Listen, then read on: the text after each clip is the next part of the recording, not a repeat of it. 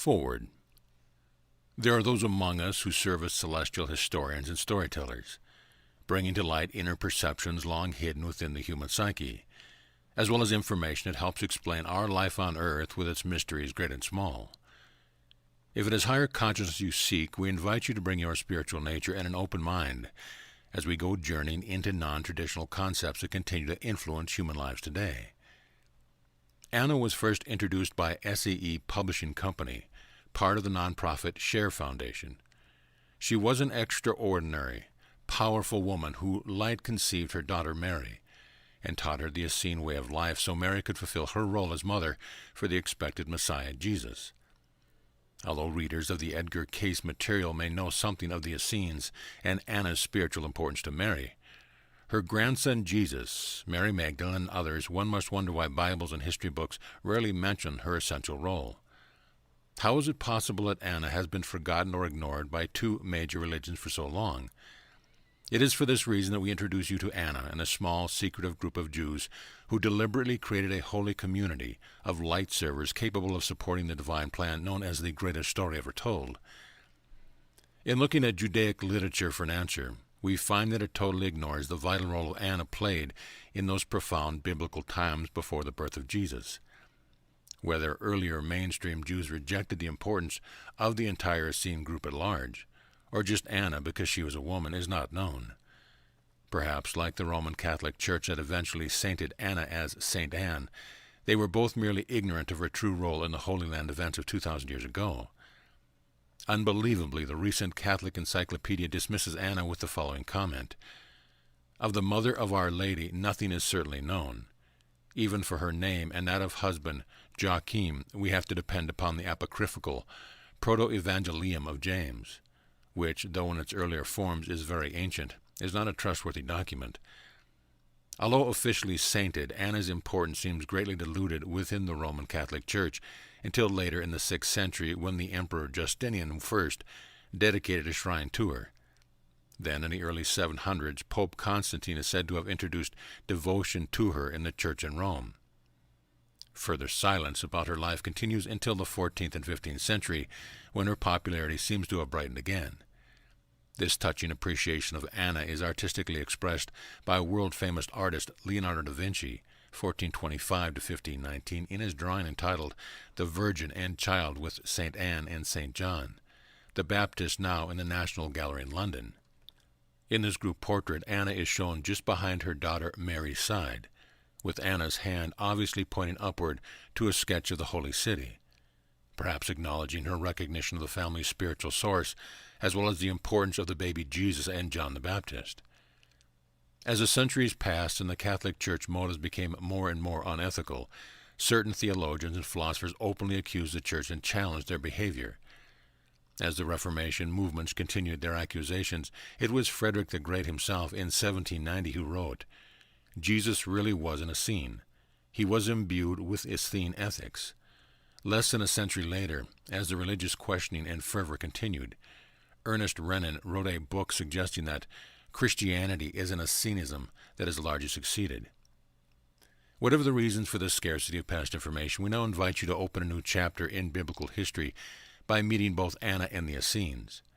It is time to acknowledge that a complex plans of assistance from celestial realms require incarnation of embodied spiritual volunteers to help anchor and fulfill the ancient prophecies of bringing a Messiah into physical life.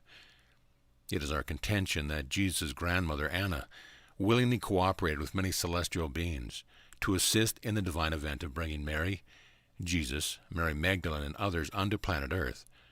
However, only by having the disciplined and devoted members of the Essene community at Mount Carmel, Israel as a receptive matrix of energy, was this possible. Who were these secretive Essenes is the question. The only commentaries the early Western world had about the existence of the Essenes came from classical writers such as Josephus, Philo, and Pliny the Elder. Unfortunately, although their comments are interesting, I believe these authors are describing a different Essene settlement at Qumran, not Anna's community in Mount Carmel. Although the Essenes had their common characteristics as living as this disciplined spiritual, agricultural community of ascetic, reclusive, pacifist individuals, divorced from the mainstream of social, political, and Judaic religious practice, There were major differences as well as commonalities.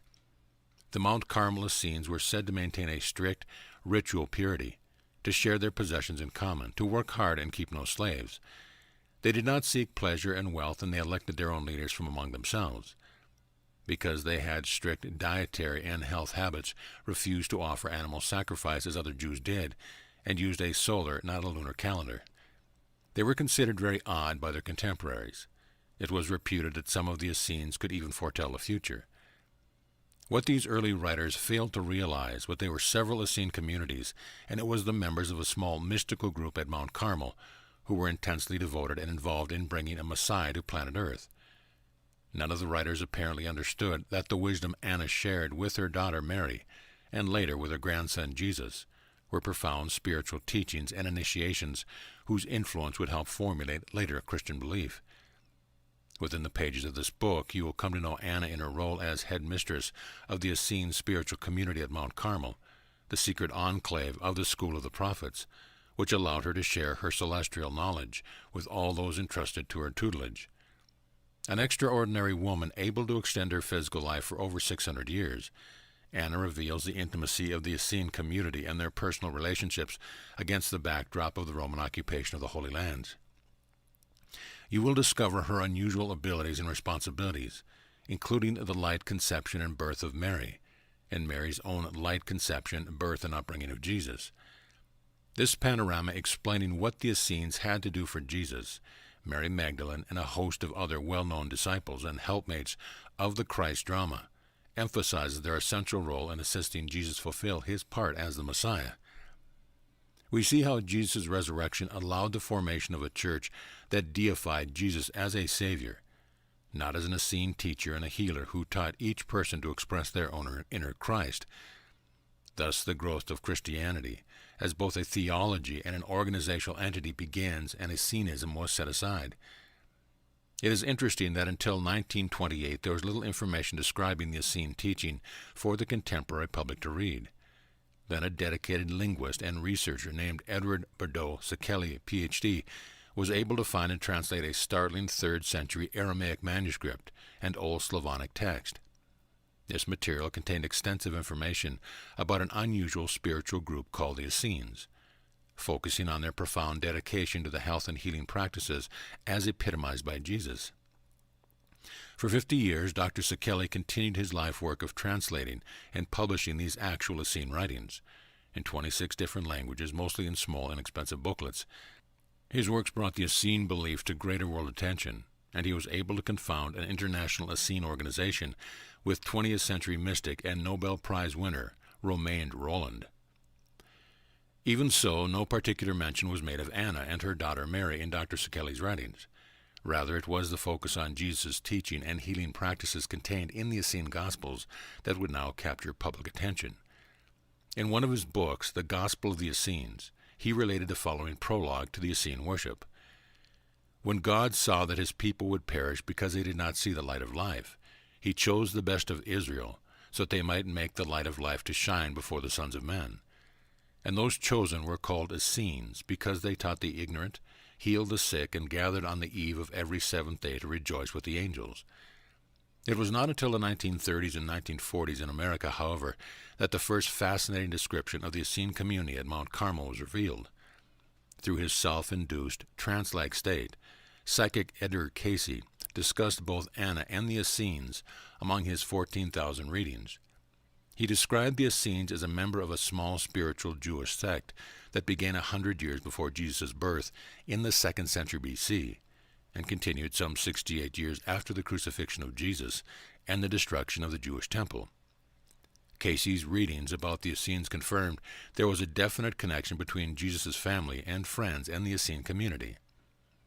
After defining the term Essene as expectancy, Cayce clarified that divisions had arisen among the Jews into various sects, such as the Pharisees and the Sadducees, and also to a small group called Essenes. This latter group represented those Jews who cherished individuals who had been visited by the supernatural, who had unusual experiences in their dreams, vision, or inner voices. Cayce reported these designated Essenes were an outgrowth of the teachings of Melchizedek, as propagated by Elijah, Elisha, and Samuel, and they are consequently offered themselves as channels to receive spiritual information of divine origin.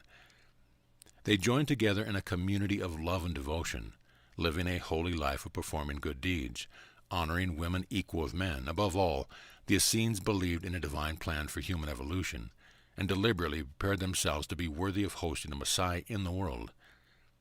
Mr. Casey specifically mentions Anna as being in the Promised Land in the days preceding and just following the entrance of the Prince of Peace into the physical world. He describes her as being a seeress and a prophetess among an organization that could interpret time and place according to the stars, and could calculate numerological effects upon physical life. She was apparently highly regarded among the Essenes, and initiated innumerable people, including the 12 maidens whose purity was high enough to receive the light conception energies needed to conceive the Messiah. Anna herself birthed Mary via the light conception process, and also helped Mary do the same. In this way and many others, she was a holy woman actively involved in the preparation of the Messiah's arrival. It is fascinating that part of what Mr. Casey's reading described would be physically discovered in Israel in 1947. Indeed, because of the discovery of the Dead Sea Scrolls at Qumran, Israel, archaeologists have uncovered a female skeleton there, just as Casey's reading said they would. This scientific evidence corroborated Casey's remark that there really were Essenes and that women were part of the community, even at Qumran. It was taken nearly 2,000 years to find the Dead Sea Scroll evidence proving that the Essenes really existed and that they played a dramatic role in human history. Like the voices from the past, this 800-piece archaeological discovery in modern-day Israel proves there were Essenes living in the community at Qumran. You may have read or heard about the Dead Sea Scrolls that are now considered the oldest biblical evidence in existence. If not, I recommend them as proof that the Essenes existed. However, they are primarily focused on the community at Qumran and do not necessarily identify the work of the Mount Carmel community. Among the treasure trove discovered in the jars found in the first explored cave near the former Qumran community, there were 7 nearly intact scrolls ready to translate. One of these was the entirely readable scroll containing the Old Testament scripture of the book of Isaiah that predated the earliest Jewish example of that same biblical source. So there was great excitement and fear among theologians and historians as to what this would mean to our present religious understanding. When I visited Jerusalem in 1984, a handsome building called the Shrine of the Book had been built to keep the scrolls safe and to display the wonderful ancient Isaiah manuscript behind humidified glass in one continuous row all around the circular room. It was thrilling to see a piece of such ancient writing, even though I couldn't read the words. The curious part of this extraordinary find is that it has been a continuing and laborious translation process by many professionals of different nations and religions. Both the secrecy of the scroll's content and the lengthy process of translating the materials have caused scholarly outrage, accusations, and arguments worldwide, colored by competitive and often uncooperative attitude among those involved. Nonetheless, today the public can finally read some of the translations of what the Essenes scribed those 2,000 years ago, including actual contents of some Gospels contained in the scrolls. Regrettably, the scrolls were not individually signed by their scribes. Neither was the location or date of their work given. So many mysteries still remain. For anyone interested, however, a profusion of information is available on this topic in books, in countless articles, and in over 19,000 website listings about the Dead Sea Scrolls. In spite of all this information, I am saddened to say that nowhere in the Dead Sea Scrolls research have I seen mention of Jesus' grandmother Anna, and very little about his mother Mary. This suggests to me that the truth about the esoteric Essenes and Anna, who helped bring forth the Messiah, remains hidden in the earlier school of the prophet community at Mount Carmel. Perhaps through other inspired authors, including information contained in this volume, or from a still hidden archaeological find at Mount Carmel's physical site, we may finally know and appreciate what has gone before. In the meantime, the implications and meaning of the Essene topic invites us, these 2,000 years later, to interpret their historical and religious value, as always, by our own individual opinion, perception, and conclusion. It is our hope in presenting this book about Anna and the Essenes that you may find something inspiring that raises your consciousness and gives you courage and commitment to fill the particular sole purpose you wish to complete. If the material we share gives you new insight and increased willingness to be the finest spiritual human you can be, then we rest content. Before I go, I would like to leave you with one short commentary from a real scroll fragment taken from the Essene book of Revelation. I have reached the inner vision, and through thy spirit in me, I have heard thy wondrous secret. Through thy mystic insight, thou hast caused a spring of knowledge to well up within me, a fountain of power pouring forth living waters, a flood of love and of all-embracing wisdom, like the splendor of eternal light.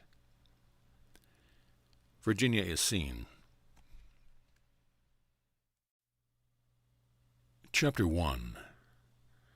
A letter from Anna of Mount Carmel. My dear friend, I bring you greetings of love and peace this day. I am Anna, also known as the mother of Mary and the grandmother of Jesus. The fact that you are reading this letter as an introduction to my story is something of a miracle, for I send this message to you across great spans of time and space, and yet I am here, closer than you might think. I extend to you a personal invitation to come and embark on a journey with me that will follow the hidden initiatory path that my family and I walked 2,000 years ago.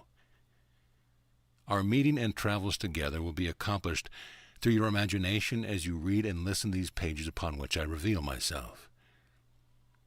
The only difference between my path and yours today is that your present daily life is the temple and mystery school, and you are your own master teacher and guru. Then, when you come together in masterful equality, the power of your individual influence can be amplified through beneficent group intention. I offer you my version of a complex, compelling, and life-transforming story among many that presents Jesus the human and Jesus the Christ. Along the circuitous path that leads us to meet with the Christ face to face, much will be revealed about the ancient Essene initiations that I mastered. These same initiations I facilitated for Mother Mary, Yeshua ben Joseph, Jesus, Mary Magdalene, and other adepts who embodied and exemplified the Christ, or the way of the teacher of righteousness, the way of rightful use of energy. I gave these wisdom and high alchemy teachings, the internal energy practices, to many, and now I pass the secrets of physical and spiritual immortality, resurrection, and other mysteries on to you. This I do because you, my dear friend, have asked for freedom and empowerment. You are well prepared to use these gifts for the benefits of all as we move through a perilous passage during earth-birth changes. I realize that times of irreversible change, such as you are now encountering in your world, can be harrowing to entrenched beliefs and dogmatic protocol that have previously pointed the way to God and how to relate to Him. I am available to meet you wherever you are. Then together we will travel to a meeting place where the known and unknown court one another and begin to merge. This mystical courtship of consciousness is a mysterious walk between the worlds. It is the rendezvous point where the intuitive, unconditionally loving divine feminine is found. In her embrace all polarities meet, heal into wholeness, and become empowered, balanced, and harmonious expressions of love. You may find that traveling with me involves becoming something of a metaphysical sleuth, digging, probing, exposing, examining, and offering up the old cosmological creator-creation and savior-victim-tyrant paradigms to a clear light. Understand, my friend, my purpose in bringing greater clarity to the path that the Christ initiate takes is not to contend or to prove that I know the truth about what really happened 2,000 years ago, nor is it my intention to make another's viewpoint wrong. With much soul-searching, I look out upon great vistas of the earth's historical landscape. I see a wilderness riddled with endless rounds of suffering and littered with tattered dramatic scripts.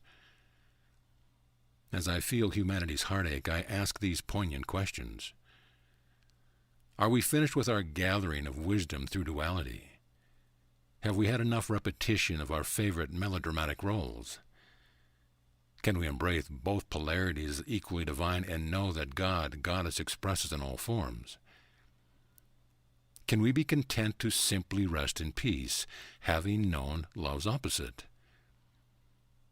I give you my experience in the context of the old, esoteric, hidden paradigm of 2,000 years ago. As we proceed together, I invite you to examine, question, and restructure all that I share with you in such a way that you feel acknowledged, empowered, and supported as you pass through the sometimes arduous Christ initiations that are occurring in your life even as we speak. How do we go about restructuring paradigms that no longer serve us? First of all, an understanding of old belief structures, such as the one I present in my story, is required. Next, the vision of a new harmonious form of true individual and global empowerment is called forth and allowed to manifest. As these old and new paradigm lenses merge, important questions arise. What eternal principles empower life's greatest potential and provide a sense of continuity and stability during a time of great transition and change? Are there perspectives within the old way of relating to Creator and creation that enhance our collectively chosen vision? And what tenets of the past clearly do not work and must be discarded? Allowing these questions to be our signpost, I invite us to have the courage to be simple, open-minded, optimistic, appreciative, and childlike adventurers. As we visit a broad spectrum of venues, topics, and perspective, I would rather that we keep questioning as we go along, instead of taking positions that defend answers. Have we not had enough holy wars fought over right answers? I invite you to join me in the most timely exploration of these pivotal questions, trusting that the answers are already present, simply awaiting unveiling. I offer my story as a threshing board for winnowing the wheat of eternal wisdom and releasing useless, encumbering chaff. I hold up a mirror to you so that you may behold yourself in greater clarity, knowing that you are the answer to your mind's most perplexing questions and the fulfillment of your heart's deepest longing. Please note that I address you as my friend instead of my child, because now is a time of empowerment, in which you and planet Earth are passing through a rite of passage and are coming of age. While I have played a maternal role for eons in the affairs of humanity, I desire that we meet this day as peers and friends. You have matured sufficiently so that childish temper tantrums and adolescent power games no longer hold your interest. While I gladly offer you my unconditional maternal love, comfort, and example, it is time to be your own Messiah. We have heard each other's request to meet, and so it is that will I come to your abode, where we will embark on our journey without distance.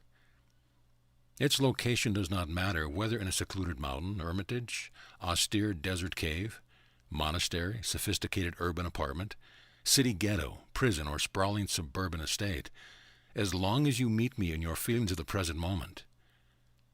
Likewise, my appearance is of little importance. Any caring, strengthening image you may have of me can serve as a sense of initial connection. I assure you, you will recognize me when you see me across the threshold of your open door. My preference is that you might eventually come to know me as I am, beyond all images that would distance me from you in a hierarchical manner, or that might perpetuate our old dysfunctional relationships. Remember this, my friend. It is not my story's cast of characters that is important.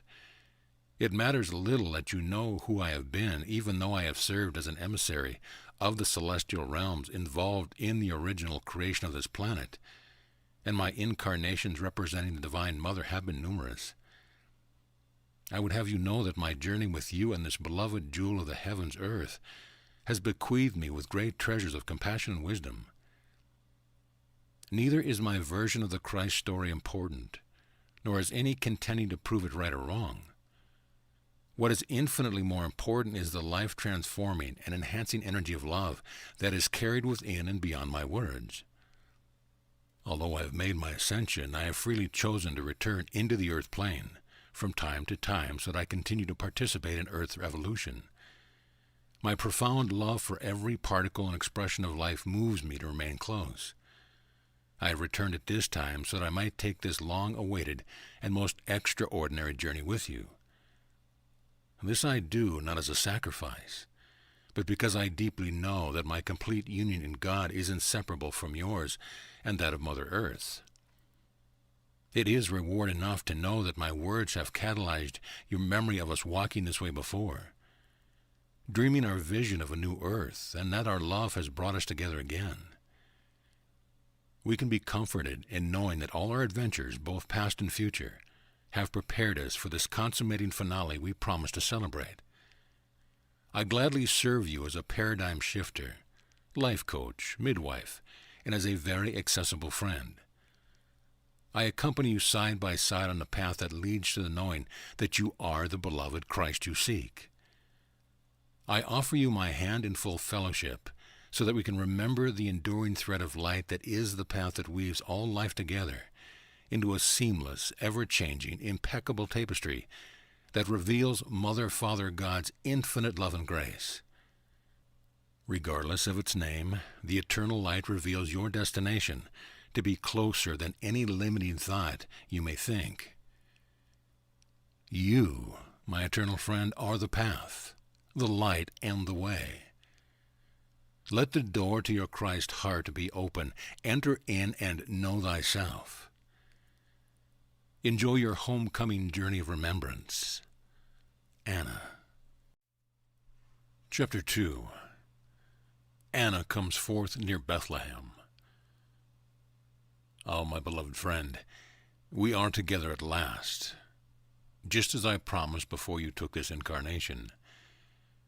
You see, it is destiny and a deeply resounding resonance that draws us to be together this hour. You are coded in your DNA to hear my call. In truth, it is your own self who is calling you home, not me, although yourself is also who I am. You thought you would never find me, and I wondered when you would invite me in. But joyfully we are here together. You are sufficiently prepared for our journey. Fear not, you have everything required to move gracefully along the way. As we begin our journey, I will tell you and remind you often to breathe, relax, and open your heart. With the turning of the pages, you may move more deeply into a greater awareness of yourself. There may be a sense that your experience of present and past time is blending and merging. With this shift in your perception, it is possible that your imagination will use my words to actively evoke emotions of all kinds. I recommend that you breathe, open your mind and heart, and become receptive to your internal experience as my words move upon your soul. If you are resisting your feelings that may come with the words, images, and remembrance, there could be some discomfort. My story, in a sense, is the journey perilous taken by the Grail Knights. Remember this, my friend. You determine the timing and the pace of our mutual adventure. One of the requirements I ask of you, as I suggested in my letter, is to be willing to let go of any preconceived notions you may have of me or of the characters represented in my story. First of all, I suggest that you remove me from any pedestal that you might have placed me on, as Saint Anne. I do not consider myself a saint. That exalted station distances me from you. I am here, and I am your friend. Secondly, allow the possibility that I lived far longer than you have ever likely considered possible. To those I knew intimately, I revealed myself as an immortal who maintained a physical body, albeit with some changes, for over 600 years. I tell you this at the outset, so that you can relax into my unfolding story as it becomes increasingly complex. The third requirement I ask of you to understand is that I was not above human discord.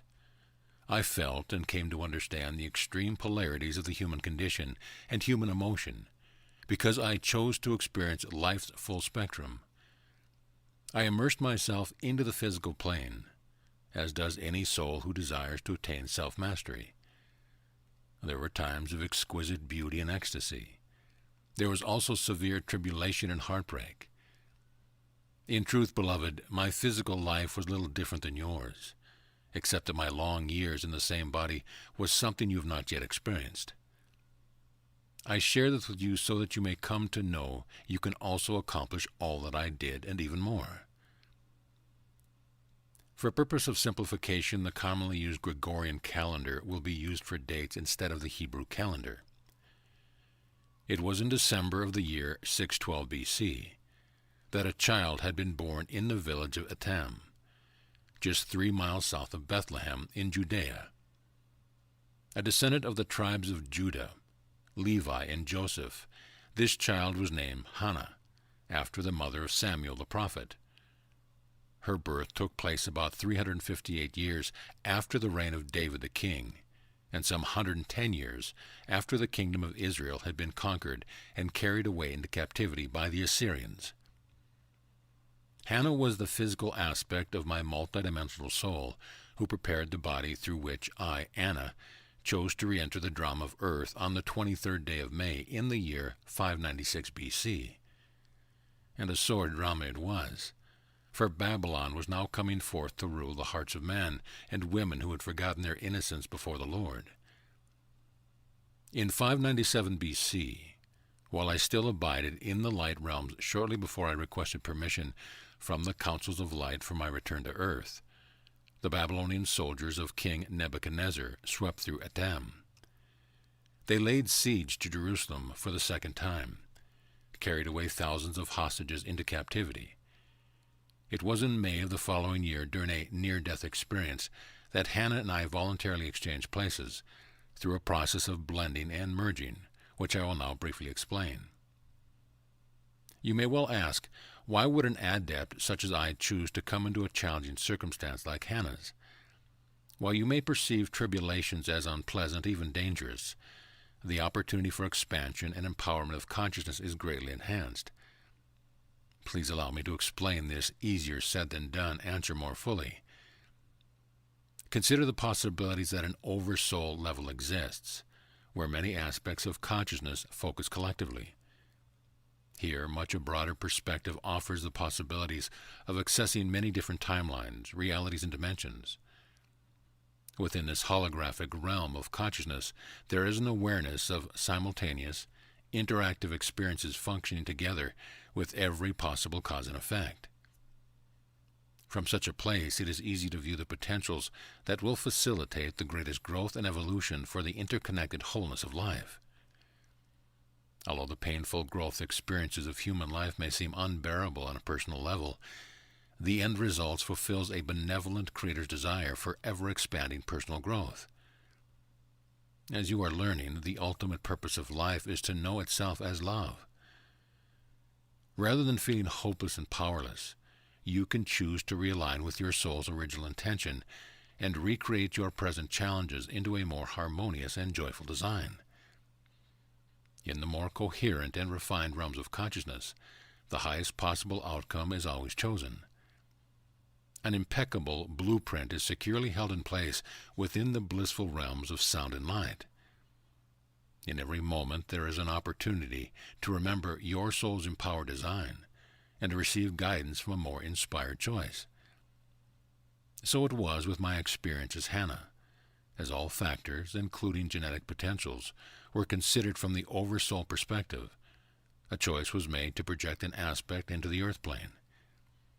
You might think of this aspect, the personality called Hannah, as a facet of the Anna Oversoul, or group soul collective consciousness, immersed in the illusion of separation. Hannah's limited point of view veiled her awareness of having made a choice to incarnate, as well as her true relationship to her Anna Oversoul. Nevertheless, the connection was always there. Also, the potential for consciously co-creating the highest outcome or destiny through her free will choices were available to Hannah. You have heard stories of individuals who died, went into the light, and upon regaining consciousness, had a greater awareness and faith in their Creator Source. Such ones often return with many more abilities, even miraculous powers, than they had before death. So it was with Hannah as I came forth. When she was out of body, Hannah awakened and remembered her pre-incarnation choices.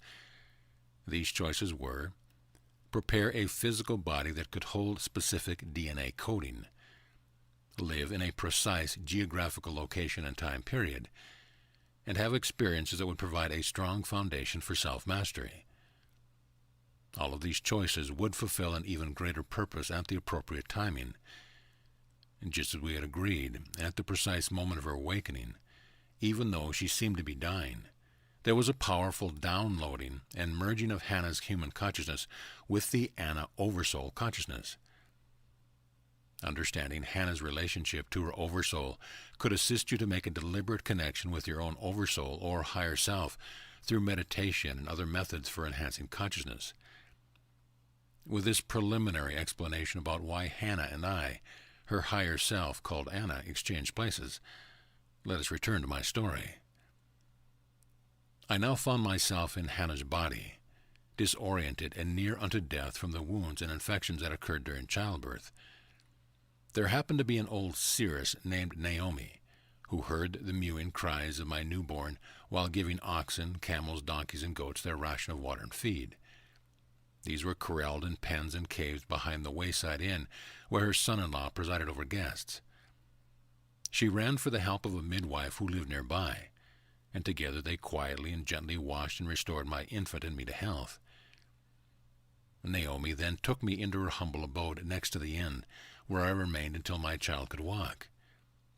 She asked after me. Who was I? What had befallen me that I would choose to be alone without adequate shelter for the bringing forth of my labors into childbirth? I was hard-pressed to remember right away. For many days I was delirious, and the suckling of my child the only thing I knew how to do. I was young of body as I looked upon my form, perhaps 16 at the most. With patient understanding, Naomi nursed my mind and body. She knew the human psyche, could read my palm and face, could look into the past and future, and could commune with my soul across time and space. This dear one read my book of life, and though she did not know, as one who is an adept, her intuition was highly developed. Over the following weeks, she and I began to solve the mystery of why I had chosen to be alone within a stable cave to bring forth my child. Over the next few months, I, Anna of the higher realms of light, and the embodiment of Hannah merged as one. As I grounded into the simple tasks of caring for my baby daughter and assisting Naomi with the affairs of her hearth, my memory slowly returned. I recovered quickly once I got my bearings, for indeed the energies I brought were of much higher dimension. Naomi and I gradually pieced together the story of Hannah and how she had come to be with child. And I was then able to heal the wounds that tore at her heart and soul. Briefly now I will tell you the story, though upon the details I shall not linger. Several weeks before her scheduled wedding, Hannah and her childhood sweetheart, Thomas, came together in the heat of their youthful passion, and Hannah conceived in her womb. They held secret their tryst. However, before a marriage ceremony could take place, Thomas was captured and carried away. Soldiers of Babylon poured into the village, taking women and children hostage. Many men lost their lives trying to protect home and family. Those who resisted were brutally killed. The remainder was taken into captivity. The blood and carnage that spilled upon the ground were raw and devastating. Hannah was attending to the care of her two younger brothers while her parents were away gathering food and water. The soldiers found her and her brothers lying huddled beneath their parents' bed. They tore the two boys from her arms and killed them mercilessly while forcing Hannah to watch. Something in her mind gave way. Hannah would never be the same. Then, after taking their pleasures at the expense of her body and soul, they laid her aside, bruised, unconscious, and wasted. She lay on the muddy street while they set her childhood home on fire. Thinking her dead from a blow to her head, they walked away. At that point, Hannah was lifted up into the celestial realms, where she met her Oversoul, who told her that her body could now serve as a vehicle through which miracles would occur to lift Israel from its dark night. So she and I, who were aspects of the same Oversoul, communed, and she agreed to allow that higher dimensional aspect of her soul, which I am, to come into her physical form at a later date.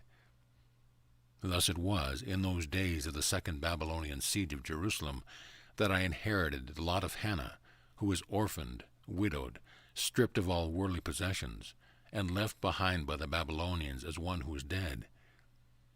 Returning to consciousness, Hannah suddenly found herself in the position of an outcast, the poorest of the poor, even though she had been born into the royal lineage and house of David.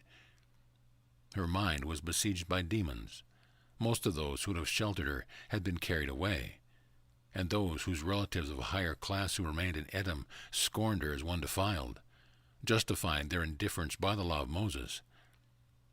Thus, wandering in the wilderness of her soul's dark night, Hannah carried Thomas's secret child until the appointed hour, when her purpose for being would be fulfilled. During the remaining months of her pregnancy, we continued to commune and merge in the higher dimension. As the babe grew within Hannah's womb, the young mother received comfort and increasing self-awareness from her oversoul's deep caring.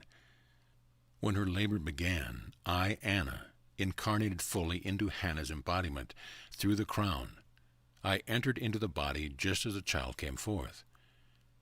I named my little one Ariana, a golden gift of light from the great mother was she. Her little face shone with the brilliance of the sun, and her large brown eyes held the twinkle of starry reflected seas. Her personality was almost always serene and calming. Ariana's presence was a blessing through all the days she lived near me.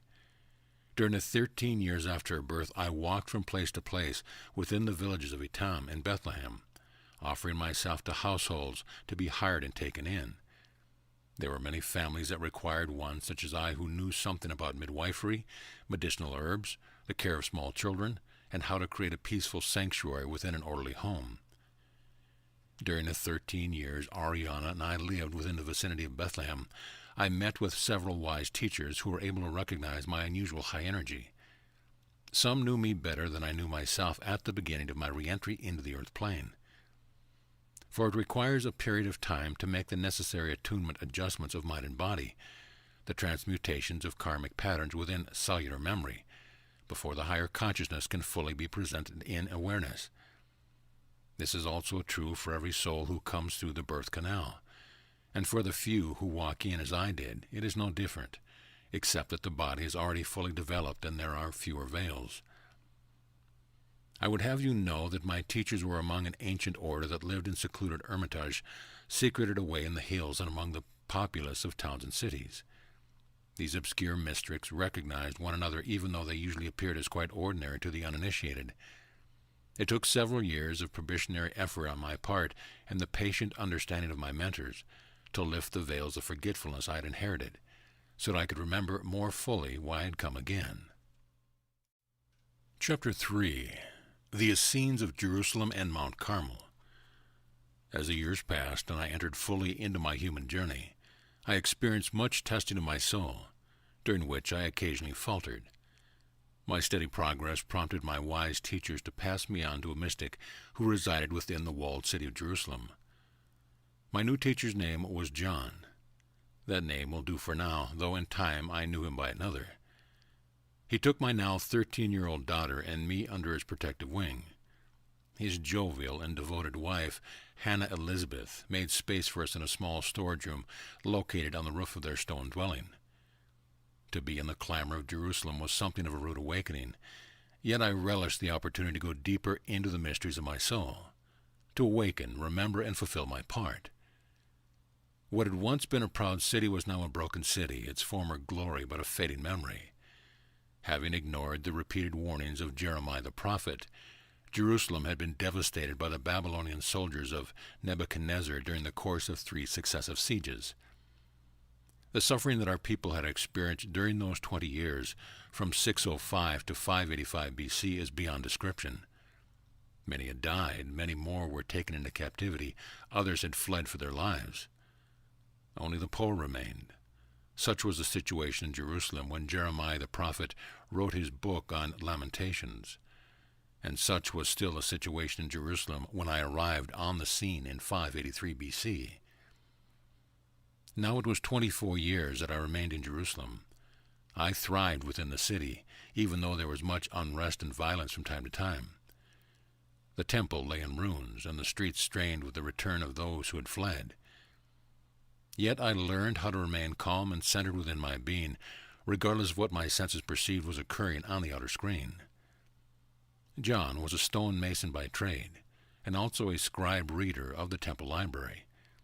He was esteemed by most of his peers with whom he worked because he had a way of smoothing the feathers among the many discordant factions of Jews and Gentiles. John was, for the most part, a very gentle and unassuming individual, devoted to God. He could also be unbending about certain principles of the law as he understood the ancient writings, which he shared with the priests and young men who came for schooling and training to become rabbis. He reminded me in some ways of my father, and thus a need was fulfilled by his attention and care of Ariana and me. John worked upon the restoration of the temple library that had been destroyed by the Babylonian conquerors, whose continuing presence was felt as a bed of thorns. He always seemed to have boundless energy, sleeping little, and rarely was he heavy with fatigue. I desired to know his secret. As if knowing my readiness, John began to appear in my dreams. These dreams felt as real as my waking life. He would take my arm and lead me through doors and passages into great halls of learning, where there were white-robed beings of such light-filled countenance that at first it was difficult to comprehend their human features. How wondrous were these encounters! How thankful I was to be with such a master-teacher! How grateful I was for the wise ones who first directed my path to Jerusalem. As the weeks and months went by in this manner, I too began to experience that I required little sleep. I would awaken after just a few hours of sound rest. Sitting upright upon my pallet, I felt fully enlivened, my heart beating strongly, my soul's ancient rhythms. I would meditate on the light and sound current charging every cell, and soon John would etherically appear and escort me to one of the many halls of records. Sometimes before I met John, I experienced myself floating up and looking down on my body, laying asleep or sitting in meditation. I noticed an elastic-like silver cord attaching me to my body. I was free to go anywhere. You would call my out-of-body experience astral travel. In the Hall of Records, John would open scrolls and begin to teach me how to decipher the symbols and languages. Thus my etheric training as a scribe had begun in earnest. My daily chores of helping Hannah Elizabeth with her busy household seemed to pass easily. My meditation upon highly refined and subtle light and sound currents sustained my strength of body. I found little time for socializing. That was all right as far as I was concerned. My desire was for the greater wisdom that was opening up to me. Although there were not many women in my outer life with whom I could share my most intimate thoughts, there were, within the inner retreats, many females whom I came to love. I relished their companionship, even though uninitiated eyes could not see my companions. Some of these I will introduce to you as we continue our walk together, for they are key characters in our unfolding story. Few women I came across in the marketplace or synagogue had access to the learning I was receiving from the great ones. While remaining closely tied to their hearts, most women seemed to be invested in acquiring social graces and status. Frankly, I found their gossip and mundane interests boring and tedious. Even Hannah Elizabeth, though a most caring and gentle soul, could not meet me where I yearned to go. In those first years, I only found 2 women in all of Jerusalem who carried the same vibrational resonance and desire for the hidden wisdom teachings. With these sisters of the immortal soul, a pact was made to support each other in all manner, as our circumstance would allow. These 2 courageous women, Ruth and Miriam, would grace my life through many years. Fortunately, the number of such women increased as souls beyond the veil came forth in flesh to play their sacred parts with me. At the age of 16, Ariana married a man called James, and right away was pregnant with my first grandchild. I, of course, was thrilled by the opportunity to prepare her for giving birth. I had mastered midwifery, having been taught by my mother at a very young age, during the birth of my younger brother. She had taken me with her to attend other women when their hour came. Because of my disposition, which was naturally maternal, I enjoyed the gathering of wisdom that made the passage of the soul into newborn flesh one of love and welcoming. I assisted the labor through certain sounds or combinations of sounds that would flow from my lips while massaging the mother's great belly, heaving with contractions. Watching the energies with clairvoyant vision, how the colors and thought forms would shift with her breath, I advised the mother in breathing and sounding the names of the one God. I also called forth the angels to be present throughout her labor. I had learned the way of the herbs for relieving pain, infection, swelling, and bringing in of the milk. In Jerusalem, my two friends and I kept gardens for such medicinal purposes. We walked out into the fields and pasture lands during the appropriate seasons to gather and replenish our herbal supplies. So it was that I delivered the first of my many grandchildren. To Ariana would be born 8 children altogether. Because of my calming presence, midwifery skills, and herbal knowledge, both the poor and the wealthy sought me out. Welcoming the souls who would take part in earth drama warmed my heart. Thus I was engaged in my outer life. And together with the learning in the night from the secret masters of the Brother Sisterhood of Light, my days were full to overflowing. Now that I had a means of livelihood, I took residence in an upper room near the home of Ariana and James in the Valley Kidron, near the old city of David. What a delight to be close to my grandchildren as they grew over the years. For those who showed promise and the desire for esoteric learning, I created a school where they could learn at my knee. Quick they were to learn, and later they followed me to the sands of Egypt. Those whose interest lay in other walks of life came and gathered around me to be entrained, and to gain some preparation for life's many lessons. All of my grandchildren enjoyed my stories and our walks within the beauty of nature's halls of wisdom. By this time, John had become fully established within the library of the temple, and his stone masonry no longer took up much of his attention. When possible, he would bring me into the rooms hidden away, where he and a group of master masons, who belonged to a secret order, had access to subterranean passageways which led to ancient catacombs and archives. Not often in the physical did I go into the vaults, yet enough to establish in my mind and heart a knowing that I would do whatever was necessary to learn how to read the ancient text and share the hidden knowledge. Strong was my desire to bring the fountain of enlightenment to each one who chose to quench their thirsty soul. Many years before I met John, had joined a sect of Judaism called the Essenes. These, the most enlightened and uncorrupted of Judaic Hebrews, trace their origins back to the ancient mystery schools of Moses and Akhenaten and beyond. Derived from the root words es, being, and ein, source, Essene means source of being or holy one. We addressed one another as son or daughter of the sun. As those who kept the way of healing, we were also known. Every Sabbath and high day, members of the Essene Brotherhood would come to join John's household to pray, read, and discuss matters of spirit. Hannah Elizabeth graciously attended to feeding us, and then would retire to the hearth to mend, embroider, or rock a child. She would tune in when there was a topic of interest. Otherwise, she felt her place was to provide a household of order and serenity. Our communions were rich and full, providing me with a family in the outer world who took on the luminescence that I witnessed in the inner plane. Of this community, my 2 women friends, Miriam and Ruth, were also faithful disciples. So began my walk with the faithful, the chosen, or the elect, as some call themselves within the Essene Brother-Sisterhood. I continued in the fellowship of the Essenes throughout the remainder of my long days. James, Ariana's husband, was one of these brothers who hailed from Mount Carmel. The stories he had told about Carmel quickened my spirit, and I felt called to go to the mount where Samuel and Elijah had taught, there to establish myself as a full initiate within the ancient Essene mysteries.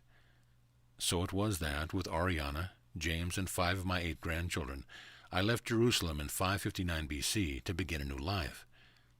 Later, Miriam and Ruth also joined the Mount Carmel community. My soul was at peace, and I looked to the future with a glad heart. Just as you heard your soul's call, and we have come together to enter upon this journey to know thyself more deeply as the living Christ, so did I respond to my heart's call to enter into the Mount Carmel Mystery School. Carmel, as we called our monastery, is one of the most ancient mystery schools that survived numerous rises of civilization. It has preserved the lineage that holds the Grail codes of ascension and incarnation through which the Divine Mother brings forth Christ consciousness during cosmic, solar, and planetary cycles. Now I shall share with my memories of Mount Carmel by the sea with you, my friend. In joyful gratitude I walked the beauteous hills of Carmel, gathering the sweet lilies of the field and collecting a variety of herbs which I have prepared medicines for our monastic community, who kept the way of the teacher of righteousness. For we strived with great discipline and dedication to fulfill the power of God within us through the rightful use of energy, by acting upon God's word with forthrightness and compassion, thereby bringing an aura of peace to a war-ravaged land. My years at Carmel accumulated to 39 before I went to Egypt to undertake advanced initiation and specialized training. During that time I took my probationary initiation under the tutelage of Solomon and Eloise. These were a couple dedicated completely to the Creator. They entreated me to calmness when my heart raced with fear for my people whenever troops of soldiers came to the mount. They instilled forgiveness and compassion in my breast when the savage memories of my youth tore through my mind. They opened my book of life and assisted me to remember the law of one, the one God I am. They trained my mind, body, and soul to be aligned to the greater God of our community, so it was with great love that I dwelled and learned within my beloved Carmel. There were at that time relatively few couples compared to single individuals who chose to be celibate. I was one of the sisters who chose to hold the life force within my bowels and lift it through the fires of my soul into the wholeness of my greater being. Whether married or single, we sanctified our sexual energy and looked upon this great force with reverence and awe. We studied the forces of nature and called them the agents by which we could know God as both Father and Mother, Spirit and Matter. We were attuned to the spirits of plants, minerals, fire, water, and air. These were called angels, to whom we prayed for grace each night and day. The cyclical seasons were honored, as was Mother Earth and Father Sky, through songs, dance, and feast. We bowed to the law of life and partook of those laws that replenished and sustained our physical expression of spirit. Through much training in the alchemy of transmutation, we transformed our animal nature. We uplifted our senses to perceive beyond the physical veils of lust, anger, and dualistic needs. We participated in ritual washing and cleansing of our inner and outer minds and bodies. There was much understanding of herbs, simple raw foods, practices of horticulture that sustained us throughout the seasons. When I was not engaged in transcribing records at the library, assisting with the ill at the infirmary, or practicing midwifery, I would range over the hillsides gathering herbs and seeds. These I planted in our community garden. Each who lived within our compound labored for the benefit of all, according to each one's disposition and talents. Often, to my delight, a flock of youngsters would gather around me to hear stories of the prophets, our people's history and folklore. Among these children were my grandchildren and great-grandchildren. These precious moments I treasured and stored up in my heart. How I loved Carmel and life we created there. As I matured in wisdom, rituals and ceremonies were taught to me and to others as we advanced through the degrees of our mystery school initiation. When we were sufficiently prepared, these practices facilitated the activation of psychic abilities and the rejuvenation of our bodies. These rituals, if I were to describe them to you now, would most likely be misunderstood. Therefore I shall prepare the way, so that you may in due time receive according to allowing. The process for rejuvenation are very ancient practices, and it was in Carmel that I first became aware of these inner secrets for sustaining my body. Truly, I developed the skills and disciplined my mind to recreate my body every month. Although my first 60 years reflected typical aging of mind and body, once I began to regenerate myself, I looked and felt like a 35-year-old woman. However, there were times over the following centuries when my appearance varied according to the requirement of the situation in which I found myself. Even as Solomon and Eloise taught me, the way of the teacher of righteousness, the rightful use of energy, so shall I share with you, that you may accomplish your purpose for coming to earth. There are a variety of purposes, to be sure, yet it is the great work of the soul that we are destined to finish when it is all brought together. Therefore we shall open the gates that lead to the one who knows the truth beyond the shadows. When you have come to the understanding that all paths converge within the heart of the One, the purpose of this writing shall be fulfilled. So I now leave you to contemplate the feelings in your heart. Is the great work of the soul that for which you have come? If so, then our story shall unfold according to divine decree, that you may receive the energies of transmutation and ascension.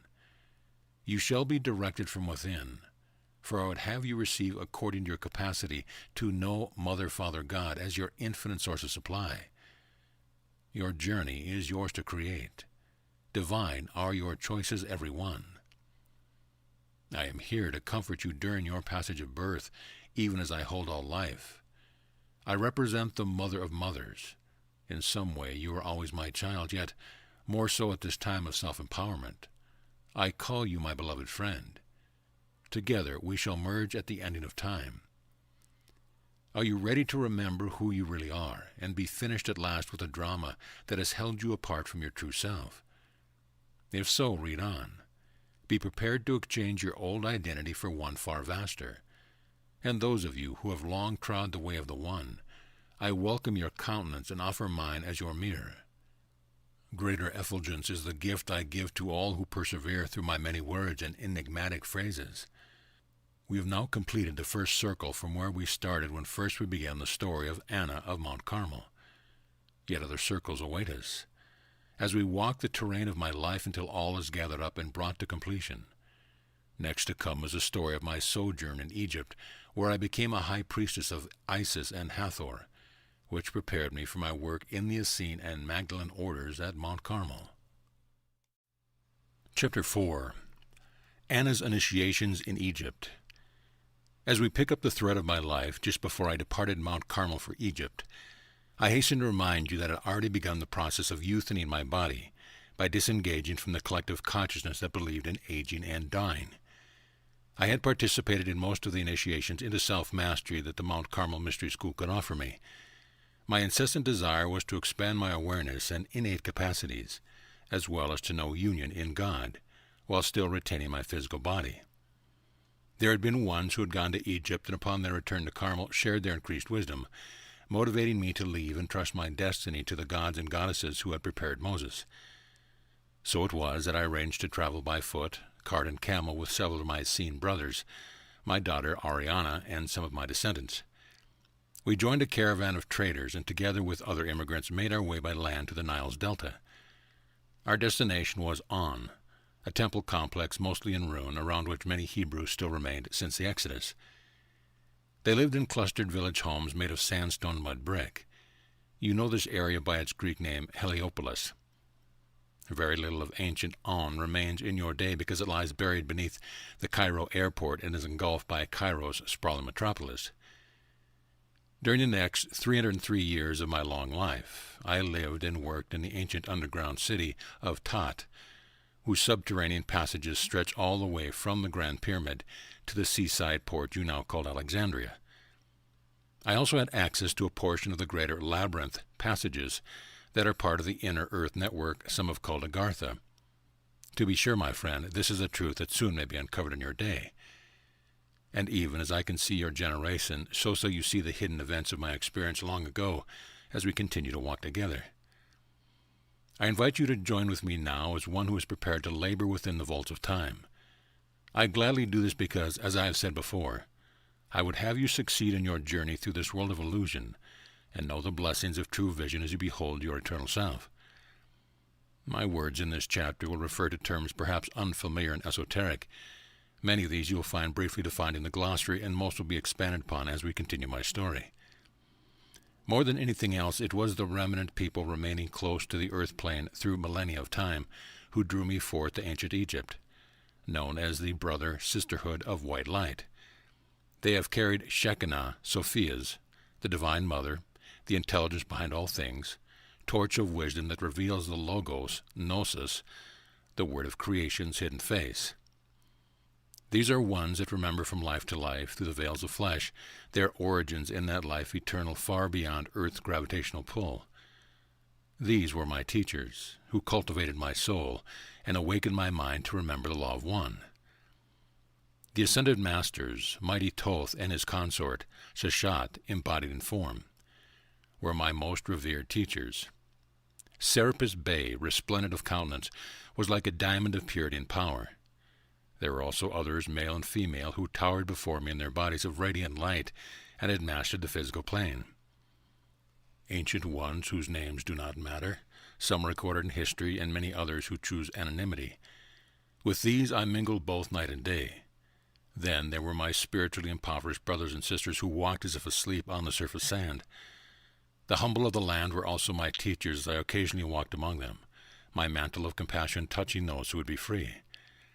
Having come to Egypt, pulled here by the request of my soul and the brother sisterhood of light, I was of one ancient in the ways of wisdom, yet inexperienced in the flesh of my current incarnation. Focusing my energies, I pressed through the rigors of much training and discipline, which prepared me to move freely through the labyrinth passages of your underground city. I was able to pass as a thief in the night through the outer temples of the city of On and the surrounding plateau, unseen by those who would take me hostage. So it was that I learned to live and work in a secret world, hidden from the eyes of those who would deride and cast into darkness the sacred truth of the one God. Knowledge of passwords, frequency signatures, secret handshakes, symbols, and emblems were required to move freely within this cloistered world.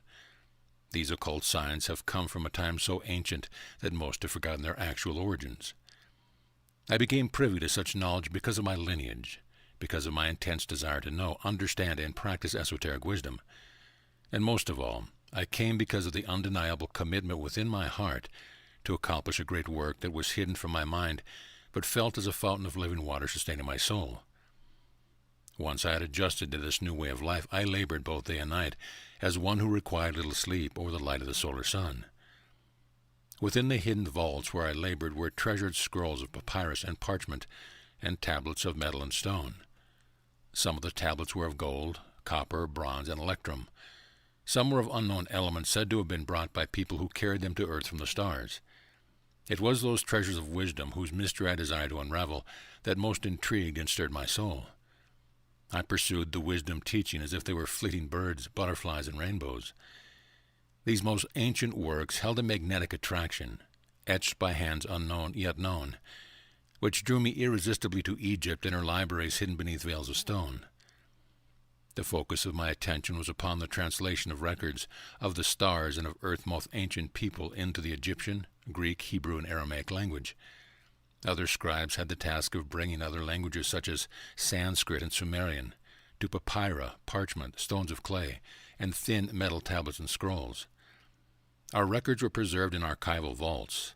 Most of my work was carefully etched with stylus into sheets of damp clay before being brought to the attention of a council of scholars, who would then come to a consensus regarding the accuracy of my translation. When all was in agreement, I then transferred the letters and hieroglyphic patterns to documents of more fragile yet more transportable paper. Many laborers were employed in the making of papyri from the lotus plants that grew along the Nile. After weaving the dried, pressed fibers into lengthy sheets, one who was a member of our brother sisterhood carefully stacked the papyrus in a corner of my cell within the dormitory of the scribes. Here, below the sands of the desert, I took on the records hidden from the profane and made copies that could be taken back to Mount Carmel, the mystery school of the Essenes. There was light sufficient for my scene supplied by oil lamps and shining stones, which were anointed by those empowered Atlantean priests and priestesses who knew how to bring down the light of the sun god Ra. These were my teachers who still retained the secrets of light, sound, and color. Through the use of concentrated thought and frequencies of sound, they directed the inner eye to its focused purpose. With charged hands they held amplifying rods and staffs as extension of their minds and bodies to carve and lift mighty stones into the perfect place. It was in this way that the ancient monuments such as the Sphinx and the Great Pyramid were created, which your archaeologists attribute to slave labor. However, after many of the telekinetic powers had been lost, indeed, many slaves were used to build pharaohs' palaces, tombs, and temples. There was adequate air in my underground chamber, which was supplied and circulated through ducts tunneled ingeniously in stone from portals above to vast caverns below. In our initiation, we remembered how to breathe in such a way as to access the God force permeating all creation, thus not depending only on oxygen to maintain our being.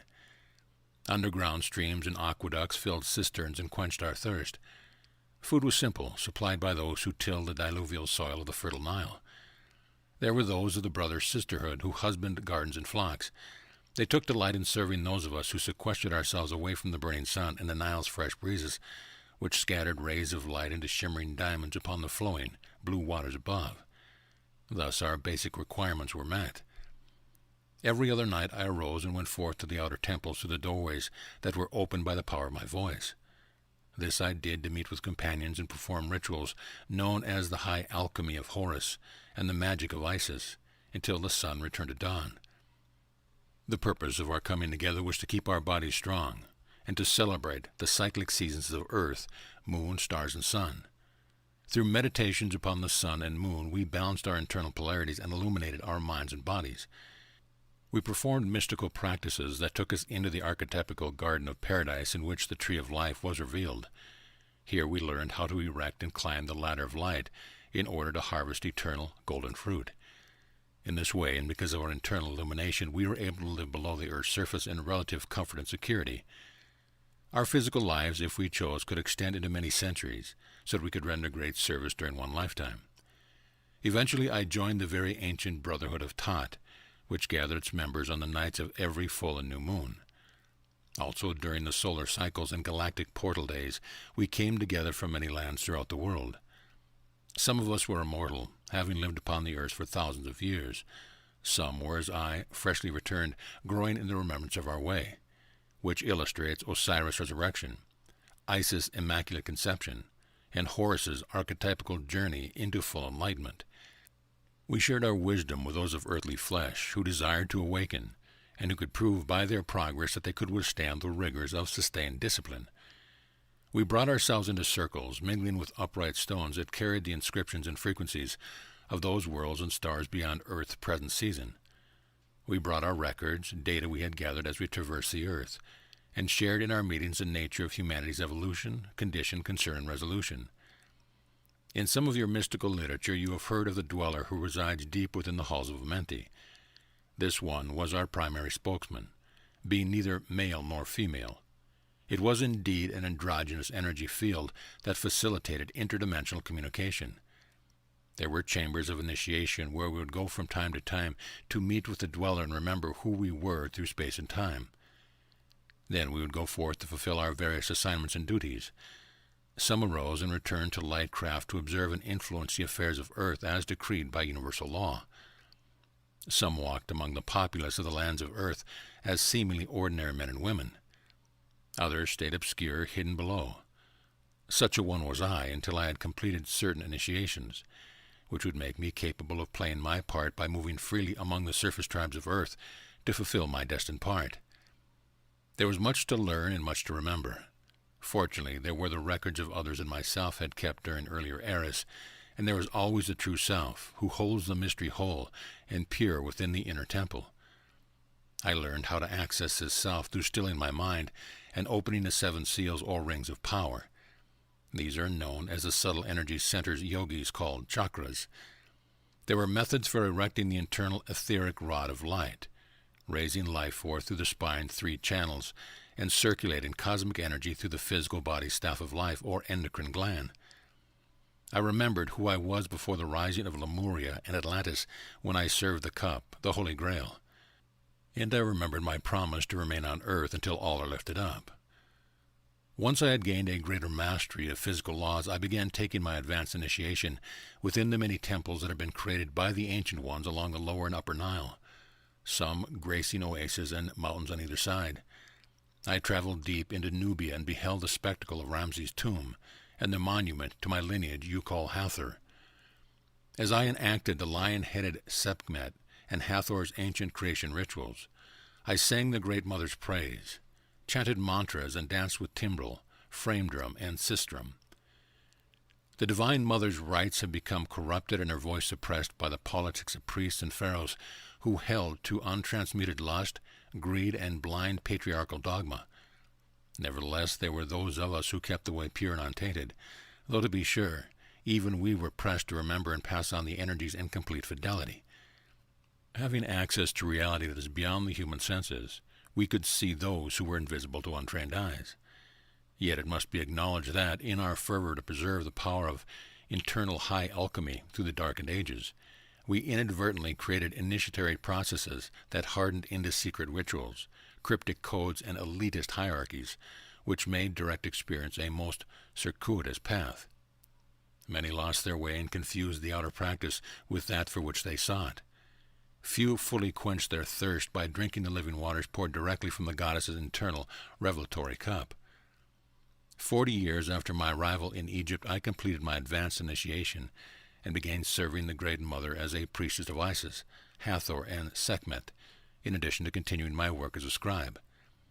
I developed the capacity to be conscious of many different dimensions and realities through astral travel, conscious out-of-body travel, bilocation, splitting and projecting one's conscious awareness to another location, timeline, or dimension, and teleportation, destructurizing one's body into a more subtle form, and projecting it into another location where it is physically reassembled. Through Isis' mysteries of resurrection, known as the rite of the sepulchre, I continued to regenerate the cells of my body as one of immortal youth. As the years went by, I became known as one who excelled in the mystery arts and sciences of high alchemy. Although I demonstrated wondrous spiritual powers, psychic gifts were not my primary focus.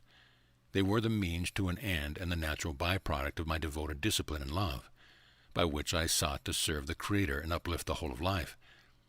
Throughout my journey, I became intimate with the full spectrum of the Great Mother's many faces and her creative power. The attributes of the goddess were expressed through me all my days, until my sojourn as the one called Anna was finished. My soul has served her grace through all my incarnations. I became known as a high priestess of the Great Mother and received many initiates whom I taught how to cultivate the energies for which they were prepared to incarnate. I assessed their learning and capacity to hold high-frequency light patterns coherent within their bodies, minds, and lives. I was, as it were, a psychic spiritual counselor. Eventually, my work took form of assisting initiates to prepare themselves for the resurrection sepulchre in which they overcame the illusion of death. Thus, I labored within the temple mystery schools, assisting everyone, whether male or female, who chose to transmute his or her mortal soul's base dross into the gold of immortal enlightenment. I share my Egyptian experience with you as a way to assist your own evolution and empowerment. Your life on planet Earth is your initiatory temple. Christ's consciousness is expanding exponentially every day. My dear friend, have you noticed that time is accelerating, or that extreme polarities are becoming more obvious? Perhaps you are experiencing or know people who are having extraordinary metaphysical, beyond physical experiences. Have you seen in the media how science is validating realms of consciousness that just a few years ago were not considered possible or even relevant? Once one begins to have the experience of extrasensory phenomena as I did, the mystery dissolves and the realization comes that superconsciousness is the birthright of humanity. You do not need me in order to accomplish your heart's deepest desire to attain the enlightenment of Christ. However, as a catalyst, through reflection and compassion, I am here to assist you into a greater awareness of ultimate freedom and union. Because of the lofty nature of what I have been and will be sharing with you about my initiatory accomplishment, you might think of me as much more advanced than you and that the great work is beyond your capabilities. But I am here to reassure you that you would not be taking this journey with me and others if you were not already well prepared. The essence of what we will accomplish together is more of a remembrance than a learning of something new. What I ask of you is to allow your awareness of the planetary awakening that is presently underway to increase day by day. With every step you take, the seen and unseen realms will support the comforting and encouraging realization that you are not alone. To help you with this, I encourage you to think of me as being very much like yourself. Indeed, if you were to see me in real life, I would seem so ordinary that you might miss the chance of walking with me if you were looking for someone you thought to be spiritual. My job is to take you to the mountaintop, where I will show you expanded vistas of your potential. Then our real journey begins when we come down from the spiritual mountain and enter the valley of the ordinary and personal application. My beloved friend, please understand that those of us who demonstrate Christ consciousness support your choices to increase in wisdom, so that you may also be of service to others as they model through your presence and actions. Chapter 5. Alexandria. After completing my Egyptian initiations, a number of my fellow Essenes and I came together to counsel with one another in Heliopolis. We knew we would soon be returning to Palestine, and we agreed that it would be advantageous for us to move to Alexander's great seaport city, which had taken his name. So it was that I concluded my last 30 or so years in Egypt within this cosmopolitan Greek city situated at the mouth of the Nile Delta. Some of us entered into the rather extensive subterranean caverns under Alexandria because we were more comfortable in our familiar habitat below the earth's surface. It was here that I again went underground. I spent my first 9 years at Alexandria within a complex of hidden chambers, where I and my Essene brothers and sisters worked diligently to copy ancient and more current text. We had brought many records from On, or Heliopolis as we now called, of which we had made copies to give to Alexander's library in exchange for our sanctuary status. And more importantly, our willingness to barter our expertise as scribes gave us access to the ever-expanding treasure of sacred, philosophical, and historical works that were pouring into the massive library Alexander had built to impressively reflect his empire and his Hellenistic ideals. There were those of us who worked above ground as liaisons, to secure our operations below and within the external library. Some of our community departed Egypt to return to Palestine early on, and others lingered. I chose to continue my studies in the work of copying texts for the next 20 years. Needless to say, I had become very accustomed to my incognito identity and cloistered lifestyle. Yet I knew it was time to begin preparing to rejoin my Essene community at Mount Carmel. This choice required me to gradually reacclimate to the life on surface dwellers. In order to deal with the harshness of the outer world, I began making expeditions into the great library, and openly visited nearby temples that was dedicated to Isis. I braved going into the marketplace. I had already made many secret visits to the temple, and had become quite well known over the years to a number of high priestesses who served Our Lady, as we had called Isis. At last, when I felt at ease with the external chaos all around me, I agreed to take up my high priestess friend's invitation to live permanently in the priestess's quarters within the temple complex. Although I was still cloistered, I had successfully made the transition to being a surface dweller again. I will also share with you that during my last 100 years spent primarily in Egypt, I also began to make voyages with others of my fellow to Britain, Greece, southern Gaul, and various Mediterranean islands. Most of these journeys occurred during my last years in Alexandria. I found my foreign adventures grandly uplifting and expanding for my soul. I especially enjoyed my sojourn in Britain, which I felt was like an extraordinary homecoming. While I was there, I was adopted by a Celtic chieftain and became one of his daughters, although I was many years his senior. As I gazed into the probable future, I knew I would someday return to Britain's verdant hills and plains. Many years hence, I could see myself making preparations for my physical body to take its eventful rest on Avalon's far isle. That, however, is for another telling. Let us return to Alexandria and a brief biography of her namesake, Alexander the Great. Alexander of Macedonia was a student of Aristotle, who took his initiation in Egypt within the most sacred chambers hidden away from those blind to inner seeing. He was indeed a wise serpent, as initiates of the mysteries were often called, who knew how to lift the fiery serpentine energy up his spine, and how to decipher the cryptic codes of the occult world. Alexander supported and gathered to himself the elect, the magi, the soothsayers, the magicians, and the doctors of the body, mind, and soul. Long before leaving Egypt for my return to Mount Carmel, I chanced to meet Alexander in a secret council meeting when he was but a youth. Therefore I looked upon him as a brother, though he was eccentric and was eventually seduced by the glamours of power in later years, when corruption entered his mind through a sickness that is common to those who compromise their souls. Though his years were short, his influence left a mighty legacy. One day, as I was making an excursion into the inner city, I looked up and saw Alexander's conquering banner waving above the monumental tomb that had recently been erected in his memory after he died at the age of 33.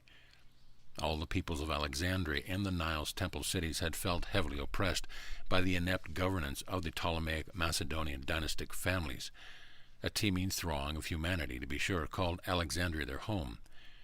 Here was a large cosmopolitan city of such grandeur that I could not compare it to Jerusalem, except to say that Alexandria held far more wonder for my inquisitive soul. Long had it been since I left Jerusalem and her defilement. From messengers who traversed the lands, I received word that Jerusalem had now become so corrupt, and the ways of the Lord so distorted by politics and dissension, that I found it a grievous sore upon my heart to think of returning to be within her towering walls. But to be in Alexandria, even with all her intrigue, violence, and suffering, was a relief and a solace. In her port were harbored the boats of many distant lands, and among her narrow streets and wide boulevards were people of all colors, beliefs, and customs. There was a facet of myself that took delight in the clamor, excitement, and adventure, so much stimulation of my mind and senses. Yet there was also another side of me that preferred the silence, the inner contemplative life, and the rejuvenating balm of nature. Thank God I could enjoy both aspects here in newly born Alexandria, built over a remnant outpost of the brother sisterhood of light that came from Atlantis. Here, in the form of marbled halls and temples and great fortresses of granite and sandstone, were the monuments to humankind's evolution through time. Sequestered deep beneath the outer vaults was also a hidden city, as I've already revealed, not known by those who rioted, caroused, and numbed their souls. It was to this boon of ancient wisdom that I was drawn like a moth to eternal flame, to be lifted up into the light of direct revelation. From its very inception, Alexandria was destined to become an international melting pot, and it did indeed facilitate the merging of many different cultures: Atlantean, Egyptian, Cretan, Phoenician, Hebrew, Assyrian, Babylonian, Persian, Greek, Macedonian, and Roman. Yet the predominant culture was Greek rather than Egyptian, so that, for all intents and purposes, it became a Greek outpost in Egypt that was essentially devoted to the cultivation of Hellenistic culture. Those of Egyptian descent who were of the priestly line, or the pharaonic lineage, had temporary residence in Alexandria, where they were entertained. However, their primary residents were at Heliopolis, Thebes, and other cities along the Nile. Thus their presence was honored, but they had little influence upon the political and social environment of Alexandria until the incursion of Rome brought an end to the Ptolemaic dynasty. Cleopatra, who was of Macedonian descent, was allowed to reign as Queen of Egypt from 51 to 30 B.C. On the other hand, those Egyptians of the working class within Alexandria were held in subservience and had little opportunity to raise their social status through intermarriage. The Hebrew population was especially welcomed for a number of years, during which they were accorded privileges comparable to those enjoyed by Greek subjects. However, this policy resulted in such a rapid increase of the Jewish population that they had aroused considerable resentment by the time I made my departure in 207 B.C. So it was that during the months before my departure, I began in earnest to finish my library assignments and temple service and make my farewells. Through the remainder of my days I would continue to feel Egypt's influence, and in a future time my story will return to her ancient monuments. When we meet again, my dear friend, we will take up the accumulated treasure of wisdom gathered in Egypt and make our way to my beloved Mount Carmel by the sea. Chapter 6. Anna's Return to Mount Carmel. Briefly now, let me share with you, my friend, the circumstance surrounding my departure back to the land of my parentage. That is, the parentage of my physical body, for indeed, my true parentage was the Father-Mother, cosmic birther of all life. Now, in these last days, there was much preparation to be done before we could leave Alexandria. There was a company of us who would travel together, some going to Mount Carmel, others to Jerusalem, and the recently redeveloped Essene community at Qumran near the Salt Sea. 15 of us would be departing together during the season of atonement. Indeed, for us, this return to Palestine was a new beginning. The year was 207 B.C. according to your Roman calendar. We had engaged a sailing vessel owned by a Greek seaman who knew something of the brother sisterhood, though he was not one of us. There were 5 women and 10 men who had set sail. Some, like myself, were returning to Palestine. Several had been born in Egypt through the physical birth canal, while 2 were physical immortals like myself. They came along in the journey so as to enter into Palestine as members of our party, not calling undue attention to themselves. Mark and Thomas were the aliases they used, and their initial destination was Persia. Then they would go on to India and the Himalayas to meet at the conclaves of adepts and masters. There they would deliver manuscripts, give reports, and receive instructions and materials to be brought back to the mystery schools along the way. All of us were adepts of a high order, with specific work to do to prepare the way for the coming of the teacher of righteousness, he who was prophesied as the Messiah. We gathered the records we had translated, which had been one of our primary purposes for coming to Egypt. These were placed in cedar boxes, glazed earthen jars, and hermetically sealed metal containers. Our activity was almost feverish, in the sense that we felt compelled to bring these records out of the underground vaults in as short a time and as inconspicuously as possible to the surface dwellers of Alexandria. There was much unrest among the populace, and those who were of Hebrew blood were suspect. We desired few, if any, to observe our departure with our treasure.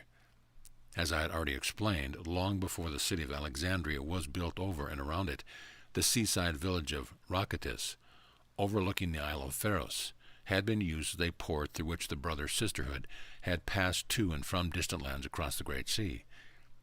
Fortunately, we had access to ancient underground passages that took us directly to the wharf, and so within several days we brought many freight boxes to the storehouse, from which they were then loaded onto our hired ship, along with our provisions. Our plan was to set sail on the night of the full moon, when the city was in slumber. I had already said my farewell to my beloved friends and relatives, knowing well that I would return to Egypt whenever necessary, through the power of my will to bilocate to carry on my esoteric work. Most difficult it was to say goodbye to the descendants of my beloved daughter, Ariana, she who had been born when I first merged with Hannah long ago. This remnant of my family, many of whom had taken initiation and become adept in the mysteries, would remain in Alexandria, Heliopolis, and Thebes, to play their parts by welcoming him who would fulfill the prophecy that, out of Egypt, I called my son. Only one of these, my great-granddaughter, Hismariam, came with me. She was one of the first of the many descendants to be born in Egypt, and of these she was one of the few people who eventually mastered the secret of perpetual youth. Of her I shall have more to say later on. The destined hour of our departure finally arrived. The great Pharos lighthouse cast forth its golden rays through thin veils of fog, and the full moon lit our way as we watched Alexandrian's beacon slip into the mist. Our passage was unhindered, as the winds and natural currents provided adequate thrust to our movement across the Great Sea. One of the brothers who came with us was called Phalios, and he was one whom I had known from time to time in my temple activities at Heliopolis, Memphis, Abydos, and Dendera. He had been a disciple of Socrates and had witnessed his trial and execution in 399 B.C. For those who would know the truth, Socrates passed through the dark night to become one who was available to initiates on higher planes. He knew the way to resurrection and had passed the test. Philios warmed my heart with his robust presence and uncanny knack of foreknowing. He played the flute and lyre, lifting our spirits as we sailed. Indeed, I felt a deep connection with his brother, though there was no desire to consummate our heartfelt longing through our loins. To be close, hand in hand, was enough celebration of the life force to fulfill us. It had been a very long time since I was taken to a man's warm bed. Being with this one stirred memories laid aside while mastering the Shechem life force and claiming the rewards of celibate discipline involved in mastering the high alchemy of Horus. Occasionally, I had participated as a high priestess in the enactment of a light conception of Horus in order to learn the sexual energy practices of Isis with a partner. Although the expression was very rare, it was as if we're back in the priestess role serving Isis, suddenly feeling the intense rising of my sexuality as the days passed in Philios' company. Surely Philios was opening me to look into my yet as unknown future. Perhaps a mate was forthcoming. Reading my thoughts, Philios chose to remain silent and became somewhat aloof. Alas, as my life's path unfolded, it would be many years before I was called to stand with another beneath the canopy of marriage. So you see, my friend, I, like you, have sexual urges and the desire for companionship. I, too, know full well the stirrings within flesh to open myself to love's full tide, and to fill my womb with the seed of man, remove the sting of barrenness, and bring forth the fruit of progeny. We landed at the port of Ptolemais, just 10 miles north of Mount Carmel, in ancient Phoenicia. This port had been known as Acco, and in your present time of Israel it is once again known by its original name. Awaiting us were a group of Ptolemy's soldiers and a tax collector. Also there to meet us was a welcoming party from Mount Carmel, including a young initiate and priest by the name of Matthias, about whom I shall have more to say later. Fortunately for us, we had papers from the governor of Alexandria, sealed by his own hand. One look, and with the convincing words of Matthias, all our goods passed inspection without being profanely opened to curious eyes. We gladly paid Ptolemy his tax. Our preparation was paying off. Not that the bribe was involved.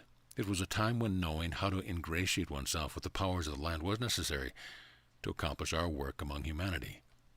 At times such as this, those who knew how to wield influence through wit, logic, and Hellenistic connections could overcome political obstacles. To meet any circumstance that required diplomacy, members of the brother sisterhood were specifically trained to open doors that would otherwise remain shut. From Carmel, Matthias had brought wagons pulled by oxen and donkeys. Our entourage and precious freight trekked slowly southward from Ptolemais, past Till's Saw to the rocky precipice lovingly called Mount Carmel or Fruitful Garden. Moving inland, we made our way across the cultivated land that you presently called Haifa. Then, pitching and lurching, we wound our way ever upward over the rough-hewn, stone-paved highway. How my heart took flight as the winds bore the scent of cedar and pine. Thank God to be returned to this sanctuary that I loved above all others. Weariness fled as we approached the small pinery. I alighted from the wagon and ran ahead on foot. Though the grasses were parched and the air cold in comparison to the desert from whence I had come, here was home, and I gratefully received her welcoming scented gifts, wafting in the autumn breeze. Bells rang out, and a joyous clamor of children greeted us, as we were hailed by the community of the Essene Fellowship. Out to meet us came old and young. A high day it was for all, as we ran into each other's arms, singing and laughing. Then, after giving each beloved one an embrace and kiss on both cheeks, I ran up Carmel's thinly forested mount with winged heart and feet. Enraptured was I to greet each familiar tree. Now many were towering above me, where long ago I had known them as saplings. I threw my arms around these beloved friends, some ancient, having stood silently through the ages. Some had departed, taken to build edifices far away, or to add to the monastery. I released them to their mutually agreed purpose to assist humanity.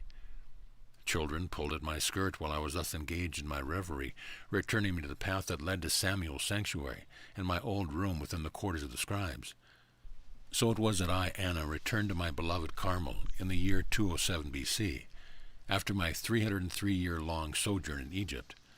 How oft I had reminisced of her beauty and wide-open spaces, her towering trees, fresh breezes, and those precious beings who lived within her sanctuary of peace. Long had been the time since bringing all my focused energy and presence here to this sacred place. Now that I had returned, what lay ahead? To be sure, it was a mystery.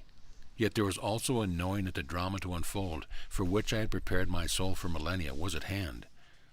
Coming to myself, I ordered the affairs of my life to bend to the will of my higher mind. And so it was that I began the next phase of my long life to fulfill the great desire of my heart, which was to bring forth those characters who would support the coming of the High King, born of the lineage of David. There were wondrous ones gathered at the Mount of Carmel, whom I would have you know. I shall begin by introducing you those who still remained, even ones who were there when I took my departure to Egypt in 510 B.C. First, there was Solomon, a worthy soul, head of the Essene order, who took the name of his forefather, Solomon the Wise. He was approaching nigh 500 years lived within his body. His days were soon to be accomplished, and he was preparing now for his transition to higher planes.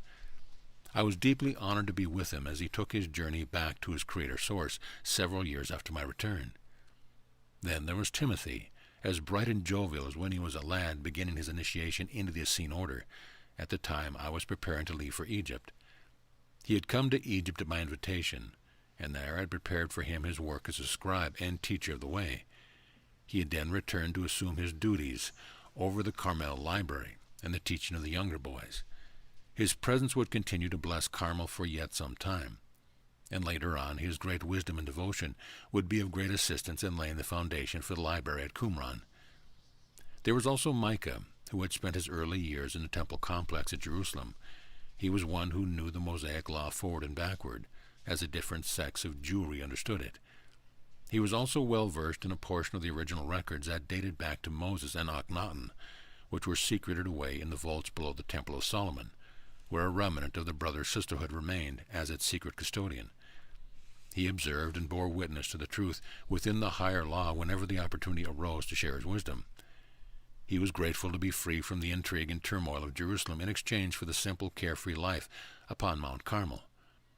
Micah had escaped with several of his Essene brothers, when Jerusalem was besieged in 587 B.C. during the reign of Zedekiah. Memories continue to weigh heavily upon Micah's shoulder over the loss of lives and the imprisonment or torture of many of his family and brothers of the secret order. Nebuchadnezzar's hordes had eventually overrun Jerusalem's wall, and the entire city had been sacked and burned. Micah, too, had suffered injury. His limbs were broken and brutally crushed. Consequently, though, he was an adept who had the power to heal. He walked with the aid of crutches through his many years. It seemed as though his soul gave him this reminder so that he might continue to choose compassion for those whose mind would judge. Now Micah, too, would soon take leave of his earthly duties of teaching and calling a congregation to prayer and ceremony. With this one, I would again be honored to behold a beloved brother's ancient form within the shroud of white light as his soul slipped away one cold winter night. Over the next 2 centuries, I joyfully settled into my routine of sharing the wisdom teaching, initiating the mysteries, cultivating and gathering medicinal herbs, and giving my time and energy to our little community as it gradually expanded. Many new initiates came to Carmel to be taught and prepared to enter into the mysteries of the way. Some of these initiates I had met while in Egypt. Most were yet to be born. Remember, my friend, because I knew the way of cellular regeneration, I continued to extend my physical expression for quite some time. Every month I expanded my consciousness into my subtle light bodies. In doing so, I activated the Grail or Christ codes within my physical body, as though I were pouring eternal life's liquid light elixir into every thirsty cell. This I had begun to do before my many years in Egypt, having developed this ability to renew my body. I was indeed able to pass through the halls of time for century after century. It was as if the spindle of time had wound itself according to my word and decree, so that I appeared as one who did not age. I will have more to say about this later. Records which have been unearthed and those yet to be found shall testify to the truth of my words describing my longevity. Yet believe according to your capacity, my friend, for I tell you that what I have done you may also do, and even more may you do in your day. So it is that I have come forward through these pages to bring the glad tidings of life everlasting, regardless of how long the soul is housed within a physical body. Thus I invite you to partake of my words as though they were food and drink, allowing the essence of my words to stir the Holy Grail within you, so that you may fulfill your soul's destiny. In pages yet to come I shall share more fully the design of immortality and those rites of passage that facilitate consciousness to awaken the matrix of the physical and subtle bodies, to receive ever-expanding cosmic energies. Chapter 7. His Miriam's Ascension. There was one in our community who had been with me in Egypt and who accompanied me on the boat during my return to Mount Carmel from Alexandria. Her name was His Miriam, and as I've already said, through my daughter Ariana, she was one of my descendants who had succeeded in mastering the secrets of cellular regeneration. During previous lifetimes, her soul had been prepared by the brother sisterhood to teach and exemplify virgin birth and physical immortality. In ancient Lemuria, she had graduated from the Nakal Mystery School, and in more recent times she had incarnated as Ti, the daughter of Joseph the Israelite, who was sold into Egypt. Although her identity had been concealed in your Bible, Ti became the queen of Amenhotep III. Queen Ti further merged the royal bloodlines of Egypt with those of the ancient Hebrews by giving birth to a number of children, including Amenhotep IV, who took the name Akhenaten. Queen Ti was known for her ability to synthesize the Egyptian pantheon of gods and goddesses under the umbrella of one god. Thus it was that through his mother's influence, Akhenaten brought forth monotheism to the resistant Egyptian priesthood, who called him the heretic king, and later attempted to eradicate any trace of his revolutionary reign. Although unrecognized by many, it was also Ti who was instrumental in her son's mystery school teachings of immortality and ascension. Now, of His Miriam, I shall say further that she carried the energy that was later destined to come forth once again as a fully incarnated representation of what you term the Divine Mother. Through her choices to complete her initiations in this life, this one was prepared to play the role of Mary, whom your churches call the Virgin Mother. I had always known His Miriam to be tireless and one so devoted to the ascent of humankind that there was nothing that could deter her from her focused purpose. She was illumined of mind and body. Indeed, I would not be exaggerating to say that she was the Mother Godhead incarnated in flesh. Yet she was humble and completely unassuming, always asking what she could do for others. Simple in her ways and completely empathic, she was aware of every nuance of energies that passed through and around her. So it was that His Miriam and I prayed, talked and walked together within the sanctuary and upon the grassy hillsides of Carmel. During the course of our meditation, the specific details of the divine plan was gradually revealed to us. As a consequence, she and I agreed to allow her essence to gather within my womb in the appropriate timing. At that time, I would be her mother again, as I had so been often through the cycles of time. We had played these roles of mother and daughter, holding the Grail cup of the Divine Mother as our stewardship for humanity. The time was not yet, however, for there was still much preparation to be done to pave the way for her return in flesh. Both His Miriam and I were high priestesses of our sacred order, and were well acquainted with the process of physical immortality.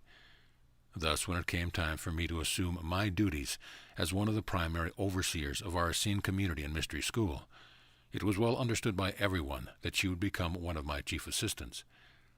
She was indeed my dearest friend and companion, and over the many years that we served together in Mount Carmel, our relationship continued to deepen. As the years progressed, His Miriam and I discussed how our transition from the earth plane would be accomplished. For many years we had been practicing internal alchemy, so that our conscious awareness of our subtle energy bodies was greatly strengthened. We knew that consciousness could survive the dissolution of the physical body, and that all our memory of our earth plane experience would pass unhindered into the spiritual plane.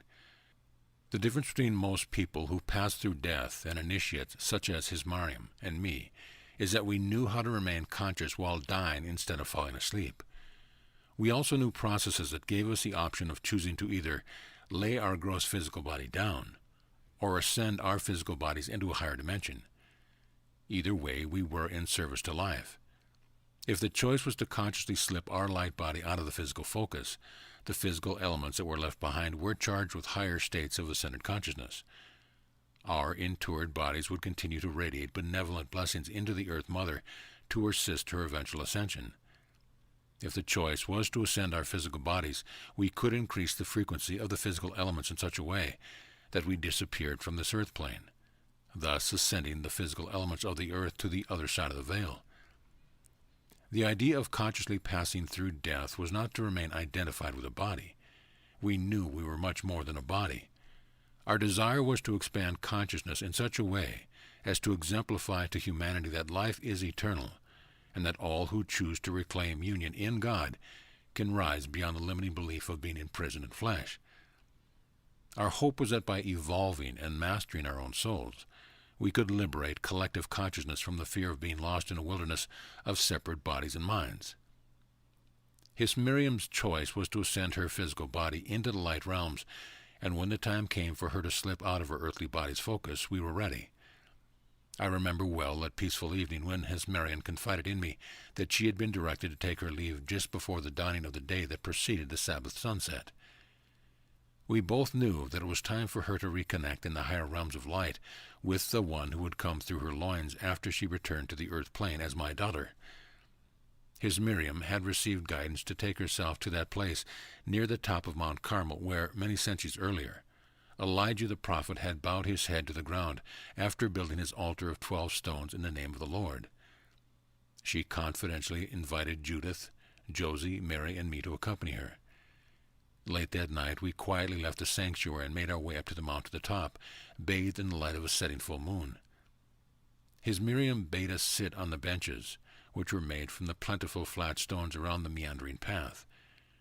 Judith took her position on the lower bench, and Josie Mary found her place a little further on.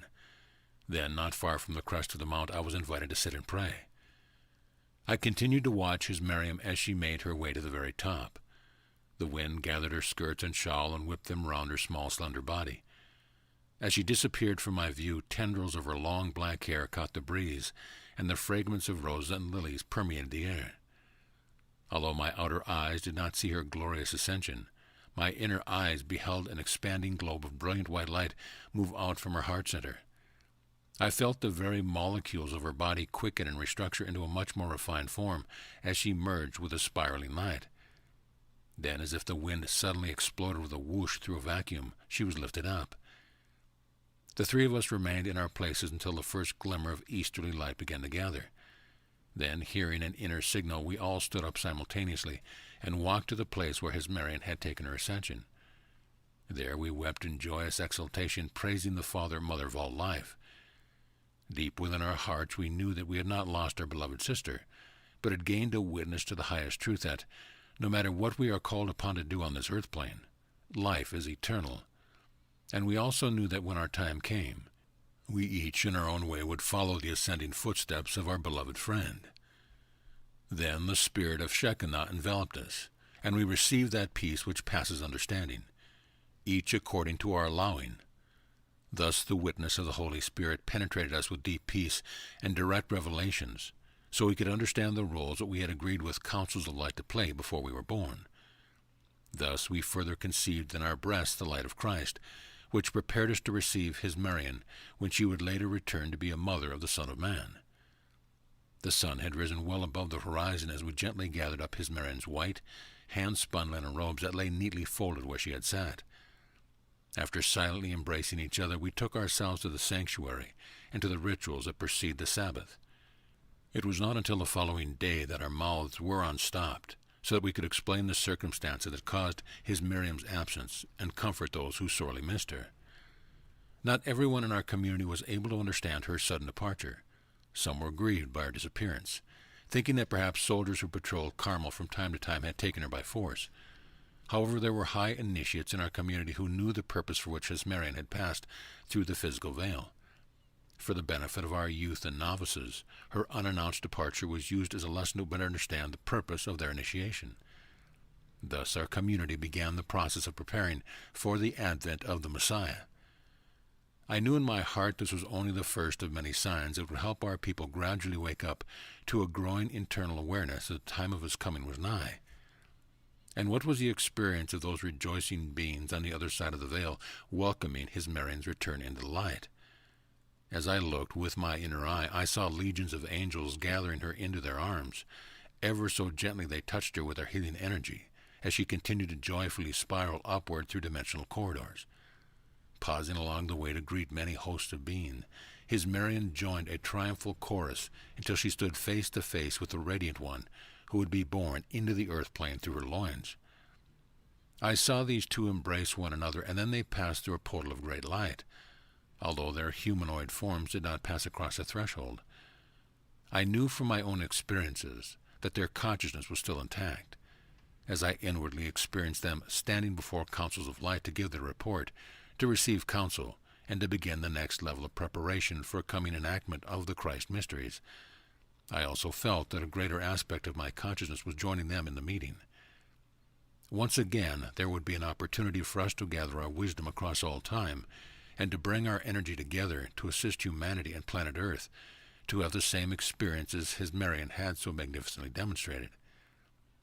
Now you have read my account of His Marian's ascension. I would invite you to turn inward, contemplate your own life, lest you believe that the ascension into Christ consciousness is only for one such as His Marian. Have you not noticed that the time it takes between your thinking something and its manifestation is far less than it used to be? Are you also witnessing that when your thoughts are accompanied by deep feeling, how much faster your desires or fears come into your physical reality? Have you not noticed increased synchronicities, déjà vus, meeting people who feel very familiar, and the intensified emotional roller coaster experiences that are occurring in your life? All of these events are benchmarks of awakening and ascending consciousness. When you choose to be awake, aware, and feeling appreciation of all your experiences in every moment, while knowing that you are already enlightened and ascended, so it is. Coming to know that you are the path and the destination you seek is greatly assisted by meditation and internal energy practices. But know this, my beloved friend. Ascension is not a destination at the end of a path that eludes you in a distant future. The only time union in God may be realized is now. You are already in the present breath, in the midst of your personal and planetary ascension into Christ consciousness. What remains is for you to simply choose union and to allow your Creator to express through you, just as you are. And know this, in the same way that His Marian asked her closest friends to hold the space for her, so may your ascending path be supported and accelerated when two or more gather together. When a group of souls are focused in the present moment with the aligned intent to know that the desired outcome is already so, miracles occur easily and effortlessly. And so it is that the consciousness of His Marian, as the one you know as Mother Mary, is now joining with you and is being born into conscious expression through every diverse form and ascending heart. Chapter 8. Anna reveals the resurrection mysteries. During the 150 years that bridged my return to Mount Carmel from Egypt, and the beginning of the phase of my life in which I began to give birth to my numerous children, there were many changes made upon the political face of Palestine. After Alexander the Great died of a fever in 323 B.C. at the age of 33, his Macedonian generals divided up the spoils among themselves. Although they had been skilled at war, they were, in most cases, inexcusably inept when it came to political governance and social reform. It was only a matter of time before their descendants began to do battle with one another for control of the lands that they had inherited. Shortly after my return to Mount Carmel, the storm clouds began to gather again. When Hellenistic culture was enforced upon the Jews, the resulting political tension gradually increased until finally, in 167 B.C., it culminated in the Maccabean Revolt. Eventually, an independent Jewish state was established in 142 B.C., governed by the Hasmonean dynasty. One of the descendants of this dynasty was King Herod, who is known in your New Testament account.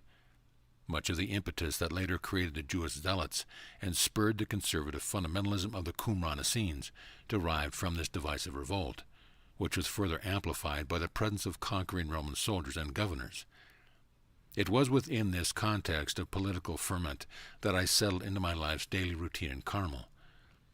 This was our situation in those troubled days that I began to go out from Mount Carmel to tread the fertile hillsides of Palestine with others of our Essene order. First we went to the nearby villages in Galilee, and then to the towns and cities of Samaria and Judea in the south. I often journeyed to Capernaum on the Sea of Galilee and Qumran on the Salt Sea, or the Dead Sea as it has come to be known. Along the coast of the Great Sea, which you now call the Mediterranean, I made my way by boat from Ptolemais to Tyre in the north and to Joppa in the south.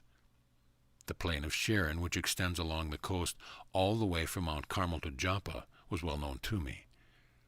I also trekked northward, following the river Jordan beyond the Sea of Galilee to its source, and upward I climbed to an ancient sanctuary near the top of Mount Hermon. I made a pilgrimage to an even more ancient sanctuary high on the slopes of Mount Ararat. No further during these years, by land or boat, did I travel in my body or flesh, as do most pilgrims. However, I teleported and bilocated to any number of places and across many timelines. As a high priestess of the Order of Essenes, I now had a sacred responsibility to reach out to our people. Yet we, who were from Mount Carmel, were neither zealous nor fanatical in our evangelism, as some might think. Rather, our work was quiet. To those with ears to hear, we brought the ways of the teacher of righteousness, the wisdom teachings that reveal the right use of energy. However, only those who were receptive to our message did we invite to join our order. My reasons for making my pilgrimage were twofold. The first I have already explained. However, the second reason is much more hidden. I will now introduce you to some of the little understood resurrection processes I used as a teacher of righteousness to maintain my physical body from generation to generation. In addition to deep daily meditation, in which I disengaged from the tribal conscious belief in suffering, disease, and unconscious dying, I also took myself for extended periods into sequestered silence, away from any possible distraction. As you may recall, I said that I had mastered the rite of the sepulchre in Egypt. Therefore, it was possible for me to go into states of consciousness that the Hindus call samadhi, or union in God, during which time my physical vital signs were indiscernible and in some cases non-existent. Yet my body remained sweet and vital. Because I chose to continue to abide on the earth plane in order to extend my days of service, I did not master the higher states of samadhi that would have caused me to become completely absorbed in God. Thus, in order to attain my purpose on the earth plane, there were times when it was required of me to enter the lesser states of samadhi, not only for a few weeks of rejuvenation and rest, but to remain in suspended states in animation for many years. Indeed, there were periods in which my physical body abided in such states for a generation more, so that when I resumed my walk upon the earth, ordinary society around me thought of me as one of them without raising questions or fear. Those of our Essene fellowships who knew the way of the teacher of righteousness kept its practice strictly guarded, supported each other's bodies during our vacations, staged funerals, provided aliases, and offered understandable explanations for our rather mysterious comings and going. I am sure if you were to stop and imagine yourself chronologically older than anyone around you, you might begin to understand the rather delicate situation that a physical immortal experiences. After all, how would you explain to someone who didn't understand physical immortality how you could live for hundreds of years? Although you might look like a youthful adult, would you openly admit that you were the ancestors of hundreds of descendants, most of whom had died, and some of whom are presently living and appear older than you? Often when I took myself out into the surrounding countryside to serve our Essene communities and to visit my descendants in their various villages, I would go to the secret places that supported rest and regeneration. These places are known to the Brother Sisterhood of Light and have been preserved through the rise of civilization. They are always protected from the uninitiated, the naive curiosity seeker, or plundering thieves. There were 3 primary sanctuaries that supported my cellular regeneration. The one I most frequented was one within the cave at Mount Carmel. The other 2 were in caves near Qumran and Mount Hermon. These 3 caves act as a focus of triangulated energy that was held constant by the priests and priestesses who facilitated the cave's maintenance and served the adepts who came there. Within these caves were stone sepulchres carved to precise dimensions, inscribed with magical prescriptions and life-sustaining antidotes, and filled with a peculiar kind of living plasma that had the consistence of amniotic fluid. Any time I desired to rest and regenerate, I always went through a period of purification and an extended fast, accompanied by deep meditation. If it was time for me to be away for a while, I was prepared for the full rite of the sepulchre. You might well ask, why would a soul as evolved as mine choose to undergo the rigors of the rite of the sepulchre and the potential dangers of lying in suspended animation? My reasons for doing so were multifold. First of all, I was deeply guided from within to remember how to preserve and resurrect a physical body for short and extended periods, which I later came to understand was a preparation for me to teach my grandson, whom you call Jesus, how to resurrect his body. Second, I personally preferred to maintain my physical body as long as it served my soul's purpose, instead of passing through the rigors of the birth canal in infancy or walking into a body again. My desire was to master the laws of the physical plane and spiritual immortality, remain in service to humanity as one who appeared quite ordinary, and then when my soul had accomplished all that I had come to do, eventually take my ascension. My few experiences with ascended beings informed me that their visitation into the density of the earth plane were infrequent, and that when they came to assist humanity it was for short periods of time. At some time, popping in and out as an ascended master would also be my choice. But for now, I was content to linger close to humanity and Mother Earth as long as I was guided to do so. After going through the appropriate rite of the sepulchre purification rituals, I then proceeded into a deeply altered brain state. When I reached the desired state in which my body was asleep, and my consciousness was identified completely with the higher light bodies, my anointed physical body, or Khat, was wrapped in swaddling clothes. These are similar to the cotton and linen shrouds that are used in mummification. The cloth was saturated with essential oils known to preserve and regenerate tissue. If I were to go through a relatively brief regenerative process, my swaddled body was placed on top of the sepulchre, or inside without the lid put in place. In such circumstances my face was exposed, except for a napkin that fluttered with my returning breath, signaling to attending priest or priestess that my body was becoming animated. If I were to be away for several months or for an extended period of many years, my entire body was carefully wrapped and placed inside the sepulchre, where a nurturing, amniotic-like fluid, or molecularly restructured water had been poured, facilitating a state of suspension or anti-gravity. Attending priests and priestesses then hermetically sealed the lid of the sarcophagus once it was levitated into its precise position. So it was that all the elements of the rite of the Sepulchre acted in complete synergy. At times, appearing in my ka, or etheric twin, I returned to the cave and hovered near my physical or Khat body to support its regeneration. At such times I was quite visible to those who were guarding the sepulchre, and we communed together and gave my physical body the appropriate healing energy that it might require. Most of the time my consciousness was elsewhere, even visiting other planets. I especially enjoyed going to the Hathor healing temples on Venus and continuing my studies at the higher spiritual universities located in the Pleiades and Sirius B. There I was prepared for my role to be the mother of Mary and the grandmother of him who would publicly demonstrate the way of the teacher of righteousness, the way of a Christ. When it was time for my return to the earth plane, I made my presence known to an overseeing priest or priestess, who supported me in my full re-entry into my physical body. The silver cord or secret channel that was always remained connected to all bodies was charged with life force, and then I spiraled back in much the same way as I had spiraled out. The lid was unsealed, and I was lifted out of the sepulchre, unwrapped, bathed, and given liquids to drink. It usually took a number of days, sometimes weeks, for me to fully regain my physical faculties. All of these experiences assisted my soul to evolve and to prepare for my coming work on the earth plane. You may think I am fabricating a fairy tale, or at best science fiction. Yet I assure you, my friend, that as the approaching golden age reveals this ancient science of physical and spiritual immortality, you may awaken to superconsciousness and remember what we call the way of the teacher of righteousness, the Grail codes of light. These presently lie dormant within the sepulchre you call your body, and the larger sepulchre that is the unconscious material world, and they are rising in resurrected consciousness. Although you may think that my life was more significant than yours, and my level of self-mastery greater than you can attain, I am compelled to emphasize once again that you, too, are remembering your soul's past and future lifetimes of mastery, which are now culminating in your everyday life.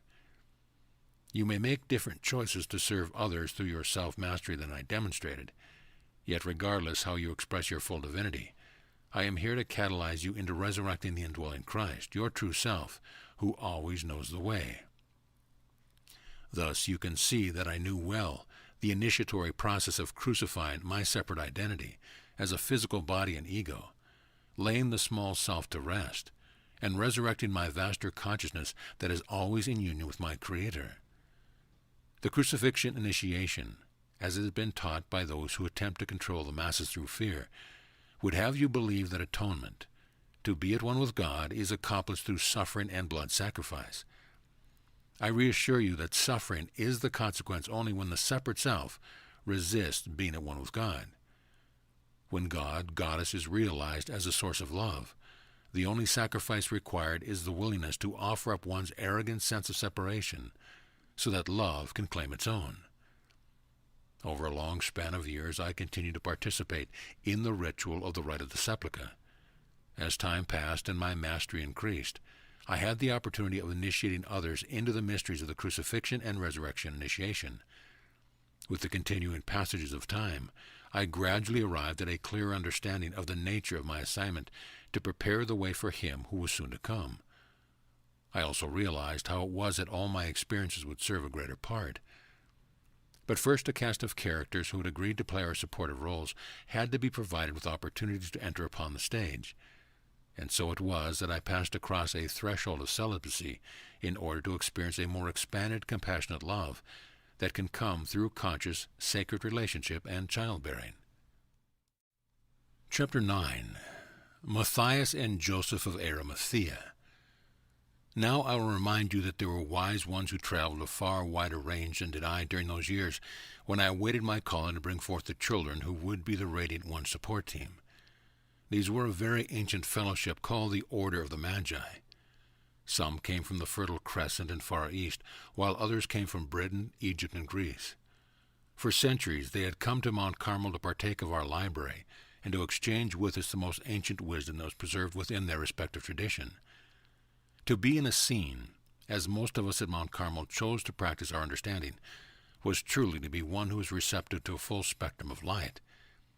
You could say that we were cross-pollinated by the many wisdom teachings that were disseminated by the wise ones who came and went like the wind. Ours was more a way of life than we would call a religion. Thus we were as knowledgeable about Gautama Buddha and Zarathustra in more recent times as we were about Akhenaten and Moses in olden times and Krishna, Isis, and Osiris in ancient times. Our eclectic and ecumenical tradition allowed us to honor all perspectives, thereby enabling us to appreciate all the various names that the one God-Goddess had acquired in many different cultures and languages. Our teachings were transmitted primarily by oral rendition and by our living example. However, we also kept written records. Some of us were gifted scribes, and many of us knew a multitude of tongues. Yet all in all, we were primarily of Hebrew descent, and our communal language was Aramaic. In all the ways that I have shared with you, my friend, I engaged myself for over 400 years. Now the time has come in the telling of my story, in which I desire you to know me as the woman with human emotions, much like those you experience when it comes to intimate relationships. Indeed, as I came to embrace life more fully and prepared myself to bring forth his Marian again as my daughter, I drew to me a mate, a divine mirror. Thus I came to know myself in ways not known during my previous long years. As the days passed, I began to feel a flow of energy that I had not experienced for quite some time. A desire for joining with another grew stronger and stronger. I knew this was my internal guidance preparing me to take the necessary action to fulfill my part in bringing forth the host of characters who would co-create and enact the Christ resurrection drama as it was secretly taught and portrayed in the mystery schools. As I felt irresistibly pulled to the canopy of marriage, I made myself known as one eligible for the nuptial rites. There were several brothers among our Carmel community who felt drawn to me. One of these was Matthias.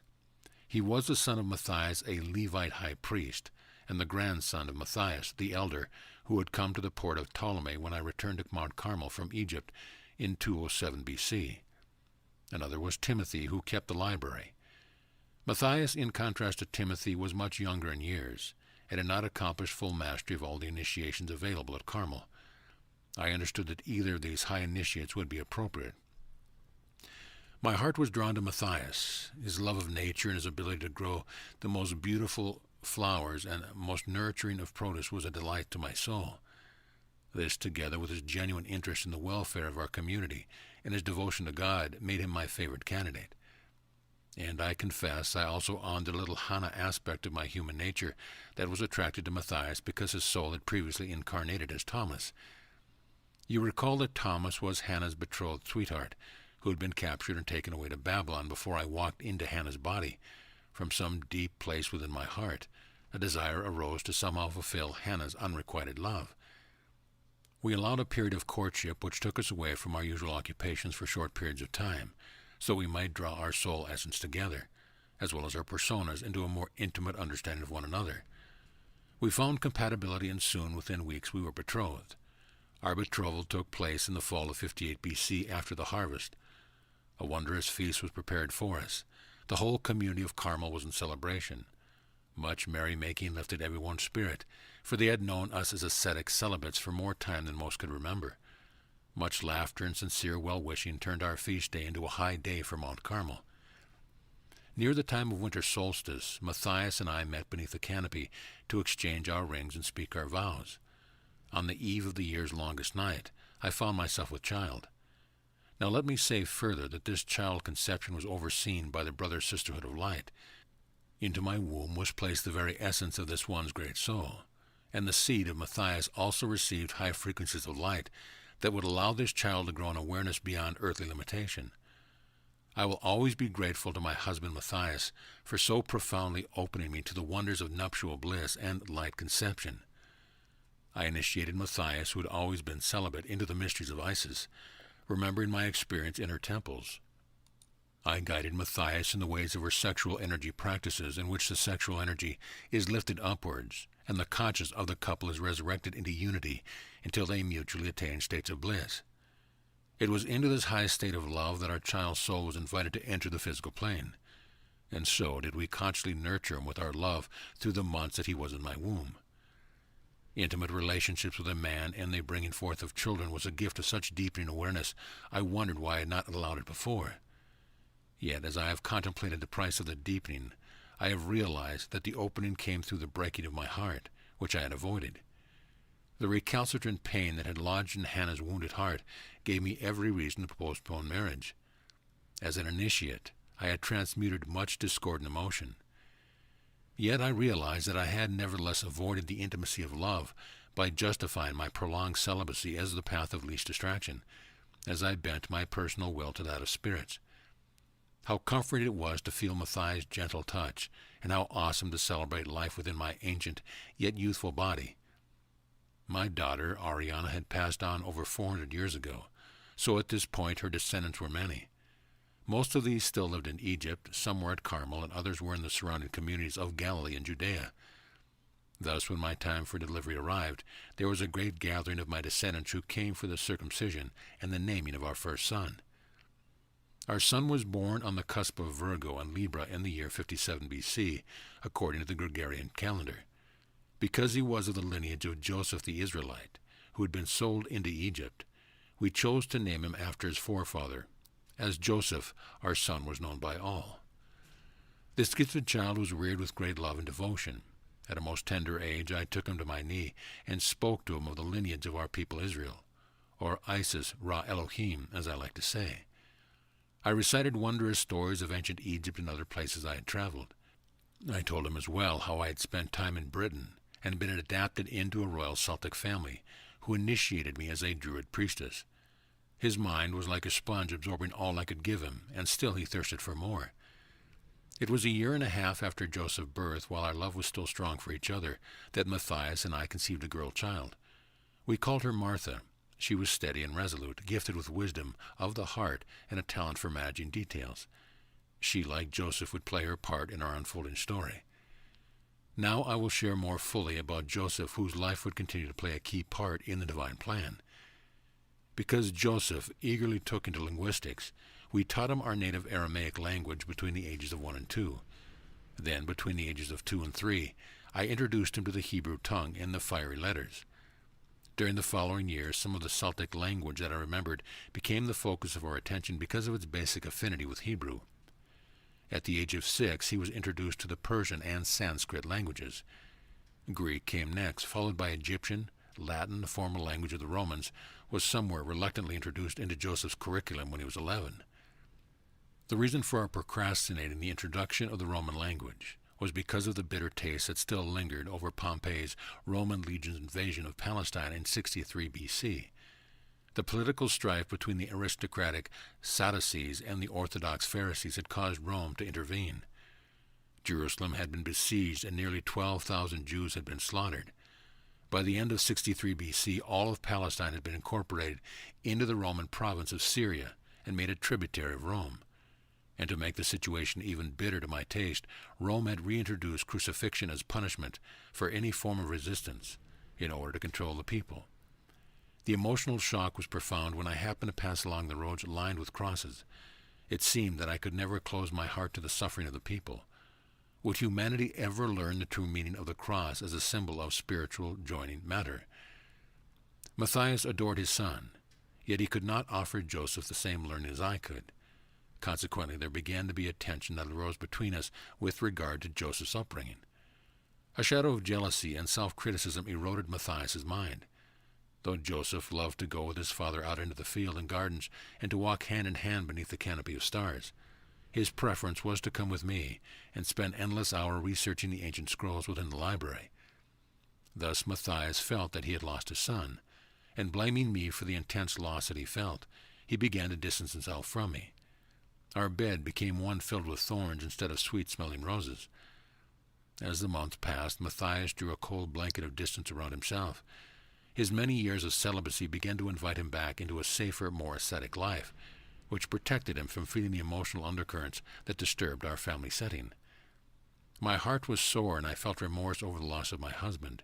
Yet what could I do? Joseph was as he was, and Martha preferred to be with the women. Knowing that there is a divine purpose behind everything that occurs, I simply placed my trust in God and did my best to accept our situation. Several months after Joseph's 4th birthday, Matthias decided that it would be best for all concerned if he moved to the Essene community at Qumran, which was located near the Salt Sea, about 80 miles to the southeast of Carmel. He approached this as an experiment, thinking that perhaps it would be only a temporary separation. However, I knew in my heart that our marriage was no more. Every few months he made brief visits to Carmel to be with his children. But with me he felt a wounding and would not suffer himself to take me to his bed. So we took our case to a council of elders within our community and petitioned for an annulment of our vows, even though we did not find in one another a grievance of sin. It was an unusual request, yet the council granted our petition, and thus Matthias was free to express his exceptional gifts and extraordinary devotion within the gardens of Qumran. Matthias enjoyed peace and contentment at Qumran until 37 B.C., when he died of wounds suffered when he resisted Antony's Roman legions at the time they burned Qumran to the ground on the orders of King Herod the Edomite. Following Matthias' departure from Mount Carmel, much of my attention was devoted to preparing my son for the role that I knew he was to play in the sacred drama, which even now was unfolding. So Joseph grew in stature. His capacity to learn far exceeded mine. He read and expounded the Mosaic law and the ancient records with anyone willing to engage with him. He especially loved the Magi who came from afar. His soul took flight while listening to their stories. At the age of 12, he was drawn to travel with these wise ones. It was not easy to let him go, yet I knew I must. Joseph was taken to Alexandria's great library to study, and then he took initiation in the temples of the Nile. Next, he traveled through Parthia into India. He became well-versed in the teachings of Zarathustra, Buddha, and Krishna. High into the Himalayas, he trekked without purse or script. For several years, he lived among the saints and masters.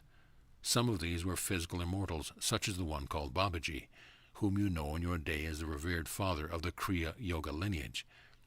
It was this beloved master who would also be a guru to the Son of Peace, although some stories say that Babaji was my grandson's disciple. Although it creates confusion for those who do not experience life in unity, in truth it matters not who be guru or disciple when avatars, those who fully incarnate God consciousness from their youth, meet one another. They clearly reflect divinity in the mirror of oneness. When Joseph returned to Carmel as a young man in his early 20s, he joined his acquired learning into all of our community, thus enriching us all. He was indeed a bright light. For the next few years, Joseph created home bases at Mount Carmel and Qumran. He translated the scrolls that he brought from Tibet, India, and Mesopotamia. During this time, he delivered as many of these records as possible to our Essene community at Qumran. There he assisted the brethren to place strong energy barriers around the chambers in which the records were placed. We had come to feel great concern for our library at Carmel, not knowing if and when the Roman legions might turn on us, as they had upon Qumran in 37 B.C. at the insane insistence of King Herod, who was incensed that the zealous Essenes at Qumran were unalterably opposed to his rule. The conservative and rather militant Qumran community considered him not only unfit to govern because of his corrupt morality, but also because he was descendant of Esau rather than Jacob. Qumran, in spite of Herod's hatred, was now beginning to revive, albeit with an increased sense of caution among the two new sects among the Jewish people, the Zealots, who militantly opposed Herod's corrupt rule, and the Herodians, who actively supported it. Nevertheless, because of Mount Carmel's vulnerable position, Qumran seemed the better place to keep our precious records during this time of great uncertainty. Later, in AD 31, after Qumran was the epicenter of a massive earthquake, Joseph conceived a plan for disseminating much of the Qumran and Carmel library to scattered Essene communities throughout the greater region of the Mediterranean and the British Isles, especially the larger isles called Albion. In 32 B.C., a member of the Order of the Magi who was visiting Mount Carmel invited Joseph to come to Britain and enter into the initiation understood by the Council of Druids. Joseph had already met some of the Druid Magi while in Egypt.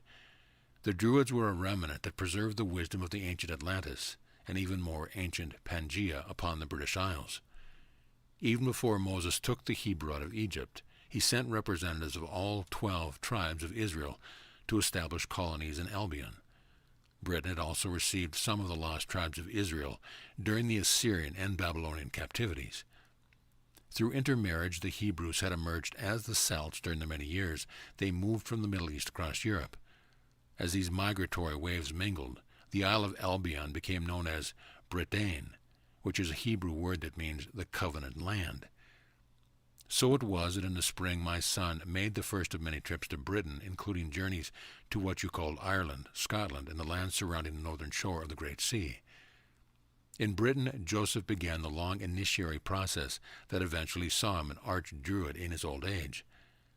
Shortly after returning to Palestine from his first pilgrimage to Britain, my son conceived the idea of owning and operating a fleet of freighting boats that primarily carried tin and lead ore. Also having acquired partial ownership of 2 mines in Britain, he was now qualified to become a minister of mines in the Roman Empire. These credentials and resources provided him with a perfect cover for secretly transporting initiates and documents to Britain and to other Essene libraries located throughout the mountainous regions surrounding the Great Sea. So it was that Joseph developed his entrepreneurial and diplomatic skills. Over the next 10 years, with the aid of the Druid councils, he purchased and amassed a fleet of 12 boats. From that point on, it became his practice to make at least 1 trip to Britain every year. Now that his wealth and influence were becoming quite noticeable within the administration structure of the Roman Empire in Jerusalem, he began to come to the attention of a wealthy Hasmonean priest. Arimathea was his name, and he was a member of the Jewish high judicial and legislative body called the Sanhedrin. He had inherited lands in Samaria from his Macedonian forebears. This large estate was located in southern Samaria on the caravan route between Galilee and Judea. Arimathea took a strong liking to my son, and he offered his eligible daughter named Eunice Salome in marriage. This arrangement would further their ambitious visions. Consequently, the marriage was arranged and celebrated in Jerusalem in the summer of 29 B.C. Arimathea saw in Joseph a prodigy who could set aright the corruption that currently was sowing so much strife in Jerusalem. After marrying into the Arimathea family, my son began to study the law of mediation with his father-in-law, who took Joseph to his bosom, not only as a son-in-law, but also as his adopted son.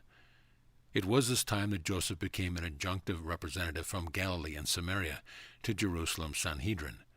Shortly thereafter, he moved to Jerusalem to make his home among the wealthy and the learned. There he served for many years as an influential advisor. Thus, Joseph acted as a liaison between the many factions and sects that were often in conflict. His mastery of language and his knowledge of human nature made him respected by all. Though he could at times be cool and reserved, he was always available to those in need and to those of the brother-sisterhood who knew him as an adept. His 3 residential properties in Jerusalem were strategically placed so that he had access to underground passages known by the Brethren of Solomon's secret orders. The descendants of these secret orders became known as the Cathars, Templars, and many of the ruling families of Europe. Joseph continued through his long life to practice the science of longevity, for which the Essenes were publicly known, as well as the esoteric science of physical immortality, which very few understood or dared to practice. Thus it was that Joseph made himself available to many people. While he served the masses outwardly, he quietly and freely gave his unusual talents and examples of devotions to the hidden orders of the Brother-Sisterhood of Light. Although I may have gotten ahead of my story, I desire to lay a foundation for what is to come by telling you about the early years of my firstborn son, Joseph of Arimathea. Chapter 10. Anna's Light Conception Initiation. I have given you a rather lengthy overview of Joseph of Arimathea, because he was to play a key role throughout most of the remainder of my life. Now let us go back to the time of Joseph's 5th birthday, shortly after his father, Matthias, moved from Carmel to Qumran in late 53 B.C.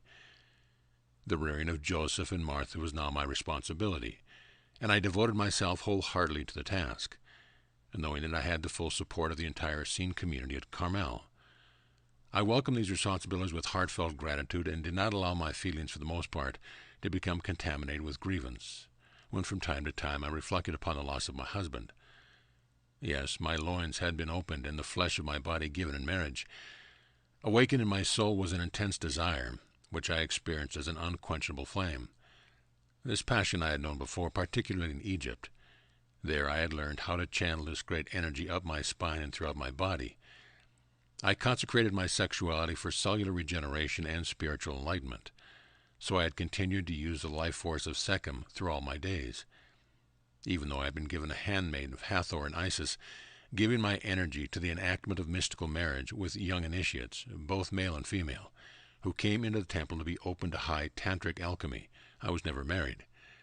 I was married to the eternal beloved, who is one with the source of my being. Yes, but I did know a man to whom I fully gave my heart.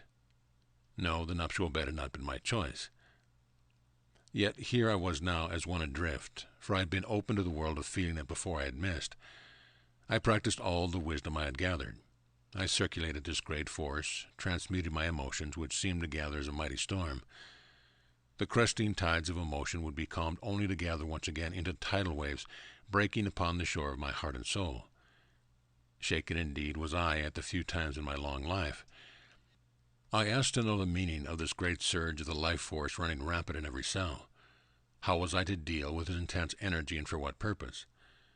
Though I occupied myself with every moment given to the task at hand, the days seemed to stretch long, and the few hours of my sleep were restless and feverish. I seemed to be burning with a love energy that was taking me into realms of feeling within my body that I had not known possible before. A great compassion filled my soul for those who had come to me in the past consumed by these flames. Then I had dismissed the intensity of their experience, and had sent them off to cool according to the ways I had known to accomplish quiescence in myself. Could they have felt as I was feeling now? If so, then I had been amiss in serving them. Nothing that had once calmed the tide of emotions and the flames that burned my heart and loins seemed to work for me now. I knew no one in our compound I could go to advice. However, in keeping this immense energy secret within myself, I became increasingly aloof and distant. These were the very behaviors I found difficult in Matthias. Instead, my usual patience and stillness, I found myself an irritable shrew, a side of my nature I had glimpsed only occasionally before. I continued to oversee the probationary initiates at Carmel. I instructed the young maidens to know how to receive their flowing of blood as an endowment of the Great Mother. I assisted the young men regarding the ways of honoring their manhood and the conservation of their seed. We observed sacred rituals and ceremonies that consecrated and graduated each novice to the status of a probationary initiative on the mysteries within our Essene order. Now that sexual life force energy was running rampant within me, I understood with compassion the energies that ran through the young blood of our community's growing number of adolescents. Then one night, in a profound, life-transforming dream, Isis, Osiris, Hathor, and Horus took me to a receiving chamber, where I had gone in the past to be initiated into the secrets of cellular regeneration. Here they told me that it was time for my physical body to be strengthened and prepared for the energy of highly evolved souls through the process of light conception. I was shown that I would become the mother of a girl child to be called Mary, who would give birth to the promised Messiah. I slowly began to realize that from my womb humanity would receive a great gift. As I contemplated the gift of my motherhood opening up to me, I felt the wondrous presence of Isis, a mother of mothers. As my dream continued, Isis, Osiris, Hathor, and Horus beckoned me to lie upon a massive altar of luminescent pink crystal that was in the center of the chamber. It was carved round, and into the very center was placed a six-pointed star, the seal of Solomon, made of molten gold embedded with polished emeralds, sapphires, garnets, topaz, rubies, and diamonds. As I lay on the altar, I became aware of 12 great beings of light, each stepping into the chamber through a separate door. Some I recognized, others were new to me. These gathered around the altar to form an outer circle. Their right arms were raised toward me, while their left arms rested on the shoulder of their neighbor. This action focused their intent, and soon a cool, milky white mist began to gather all around the altar where I lay. Out of the mist, a pillar of light began to manifest, enveloping me at its core. At this point, Isis, Osiris, Hathor, and Horus took their positions around my body. Osiris stood at my head, Isis was at my feet, while Horus directed energy to my loins. Hathor placed her hands over my quickening heart. I was immediately immersed into an extraordinary geometric matrix of light, sound, and color. The music of the spheres enveloped me in pulsating, palpable patterns of liquid light. With light streaming from their hands and fingertips, the high-frequency energy quickened my organs, molecules, and atoms, opening my DNA to remember the codes required for conceiving children through the process known as light conception. One by one, 12 beautiful light beings appeared, took their place in front of me. I recognized one of these to be his Miriam. To each soul I etherically turned, embracing into myself the primordial cellular encoding that would be activated when it was time for their future conception to occur. Thus each soul was anchored vibrationally into my womb before ever they were birthed through me in physical life. I now understand that I would be the mother of all 12. But how was I to do this without a man? I desired to understand. Then a vision was opened to me, and I saw a man coming to the Mount of Carmel. I recognized him as one I had met in the high Himalayas when I knelt before the lotus feet of my beloved teacher, the Lord Maitreya, while visiting on the inner plane. When he came plainly into view, there was a smile of recognition as we ran into each other's arms.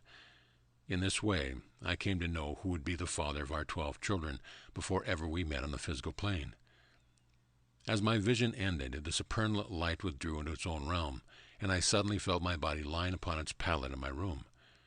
Sweat poured forth, exuding a sweet fragrance from every pore. I lay fully spent, with no energy to rise up to my morning prayers and ritual washing. Then I chose to use this time to rest and integrate one of my life's most pivotal experiences. Unaware of the passing of time, my reverie ended when a soft knock at my cell door announced the concerned whisper of Judith, who had missed me. I roused myself and bid her in. She looked upon me with eyes that were like great shining orbs. She, too, in a lucid dream, had witnessed what would become my profound role and increased responsibilities. Though she would not conceive children as I, she would be my conscious handmaiden to assist with the birth of all the children who would enter through me. So it was in those days that I was delivered into the hands of the Most High to accomplish that which I had come and prepared. Whether you have had children or not, you can share my wonder and awe as I began to realize what an extraordinary blessing and empowerment was underway. Whether a man or a woman, you are presently preparing the womb of your heart to immaculately conceive and birth the Christ, your indwelling Messiah. I hope to encourage you to understand and embark with me into the mysteries of light conception, which are relevant in your life and coming destiny. I reassure you that you have chosen to be on Mother Earth at this pivotal time, so that you can consciously assist every cell of your body and every atom of matter to receive the very high frequencies of light entering the Earth's atmosphere, a kind of spiritual insemination. For some of you, this ascension process includes consciously conceiving highly evolved children in such a way that you, as mother or father, can resonate with their sensitive souls and assure a more harmonious entrance into the density of the earth plane. It is to assist you with this realization that I share a portion of my understanding in order to catalyze your remembrance and to illuminate your possible choice to join with me by allowing this wondrous service to life. Many of the children being light-conceived are adepts and ascended masters who are returning to participate in an unprecedented way with the great work of global ascension. Many of the new souls coming forth have never incarnated on planet Earth, and many of them have never experienced such physically dense bodies before. They are coming to serve as emissaries of pure love, and many are bringing much required transformational technologies to bring forth the Golden Age. All of these children are calling forth a conscious support team, as did my grandson, Yeshua, 2,000 years ago. They indeed also reflect your own golden child who shall lead the way into a golden dawn. Whether conceiving children in the light or allowing the alchemy of light to transmute your body, emotions, and mind, I wish you to understand that the ascension process you are passing through is a light conception. As you and Mother Earth are being impregnated with light, you are serving that great work of spiritualizing matter, which assists humanity's ignorant, warlike resistance to unity and harmony to shift.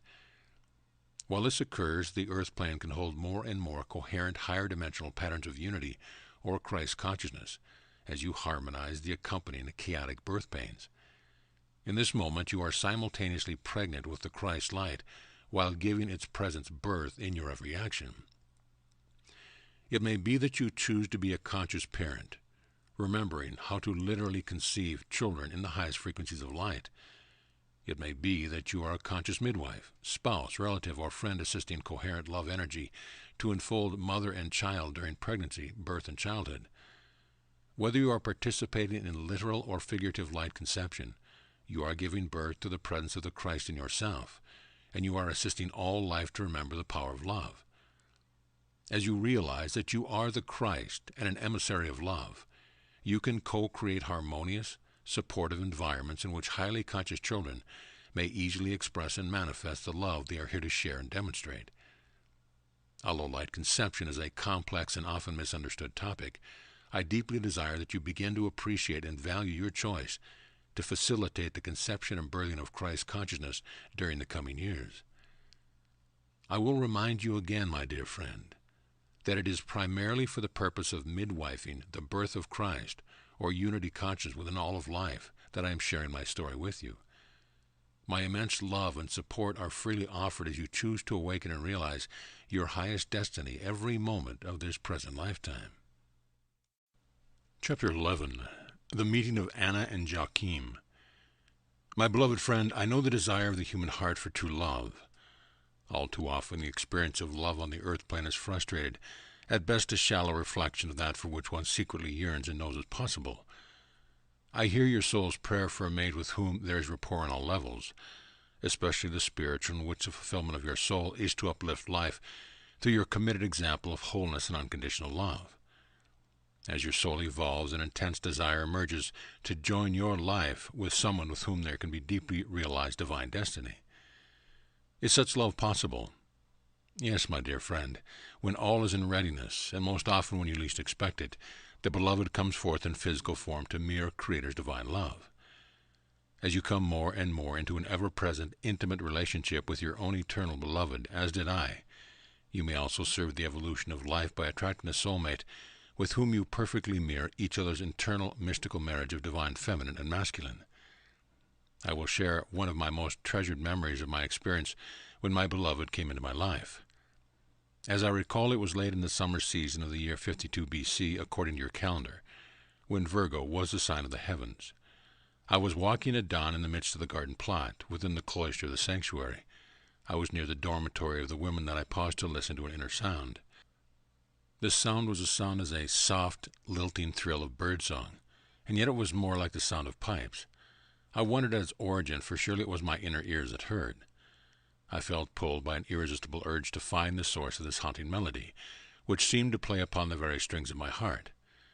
Quickly I finished the gathering of fruits and vegetables and took them to our communal storehouse. I kept the beckoning sounds to myself as I carefully washed the soil and sweat from my hands and face. I replaced the linens of my undergarments and prepared my body as if for the Sabbath. My heart continued to quicken while I placed the freshest of my robes upon my slender form. As I smoothed the firmly woven Egyptian cotton over my breasts and hips, I felt an unusual awareness of my body.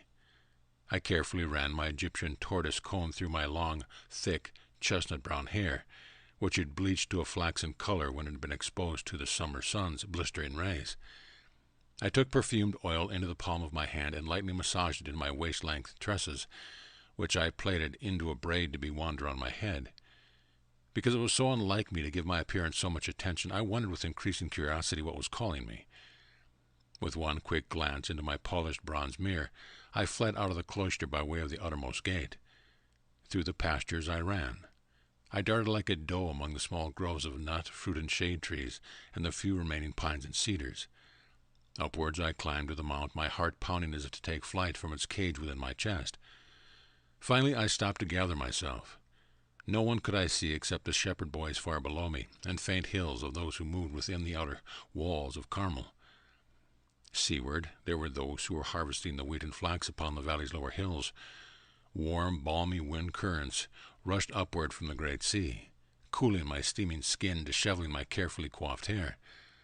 All I could do was laugh at my ardent passion for the beloved, which brought me to the top of the mount empty-handed. I sank into the tinder dry grasses, tears of longing mingled with laughter sweet release. I lay down, my back against a smooth warm stone. Soft grasses cushioned my head as I gazed into the cobalt blue sky, where swallows, hawks, grackles, and seabirds darted and soared.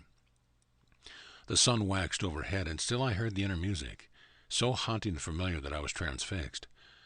I continued to lie there engulfed by soothing waves of bliss, fed with effulgent nectar. Slowly I dissolved into an ocean of flame, such burning I was too drunk to stand.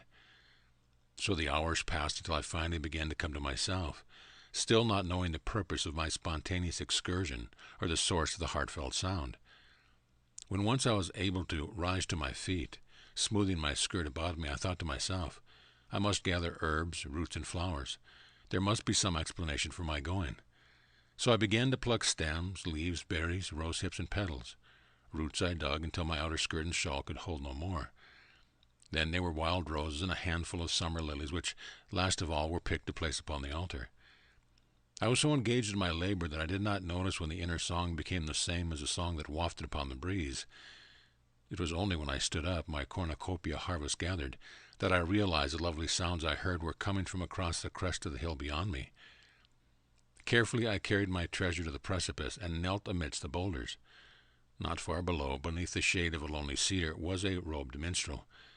In turn he played the lyre and the pipes. So this was the music that had played upon my very heart, calling me to the mount. I gazed unashamedly while drinking in the melodies he sang and played. Then, as if sensing me, he turned his tanned, bearded face to scan the ridge above me, our eyes locked in an eternal embrace. Such joy, here at last in physical form, was the one I knew mirrored my soul in perfect wholeness. An unquenchable burning arose from somewhere deep within me to consume any remaining resistance that I might have had to fully dissolving into the vast arms of the beloved on high. While fully aware of every sensation throbbing throughout my body, my soul again took free flight. As if attracted by a magnet so strong that nothing could keep us apart, I let go of my precious harvest except for one handful of the season's last roses and lilies, and ran to the path that led to the lone, ancient cedar below. Before I rounded the last outcrop of boulders, there he was running toward me. Catching ourselves just in time, we slowed to a measured gait, each eyeing the other, weighing feeling against reason, as we approached our moment of truth. Tears welled up from the tension of holding within our breasts eons of longing for our beloved incarnate. Our eyes blazed with light. Out of our lips passed a suppressed sigh. Then peals of laughter, quickened with deep recognition, lightened our steps until we stood before one another, face to face. I thrust the bouquet into his hand and like a deer almost bolted away. But he reached out and took me into his arms. Gently he cupped my face and stroked my cheek, flushed and glistening with tears. I hardly knew what to do with myself, feeling awkward and shy. Not knowing what to say, I silently allowed myself to be with this man, who announced that he was known as Heli to his Persian brothers and Joachim to his brothers of Galilee. The sun haloed his face. His curled salt and pepper hair spun tendrils of midnight blue and silver. In that moment he was a Greek sun god. It was as if Helios stood before me. For me, Joachim would never do. At that moment, in my heart, he became Heliachim. After I introduced him, the Carmel community began to call him Joachim, as I came to do. My beloved towered above me, my head abreast of his heart. His shoulders were wide, his bearing strong. Lean was his form, contouring the bleached linen robe he wore. His long, densely tangled hair denoted a Nazarite Jew, a group of ascetic Essenes who wander lands much as the sadhus of India live by the Mother's grace. His hair was parted in the middle as worn by those of Galilee, yet his olive-complexioned skin and dark, almost-shaped oriental eyes told me he was also Persian. As we stood looking upon one another, reading our energy fields, I remembered the moment, several months ago, when I was lifted into the light realms with Isis and Osiris. My vision returned as I beheld before me the one who had knelt at the feet of the Christed Master, Maitreya. Then I knew who he was and realized that now was the time to bring the covenant of our one soul to fruition. At last, when I could catch my breath, my winged heart content to rest, I introduced myself. I noticed my voice, softer and lower in pitch than usual, as I explained who I was and my station at Carmel. As if catching up on a very long history, like children reciting our lessons, we informed one another's inquisitive minds, while all the time feeling the undeniable testimony of our hearts singing familiar, ancient rhythms. Our hands could not leave the other's clasp until we noticed the rays of the sun had passed beyond the mount. The sound of a bell reverberated its call to the faithful to come to evening prayers and the communal supper table. Responsibility and a childlike eagerness to share the excitement of Joachim's arrival with my Carmel family moved us to gather our things we had laid aside during our rendezvous hour. Down the uppermost slopes of Mount Carmel we descended, in joyful anticipation of Joachim's first meeting with Joseph and Martha. Those gathering around the long table would soon see us washed and prepared for Joachim's formal introduction. So it was that my beloved and I entered the outer gate to bring our lives and destiny together within Carmel's sanctuary of peace. Now that I have shared my story about my meeting with Joachim, who was my soulmate as well as my twin soul and twin flame, I will briefly explain the nature of soulmate relationship, a very popular and misunderstood topic. Every soul has numerous soulmates, both physical and spiritual. You might think of soulmates as a huge extended family that lives on Earth plane and also in the realms of light. However, before external relationships with soulmates can be understood, it is vital to become intimate with your internal soul with whom there is an eternal bonding. Although I will elaborate on external relationships, I wish to emphasize the importance of establishing a loving and accepting relationship with yourself, your physical, emotional, mental, spiritual aspects integrated in a wholeness of being. Some individuals mistakenly put their lives on hold, thinking they can only carry out their divine purpose with a spiritual partner. Some miss their appropriate soulmate because they cannot accept the human element that disguises the soul essence of their beloved. If you find yourself single or with a partner who is either spiritually asleep or awake, please know that your primary and most fulfilling soulmate relationship is with your beloved self. Soulmates, like divine complementary mirrors, perfectly reflect your consciousness in every moment. Sometimes the reflection may express as the opposite polarity from the one that you are consciously experiencing, but what you perceive is still mirroring your energy, which is expressing through the same resonance. You attract those experiences that both of you can be conscious of your subconscious or shadow material. Then you have the opportunity to harmonize and balance the polarities within self, as well as those that emerge within the chemistry of your combined relationship. Soulmates are not limited to sexually intimate relationships. They can be relatives, teachers, friends, and even enemies. Always they come into your life and you into theirs, at the perfect time when your soul desires accelerated growth and healing of separated consciousness. Because there is so much love between you on a soul level, your souls agree before you incarnate that you will find one another and that you will play the most appropriate roles in your life's dramas. These relationships prepare each of you for your highest empowerment and destiny. Sometimes these roles are very loving and harmonious. Sometimes it can be extreme suffering. Nevertheless, the ultimate purpose of soulmate relationship is to enter into divine relationship in which the self is at first mirrored. Then once clarified through forgiveness and compassionate love, the beloved who has always been present is revealed. Through self-knowledge and self-empowerment gained in a conscious relationship, each soul remembers how to be present for both self and the perceived other. The giving and receiving of love through all kinds of relationships becomes the greatest of eternally expanding gifts. One way or the other, your soul comes to understand there are no victims, no tyrants, and truly there is nothing to forgive. Yet forgiveness is the key that opens a wounded and calloused heart to feeling the love that has been missing and craving. Forgiving, compassionate love sees self and others as innocent. This love without limits is the open door that brings heaven to earth. I could go on and on about the empowerment that comes through conscious, sacred relationship with the whole of life, which, by the way, is constantly immersed in the free flow of divine sexual expression. Indeed, I have come to celebrate all life as sexual.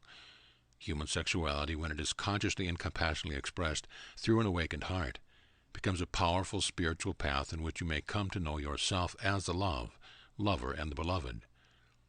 Although this terrain of the heart, so often misunderstood, is near and dear to me, I will bring my discussion to a close. Meanwhile, let us turn inward and feel the gentle presence of the beloved with whom you are already eternally wed. Chapter 12. Anna and Joachim's Children. So it was that I met my beloved incarnate. How wondrous were those 3 months of courting and celebrating. The entire community of Carmel rejoiced for us and for the boon that Joachim's countenance was to everyone. However, just 3 months after our betrothal, Joachim began to inwardly hear the call of his master teacher, Lord Maitreya, requesting him to return to the Himalayas. The news lay heavy upon our hearts, for the thought of parting was not easy. Yet we knew that this insistent call was for a purpose beyond our personal desires.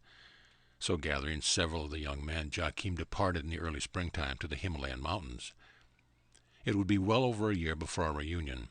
In the meantime, I kept busy with the many duties of my station, and every evening before slumber, I stilled my body and mind and projected myself into the ethers to bilocate in the High Valley Monastery, where I joined with my beloved Joachim. Together we received further initiations from Maitreya, who imparted certain high-frequency energies for our union and work together. I already had many of these light codes activated in my physical body, so it was not necessary for me to be physically present. Now both of us were prepared for the advent of the 12 children who would come through us. In this way we would be in complete alignment with the energies of each soul. and each soul's conception would be facilitated according to the design each had agreed to express on the earth plane. It was in the late autumn of 49 B.C. when Joachim returned from his pilgrimage, 2 years after we had met on the slopes of Mount Carmel. Within a month of his return, my beloved and I joined our hearts as one. In nuptial bliss we gathered our essence and found in each other the mirror of divinity. Yes, to be sure, there were the human limitations that masked the inner radiance, and yet there had been such great transmutation during our earthly sojourn that we were not distracted by our personality foibles. Through the gift of our beloved I Am presence, we stood before each and other naked and transparent. Within the mirror of the other we beheld the majesty and wonder of the celestial realms, as well as the joy of being spirit incarnate. Long ago we had transmuted the passion to flesh within the wine vat of spirit. Now we cultivated the heightened flow of divine love, which pressed upon our loins and lifted up the wine of the beloved to the crown of the tree of life. Never in all my many years of devotional energy practice did I find the rapture and ecstasy that I now experience with my beloved Joachim. And although Joachim practiced the science of longevity and performed energy rituals that empowered his spiritual immortality, he had not chosen the path of physical immortality through the rite of the sepulchre as I did. Because my beloved was already ripe in years, we knew our time together was limited. Therefore we chose to relish our every precious moment together. With a deep commitment to love one another unconditionally and to serve our Creator, we prepared ourselves for the conception of our 12 children. I now will share with you a verse that was born of my heart at our first meeting. I give it to you as if you were my beloved, for indeed in truth you are. This poem I gave to Joachim after our nuptial rites, as we stood before the congregation who witnessed our communion. Let me first say that the rose is the flower with many soul is most aligned, her fragrance and soft petals and also her thorns. Within this mystery you may come to know me. The verse goes like this. Rosa Mystica. The season's last gift of roses beckon you and me to stand beneath our nuptial bower canopy.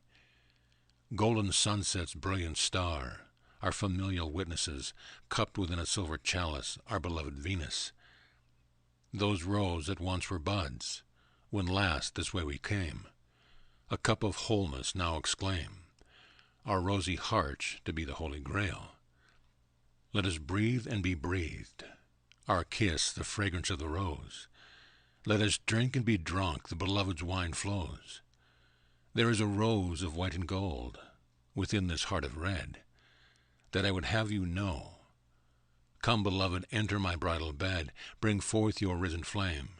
Illumine this many-petaled chamber, sing with me the song of songs. Let us renew Solomon's templed splendor. Threefold flame of eternal love, transmute these fleshy stones. Reveal the diamond earth star risen above our merged heart's altar. Let us enter the beloved's garden and find the twined roses silken and dewy. Yours, heaven's gold and sterling, mine, the goddess pearl and ruby. Hidden within a garden of roses rests Christ's heart of petals and thorns. The mirror of the rose reflects who we truly are. God, I am the one beloved. So we brought our faceted selves into love's furnace to be merged and refined until polished bright. We were found equal to the test of our soul's splendor task. Deeply we plunged into love's sweet well as we mixed the fluids of our passion to bring forth the harvested seed, which bore forth our 12 children descended from the tree of Jesse. And thus through our loins we brought increase to those known through the Grail lore as the Shepherd Kings. We knew likewise the perils which time had wrought upon the household of David, those who preceded him and those who followed. The die was cast, our destiny beckoned persistently, as if a full moon tide moved upon our soul's bright shore. How could we do other than what we had come to do or be? Ours was to bring glory to our beloved Creator, who sent us to prepare the way for David's heir. Therefore we looked to the heavens for the signs of the stars and planets to know the season of our nuptial unions, when our intent was to conceive a child under a mantle of propitious light. We scanned the ancient tantric text I had translated. We practiced the ways of high sexual alchemy that we both had learned within the mystery school tradition. We enthusiastically prepared our bodies, minds, and soul to be in high resonance with the 12 who would gather around us and call us their parents. Late one autumn afternoon in 49 BC, when the ember of the sun was setting upon the horizon, we were taken to our bed. With our inner vision opened, Archangel Gabriel could be seen standing before us. His countenance of fiery white light, which activated light conception codes and imprinted perfected patterns of DNA directly into my fertile egg and Joachim's seed. Directly above us were the hosts of light who oversee humanity's evolution. Up I ascended an etheric spiraling crystal stairway until into a chamber of light. I stood before the one who had agreed to enter the earth plane. She shone as a star, spinning gossamer rainbows. Swirling, we twined our souls until her soul's essence had entered into my womb. Her seed of light was grafted carefully into my fertile egg before my beloved seed exploded like liquid light. Then I came to myself and looked deeply into Joachim's eyes, our foreheads touching and our soul stars converged as one. Our subtle bodies began to spin in a splendid pillar as we were caught up together in one merging. I was aware of Joachim's erection as a wand of light which penetrated my womb's sacred temple door. Straightway his illumined seed was cast, filling not only my womb, but energetically lifting up my heart. I breathed deeply, and then my mind exploded. There was no more awareness of bodies as separate forms in space. Dissolved were we into the mystery of simply being. Just how long we floated in love's embrace we knew not, nor how long it took to return to our body's awareness. Yet when we looked upon each other's glowing faces, we felt a warm blanket of light covering our naked forms. The waning sun cast pink light upon our chamber's wall as we realized that almost a whole day had come and gone. We lit the lamp, and around each other's bodies would place the robes that passion had cast off. Shivering and sweating in turn, we rubbed each other's hands, feet, and faces. All the while our eyes shone with the immense wonder of light conception. Now within my womb, I felt the warmth kindled by this beloved one's soul. Already she had come into our embrace to be loved and cherished. We remembered she had announced her name was Ruth, and like Ruth of old, she would tarry with us through our days until the Son of Man was returned to earth. And so Ruth grew, swelling my belly with her earthen body. Judith took time from her duties in the library to assist me during the last days before Ruth's delivery. There were 3 women, including Judith, who gathered the linen, water, oil, herb, fresh birthing pallet. When my labor began in earnest, they took me from my garden bench, where I loved to rest and meditate. In my chamber cell, they laid me upon the pallet filled with fresh grasses. Joachim was fetched from the fields, where he had taken his turn with the sheep. Running, he came to our door as the contraction caused sweat to break upon my face. He waited outside, though from time to time I saw his shining face smiling through our small window. His eyes were wet with compassionate tears, and his face shone with wonder at that which was upon us. This was his first child, though he knew in truth that she was of light realms, and he but an instrument to conduct her soul to earth. My loving attendants wiped my brow and encouraged me to breathe, as I took my awareness of my body's scream into a higher octave, which transmuted the pain. My labor lasted longer than most births I could remember having attended as a midwife. With strong yet gentle hands, Elizabeth reached in and turned the baby when she realized her body was in the breech position. Stabbing daggers of pain ripped through my spine. My entire nervous system shuddered. Yet these women worked with me, encouraging me to remember that I had taught birthing mothers. Contrary to dogmatic beliefs based in fear, women giving birth need not suffer. I turned the screaming sounds into a deep, guttural toning. I gave each tissue and bone an opportunity to sound its feeling, all the while lifting my body awareness into expanded consciousness. When at last Ruth was born, her little body was somewhat bruised. Though her journey had been arduous, she was strong and healthy. A moment later, she was in my arms just as Martha came running from her duties in the communal kitchen. How excited she was to have a sister of her own. She poured a pitcher of fresh water into a cup and delicately placed a small wafer of flat bread into my hands. Such a blessing to be surrounded by such loving ones, especially my Martha, as she caressed Ruth's downy head, sucking at my breast. Joachim could not restrain himself any longer, though the woman had not gathered up all the soiled linens nor completed my anointing bath. He burst into our room and stood transfixed before our co-created nativity celebration.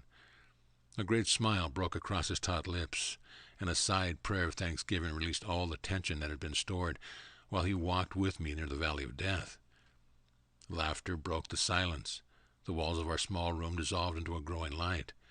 Within our hearts we knew the God of hosts was well pleased with the soul's delivery, as I held her gently in my arms and sang to her the Hathor lullaby that assists the soul to remember its highest calling.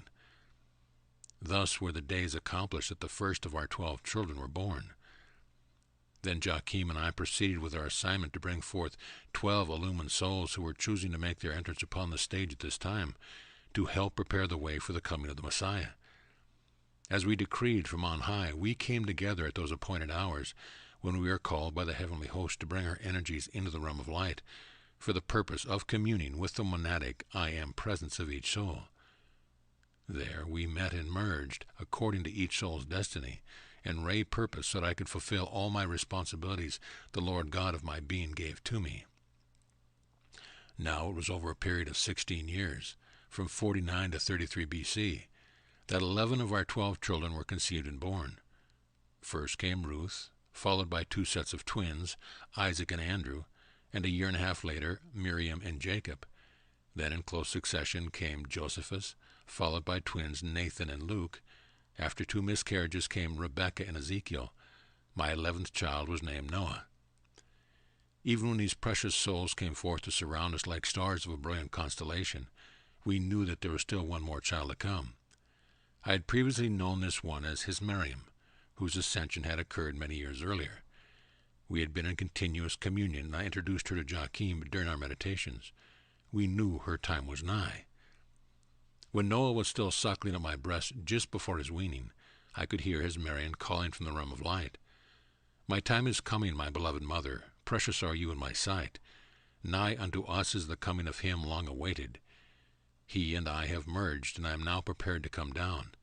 Forthwith shall you hear the announcement of my coming to the earth plane. Therefore prepare yourselves, my beloved mother and father. As we prepared for the Essene feast day of Moses' translation, in accordance with the promise of Enoch and Isaiah, Joachim and I awaited the tidings of Archangel Gabriel. As the stars gathered their light on the eve of the Feast of Tabernacle, we held to each other until the supernal light began to gather in our room. Lo, in the midst of our small chamber stood the Archangel Gabriel, with whom we had developed a fond and intimate relationship. He had heralded each the conception of the other 11. Now he rose again according to his promise. Thus did Gabriel speak to our hearts. Behold, born to you shall be she who reigns on the left hand of God of your fathers, even that one who represents the divine mother principle, the intelligence behind and within all that is. She shall represent to the world the very foundation of a new covenant, and he shall come through her loins, even as she will come through you who are favored among women. And though her essence shall be imprinted upon Joachim, who represents the Father, his physical seed shall not enter your womb. But etherically his seed shall enter in, and his essence shall merge with yours, and also hers who is promised. Lo, it is not timely to come into the light chamber, where light conception occurs, for there is yet a further preparation. You, our beloved Anna, will take through 7 more levels of initiation and insight, so that the vast archangelic energy and the vast streams of consciousness that will be merging as a composite may come forth as your daughter, who shall be called Mary Anna. Were this much energy to merge now within your womb, miscarriage would most likely occur. And for you, my beloved brother, you also shall pass across 7 thresholds, so that you can withstand the countenance of her coming. And I will tell you this, of the women of your family and Joachim's, there are those in whom the seed of man shall be implanted, and those who shall know no man, who will bring forth evolved souls. All of these shall support the going forth of your grandson, who shall be known as the Christ to the people of the earth. It is for you, beloved Anna, to prepare all things so that these maidens may bear wholesome fruit. All these ones in a time not distant shall raise up to call you blessed among women.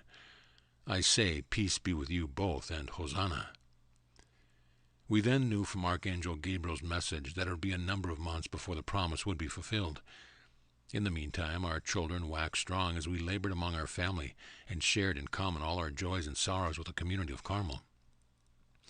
And even though Joachim and I had begun our work to teach a small group of women and maidens, as well as men, the mysteries of light conception, there were moments when I feared that I had lost favor with God. The months accumulated into years, and still the promise was not fulfilled in us. Nevertheless, we kept our faith strong in the knowing that there was a complex plot being co-created by many souls who were coming into the appropriate alignment and timing to play each divine part. Also, time was required for us to pass across the 7 thresholds the angel Gabriel was gradually revealing to Joachim and myself. With each initiation, I could evidence that we were growing in our capacity to be able to adequately hold the intense frequency patterns that were required for Mary Anna's conception. In addition, I was determined to provide a coherent place of habitation within my body for her full gestation. Of these initiations, I will now say little. In another timing, when many factors existing with humanity are ready, I shall reveal more. Please understand, my dear friends, that I am not intentionally withholding information that may be useful to your growth in the service you have come to give. Should you feel guidance to ask for an increased awareness, know that you can ask your higher self to reveal these 7 insights. They will be given to you at a time when you are certain to use the attending spiritual powers for a beneficial purpose. Yes, my children were numerous, and my days were filled to overflowing with the care of these sweet souls. Fortunately, within our Essene community, there were many sisters of all ages who were delighted to assist me in any way they could. Some even wet-nursed my babies when I was taken ill during one of the 2 miscarriages. So indeed, I have much compassion for mothers who give birth to many children during a short period of time, and for those who long to have a child and find their wombs empty, I also give much understanding. During my long life on the earth plane and since, I have often been present in the ethers to assist during conception, gestation, and childbirth. So you see how it was, my dear friend, that I fulfilled my agreement to bring forth those souls who entered through me.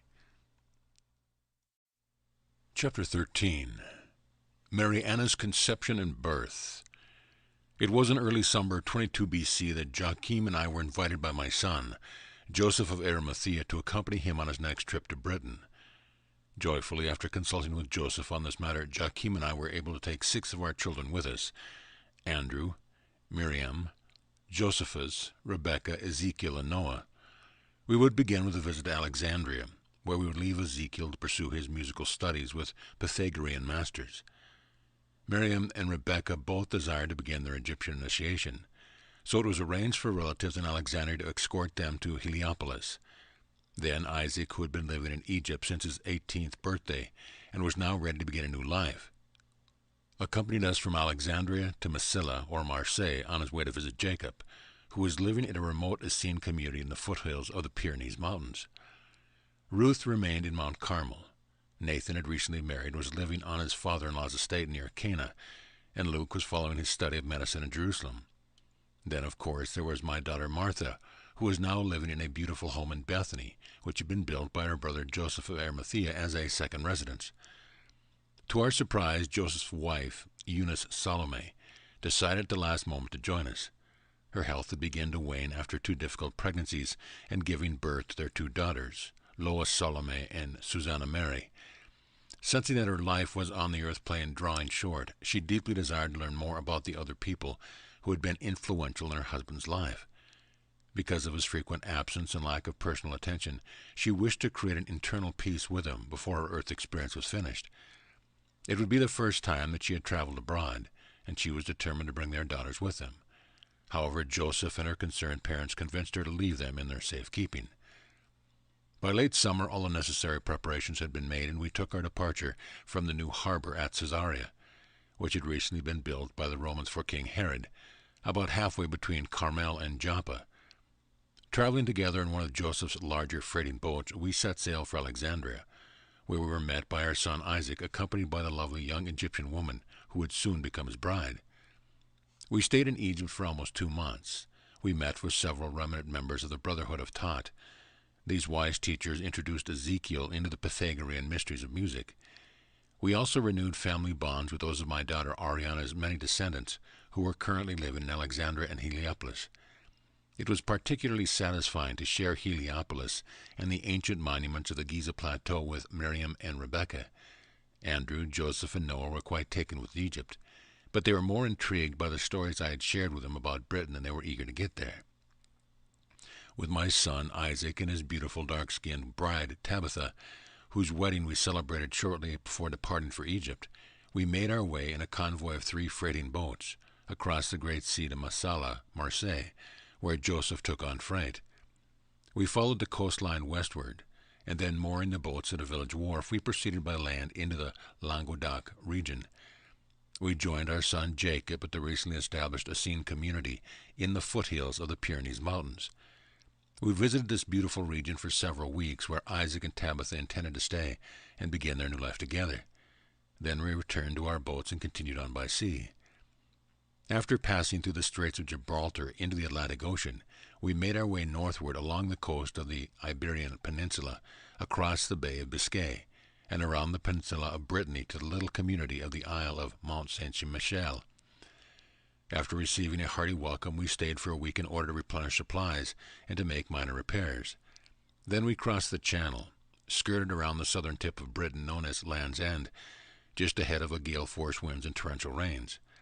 How glad we were to reach the first of several small ports on the western coast of Cornwall, where Joseph received the tin he traded. With God's good providence, we were installed within warm shelter by the time storm rallied against the rugged cliffs. When the seas were calm, we proceeded onward to the flooded channel of the Severn River, which at that time was far more extensive than the inlet you now call the Bristol Channel. After transferring to a small, flattened boat, we made our way up the estuary of the Bruce River to a cluster of islands about 12 miles inland from where the coastline is now located. We landed on the Isle of Avalon, meaning Isle of Apples, which formerly was also called Yins Witren, or Mystic Isle, and is also known as Glastonbury, or the Isle of Glass. Joseph led us through a beautiful orchard of apple trees to the top of the sacred Druid Mound, which is still known in your day as the Tor of Avalon. It had changed very little since that time of my first pilgrimage to Britain from Egypt around 300 B.C. Indeed, even in your day, people from all over the world still make pilgrimage to this sacred site, which, as we shall see, was soon to become a bastion that preserved the early teachings of mystical Christianity. Westward on the summer islands of Avalon, there is a larger island off the coast of present-day Wales, which the ancient people also called Avalon or Mona. You know this highly esteemed sanctuary of the Druids as the Isle of Anglesey. After spending the remainder of the winter at Mona as honored guest of the Celtic Druids, we next journeyed further inland to the great monuments of massive bluestone and Stonehenge. We also participated in ceremony at the Serpentine Grid, composed of massive monolith stones that you know as Avebury. There we gathered for the Beltane High Feast with the local high priest and priestess of the Druids to perform ritual ceremonies. The Celtic tribe that had adopted me long ago had passed on a tradition by which I could be recognized upon my promised return. A small, deep indigo tattoo in the form of a trident had been drawn at the hairline of my forehead, which, though much faded over the years, confirmed my identity. So I was remembered as one who had come from Egypt to Britain many years before. I was recognized as a Druid high priestess who knew of the lore and the energies of the Great Mother. Indeed, I was one who knew how to speak to the trees, stones, and waters. I joined circles of priests and priestesses worshipping at sacred groves and wells, bidding the opening of the earth and spirit worlds to reveal the most ancient stories of the wise ones who had come this way and still lingered. At Stonehenge, Avebury, and Avalon, I once again took upon myself the white robes of the Druid order. I drew the mist around me to create veils of time and space, through which I stepped to the other side. In Avalon, I met with nature spirits, fairies, little people, unicorns, and giants. These you read about in your children's fairy tale books. Yet indeed, such ones do exist just on the other side of a very thin veil. And these still remain to teach humanity how to love the Mother, who provides all wealth and nurturing. Our travels took us to many sacred sites that deepened my love for this ancient land. Everywhere we went, even to the northern isles and highlands, all rejoiced and gave me a solemn handshake, by which I knew that those who would come through me would be recognized and welcomed upon this land. I gathered high priestesses around me and told them all I knew about the coming forth of the incarnation of the goddess who would birth the Son of Man. I anointed them according to their order and opened hidden codes of the Matri Christic Grail lineage. They in turn consecrated me to my destiny. All the while throughout our travels, Joachim was accepted as a brother. He was recognized as one from whom the Druid priest could learn while giving him the tokens of the Celtic Arcanum. Although there were times we were apart, for we each had our own work to accomplish, We came together at the high days for ceremonial communion, meeting with those of leadership positions at their board for supper. We continued many of our familiar Essene practices, yet we were not unwilling to lay aside that which did not serve a higher purpose in joining as one with our Celtic brothers and sisters. It was during one of our last days in Britain, while visiting stone circles on Mona, that Archangel Gabriel made one of his unexpected visits. Joachim and I had gone somewhat inland to an ancient holy spring, where a monastic Druid order trained priestesses. We were invited to take sanctuary with these wonderful sisters. The head of the order was named Arian Hood, to whom we made known the wisdom and prophecy that the angel Gabriel had imparted to us. The goddess, a living embodiment of the Divine Mother, would be coming forth very soon. When I shared these glad tidings, Arian Hood and her priestesses took me aside to a special chamber, where she brought forth drops of sacred oil and holy water from 2 flasks, which they used to anoint my entire body. Then they painted my body with pigmented clay, creating ancient spiraling patterns to anchor the goddess' signature and blessing. Then I was consecrated under my high calling. These beautiful sisters bowed to me, seeing her presence all around me. Already there was a glow radiating from my womb. They called themselves blessed to touch the vessel that would bear the daughter of the sun, earth, and moon, who would be called Mary Anna. So it was that we made our way back to Cornwall, where Joseph had several more freighting boats being prepared for departure back to Palestine. We enjoyed 2 more weeks among the people in Green Hills that I so much loved. 26-year-old Andrew, 21-year-old Josephus, and Noah, who was 12, were taken in to begin their initiation within the orders of Druid. All 3 of our sons then made the choice to remain near the Isles of Glastonbury and Mona. After sharing reluctant farewells, it was time to depart the British Isles, make our way back to Palestine. We first returned to Languedoc, where we rendezvoused with Jacob, Isaac, and Tabitha, who is now a child. We passed almost a month at their newly constructed stone and thatch room home. Then we proceeded to Ephesus, which lies on the eastern coast of the Aegean Sea. Upon arriving in Ephesus, we were surprised to find a very stressed Judith and her new husband, Justinian, a Essene brother who was also a Roman citizen. We had thought that they would be in Carmel. They reported the recent discord that was mounting throughout Palestine caused by King Herod's harsh edicts, immoral conduct, and insensitivity to the condition of the Jewish people. This increased unrest motivated the Carmel community to relocate much of its library and population. Ever since the attack by Mark Antony's soldiers in 37 BC and the massive earthquake in 31 BC, Qumran was no longer regarded as a safe refuge and repository.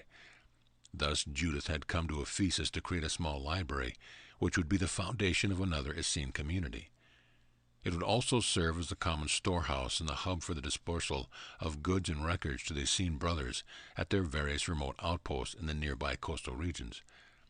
After consulting with Joseph, Joachim and I made the choice to remain in Ephesus to assist with the dispersal of records, some of which were scrolls that I myself had scribed over the years. These we took to remote hillside conclaves of the brethren. Into very inaccessible caves we took these records and left them with monastic brothers to keep in their custody. Some of these communities were the foundation of later Christian monasteries, which you have come to know through your history of the New Testament. Eunice Salome's weak condition had rallied while in Britain, but the journey had become increasingly taxing on her constitution by the time we reached Ephesus. Missing their daughters and concerned for their well-being, Joseph took his ailing wife and newly acquired freight to Caesarea, and on to her father's nearby estate at Arimathea, where their daughter had relocated during their parents' absence. Gathering up his family, Joseph pressed on to Jerusalem. We were to learn later that Eunice Salome had died shortly after returning to her home. She had accomplished her purpose in going with Joseph, and with a great sense of peace left her husband to carry on his important work. It was 12 years later, while acquiring an estate near Magdala, on the west shore of the Sea of Galilee, that Joseph met a woman of high birth named Mary. As a young adolescent, she had rebelled against the strict discipline of her high priest father and married a Macedonian mercenary by the name of Philip. With this husband, Mary of Magdala, as she became known, had 3 children, Thomas, Matthew, and Susanna. Philip was often away with home and abusive when he was with his family. Several years after her husband abandoned her and their children, leaving them destitute, Mary of Magdala met Joseph in the marketplace. He asked her to become the primary housekeeper of his new home in Magdala. Soon thereafter she became his mistress and intended bride. It was in late December of the year 21 BC, 1 month after we first arrived in Ephesus, that Archangel Gabriel visited Joachim and me one night.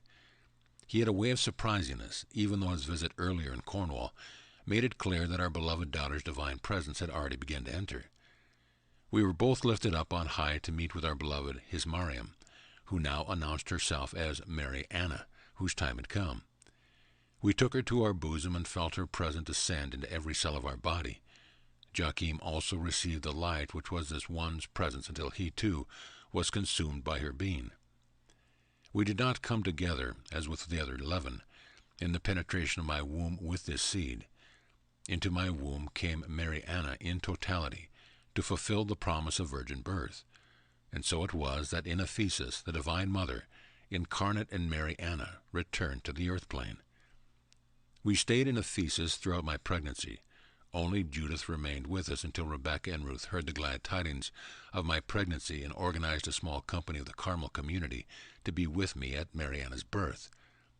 Though my family seemed scattered to the winds, on the inner I was with them and knew all was well.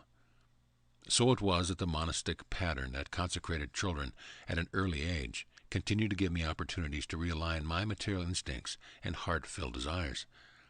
Although I admit that there were sore times of grieving the loss of my children, I continually surrendered my human will to what I perceived was the greater purpose and design. Thankfully, all my children had the support of communal family. The days passed harmoniously. The presence of Shekinah blessed my every hour. So did her supernal light increase in my being. It was an unusually blissful pregnancy. Not once was I ill, nor did my body suffer pain. I was taken deeply inward. There I beheld much of the divine plan, which would fulfill the prophecies of the chosen people, as the Jews like to think of themselves. Mary Anna grew very quickly within my womb, and it was less than the usual 9 months when the time came for delivery during the sign of Virgo, or the Virgin. The last 3 months I was so taken inward that I chose not to speak. In silence I bore witness to her grace. After Ruth and Rebecca arrived, our small community came to sit with me so that they could feel the holy Shekinah's glow. As they sat, they would dissolve in bliss. Joachim also glowed with Mary Anna's presence. It was not the kind of experience most men were accustomed to when a woman was with child. During those last 3 months, Joachim remained by my side. He felt all that I felt, and I went into the silence with me. At last it was time for Mary Anna's full advent under the earth. The stars were unusually bright that night. A cluster of stars wove a web of ethereal light directly overhead. Sirius beamed through the east window, and was bright enough to cast shadows upon our limestone walls.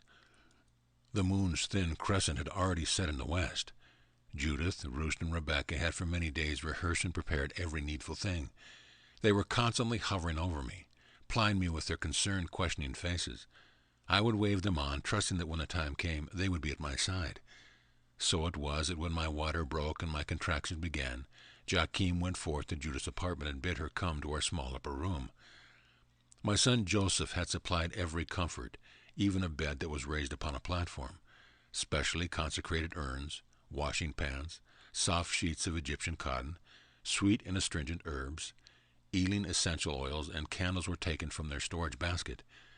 Judith, Ruth, and Rebecca were like angels tending Mary Anna's completely pain-free birth. Joachim was invited to sit near my head.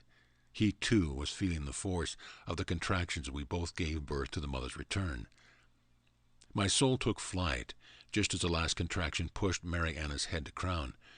My entire being exploded into light as Mary Anna's full presence descended through me and enveloped her small form. Her little body was received into Judith's gentle hands. Ah, what celestial music chorused through our hearts!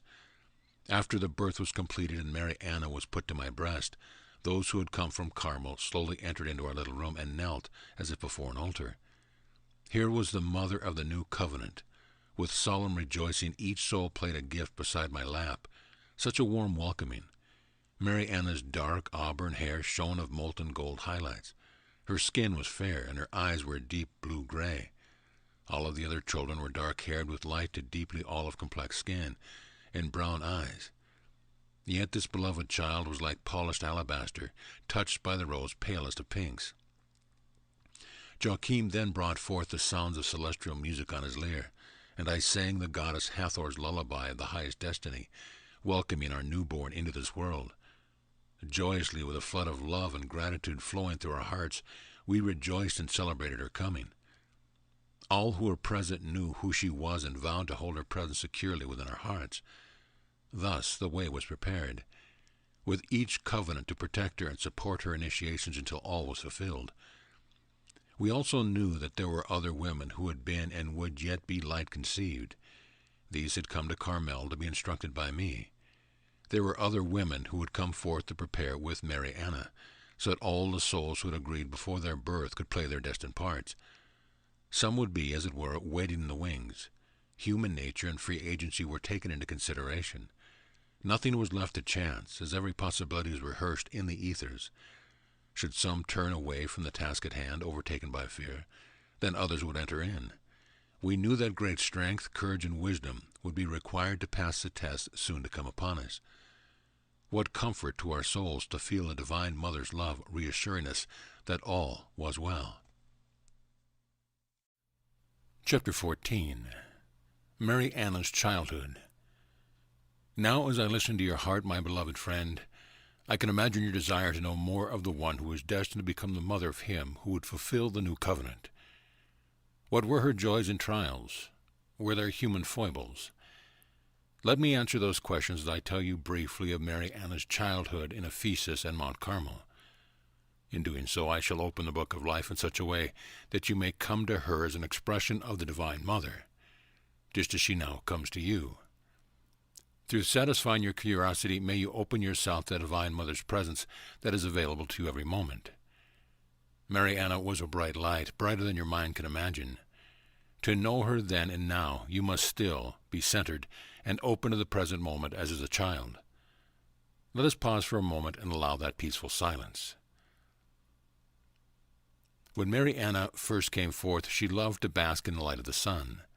She would stretch forth her little hands to the light coming through the window of our humble apartment in Ephesus, and make sounds much like those of her dolphin brothers, who frolicked and leaped through the dimension. She loved to have her father take her to the terraced porch overlooking the expanse of the great sea, glistening blue and silver far below. With a keen eye and knowing heart, the dolphin pods would be seen performing their acrobatic dances. When Joachim was not away working odd jobs or taking supplies to the brethren scattered about in their small monastic sanctuaries, he loved to be at home cradling his daughter in his arms. She loved to hear his stories and joined him in gleeful singing, while keeping time with her clapping hands. It was not long after she learned to walk that Mary Anna took up dancing, while Joachim played the lyre or pipes and I played the frame drum. Mary Anna's favorite thing to do while sitting on her father's lap was to run her fingers through his long gray beard. Her second favorite pastime was to stroke his bushy eyebrows as he tucked her gently into her cradle.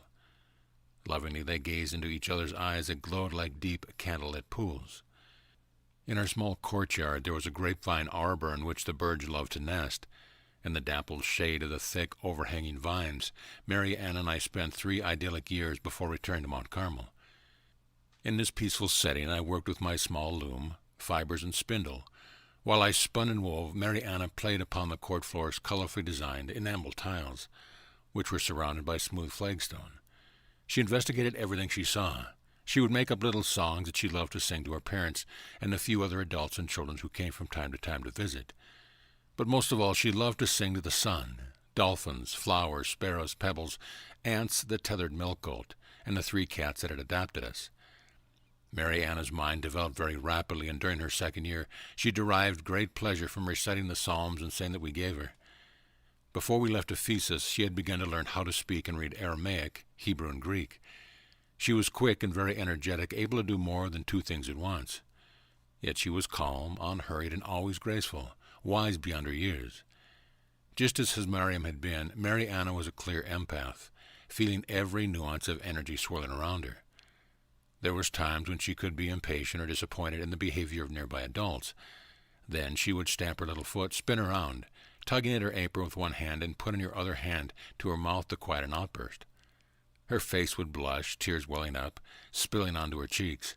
Squeezing her blue-eyed gray shut and tightly pursing her full lips, she would run to the small garden plot and hide within the tall grasses near the olive trees until the inner storm passed.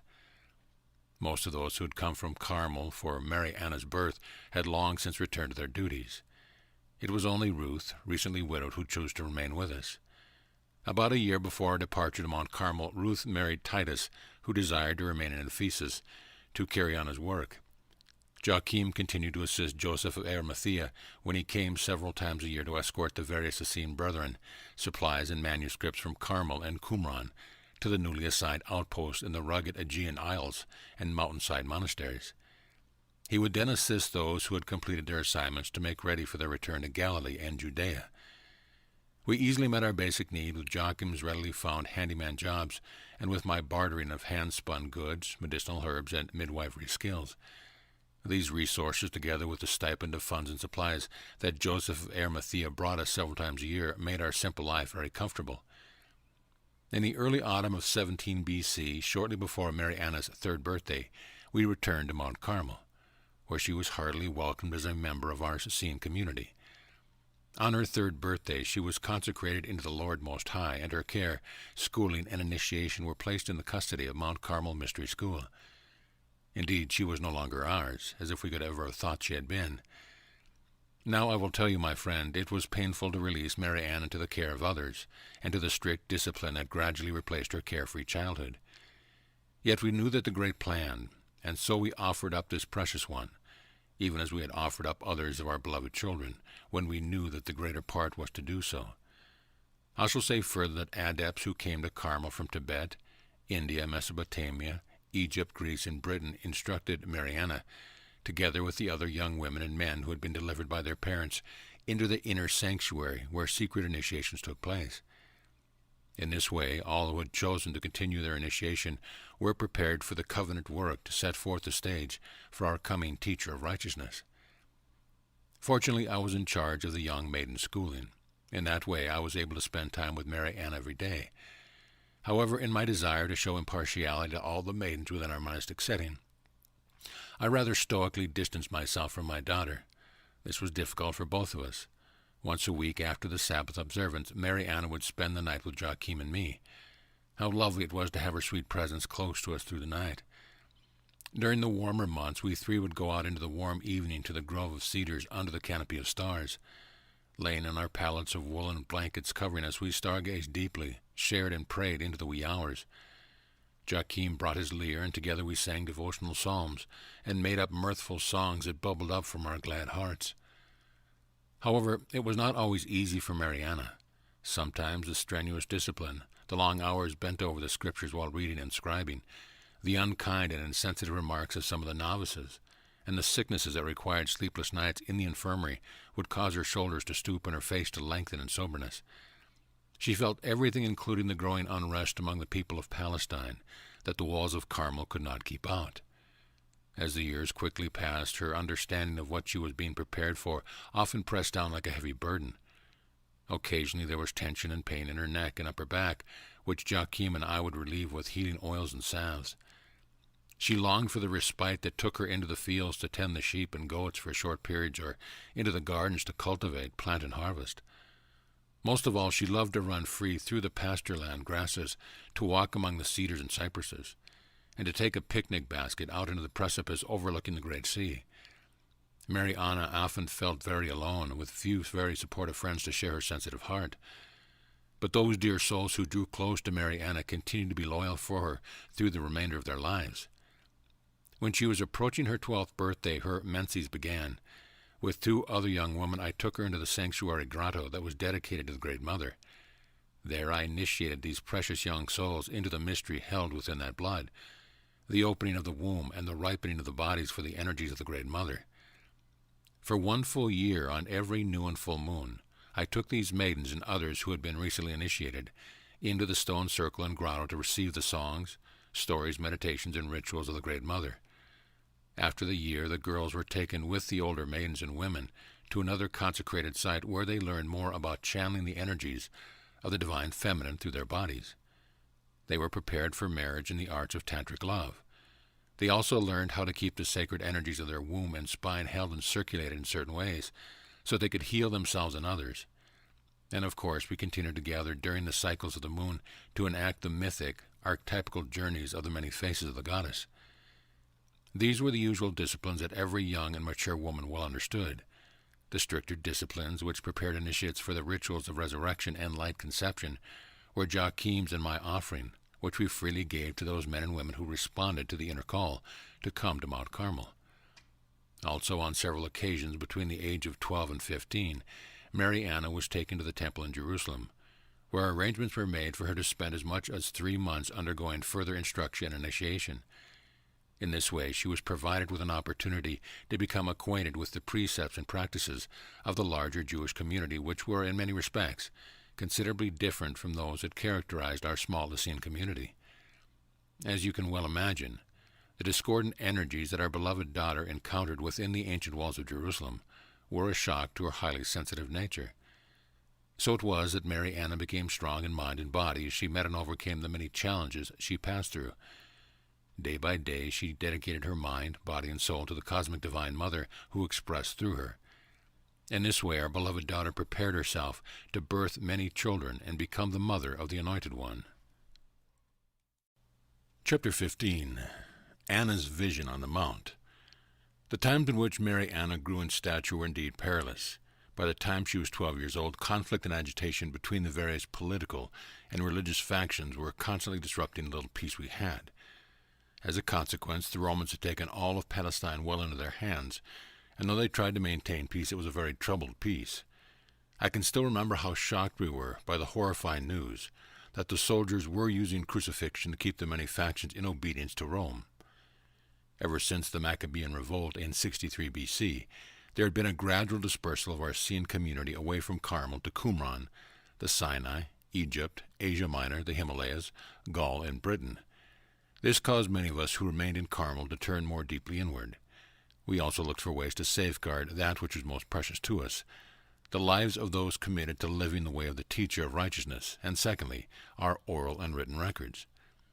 Therefore, we kept to ourselves as a sect and avoided as much as possible going into the densely populated areas. More than ever, those of us who hailed from Mount Carmel clung to our ecumenical ways of brotherly love and forbearance, sometimes in marked contrast to our Qumran brothers and sisters, whose ascetic monasticism embraced Hebrew fundamentalism. The growing schisms among our Essene community indeed troubled my soul. When discontent, violence, and oppression strike close to home, it is easy to judge those who fear the empowerment of the masses at the risk of losing their position of authority and wealth. However, I found that to do this is to add fuel to the fire. My preferred course was to do what I could to pass on the arcane wisdom that empowers internal sovereignty, as it has always been done, quietly and with an underlying trust in the Creator's plan.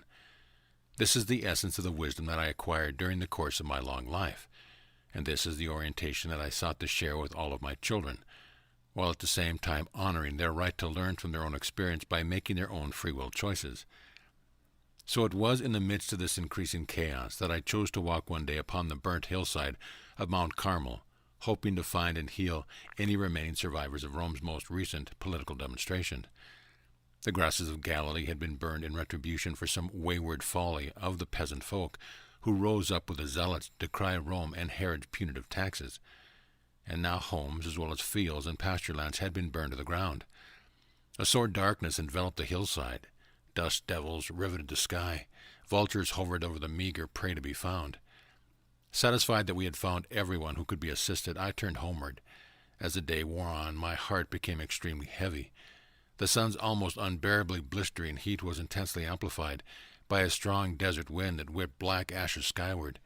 Covering my face with my shawl, my footsteps slowed by the assailing gust and debris. I felt a spontaneous lamentation arise from deep within my bowels. In this way I spoke to God. On the hillsides of Galilee I walk amidst the burning grasses, and the dust flies in the wind. I am tired and alone in my fears of what is coming. An ancient, abysmal feeling wells up and presses upon my heart. I ache in my being. O my God, what has become of my people? I know not. O my God, I burn in the depth of my being for my people Israel. Why do I mourn so in my heart? Are we not the chosen, your elect? Are we not protected by you, our God? What has become of reason? Little do I know of the passing of time and the sore indiscretions of those who say they know what is best for our small community of followers of him whose time is nigh.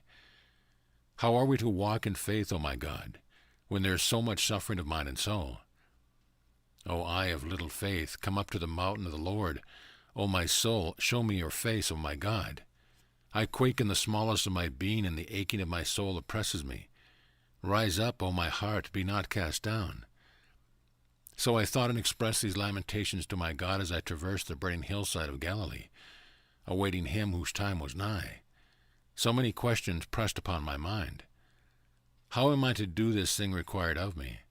How am I to speak to my beloved Joachim of this distress that oppresses me and burns in my bowels? How am I to meet with my little flock and share with them the substance of my knowing the time has come for which we have yearned so long? In the midst of the great tribulation we have petitioned God to bring us the prophesied teacher of righteousness, that we might be lifted from the travails of flesh and the afflictions of our souls in the deepest of nights. A flash of lightning moved across my mind as I reflected upon this. And so it was in those days that I, Anna, walked amidst the burnt grass of Galilee. Often my soul was taken with a lamentation of weariness, and fear beset me. Indeed, it was the crying out of the people of the earth that rested heavily upon my heart. I could feel the entire earth and knew her great weariness within this darkest of cycles. In my soul there was a restless torment, as of one lost in the wilderness of a dark night. For indeed there was much tribulation among the people. No one rested well in our slumber. It was as if a great calamity would come upon us, and we knew not when, nor of what magnitude. It was a silent aching in my heart and a heavy weight that I carried upon my shoulders as I walked the fields of blackened grasses. As I continued my walk back to the compound of Carmel, I suddenly felt inspired to climb to the highest knoll upon the mount, where his Miriam had taken her ascension over the century earlier. As if guided by an invisible hand, I made my way to the summit and prostrated my body upon the ground. Within moments I was taken up to receive revelations of the coming days. Great was the exultation of my soul as I stood face to face with the Lord God of my being. For on his right hand was the Radiant One, whose time was drawing nigh. Into effulgent light I was drawn until all awareness of my individual identity dissolved. Then the veils were drawn aside, and I saw a new heaven and a new earth, and I knew that much travail would come upon the earth beforehand, even that which would temper by fire the very essence of earth creation. He would soon be coming through Mary Anna, then took me aside. Together we walked in the midst of a most beautiful garden. Here he placed his arms around me, calling me little mother. With a penetrating gaze he merged his being with mine until we were taken unto the very throne of the Father. I know not how long I was taken up into the one. When I returned into my separate awareness, he announced that his time had come. The next year would be a great preparation for his entering into Mary Anna's womb. One who would be his forerunner was already about to enter the womb of Joachim's brother, Jacob's eldest daughter, Elizabeth, who had completed her training at Mount Carmel and had returned to Bethlehem to await her time. There were other women who would also be called. Each would receive according to agreement in spirit. Mary Anna would be required to go through several more levels of initiation. After these were accomplished, and there was a stabilization of her physical and subtle bodies, the complete impregnation of very vast, high light frequencies could occur. And last but not least, her cousin Joseph, the youngest son of Joachim's brother, Jacob, was to come forward in betrothal to Mary Anna in order to set the stage, activate the light conception codes, and provide a strong bastion of protection and emotional solace to mother and child. Next, I was shown my part. He showed me how my initiation in the great temples of Egypt had prepared me in the way of the teacher of righteousness. This wisdom would be drawn upon during this youth and would assist the great work that he was coming to do. This I secreted away into my heart. Then he showed me glimpses of his walk upon the earth and events to come. The darkest moment was also the lightest, for in crucifixion he would remove the sting of death. He told me that he was coming to fulfill all prophecy and to anoint all humanity with the redeeming love of the Father, Mother of life. His disciples would demonstrate unto all that what he did, all could do and even more. The divine plan was laid out holographically. It was decreed in the heavens, and all the players were taking our positions upon earth's stage. All was in readiness. Gently he pressed his fingers into the palms of my hand and blew the breath of life upon them. A celestial wind penetrated deep into my flesh and bones, reviving an awareness of my identity in the eternal realms.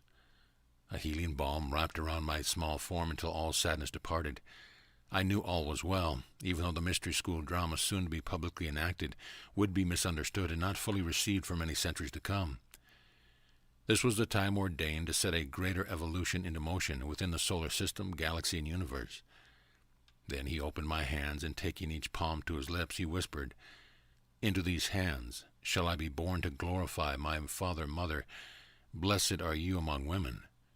Fear not, my little mother, for like your daughter that you have presently called Mariana, who is my heavenly mother incarnate, you are likewise born to lift up the Son of Man, until all be returned to my Father's kingdom. Hold these words in your heart. Though the night draws a heavy cloak over you, the dawning follows. In that hour roll back fear's stone that covers the portal called death, and emerge into my heavenly Father-Mother's garden where I await you." Thereupon the heavens rolled back yet further, and I saw before me a most wondrous sight, the earth renewed and transformed. Her waters and lands were resplendent in pristine beauty. Life teemed with robust virility and abundant fertility. All enmity and discord were removed. All life was imbued with a splendor that far exceeded the vision conveyed by the words of the prophets before me.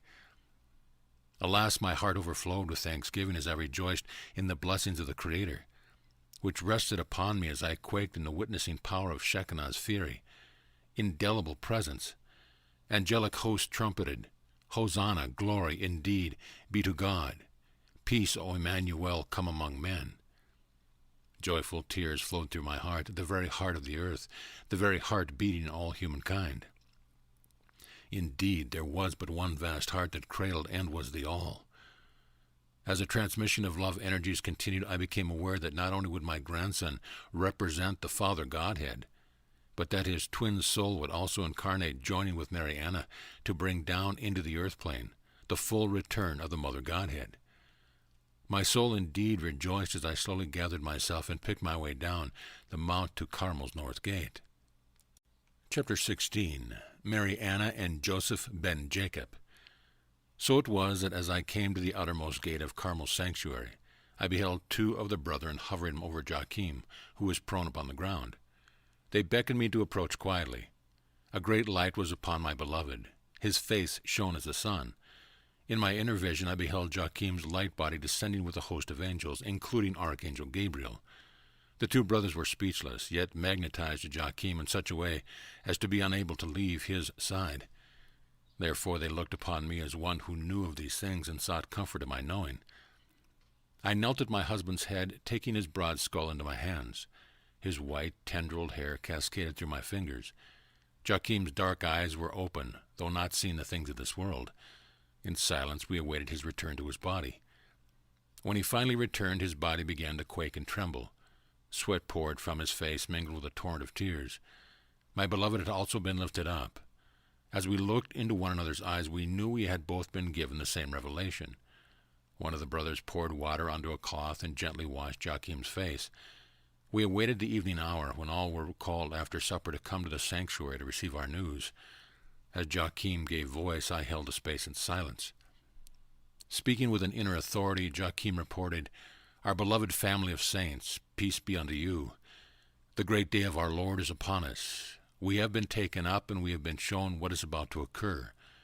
We have been given signs and tokens with which to recognize the coming of our Emmanuel, even him long awaited whom we have called the teacher of righteousness.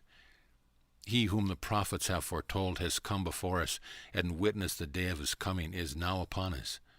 His presence is as the sun, and he is even now knocking at the door of that womb which shall bear him into the world. It has been made plain to us that the promised vessel is one of the maidens who is with us, and in due time you shall know her identity as one who is indeed blessed among women. For now it is to hold those glad tidings in our hearts. Let neither fear nor envy come upon you as you look to yourselves, wondering who is chosen.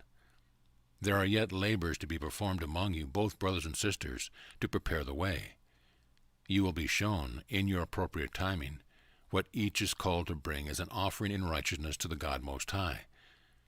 Look into your hearts and measure well the thoughts that tempt you into the valley of darkness. Rise up, beloved, the dawning of a new day is upon us.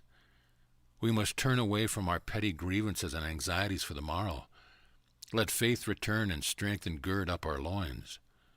The long-awaited day draws nigh. Let each steward be prepared in all things. This is our report for this day. In a fortnight, at the hour appointed, we shall come together once again to open our mouth and bring forth writings that foretell his coming. Let us abide now in that peace which passes understanding. Glory be the Father, Mother of all life, and praise be unto our Father and mothers who have come before us. Amen. Thus our mouths were opened to bear witness to our community. Then a great stir arose among us. All felt the excitement of that which was now at hand. Each understood according to each one's capacity and readiness. There was an atmosphere of celebration, and yet there was a hushed silence that fell upon us as we undertook our labors with renewed devotion to God. We made special ceremony to renew our covenants, and we quietly secreted away our communions in spirit. The young women in training for light conception were especially overtaken by a feeling of expectancy. Each of these maidens came to me privately to speak of her desire to be found worthy to play her part. There was a new level of piety that almost became a heaviness shadowing these young souls. Therefore I found occasion to assist these beautiful women to lighten their hearts. Mary Anna was especially quiet and removed from the other maidens as the weeks passed. She came to me in silence. Within the bosom of the Great Mother we rested, cradling each other and abiding until the hour of conception arrived. Always she was with me on the inner plane, and as often as seemed appropriate on the altar. Her stature increased day by day. The light of her countenance became brighter even as her lessons and initiations became more strenuous and demanding. Everything I had learned from the many initiations I had passed through during my long years, I gave to Mary Anna and the other maidens and women who were candidates for light conception. We worked tirelessly. Many were the days when there was no sleep at all. At times there would be some who would murmur, yet all in all, each who had come to be humbled, tempered, honed, polished, and made a new creature in the Lord, passed their test of initiation. In that year there was only one who felt she would not go on, and who therefore returned to her parents. In addition to Mary Anna, there were 13 maidens and 9 women who walked through the mysteries with me that season. Among the young men there were 19 boys and 5 men, who also passed their probationary initiation at Mount Carmel. 5 of these would also be prepared as initiates to facilitate light conception of their seed. It was an intense year. At times the community bristled with tension, emotional bodies often volatile. Then we would come together for singing and dancing. From time to time, certain ones would depart singing into the wilderness for fasting and prayer. Our intent was to overcome our lower nature and pass through the gates the guardian of the mysteries, who keeps the way closed until all is in readiness to pass. There were secret chambers within Mount Carmel, where the initiates passed their initiations. Some of these chambers held certain energies, simulating the passing of the soul through the dimensions and astral worlds. In some chambers, every fear was holographically precipitated. In others, the lust and desire of the flesh were animated, and the initiate was brought face to face with the beast within their human nature. These were the lower chambers, where the desire body and physical body were cleansed and empowered. Once these basic requirements were met, special instructions was then given for opening the higher pathways and spiritual powers. Both male and female candidates learned how to hold very high frequencies in their mind and bodies, how to discern spirits and energies, how to astral travel and bilocate, and how to concentrate their attention for days at a time upon certain patterns, sounds, and dimensional focal points. It was understood that some of the male candidates, who were also being prepared for light conception, would select brides among the prepared women. So it was that the parents of a number of great souls responded with devotion to their assignments. Joachim and I taught those who were chosen, for we had much experience with the bearing of our many children. One of these candidates was Joseph, the youngest son of Joachim's brother, Jacob, and his wife Lois. Joseph was 32 years of age at this time, and had been a widower for 5. He had only been married 1 year when his wife and baby died during childbirth. We knew that Joseph was highly favored of God, for he was already adept at all we had taught him. He had taken advanced initiation in Egypt and India during his young adulthood. We could feel the confirmation of spirit that we had been shown in our great vision would be fulfilled through Joseph and Mary Anna. When the fortnight had passed, we called the Carmel community together once again. After rehearsing the well-known scriptural and prophecies of Enoch, Zadok, Isaiah, Daniel, Micah, and Malachi regarding the Messiah, we revealed more of our vision as we had promised. Next, we share our understanding that Joseph and Mary Anna were to be betrothed, and we gave forth our blessing upon this arrangement, should these two agree. As we turned with a questioning look to each one, we caught the glimmer of shining eyes and blushed faces. Then we understood that these two had already secreted their vow of love, and had perhaps known, well before we did, the plan that was to unfold through them. So it was that Joseph and Mary Anna stepped forward to accept the community's blessing of their right to wed. Several other couples likewise came forward to announce betrothal, and to relate the dreams that they had had, instructing them to come together. Among these were my eldest son, Joseph of Arimathea, and his beloved Mary of Magdala, whom he had met 3 years earlier. It was this small company of men and women who had brought before the canopy of marriage at the same time. Great was our jubilation upon Mount Carmel, for the time long awaited was now at hand. So it was in those days that I, Anna, began my ministry unto all the souls who had agreed to come forth in that hour. My work was all-consuming, my energies were lifted to the Most High, and the focus of my body served as an instrument through which the Lord manifested. My words were few, yet their influence was felt upon each soul. I brought forth the sounds of the winds, the earth, the sun, and the seas. The breath of Shekinah I blew upon the souls of those who came before me to receive the wisdom of the great Mother who lived within them. Mighty were the works performed through me, and mightier still were the combined works of our Carmel community as we prepared for his coming. We labored tirelessly as we came together to weave our souls and bend our wills to the great work of the Mother, Father God. It was a glorious time in which all within our small community labored to facilitate the most harmonious passage for the birth of the souls who were light conceived. The month passed swiftly. Joseph, who had wed Mary Anna in betrothed commitment, continued to grow in spiritual stature. He had a way about him that endeared him to our community. He fostered humor and goodwill among all. He also had a talent for unraveling the most complex of riddles held within cloaked doctrines. Within the cumbersome weight of dogma, he brought forth the most hidden truth in simplicity and clarity. The younger boys looked to him as a shining example who could make the way plain and simple.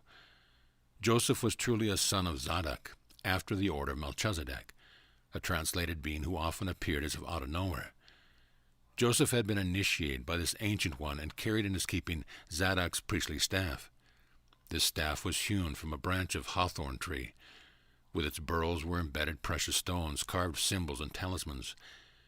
Joseph grew in favor with Mary Anna, who in her few hours of solitude wove him a shawl of creamy white linen and fine wool. This shawl she gave to Joseph as a symbol of her devotion.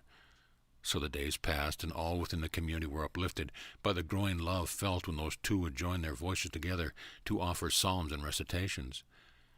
Every soul delighted in looking upon them as they strolled together hand in hand. To work beside them in the gardens, fields, or seminary was to be inspired. Every burden seemed to melt away in their presence. These were to be some of the most carefree days of our lives, and we were only occasionally overshadowed by the foreboding challenges that lay ahead. Chapter 17. Yeshua's Light Conception. Late one night, just before sunrise, during the last week of June in the year 5 B.C., Joachim and I were lying upon our pallet when an immense light came over us. Within the light were 4 angels, Michael, Gabriel, Raphael, and Uriel. We were drawn up as within a whirlwind into a great light-filled chamber. I recognized this chamber as the same one that we experienced during the times our children had been light conceived. I like to think of this extraordinarily beautiful place as one of the many rooms within the City of Light that I call the New Jerusalem. We were pleased to behold Mary Anna and her beloved Joseph entering into the chamber. Others of our family and extended family, living near and far, also entered in.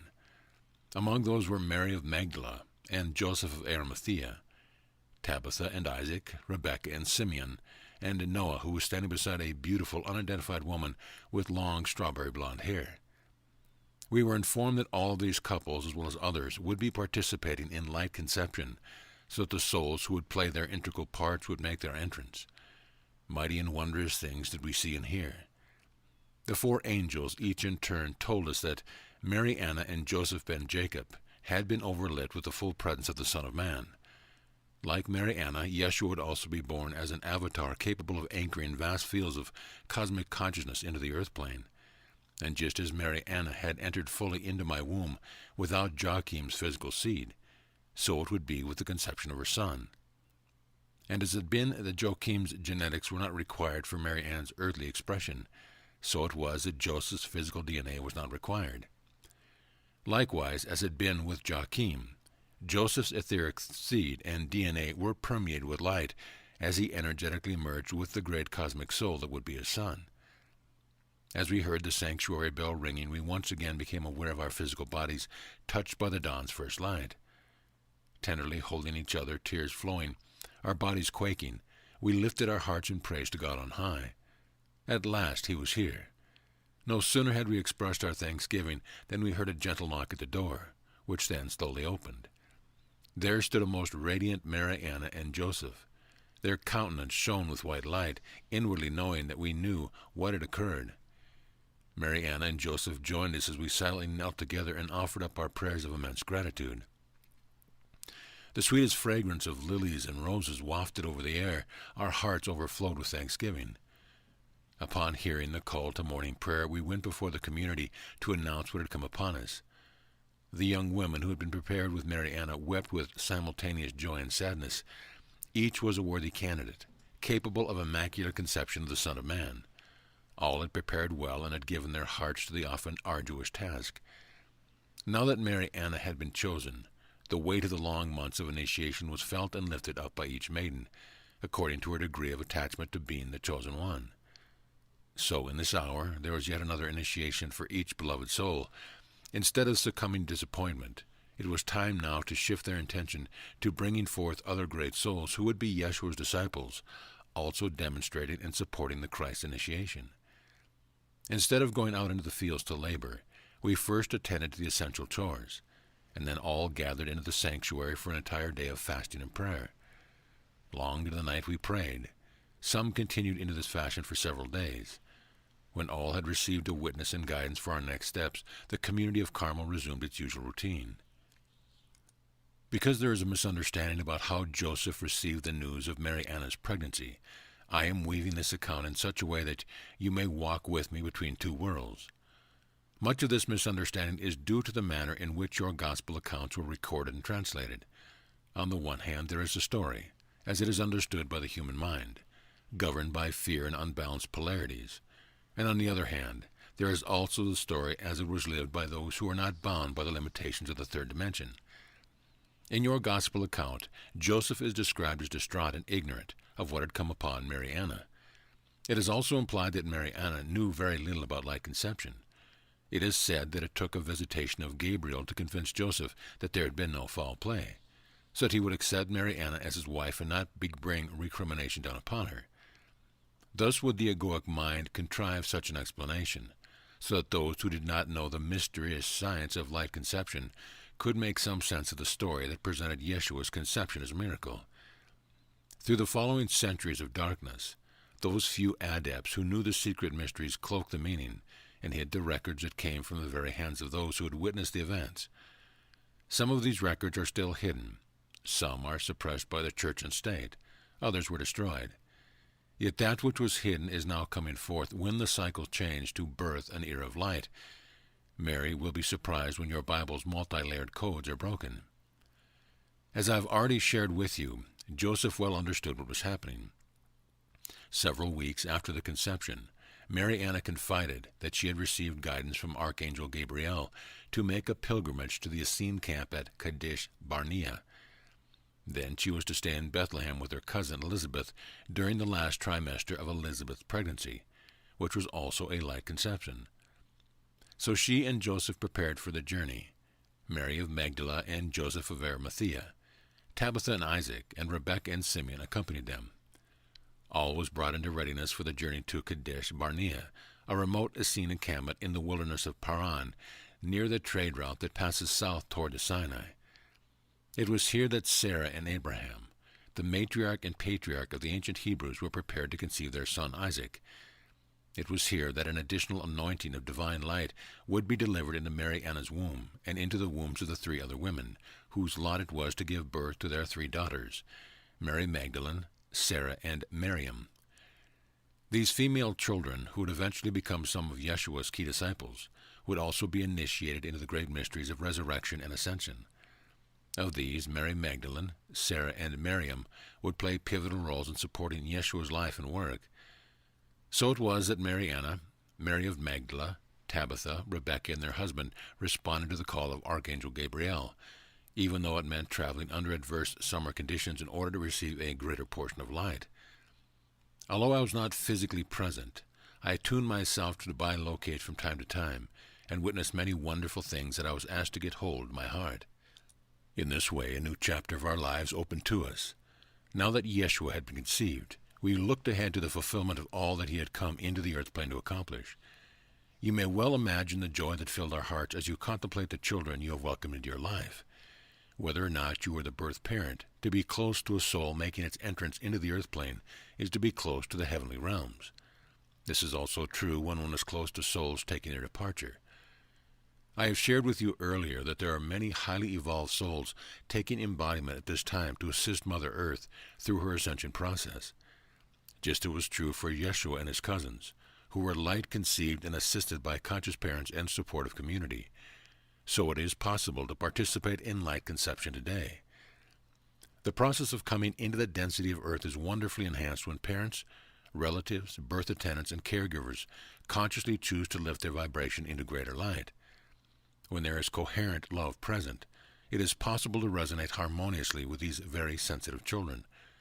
With this support, these wondrous souls, who come with the ability to express great love, can accomplish the transformational work of replacing society's dysfunctional structure with those that are more conscious and humane.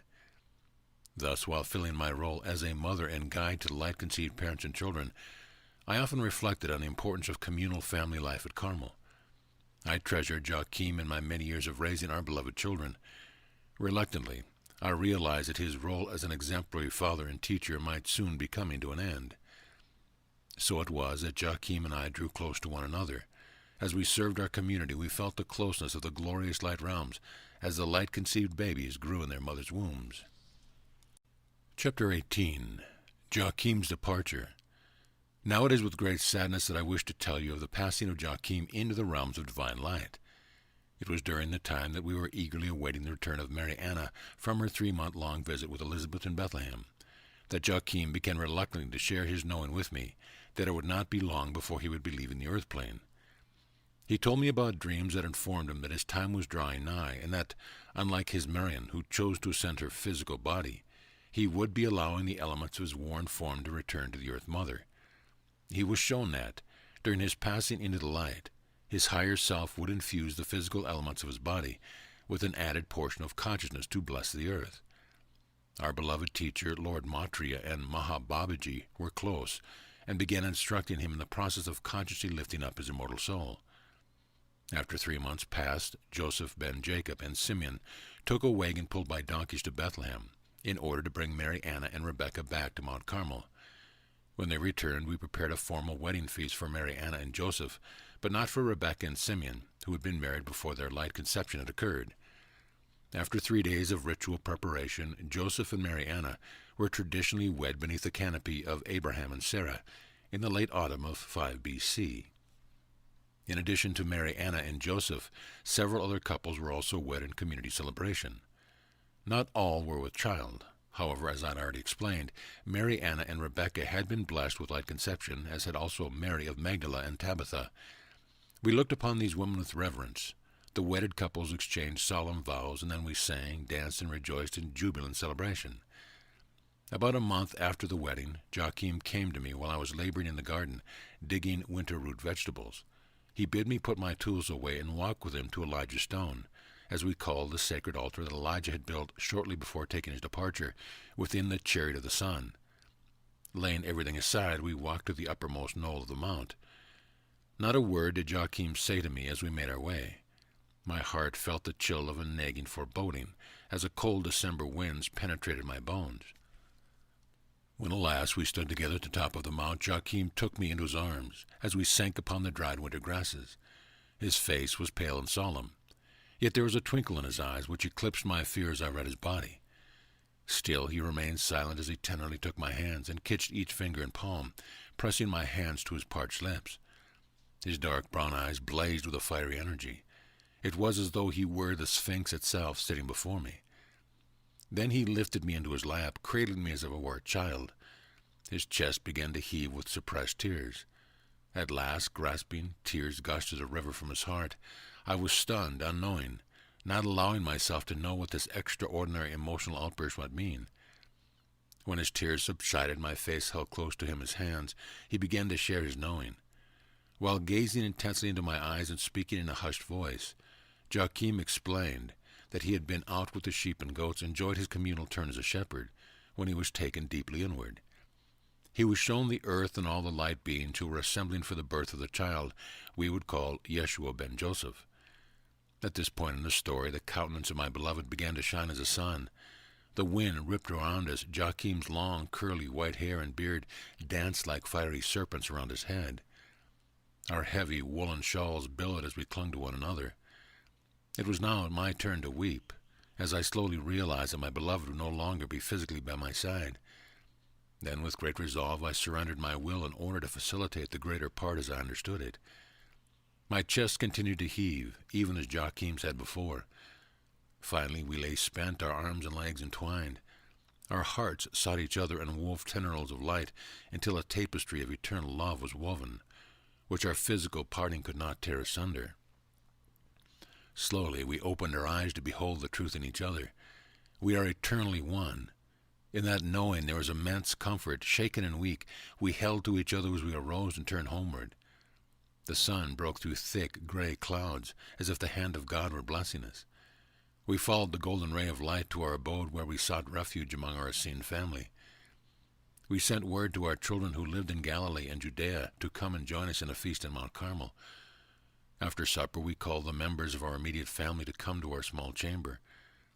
Within the dim glow of candles and terracotta lamps, Joachim took each child, now grown, into his arms, and poured anointing oil upon their heads.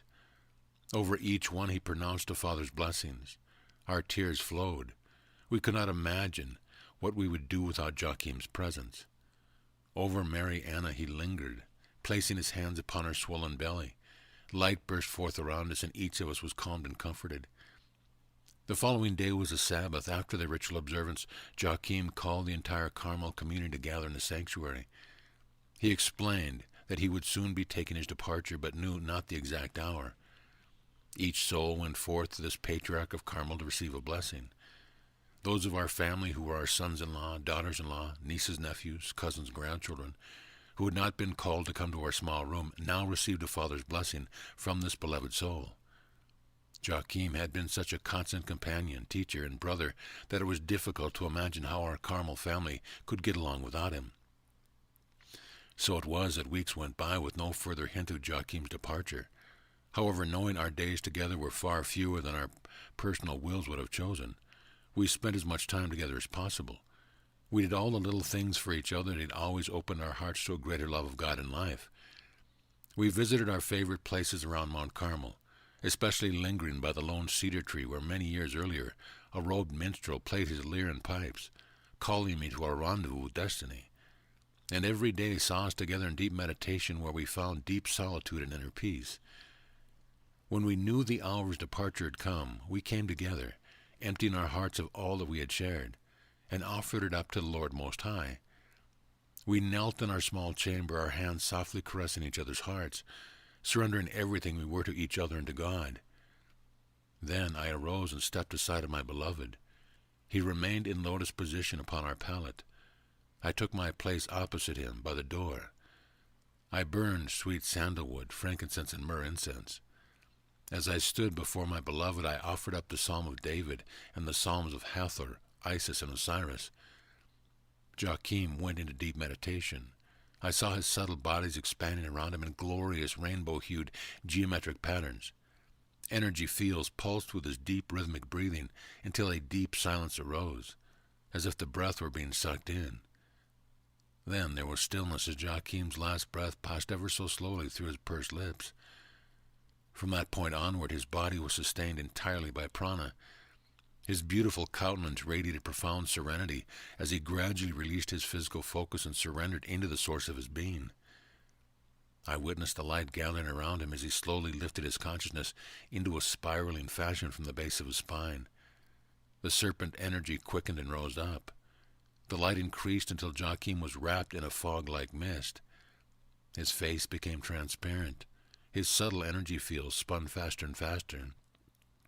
Then I beheld his spirit lift up to the crown. His glory was magnificent to feel and behold. The silver cord connecting his soul to his body spun in a helical fashion, as all his life force moved up and out of every cell of his physical body. The capstone of the etheric golden pyramid above Joachim's head glowed with a blinding golden white light. Every cell in my body was quickened with life force, even as Joachim's body was slowly emptying. It was not that his life essence was entering me. It was that the universal life force was magnified in my body, while I held the space for Joachim's full consciousness to depart its focus out of the physical form. Then Joachim's silver cord snapped. Slowly the heavenly vision closed and our chamber dimmed. Joachim's body was still sitting in his favorite meditation position. I remained where I was for hours, continuing to assist Joachim's ascending consciousness. The light began to depart from the form before me until there was a dim, blue glow surrounding it.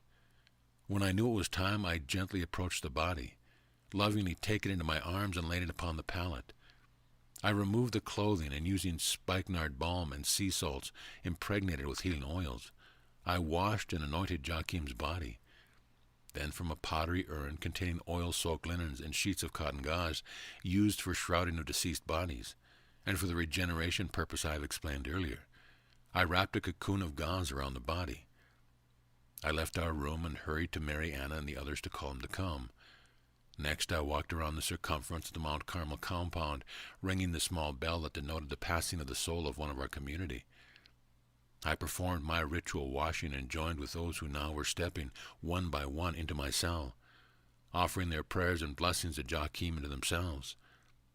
At last, Eli, who was trained more fully than I in the process of embalming, came with 2 other brothers to remove Joachim's body to the special room set aside in the infirmary for such purposes.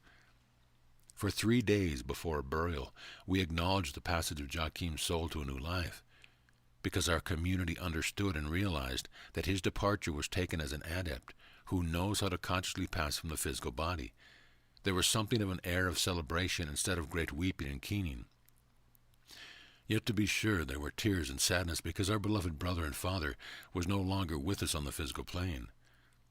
For myself, there was an agonizing grief as I slowly released my immortal beloved, who was as my own self. There was a place within my soul that would not be comforted. It was as if my heart had been torn and broken with the memory of one soul first rending into male and female. My solace was in knowing that we were one and that the divine love of our Father, Mother God had called Joachim to a greater assignment. I knew Joachim had merged with a larger portion of our oversoul, so that we could assist the coming of the teacher of righteousness from the other side of the veil. Joachim and I would continue to commune on the inner planes as he fulfilled his ethereal role. Even though I was comforted in knowing the purpose of Joachim's departure, I still felt the torment within my soul over our mortal separation, which had renewed the sting of the original separation that was God's plan in the beginning of time. So I resolved to heal my heart by opening my being to the great work that was now upon us. The Anointed One, he who would demonstrate the way of a Christ, had come among us. He was here, right here in Carmel. He was within the womb of our beloved Mariana as his precious body was growing daily. His great soul was fast approaching its advent into the earth. How could I lament my loneliness when everything for which I had prepared so many long years was now upon us? So it was with steadfastness that I directed my attention to the work at hand. Joachim's body lay in a communal cemetery cave near a grove of cedars and cypresses. And though I would come, remembering our love with offering of flowers and psalms each week before the Sabbath, I turned my greater attention to preparing the young maidens for the light conceptions and seasons of giving birth. Chapter 19. Yeshua ben Joseph's birth. I hovered over Mary Anna as much as she would allow me. I loved to place my hands upon the swollen bellies of the beautiful women whose light-conceived babies were as my own. I taught them how to commune with the souls who were growing within their wombs. Each soul brought very high frequencies of light directly from the throne of God. We assisted each incoming soul to hold its lattice pattern of multifaceted energy in perfect alignment. With Metatron, the archangels, seraphim, and cherubim, we wove and encoded DNA grids with enormous amounts of information. Together we prepared the frequencies within and around the mothers, husbands, and community, so that these precious souls could come in as harmoniously and painlessly as possible. Then in January we received unsettling news from Judith's husband, Justinian, who had just returned from Rome. He told us that Augustus Caesar had decreed that a census of the empire's populace be taken during the 3 weeks following the spring equinox. It required every household to go to town of ancestral origin to be registered by the tax collectors and to vow allegiance to Rome. So it was that the community of Carmel came together to discuss our differing opinions about this hardship which was being asked of us by Caesar. Many of us were incensed over having to divide our allegiance between God and Caesar. In the midst of this controversy, our attention was drawn to the loud thumping of Joseph ben Joseph's staff on the flagstone floor. Silently we turned to Joseph, who had just opened the scroll containing the words of Micah the prophet.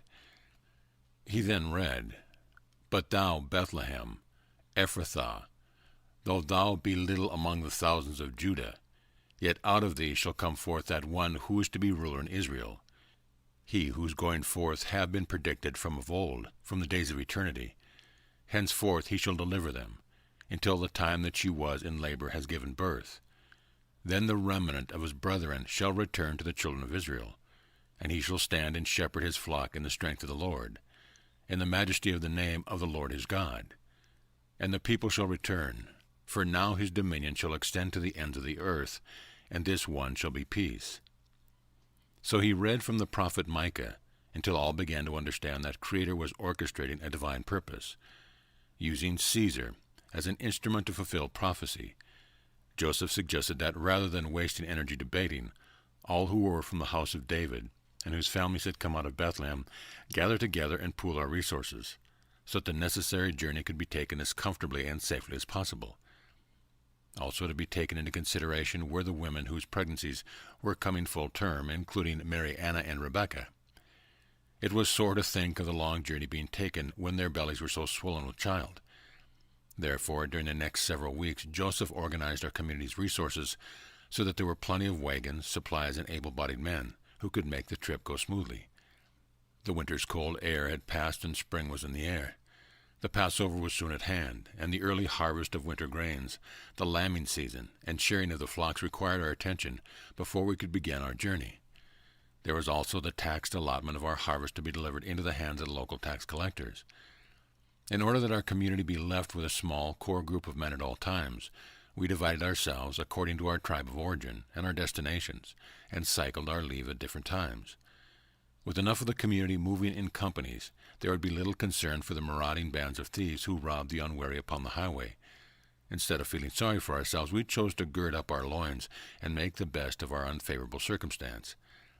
Then a joyful surprise happened a week before our departure when Rebecca gave birth to a beautiful girl named Miriam. When we left, Mary Anna and Rebecca were placed in a blanket-laden cart pulled by 2 sturdy oxen. The very young and elderly also rode in wagons. I rode a mule. Several other women rode donkeys, camels, or walked. Most of the women and children went on foot.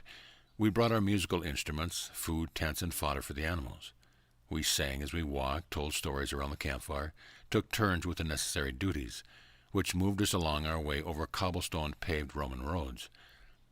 As we passed by the outskirts of Jerusalem, the road widened and became paved with stones, cut and laid by the Roman garrisons and slaves. Aqueducts and deep wells along the way supplied plenty of water. We felt protected and well cared for until we arrived within the narrow streets of Bethlehem, which were thronged in tumultuous crowds of people, animals, and conveyances. Roman soldiers were everywhere. Their swords and spears bristled against the sky, and their whips smacked the backs of slaves and knave passers-by who did not know the appropriate protocol. Such clamor I had not witnessed since Alexandria. Just beyond Bethlehem, near Etem, where I had lived long ago, there was a valley watered by a small spring. This land belonged to a distant relative who was the father of my son Luke's wife Abigail. There we took refuge away from the noise of the swollen village. We set up camp near the well that watered their sheep and cattle. It was good to have our close friends and family around us. We awaited other family members who would be coming from Galilee, Judea, and Samaria. In order to raise our spirits, we took this opportunity to create a wonderful family reunion. Joseph ben Jacob's sister Elizabeth, who was also Mary Anna's paternal cousin, had given birth to her light-conceived child 6 months earlier. It had been 20 years since Elizabeth had last conceived. Her womb had been barren the last 8 years since the ceasing of her monthly bleeding. So it was that we were eager to welcome this miracle child. In accordance with guidance that her husband Zacharias had received from Archangel Gabriel, their child was named John. They also had a grown daughter by the name of Azira, who was recently married and expecting her first child. Zacharias offered to stay at the temple in Jerusalem, where he performed his priestly duties, so that Mary Anna and I could stay with Elizabeth in her small abode on the outskirts of Bethlehem. Rebecca remained at the camp with Simeon and her baby, while she was still undergoing her time of purification, as the time of bleeding after children was called by the patriarchy. Joseph came and went from the camp every day. When the first day arrived for those of Galilee to be registered, we went before the census taker and tax collectors in Bethlehem. It was an ordeal, no matter how philosophically I attempted to look at it. By the time we were finished that evening, Mary Anna's birth contractions had begun. Joseph set her next on Elizabeth's faithful donkey, and we made haste to Elizabeth's small upper room, which was situated above a stable that opened to fenced pens and hillside caves used for animals and storage. Her room was accessed through a breezeway to another courtyard that was shared by 3 connected dwellings belonging to Zacharias' brother, Zenos. Then Joseph carried Mary Anna up Elizabeth's narrow stone stairs and laid her on the special pallet that had been prepared for her labor. Joseph had already sent a runner to bring Luke to act as attending physician in case there should be any complications. We were less than 3 miles away from the hillside caves and fenced stables where Hannah had given birth to Ariana long ago. I reflected it had been almost 592 years earlier since that moment where Hannah and I, her greater self, merged in the humble stableside cave at Naomi's son-in-law. Now here I was again in Bethlehem, awaiting the moment of all moments for which I had taken embodiment so very long ago. Following Joseph and Mary Anna, Elizabeth carried John up on her hip and a bundle of Egyptian cotton sheets in her arm. I carried urns of water. Mary Anna's small body quaked as she panted. Her contractions quickened and became more and more intense as we approached the midnight hour. We continually reminded her to breathe as she paused, relaxing into the birth pangs. Between chewing on a root that lessened the pain, she repeated mantras to her beloved child to calm him and herself. With her eyes turned upwards to the Holy of Holies at the center of her brain, she prayed and allowed herself to go into a very deep trance state. I checked Yeshua's position and found him coming down the birth canal favorably. The contractions gradually intensified through the midnight hour. She bore down with great strength for so young a maiden of 16 years. I encouraged her to sound forth the feeling that engulfed her. Straightway Mary Anna's yoni began to open with Yeshua's crowning head. It was good that we had been preparing her body during the past month for the birthing process. Because she had not known the penetration of a man, we had assisted her by applying salves, massaging, and expanding the delicate tissues through which Yeshua was now passing. From somewhere deep in my being arose a litany of sounds. Out of my throat came the familiar song of highest destiny, which the priestesses of Hathor sing to newborn souls. High above us, clearly visible as a stationary star in the heavens, was the Beth Elohim Merkabah. Hosts of angels, dominions, and elementals gathered and hovered. It was as though all life held its breath as the deepest silence penetrated the very core of heaven and earth. Soon his head, covered with curly, dark, auburn gold hair, followed by the rest of his small body, lay in my hands. Glory be to God in the highest. Peace, goodwill to humankind. The refrains of the angelic host resounded. Our chamber glowed with golden celestial light. Behold my Son, in whom I am come to gather my own. In thee I am well pleased, were the words etched into our hearts by God Most High. So did we receive the Son of Man. And just as he had promised and shown me over a year ago, Yeshua had delivered himself into my small hands. Indeed, I was blessed among women, even as was his precious mother. Yeshua was born in the sign of Aries. His birth occurred about 1 hour after midnight on the 21st day of Nisan, according to the Jewish calendar, which corresponds to early April of 4 BC, according to your Gregorian calendar. Joseph had remained with us throughout the labor and delivery. Sometimes he would pace the floor, feeling that he could not interfere with the midwifery in which we older women were absorbed. Adding to Joseph's awkward dilemma was also the shyness he felt because, even though he was Mary Anna's husband, he had not yet had sexual intercourse with her. However, the moment Yeshua began to crown, Joseph was immediately at my side. Several days earlier, Joseph had gone to the stable below us to fetch a small wooden corn crib, which was used to feed the sheep and the goats. We had already washed it and lined it with sheep's fleece and the freshest straw that could be found at this season of the year. Over this we added folded sheets of soft Egyptian cotton. This humble major would later receive the infant Yeshua so that Mary Anna could rest. John lay in a cradle near Elizabeth's pallet. He had remained wide awake during the entire birth. Sometimes he would cry and Elizabeth would give him a breast to suckle while she washed and cooled Mary Anna's face and hands. Then, when Mary Anna required more attention, John would be laid back into his cradle or placed into Joseph's nervous arms. It was in the thick of things that John preferred to be. So it was that he observed the coming forth of his cousin, whose pathway he would open and prepare. While Elizabeth tended Mary Anna's delivery of the placenta, I gently laid Yeshua upon his mother's belly with the umbilical cord still attached. Then I placed the placenta into preservative oils within a special container to be ceremonially buried later. Joseph hovered over his son and his beloved Mary, as he called her. We abided in silence until the life pulsing connecting Mary Anna and her babe had finally subsided. Then we tied the umbilical cord, and washed the newborn babe. Here he was, safely delivered. We praised the Father, Mother, God with all our hearts, minds, and soul. We prayed for the strength and wisdom to protect and prepare Yeshua ben Joseph to accomplish all that he had come to do. We wondered that Luke had not arrived yet, but we were thankful that his medical skill had not been required. Although it was still dark outside, a great light flooded our little room as though it were noonday. After we had washed and anointed Mary Anna, we took her to her own bed, which was behind a hanging rug that partitioned the living room.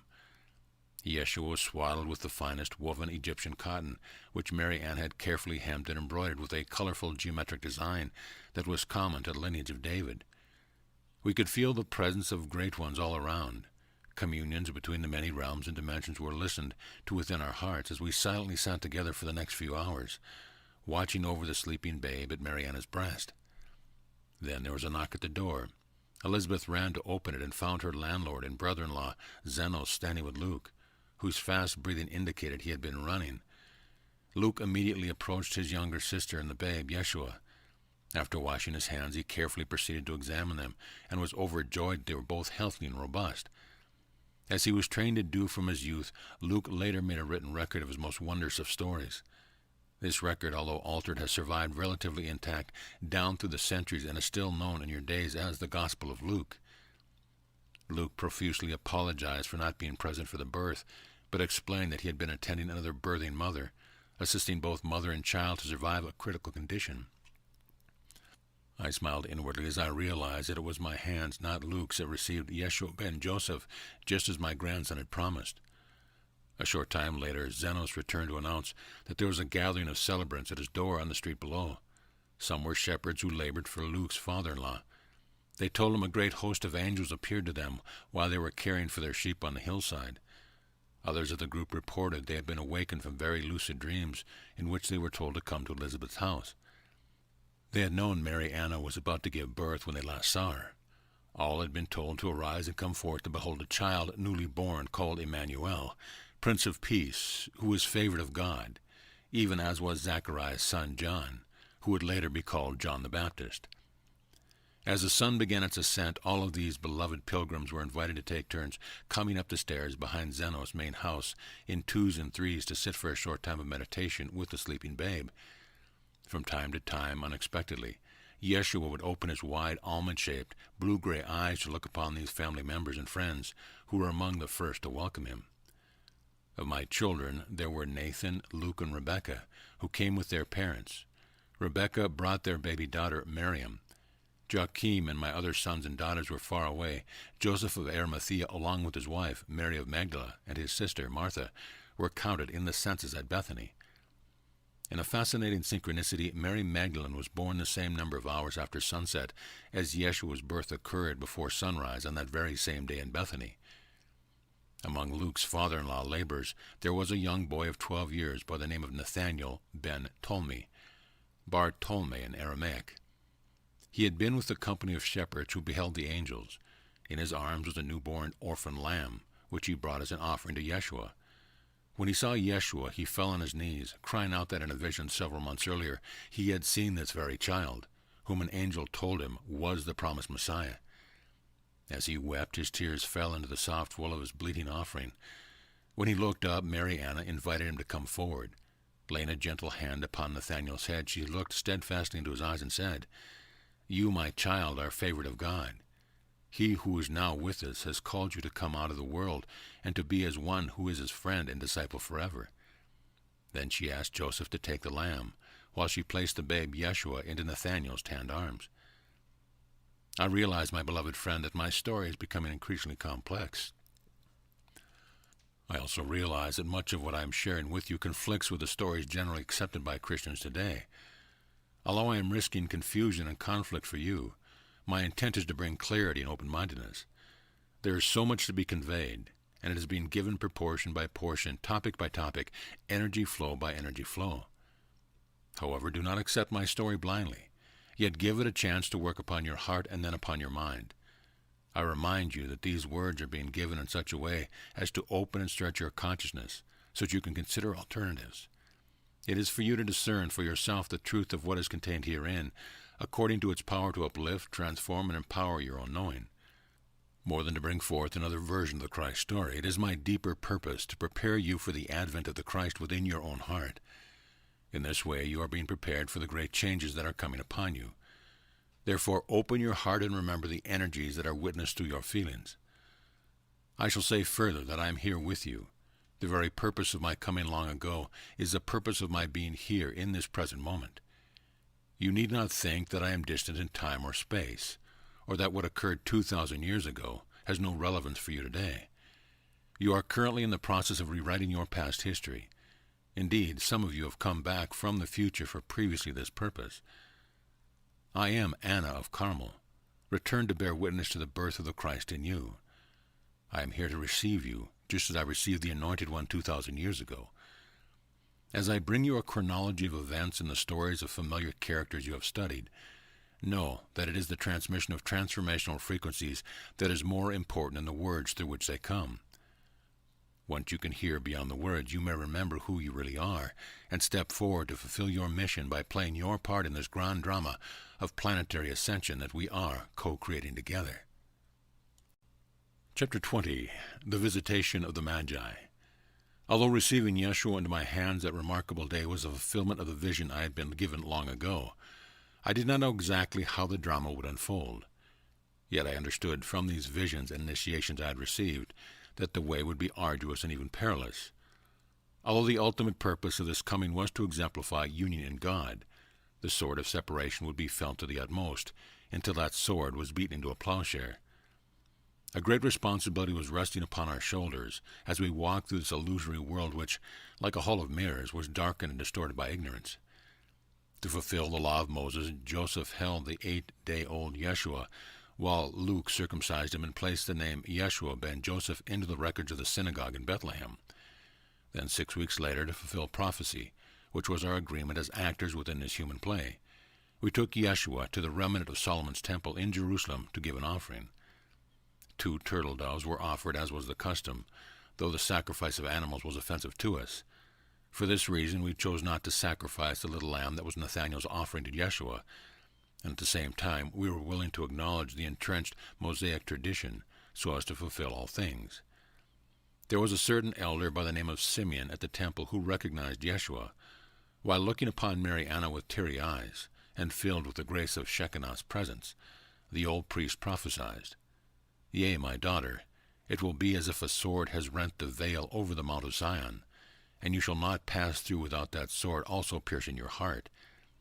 His saying troubled us because we had seen in a vision that when the sun would be darkened at Yeshua's passing, we would feel as though a sword had been taking our very lives.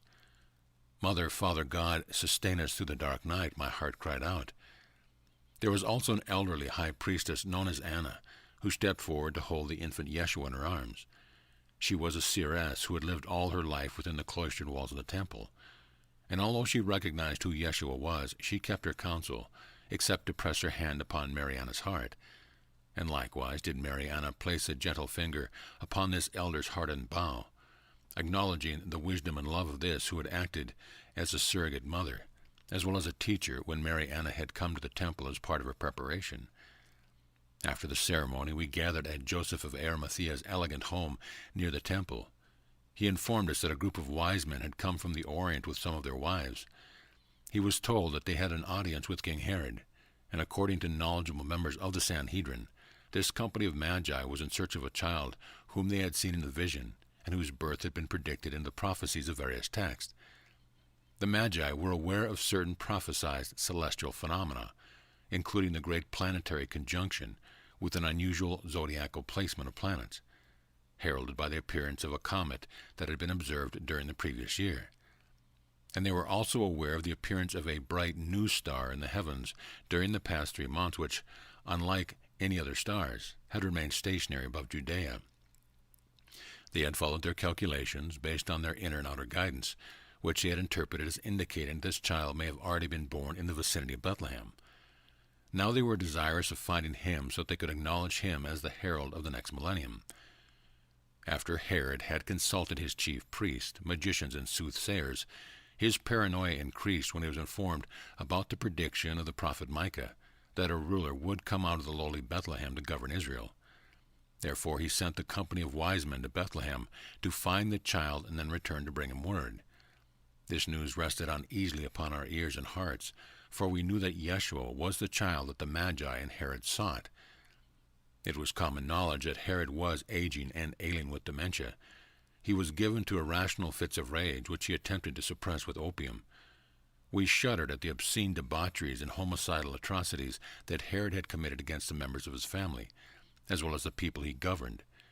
We knew that it was wise to be as unattached as possible from the suffering around us, so we worked with our cellular memory, which held patterns of separation and judgment. And we transmuted our fearful emotions, which seemed to be triggered more than usual in Jerusalem.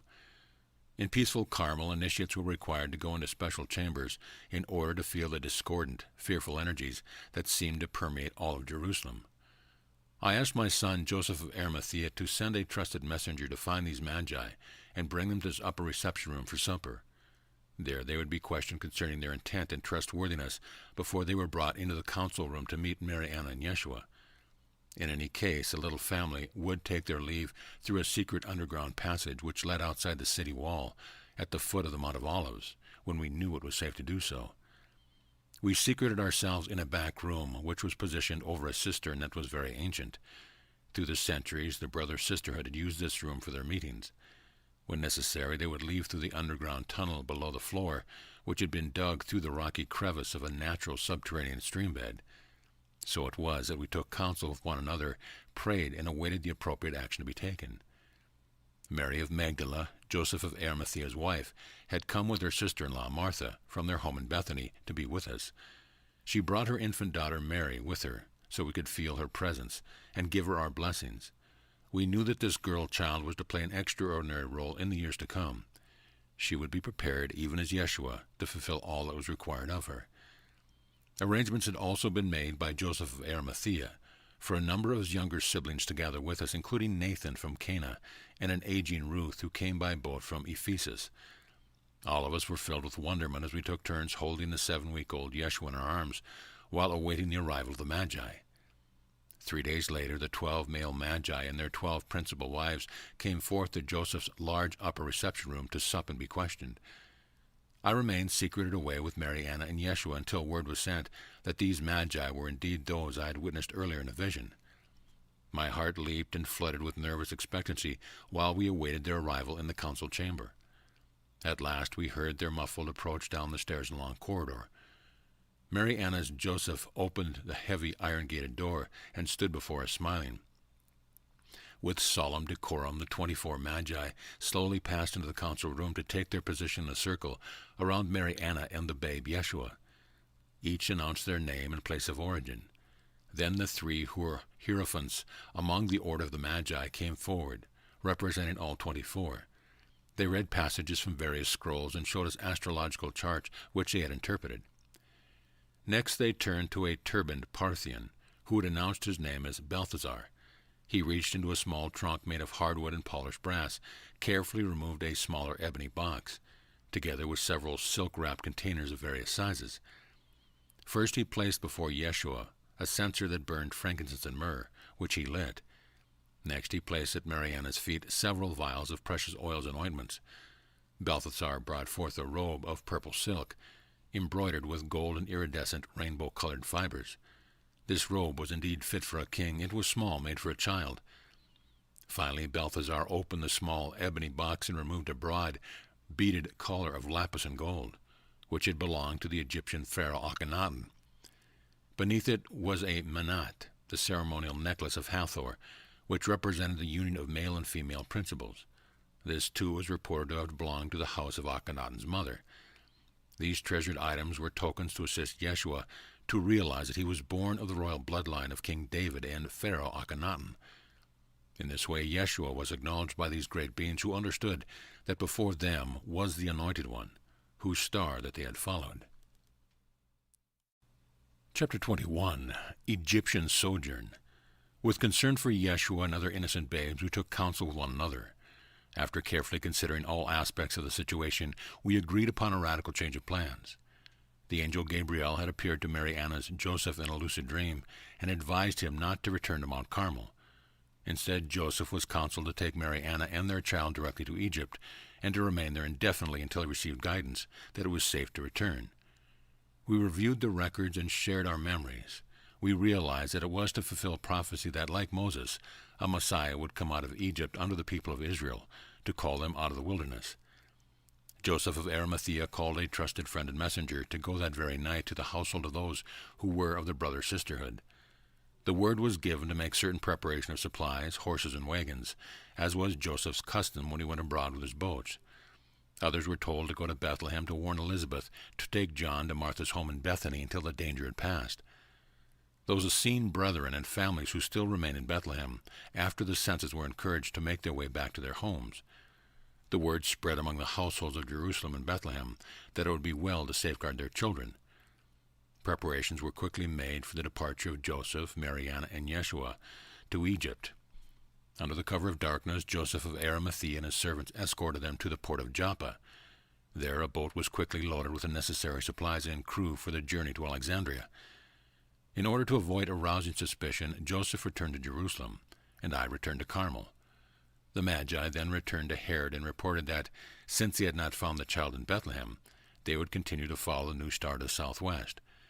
It had been indicated in their dreams that such a one as they were looking for might be found among the desert people. Consequently, the Magi took their leave of Judea and made their way southwest to the Sinai in Egypt.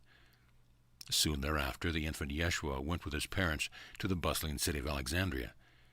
They were introduced to those members of the Brother Sisterhood of Light who facilitate safe passage and refuge for anyone requiring it. Still taking precautions, the little family secretly made their way to Heliopolis. When Yeshua was less than a year old, they took up residence with Isaac and Tabitha, in Tabitha, parents' home in a nearby village. For the next 7 years, my beloved grandson was surrounded by a host of adoring aunts and uncles who were with him during his most formative years. In the summer of 2 B.C., Mary Anna gave birth to fraternal twins, James and Jude. Another male child, Joseph the Younger, sometimes called Joses, was born the following year. In addition to the 3 brother playmates, there was light-conceived cousin Sarah, the daughter of Isaac and Tabitha, and Miriam, the daughters of Rebekah and Simeon. Yeshua also came to know numerous distant cousins who lived in Alexandria, Heliopolis, and Thebes, most of whom were descendants of my daughter Ariana. Because we kept careful genealogical records, it was possible for Yeshua to meet many of his relatives over the 8 years that he lived in Egypt. Among Yeshua's cousins, the ones he loved most was Rebekah's daughter Miriam, who had moved to Egypt with her parents when she was 1 year old. Miriam conveniently lived nearby at his aunt Miriam's spacious home, but Sarah had moved to southern Gaul with her parents when she was 3, so there was not an opportunity to really become acquainted with his dark-skinned cousin. Outwardly, Miriam was beautiful and graceful, yet reserved. To know the inner Miriam was to find a profoundly wise and sensitive soul, so attuned to the non-physical dimension that it seemed as though she were barely present in this one. It was this tendency to be otherworldly that became more and more evident as Miriam endured many hardships and losses during the years. These inward qualities enabled her to serve as a faithful confidant to Yeshua and many others throughout her life. It was in Miriam that Yeshua confided his deepest thoughts, because she could always bring herself to be fully present for him, no matter what he shared. She would strengthen her spine, breathe deeply, open her heart, and be there. No other child could do what Miriam did so naturally. Yeshua loved Miriam as a sister. He even had fantasies that someday he might marry her. They were devoted friends who understood each other better than anyone else. As Yeshua grew in wisdom, he especially loved to hear stories about his ancestral family, including the great Pharaoh Akhenaten. Both of his parents were wonderful storytellers, assisting his active imagination to place him into the scenes they described. His aunt Miriam was a skilled dramatist, dancer, and singer, whose every gesture and word made her stories come alive. The vast repertoire of stories that his parents, aunts, and uncles shared with him covered great epochs in human history, touched on the sacred legends of the Egyptian god and goddesses, and opened vistas into the natural world. So it was that at a tender age, through the loving assistance of his family, Yeshua began to be enriched and empowered in his love of humanity, his ancestral lineage, spiritual mysteries, and the diverse wonders of nature. Like his uncle Joseph of Arimathea, Yeshua easily mastered language. He could speak fluent Egyptian and Greek, as well as his family's native Aramaic and Hebrew tongues. He pored over ancient papyri and inquisitively touched carved hieroglyphics. With his father's assistance, he learned how to decipher the cryptic messages of the brother sisterhood within the text. Yeshua was by nature very curious, and he loved to go with his father into libraries, pyramids, and temples along the Nile. From time to time, Mary Anna accompanied Joseph and Yeshua on their journeys, thus taking her initiation in the temples of Isis, Hathor, and Horus. She also took initiation in the Great Pyramid. Memories of having been an adept in previous incarnations in Egypt came easily. All that Joseph and Mary Anna experienced in Egypt prepared them for the support they would continue to give their sons and daughters as their ministries unfolded. Yeshua stayed with his relatives when his parents were away taking initiation. Occasionally, Yeshua accompanied his father on journeys that took him to temples to the south, where legends that the Queen of Sheba had taken the Ark of the Covenant for safekeeping during the time of Solomon. He also enjoyed going into the nearby temples on the Giza Plateau, which he knew he would revisit someday. As reported to be by his mother and other relatives, Yeshua accomplished much in the 8 years he lived in Egypt. The process had begun of removing the few but necessary buffering veils that his conscience received at birth. The vast cosmic energies that came together at one composite within Yeshua were very intensely experienced by his physical, emotional, and mental bodies. Removing the necessary veils that protected his denser body continued for much of his life. His parents carefully explained his unusual experiences as those that are common to initiates, who are taken into the mysteries of Osiris, Isis, and Horus, which include the rite of the sepulchre. Angels and ascended masters taught Yeshua and his parents that a new manner of personal and planetary ascension was to be cultivated from his infancy, and that Yeshua would later demonstrate this for humanity. These revelations were both challenging and comforting. Challenging because from time to time the task ahead seemed overwhelming. However, the increased solace and radiant hope that accompanied these insights caused any anxiety to subside. Yeshua could see beyond the surface appearance and realized that he had a gift for healing the injured and the lame. He saw energy fields, heard people's thoughts, and felt everything anyone might be feeling. He would have a precognition dream, a thought, or a vision, and the event would come to pass. Sometimes Yeshua shared his inner life with his family, but most of the time he kept his experiences to himself. In other ways, he was as ordinary and simple as a child. However, he was exceptionally curious, always asking questions, experimenting, constructing, looking into things. Yeshua could also be very stubborn once he made up his mind about something he knew was his next step. even though adults thought it would not work or not be safe, or that he was not old enough.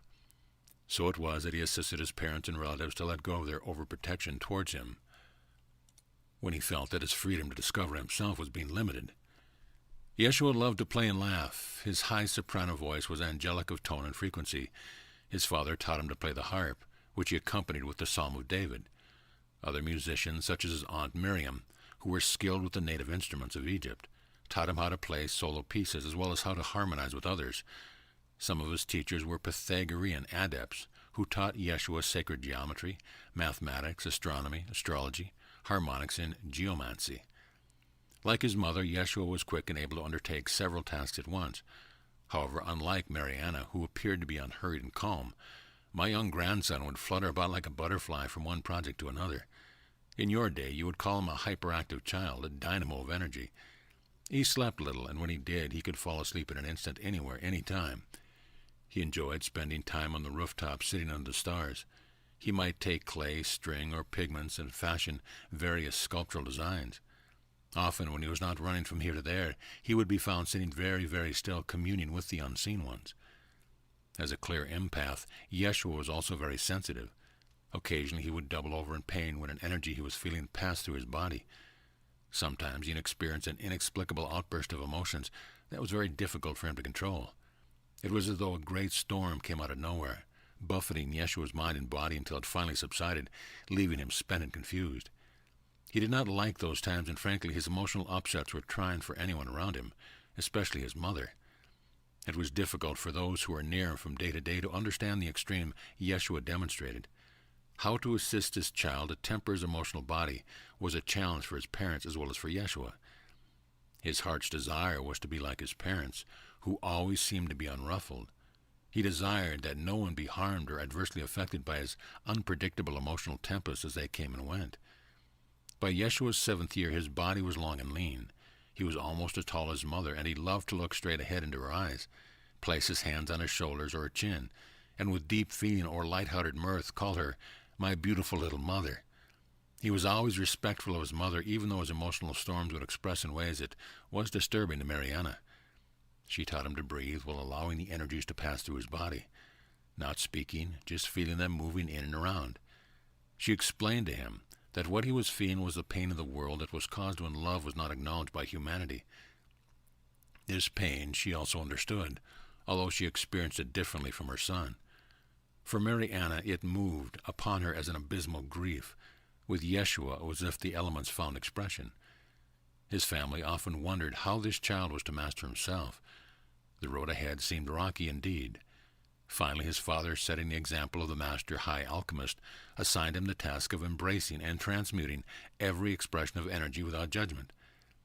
When the tempest of fiery rage, heavy depression, terrifying thoughts, and oceans of sadness found a home in Yeshua's mind, emotions, and body, he often sought the comfort and solitude of a nearby cave. This deep cave was near the homes Joseph and Simeon leased from their sister-in-law, Tabitha's wealthy father, whose properties were numerous. After they had first arrived, the family had often sought refuge in the darkness of this cave for days at a time, when vigilance was required. As the months had gone by without incident, and after learning that King Herod had died, in February of AD 5, Joseph received word from the angel Gabriel that it was now time to return home. Several weeks before Yeshua's 8th birthday, Joseph and Mariana invited their relatives to come together for a feast day of celebration prior to their departure back to Carmel, which would include a pilgrimage to Mount Sinai. On the evening of the feast before they left Egypt for a new life, Yeshua asked Miriam to walk with him a short distance for the merrymaking. Beneath a grove of great date palms beside an ancient wall, Yeshua and Miriam embraced and promised that they would always be faithful to one another. Miriam gave Yeshua a necklace that she had made of colored glass and alabaster beads, shells, and small pieces of lapis. Yeshua gave Miriam a sheath of papyrus upon which he had written psalms that had come from deep within his heart. These gave expression to his love for the one God, his love for all life's bountiful wonder, and his love for her. So they vowed allegiance to one another and to the divine plan, however it would play out or wherever it would take them. Yeshua kissed Miriam's tear-stained cheeks, squeezed her hands, and led her reluctantly back to the music and dancing. Having exchanged their heartful gifts, they playfully dipped fruit and flatbread into bowls of date paste and honey. Laughing, they tenderly placed their dripping fingers and sweet offering into one another's mouths. 2 days later, Joseph, a pregnant Mariana, Yeshua, James, Jude, and Joseph the younger left Heliopolis together with Simeon, Rebekah, Miriam, and several other adult cousins. Faithful assistants joined them in a caravan of camels, donkeys, and ox carts. They began their pilgrimage trek to Mount Sinai by following the same path Moses had taken with the Israelites across the desert to Etham. They journeyed south to the narrow strip of land that was bordered by the Red Sea on the west and by a rugged range of mountains on the east. This wilderness range culminated in the towering escarpment of Mount Sinai, where Moses received the 10 Commandments and many higher spiritual teachings. Chapter 22, Rite of Passage on Mount Sinai. High on the rocky face of Mount Sinai were the remains of an ancient hermitage of the wise ones that predated the coming of Moses and the Israelites. A group of Essenes were the caretakers and guardians of the sacred site and powerful energy vortex. It was here that the ancients had taken initiation into the mysteries during previous rises of civilization, long before the exodus of the Israelites from Egypt, and it was here that their physical bodies had been interred at the time of their transition. There were also secret caves and crypts that were used for regenerative purposes and high alchemy. This most ancient reserve of wisdom was kept secret and hidden. When Yeshua arrived, it was still being used by the Essenes as a repository of records and catacombs. The monastery of St. Catherine of Alexandria, constructed many centuries later, still exists in your day. When Yeshua arrived at Mount Sinai with his family just a few days before his 8th birthday, they were invited to climb up the steep ascent to these pinnacled places where Moses had brought initiates long ago, around 1300 B.C. The sweeping panorama was breathtaking, and the realization that this was the site of Moses and his sister Miriam's great vision was awe-inspiring. It was to be here that Yeshua would experience his first rite of passage. Shortly after his 8th birthday, Yeshua was taken into one of the caves that had been carved to form a large temple cavern. Here he was inducted as a probationary initiate into the Essene order of Melchizedek, which was patterned after the higher priesthood administered by Moses and Miriam. After Joseph had taken vows of secrecy and oath of allegiance, he vouched for his son's qualifications, even though Yeshua was only 8, and his initiation was ordinarily for boys who were 12 or older. Yeshua was then blindfolded to the highest crags of Mount Sinai. There he was left alone without food or water for 4 days and nights. This was the first of Yeshua's initiation, which took him through the rigors of governing his flesh and passions. While he had experienced much preparation as a young boy in Egypt, now it was time to pass from childhood into the responsibility of adulthood, and to begin his life's destiny as an Essene converter. You would call this rite of passage a vision quest. Yeshua was instructed to remain within the circumference of a small circle and find shelter among the stones. He circumambulated a walking meditation, weaving patterns of sacred geometry from the center point to the outer circle, and then he would come back into the center again to sit in stillness until called to move outward again. Within the circle, Yeshua experienced the thought forms of the burning bush left by Moses. He watched primal fear take numerous forms before his eyes. Demonic creatures seemed to cajole him to jump into the fire or leap off the precipice. Others laughed at, spit at, and mocked him. In many ways his discernment was tested. The sun was a furnace by day, and the moon was cold as ice at night. Shivering at night, Yeshua called upon Ra, the power of the sun within his belly, to warm and comfort him. Faint-headed during the scorching heat of the day, he imagined himself within a cool, moonlit, green oasis of his childhood. Thus he passed the 4 days, communing with every creature and elemental energy that introduced itself. Great eagles, hawks, falcons, and vultures called to him as they spiraled overhead. Ants and flies crawled upon and occasionally stung his body. Serpents and scorpions approached his body and slithered on. In this way were his patience and awareness tested, as he realized that the least of God's creatures were also the one God, with as much of purpose and right to live as he had. Yeshua understood that the serpents represented the life force energy of the embryo god, goddess, that lay coiled at the base of the spine. He remembered the teachings of Thoth, Serapis, Bay, and other great ones. He contemplated the uraeus symbol of the cobra goddess, Buto, who spread her mantle at the time of enlightenment. She was often depicted at the initiate's third eye, her crowned head covered with the feathered wings of Nekbet, the vulture goddess. Yeshua called forth the anointing light as he remembered stories of the Bennu bird or phoenix, when the initiate's old identity is left behind as it burned to ashes. The phoenix takes flight when the fiery serpent energy appears to take wing and spirals up the spine. Yeshua thirsted for enlightenment, anointing nectars, and imagined them being poured into a cup that rests upon the altar within the inner sanctum of his skull. He hungered for the fulfillment of the initiate's flight into the realm of union with the one God. Identifying with Horus's ascending consciousness, he imagined himself depicted as the winged sun disk, pushed forward by a scarab beetle. Khepri Ra, through the gate of the sun. So it was that my beloved grandson remembered and rehearsed the stories of Osiris, Isis, Set, Nephthys, Horus, and Hathor during his hours upon Mount Sinai. In this way he found internal peace and satisfied his soul's hunger and thirst. It was Yeshua's courage and love of God expressing in him and in all forms that enabled him to pass his test. Angels stood around him even though there were times when their presence could not be felt. By the last day, Yeshua had opened his heart and crown sufficiently to behold his body below him, his soul taking flight into the cosmos, wherever he willed it to go. My grandson began to understand how it was that his father and mother could appear to him even though he knew they were in the monastery far below. There were also times when he could hear his parents speaking to him, even though they were not physically present. Now that he knew how to astral travel and to bilocate his consciousness, he determined to test his ability by taking his Ka body, or etheric double, to the tent of his father and mother. He was delighted to find them supping upon a mid-afternoon respite of goat cheese and dried fruit. When they saw him, they beckoned him to eat. So he did, amazed that his very hungry physical body could feel the nourishment coming through the ethers. This revelation brought Yeshua great strength and comfort, which later helped him meet the more arduous initiations of mastery that were still ahead of him along the path of his life. When the 4 days of his initiation were finished, Joseph and Simeon came for him. Yeshua's physical condition was weak, but he felt a victory of spirit that made the long, perilous trek down Mount Sinai at night easier than when he had passed this way blindfolded 4 days earlier. The glow of the rising sun rose to greet him in triumphant celebration. When at last he caught sight of his mother, he ran headlong into her outstretched arms, causing both of them to fall to the ground. Laughing and crying at once, Mary Anna took her son into her lap. For a few moments, Yeshua allowed himself the comforting pleasure of being a child, while Mary Anna washed his sunburned skin and offered him sips of refreshing, life-giving water.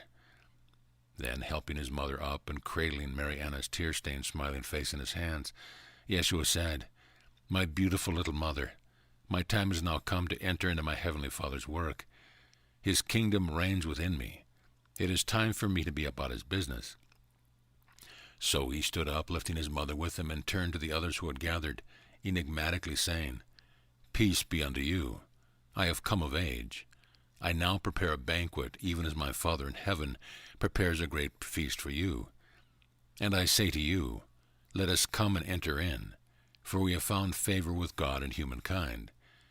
Then, lowering his head, Yeshua turned away and walked to the shelter where the ritual washings were done. Miriam, who was watching from a short distance, took a deep breath, clasped her hands to her heart, and almost swooned with love for Yeshua, who had instantly become her hero. Mary Anna and Rebecca called the brethren to come to prayers around a low table filled with crocks of goat milk and honey, platters of cheese, flatbread, dates, and mugs of water. Yeshua took his place with the men, a broad though weary smile upon his deeply tanned and sunburned face. His blue-gray eyes sparkled like the sun upon rippling water. He offered the prayers of thanksgiving to the sun, angels, and the Mother of Life. Then he broke the bread and gave to each one before giving his own shrunken stomach relief. So was the nature of Yeshua ben Joseph revealed as a testament of compassion from the days of his youth. Several weeks later, the families of Joseph and Simeon followed the ancient route of Abraham and Sarah to Hebron, and then they continued onward to Bethlehem and Mount Carmel. Chapter 23, The Homecoming. Word had been sent ahead, and I awaited the return to Mount Carmel of Mary Anna, Joseph, Yeshua, James, Jude, Joseph the Younger, Rebecca, Simeon, and Miriam. Often I perched with young children in the late afternoon on a hillside overlooking the road which snaked its way across the plain of Sharon below. This was the same road Joachim had traveled when he returned from India. Now I was looking as I had before, my heart aching to reach out and touch my beloved children who had been long gone away from me. We had heard in advance that Mary Anna was pregnant with her 5th child, and that Rebecca was ailing with the disease that afflicted her blood, bones, and skin. Some thought she had leprosy. However, we chose to diagnose her condition otherwise, and we agreed in advance that we would not have her put away from our community. How would Yeshua look now that he was in his 9th year? My new grandchildren, James, Jude, and Joseph the younger, what would they be like? And Miriam, so sweet a presence, how had the years in Egypt changed her? So many questions pressed upon my mind and the heart that I took the hot blistering day in June of '85 as I took my turn with the very small children out upon the hillside. We had heard that they were on their way. Could this be the day? Absorbed in the picking of herbs and identifying their names and uses for the children, I was astonished to hear the large bell of Carmel begin to toll. Someone else had spotted the approaching caravan from a higher vantage point upon the mount where the sheep and the goats grazed, and had run down to tell the good news. There were shouts amid the blowing of horns, and then the young boys and girls, who could ride like the wind, quickly mounted the draft horses, mules, and donkeys. Off they went in a cloud of dust to meet these strangers, whose story had been rehearsed over and over. Whom would they meet? Would their expectations be fulfilled? The processional journey had been slow and steady. The hot afternoon sun danced upon motes of dust. Shimmering haze blurred their upward ascent. The younger children who were with me tugged at my apron and skirts, pulling me after the mounted welcoming party. All the bells began to toll. Horns blew. Cymbals and tambourine frame drums beat ecstatic rhythms. High and low voices sang out as the entire community of Carmel ran from the gates to the first round of the long, winding road.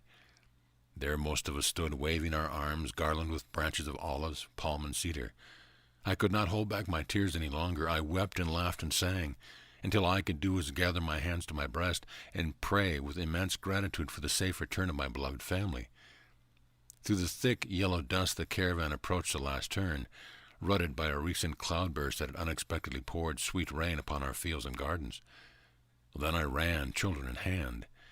Mary Anna waved from her seat upon a large mule, her small body revealing the silhouette of one with child. At her side strode Joseph. Behind her, straddling the mule, was her youngest child, Joseph the younger, now almost 3 years old. Running ahead were 2 red-headed boys, whom I instantly know were James and Jude. Where was Yeshua? My eyes glanced from one beloved to the next. Then through the haze I saw the ox cart carrying Rebekah. Inside the cart was a young girl, cradling a still boy in her lap. A bladder containing water hung by her side, and a tarpaulin stretched overhead gave protection from the burning sun. Walking beside the ox was a tall, deeply tanned boy, whose bright eyes and smiling teeth flashed as he caught my searching gaze. Riveted as if by a lightning bolt, I quaked with recognition. My God, it is Yeshua, a man in a boy's body. Yeshua called out to Jude to come and take the ox's tether and goad. Then, as fleet as a deer, Yeshua left the roadway and flew upwards, leaping from stone to stone. He was in my arms in less than a minute. Then, stepping back, we stood facing each other eye to eye. Although only 8, his strong arms curled around me as though he were a bear, lifting me off the ground. Laughing a contagious laugh, Yeshua spun me round and round, all the while looking into my eyes. He had the most extraordinary eyes I had ever seen. You are just like my mother, only you are still yourself. So I shall call you Nana, my little mother. Come and see my beautiful mother, whispered Yeshua in my ear as he gently set me on the ground. Taking my hand, he led me excitedly to Mary Anna. Joseph stopped the mule and helped his beloved wife to dismount. Once her sore, strained legs could hold her upright, Mary Anna was in my arms. How wondrous our reunion! Arm in arm with Mary Ann in the middle, Yeshua and I walked among the pilgrims, hugging and kissing each one as we went. When I came upon Rebekah, who was with Miriam in the ox cart, my heart burst with agony for her affliction. Open sores covered her face, causing one eye to be swollen shut. I reached into the lumbering cart to place my hand upon her gaunt form, and placing my ear close, heard her faint words. Mother, I have come home to you. I know you can make me well, for this I have prayed. These were the barely audible words Rebekah spoke from a place of faith in her heart. It was indeed hard to look upon Rebekah's beauty wasting away, her face ashen and her eyes glazed by pain. Then I looked up into my granddaughter Miriam's doe-like golden eyes. Such wise and noble beauty I had not seen among all the maidens born of the light, except the one you call Mary Magdalene, the daughter of Mary of Magdala and Joseph of Arimathea. Slowly we made our way to the south gate of the Carmel compound. Nathanael, the shepherd boy who had held the infant Yeshua in his arms, then came forward and offered to assist. He was now 16 years old and had recently completed his probationary initiation in the Mount Carmel Mystery School. Nathaniel gently lifted Rebecca from the ox cart and carried her into the infirmary, accompanied by a weary Simeon and a solemn Miriam. I introduced him to everyone and then explained to Yeshua who Nathaniel was, and that the little lamb that he had given Yeshua at his birth was still very much alive. We agreed that we would later find the little lamb that had become a grandmother's sheep many times over. One by one, the tired pilgrims dismounted from carts and steeds. Children milled about, asking questions, getting acquainted with cousins, making friends with those about whom they had only heard stories. Yeshua was pressed to answer dozens of questions all at the same time. The children hung on him, begging him to lift them up and whirl them around as they had seen them do to me. When the weariness of the journey caught up with him, Yeshua gently excused himself and went with his father and Simeon to the men's dormitory in Bath. This homecoming was bittersweet. On the one hand, here were my beloved children returned to me. On the other, Rebekah's sore condition deeply troubled my heart. Reluctantly, though in good faith, I will now share with you the sad departing of Rebekah. Though her faith was strong, her condition continued to worsen over the 6 months after arrival in Carmel. I stayed with her in the infirmary night and day, as did others of the family. We did all that we could do to heal her fading body. Her spirit waxed strong, and her inner beauty grew as we took turns caring for Rebekah's basic needs. Although her voice was silenced to our outer ears, we could hear and feel her love of God and the angels who attended her. When it came time for her soul to lift upward into the light, we all gathered around. I could feel Joachim's presence and gave thanks that all our children had been spared until now. This beautiful being freely moved on into the greater realms of light in order to fulfill her part from on the other side of the veil. Miriam, Rebekah's only child, was bereft beyond comforting for almost a fortnight, until one evening when Yeshua came to her where she knelt beside her mother's grave. Gently he picked her up and held her close to his heart. Where she had grown numb of spirit, he blew his breath until Miriam began to shake. At last the venom of bitter anger toward God and toward me for not saving her mother began to depart. Because her father Simeon had gone with Joseph to Qumran a week after his mother's death, Miriam felt utterly alone, desolate, and betrayed. Yeshua continued to blow his breath into her heart until her sobbing began to subside. Holding his cousin fast in his bosom, he waited until another wave of grief and anger crested before resuming breathing into her heart. Torn by sobs and screams, she beat her fist on his back. Why, oh my God? Why did God take my beloved mother, she lamented. All Jeshua knew to do was to hold her until the months of futile hope and deep anguish that had frozen into vacant-eyed numbness was dissolved. Then Yeshua led her to his mother. Mary Anna took Miriam to her bosom and adopted her as her own child. So it was that Miriam became Yeshua's sister. Remembering the promise that she had made to him long ago in Egypt, she then proceeded to devote herself to fulfilling her vow that she would be his eternal friend and confidant. Chapter 24, Yeshua's Childhood.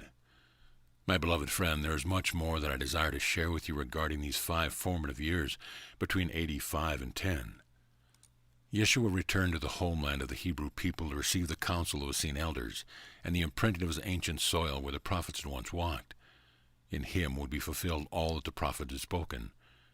During the latter part of the year of their return to Mount Carmel, Joseph ben Jacob began establishing himself as a builder and fine craftsman in a new village of Nazareth, named after the Nazarite Essenes, an easy day's journey from Mount Carmel.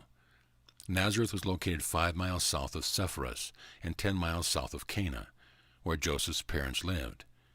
Mariana's brother Nathan had acquired land in Nazareth and proposed that Joseph use it to build a home that would support his growing family. So it was that Joseph and Mariana moved into a modest but more spacious home in the early spring of 86. From Nazareth, Joseph took his trade to the nearby bustling Roman town of Sepphoris, where Yeshua often accompanied him as an apprentice. Occasionally, Joseph also facilitated the design and building of Essene communal structures throughout Galilee and in the desert near the Salt Sea. Whenever Joseph could, he almost brought Yeshua to Mount Carmel and to Qumran, where he would stay for months at a time, taking probationary initiation. Of these I will say more later. You have in your tradition that Joseph was a carpenter, but I will add that he was much more than a simple, itinerant handyman. Indeed, he designed and built buildings for public and private use. He was also known as a master of craftsmen of fine wood, musical instruments, and the tabernacles of synagogues. And to the initiated, Joseph was known as one who knew the crafting of the soul. He was an adept who held within his countenance the substance, frequencies, and mathematical codes of the Ark of the Covenant. Joseph was looked upon as one to whom initiates came to receive certain rites of passage into the ways of the teacher of righteousness. During the extended months that Yeshua lived in Carmel, he spent a great deal of his time with me. In Carmel and also at Qumran he took many of the initiations. He lived with the older boys and celibate men in a communal dormitory. His dress, possession, and daily routine were simple, straightforward, and communally uniform. To look at Yeshua as he went about his labor with the other boys, one would not perceive him being treated any differently than the others with whom he shared his life. Yeshua spent long hours in the library reading, translating, and transcribing the ancient texts which had come out of Alexandria, Greece, Persia, India, and the Himalayas. He was quick to learn the different languages, and he enjoyed communicating with anyone who would enter into various philosophical perspectives and dialogues with him. Long before the sun rose, he could be found walking amidst the fields of grass, alone or with his mother when she visited, sitting in meditation beneath the ancient cedars, or absorbed in the text of some ancient scroll or papyrus. Like his father Joseph, he slept little. He took his turn at the various communal chores without complaint, whether it was the cleaning of floors, latrines, in the kitchen, or the tending of children, flocks, or the lame. Yeshua went from one task to the other with great sensitivity, gentleness, and a light heart. He had begun to gain a mastery of the emotional storms that still swept through him. In many ways, Yeshua was the perfect child. But before you put him on a pedestal, I will also tell on occasion he played jokes on the children, adults, and me.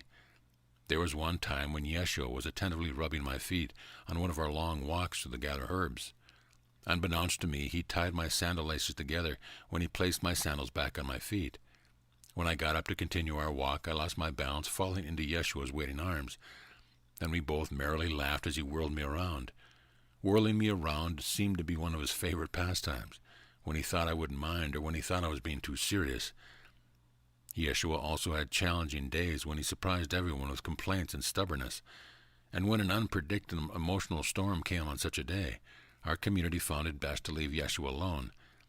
Occasionally, during particularly challenging inner storms, Yeshua would seek me out, and we would go for walks or go into our favorite cave, where I kept the space for him to work it out. Then we talked and shared deeply from our hearts until peace and love were found again. During the times our community gathered for feasting and celebration before and after certain high days, Yeshua loved to teach the other children various games that he had invented or expanded upon. Some of the games tested physical prowess, some honed mental activity, and some were just for laughter and play. In one such game, my grandson ran like the wind ahead of the other children, only to dodge to the right or left, falling behind a child who was lame. Then in an instant the unsuspecting child would be picked up and perched on Yeshua's thin shoulders. Off they romped, laughingly, giddily, the child flapping his or her arms like a bird. While Yeshua was in Egypt, he had acquired something of a rich heritage of Egyptian, Hebrew, and Persian temple music and folk dances, which he learned from his aunt Miriam and his uncle Ezekiel. By his 12th year, he had become an accomplished singer, composer, and musician. He loved singing the Psalms of Akhenaten, David, Zarathustra. He rejoiced in the dialogue of Krishna and Arjuna. He was given ample opportunity to share his unusually advancing understanding, as well as a sweet, perfectly pitched, soprano voice when we met for morning and evening prayers, the Sabbath, weddings, and other festive occasions. Yeshua took his second rite of passage into manhood when he was 12 at the hand of his father, within the new synagogue at Nazareth that Joseph had assisted in erecting. He amazed the elders with his knowledge and wisdom of the Torah and other ancient texts of Enoch, Zadok, and Moses. However, it would be another 12 years before he appeared before the priest of Levi in Jerusalem for his rite into true manhood, as this tradition was practiced by the Jews in that day. Also during Yeshua's 12th year, he entered more deeply into the serious matters of the mystery school. Among other teachings, I assisted him to understand how to hold and circulate the breath of life within his body, until his heartbeat slowed to an almost imperceptible flutter. Into the caves upon the mount we would go together, to test his understanding of pranic flow and how to move through the veils of the astral world. Some of these caves were hollowed out in a fashion to create specific acoustical sounds. Deep trance states could be accomplished when these sounds were consciously made and heard. I would use my voice, accompanied with my frame drum, hather sistrum, and bronze bells. Yeshua brought jugs of water, pallets, oil lamps, and the herbs that would sustain our vigils. Sometimes we stayed deep within the caves for as long as a week. I came to know Yeshua very well as we shared deeply during these retreats. Together we would take etheric journeys into the inner retreats of the Masters. One of our favorite bilocation journeys was to visit a number of places in Britain. I promised him he would someday physically travel to that ancient Celtic land and take initiation at the hand of his uncle, Joseph of Arimathea. His uncle and his parents had already agreed that Yeshua would be taken to Britain for 3 years at the age of 13. As Yeshua approached his 13th birthday, he undertook his first level initiation into the rite of the sepulchre. All our work prior to this initiation into the mysteries had prepared him to go into the death state and to return his soul to his body through the process of resurrection. So it was that I took Yeshua into the secret chamber located behind a false door, in which I had placed my body from time to time, when it had been appropriate for me to depart the earth plane for an extended time. As the long hours passed, I looked into the future and saw all the arduous tests Yeshua would be put through, and there was a part of me that wished Yeshua would simply live as a man, albeit a man who could love and serve much. So it was that initiating my grandson was also an initiation for me. In this way, at the tender age of 12, Yeshua began his preparation for publicly demonstrating the crucifixion and resurrection initiation. Throughout the remainder of his earthly expression, Yeshua knew death to be an illusion, and with each resurrection experience that followed through the years, he brought more light into the element of his physical body. Also at this time, the signs of pubescence began to become apparent. His lanky form continued to lengthen. His hands and feet had outgrown the rest of his body. Yeshua's body was unusually strong for one so slender and tall. He allowed his silken, dark auburn hair to grow long in the manner of the celibate Essene initiate. He was over a hand's length taller than his mother and me. I shall always treasure in my heart the memory of Yeshua's infectious laughter, as well as his stony stubbornness when it was time to put his determination, courage, and wisdom to the test. I was privy to his childlike spontaneity, curiosity, and playfulness. Occasionally his mastery of the full range of emotion, which he had developed over the years of his childhood, seemed to evaporate. There were times when the least annoying disturbance would incite a flood of tears. Sometimes he would bend over and guttural scream poured out unexpectedly. Then Yeshua would sit down, shaking, while he attempted to embrace and transmute the energy as he had been taught to do by his mother and father when he was a child. There were even times when the elementals outpictured his inner storm. Dark clouds appeared out of nowhere as a torrent of rage or grief moved through his body.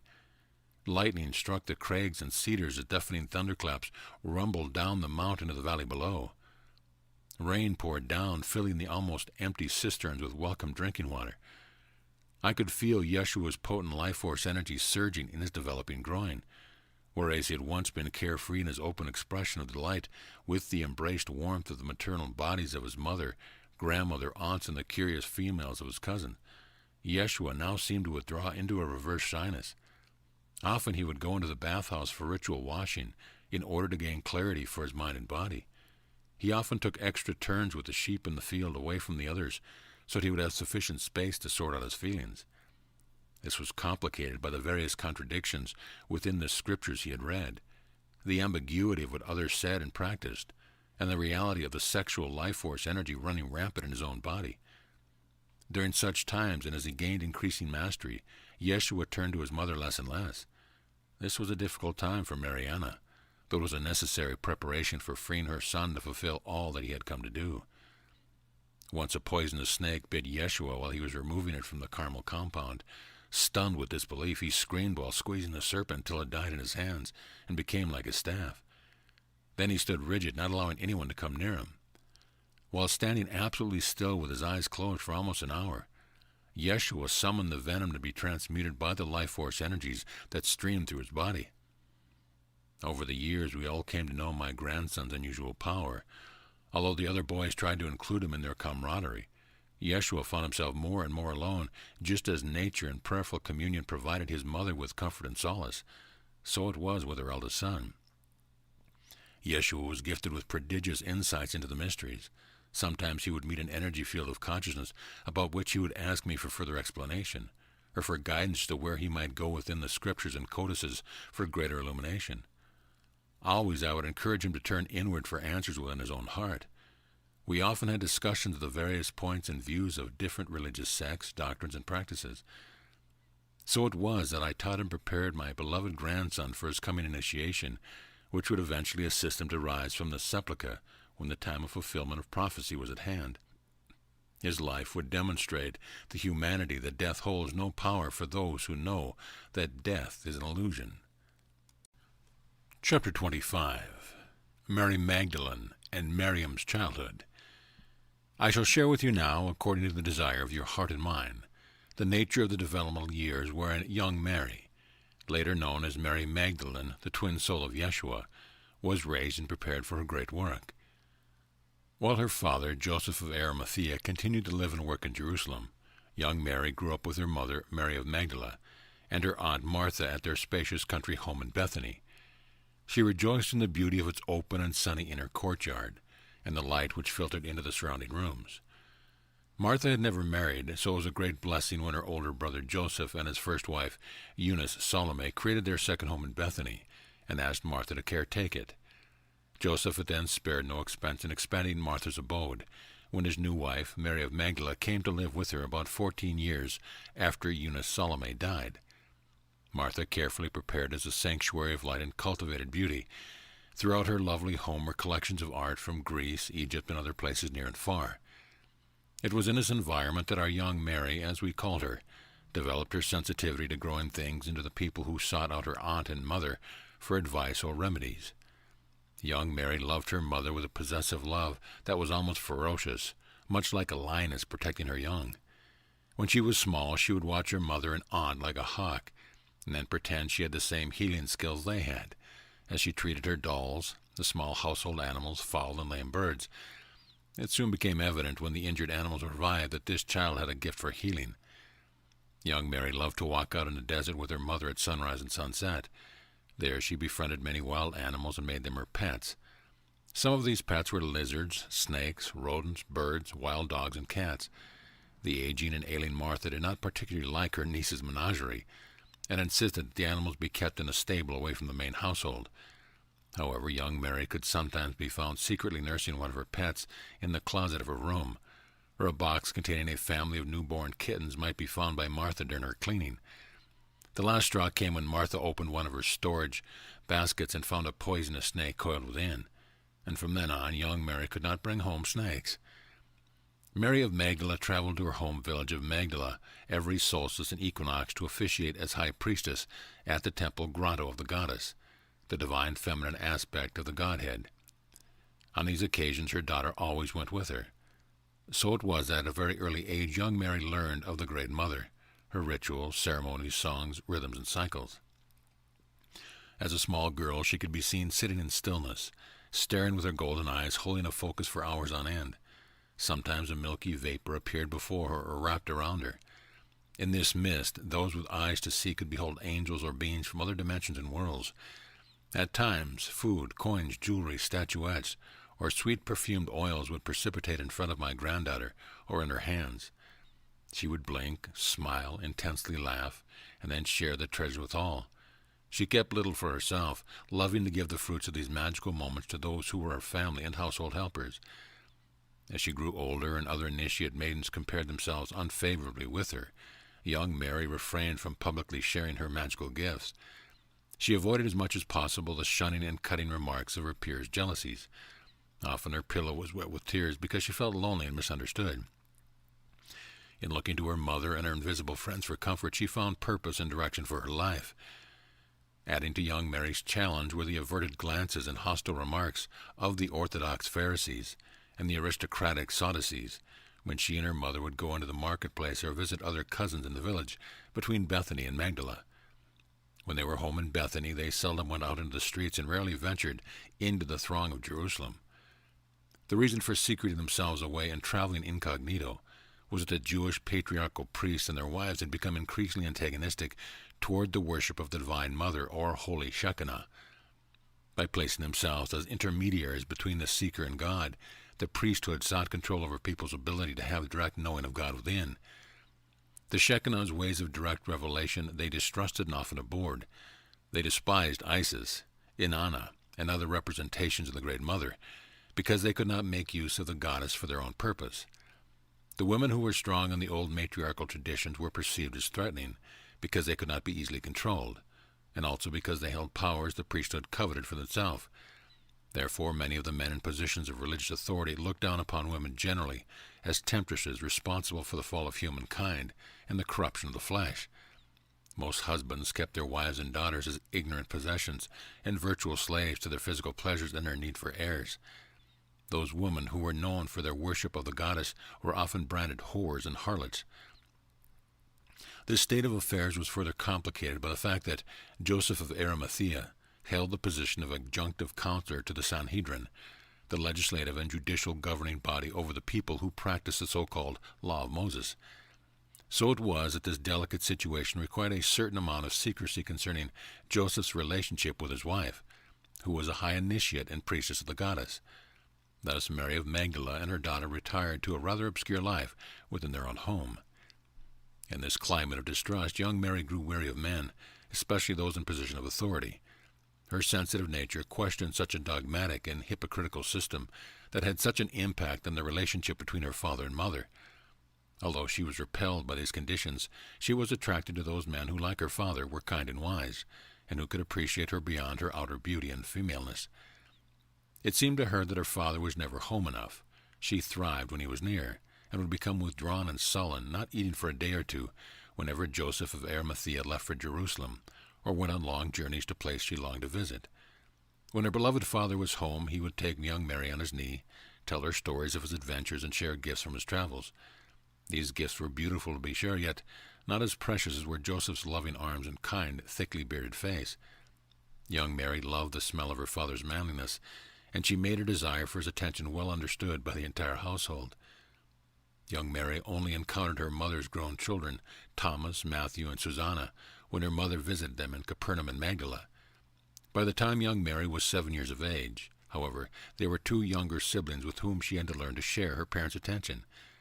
They were now Lazarus, who was 5 years younger, and young Martha, who was just a babe, 6.5 years younger. As Lazarus grew older, there continued to be a close rapport. With Martha, however, there seemed to be an old karmic pattern of distrust and competition that was only resolved years later. When she was in her 9th year, young Mary heard the exciting news that her cousin Yeshua had returned from Egypt, and that her parents were planning a special journey to visit her grandmother at Mount Carmel and to meet relatives she had only heard about. What would Yeshua, James, Jude, Joseph, Ruth, and Miriam be like? It was with great enthusiasm that young Mary packed her things and set off with her parents and young siblings for Mount Carmel to meet her Aunt Mary Anna, her Uncle Joseph, and her cousins. As it turned out, the experience of meeting Yeshua and Miriam was far beyond anything that young Mary could possibly have imagined. When Yeshua and young Mary looked into each other's eyes, they instantly recognized one another. As a piercing light moved through their hearts, both of them felt as had been struck by lightning. When Miriam and young Mary beheld one another, there was a similar experience of soul recognition. In their case, however, the quickening of divine light was accompanied by a dark shadow. Because they both loved Yeshua, there began to be awkward rivalry between them, as they both attempted to claim Yeshua's full attention. This thorn of contention between Miriam and the young Mary grew over the years as they came into their maidenhood. It was this thorn that became the great test of divine love, which moved both of them through their probationary initiation. So it was that Yeshua grappled with the intense feeling that arose within his heart, and was torn at a younger age between these 2 great loves in his life. He knew that his destiny was entwined with both, but how? During the next 4 years, young Mary came to Carmel with her mother on several different occasions, and although Yeshua was thrilled to see his cousin, he also felt relieved when it was time for her to return home to Bethany. He often encountered her in his dreams, and even though he missed young Mary, he was glad to have only Miriam present at Mount Carmel, while he focused his energies on the many tasks that required his attention. As for young Mary, the first meeting with Yeshua at the age of 8 constituted the pivotal point of her life, and from that point onward she began to know even more fully who she was and for what purpose she had incarnated upon this earth. So it was that when young Mary became 13, she was brought to Mount Carmel by her parents during the time of Yeshua's final preparation to leave for Britain with Joseph of Arimathea. Her mother had already begun to initiate her into the mysteries of the Order of the Magdalene at the Great Mother's Grotto at Magdala. However, she had never been required to commit to any consistent discipline, so it was with high hopes and expectations that I began my work with the one you call Mary Magdalene. It was not easy for young Mary to leave the comforts of her Bethany home and the luxury of having very little requirements for attending to the affairs of homemaking. Such domestic concerns were well attended to by her Aunt Martha and her maids. So it was something of a rude shock when the pampered young lady attempted to adjust to the communal requirements of sharing everything, living in rather austere conditions, and surrendering her freedom to do as she pleased to the strict codes of monastic conduct, ritual, and routine. Furthermore, having learned to distrust the dogmatic, authoritarian, patriarchal orientation of the Pharisees and the Sadducees, she found herself beginning to rebel against the discipline of our tradition-bound Essene community. For most of the first year she balked and was petulant, attempting to win favors and special treatment through her charismatic manipulation, which had worked so well in Bethany. So it was that young Mary could be seen pouting, teasing the other young girls and boys, running away, sometimes standing in resolute defiance against the rules that had governed and maintained the Mount Carmel community for centuries. There had never been such a one to question Mount Carmel's entrenched authority, which disturbed the peace among the young and old alike. To have this rebellious adolescent in our midst was like living with a wolverine that felt cornered or a hornet bearing its stinger. Her mother could not persuade young Mary to bend to the standard except those who sought initiation at Mount Carmel. We all wondered if she would make it through her first year. After her mother and younger siblings returned to Bethany, young Mary went through a very difficult period for a number of months. She went on hunger strikes and refused to eat. She would hiss and spit like a wild animal when invited to remember neglected assignments. We did not know what to do to help her feel at home at Mount Carmel. Mary Anna came to see if she could help, but even her attempts to comfort her niece was refused. So great was young Mary's influence upon us that it was as though a dark cloud hung over our community. No matter how we tried to place our attention on the common goals, we ordinarily brought us to great peace. So the months passed into the winter season. Cold winds, sleet, hail, and frost bit deeply into our reserve of patience. More and more of the community turned away from her, ignoring her, refusing to give in to young Mary's rebellious manipulation, sullen depression, and defiant withdrawal into herself. Whenever I went to my beloved granddaughter, my heart anguishing for her well-being, she would avert her eyes. Looking down, tears welling up, she would run past me, as if she were freeing herself from a captor. Once I found her crying in the dark storeroom. I took her into my arms, only to have her begin screaming, tearing my robe and apron, her eyes maddened with grief and heartache. "It's your fault that I'm here. I don't want to be here. I hate you. I'll never forgive you for taking me away from my mother and father," she screamed. As I let her go, I felt confused and tortured by the demons of self-doubt, remorse, and guilt. I, too, began to question the traditional methods of teaching the ancient mysteries, and wondered if young Mary was right in demanding reform. I did not know what to do, so I gave our young rebel up to the Lord Most High and asked Archangel Gabriel to help me find a way to heal her heart.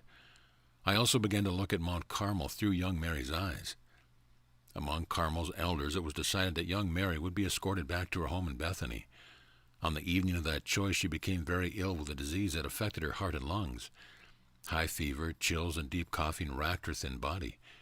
Miriam, who had also had her pallets in the young maiden's dormitory, came to me with the news of her cousin's worsening condition. I gathered several other women who were skilled at healing to come with me. We took young Mary to the infirmary.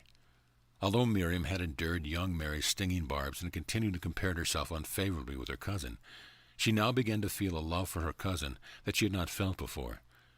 Miriam also began to realize that she, and only she, understood young Mary, for whom everyone else had become alienated. She understood her longing for her parents, her moodiness, and her rebellion against Mount Carmel's strict discipline and piety. In short, she understood why her cousin had become aloof, withdrawn, and numb. Miriam understood her cousin to be more like herself than anyone else that she knew. The essential difference between them was that young Mary did not hesitate when there was an opportunity to be an active reformer of the outer world, while Miriam preferred to invisibly harmonize discord on the inner plane. So Miriam came along that night to be with her cousin, whose silence spoke louder than words, that she was determined to leave Carmel one way or another. When we told young Mary of the elder's decision to let her return to Bethany, her face brightened. However, the many weeks of starving herself had taken their toll. The fever intensified, her spittle carried blood. Miriam responded with a courageous resolve to support her cousin with every ounce of strength she had. She brought her pallet and laid herself down beside young Mary. Placing her blanket over both of them, Marian wrapped her arms around her cousin's frail body, that in turn sweated profusely and convulsed with chills. Through it all, they both somehow found deep healing. From time to time, I relieved Miriam so she could attend to her bodily needs and ritual washing. As Miriam nursed her, young Mary found a loyal friend with whom she could open her aching heart. And so it was that these two began to truly know each other. They found solace by bringing healing balm to one another's broken hearts. However, there continued to be a barb of jealousy over their mutual love of Yeshua and their suppressed fantasy that he would someday choose one over the other in marriage. Although this thorn continued to test them through the remainder of their early years, they opened their hearts to each other as only soulmates can, once they see through the veil of distrust. A messenger had been sent to Bethany to summon Mary of Magdala to come and be with her ailing daughter, assess the situation, and perhaps take her back to Bethany. During the days while we waited for her mother, young Mary began to change before our very eyes. Although she was weak, she began to welcome the rich herbal broth and gentle caresses I gave her. At last a glittering light gathered in young Mary's golden eyes, as Miriam recited secret love poems she had written. She enjoyed brushing her cousin's long mahogany hair, which, like her own raven black hair, was very densely curled. With new ears, Miriam listened to no one had before to this one's childhood stories of loneliness and of her great love for her mother and father. Of all her stories, the romantic fantasies and troubled dreams that young Mary had of Yeshua were the words Miriam listened to with every beat of her heart. She discovered that her cousin's trials and dreams were just like her own, so these two bonded and healed as they emptied their hearts out to each other. Mary of Magdala arrived to find in her daughter a matured young novice who had passed a most arduous test. Including young Mary in the decision-making, the elders of Mount Carmel now agreed that she could stay as a probationary initiate until she was 16. Then she, Miriam, and other young probationary initiates would go to Egypt to receive further initiation. If they proved successful of those, they would take to Carmel. So it was that the next 2 years passed harmoniously, as young Mary and Miriam grew in stature and waxed strong within the great mystery. Both of these young women developed a growing sensitivity to the ways of spirit. They searched deep within themselves and found a profound, abiding love for the one goddess. They knew their purpose was to restore life to that which was dead within the minds, bodies, souls, and outer institutions of humankind. Claiming the prize of self-mastery was the pearl of great price they both sought. Thus embracing, balancing, and unifying the polarities within themselves became the goal of these two young women, who found in each other a perfect mirror. They also knew that their lives were intricately entwined with their cousin Yeshua. He became their constant guiding star and mystery they most desired to unveil. So it was that I have shared with you some understanding about the personalities of these two young maidens. In future years, young Mary would become Yeshua's beloved consort. Mary, his adopted sister, whom he called Mary Grace, continued to be his loyal friend and confidant. Chapter 26. Yeshua in Britain. Now let me share a portion of all that could be said about my grandson's experience in the British Isles, which Yeshua and his uncles later reported to me. I will give you a brief summary of the places he visited and the initiations he passed through between the ages of 13 and 16. Of his many initiatory experiences, my favorite was the final initiation Yeshua took inside the Tor at Avalon, shortly before returning to Mount Carmel in Nazareth.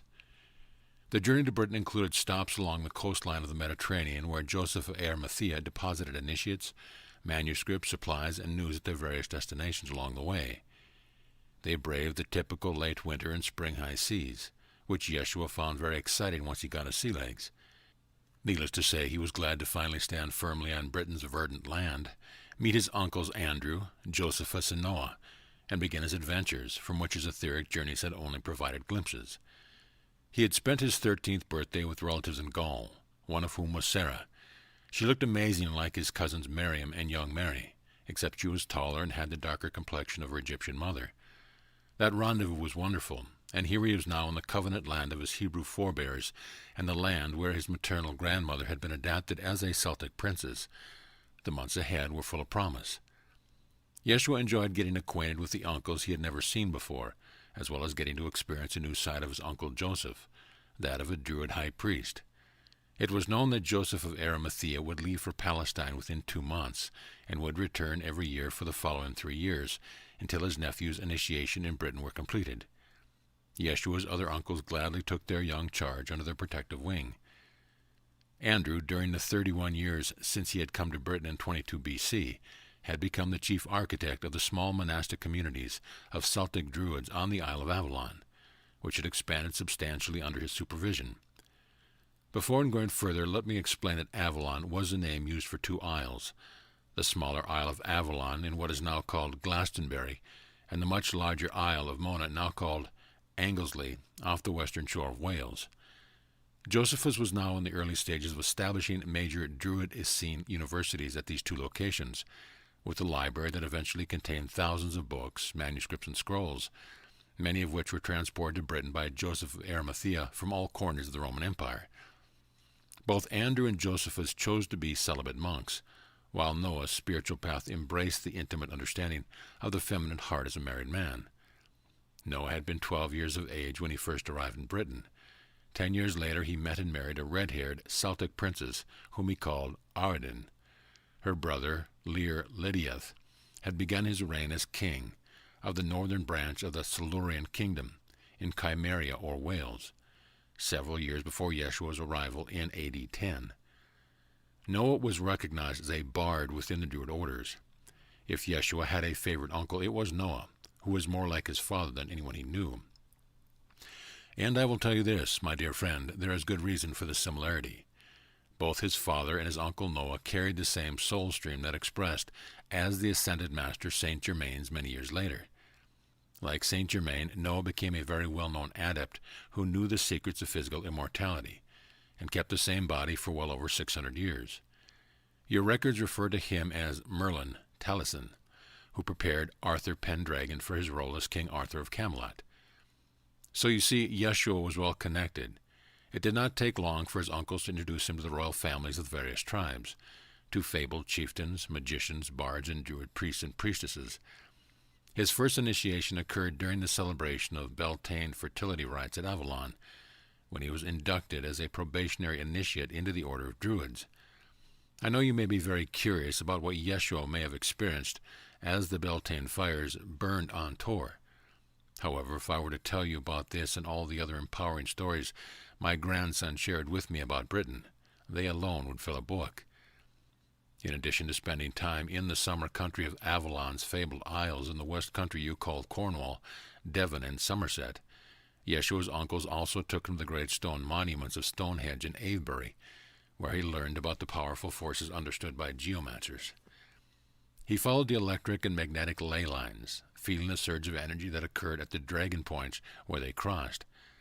Usually at these crossings there were stone circles or other monolithic monuments of stone that acted like acupuncture needles to harmonize and channel the combined telluric, lunar, solar, and stellar energies for specific purposes known by the Druids.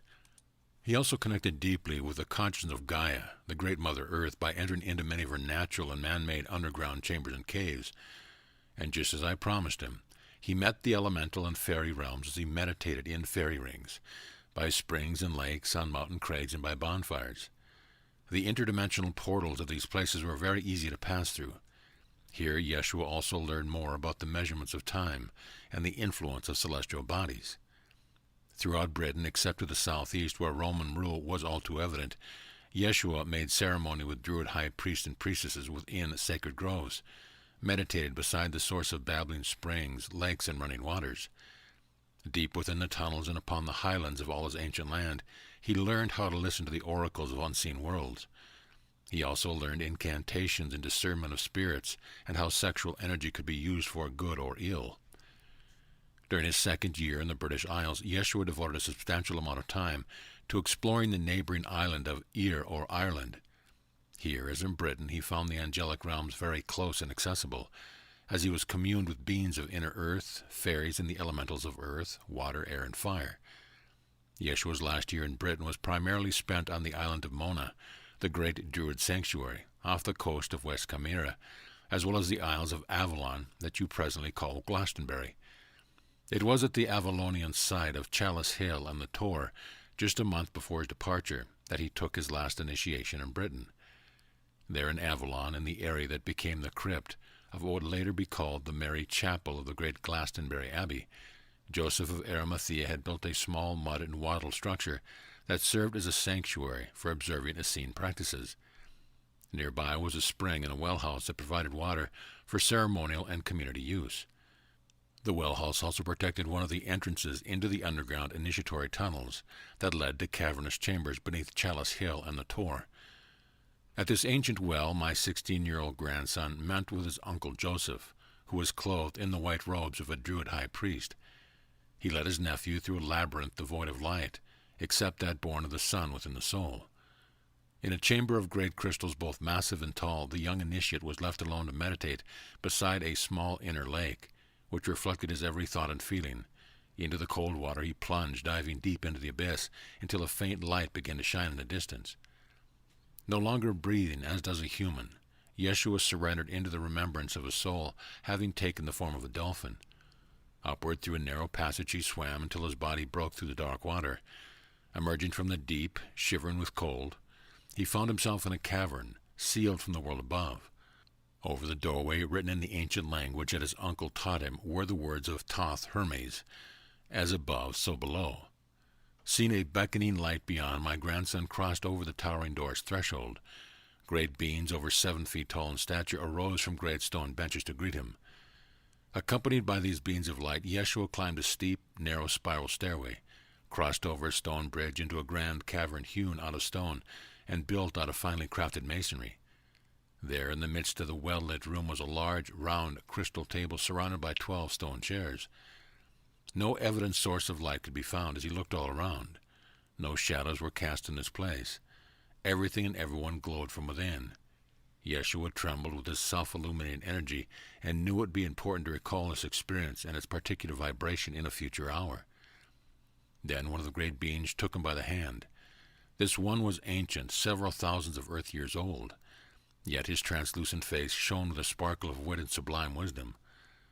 Torek announced that he was one of the high priests who had survived the sinking of Atlantis. He had gone with the ships of light into the underground city of Thoth beneath the Great Pyramid. When the earth waters finally receded, revealing the ancient lands now called Britain, Torek went with his bride, Torhana, to bring a divine feminine balance for the earth people who still grieved. By doing so, it was hoped that humanity's survival against any future holocaust would be assured. So it was that Torek and Torhana chose to linger through time upon the face of the earth. Torek intoned remotely familiar words into Yeshua's ears, assisting this young initiate to remember the language of light and the blue stargates of Orion and Sirius. He said he was of a lineage of seers and magicians who held certain wisdom inviolate from the tampering of the sons of the darkness. Those who loved and feared him knew him as Merlin. Now let it be said that my beloved grandson tarried with Torek for a night and a day, though the passing of time was not measured as you know it. It could well have been years, the sharing with this great soul, who no longer reckoned the passage of time by the movement of the external sun.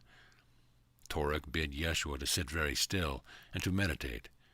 Stooping low, he touched Yeshua's chest, and then turning around, he silently walked away.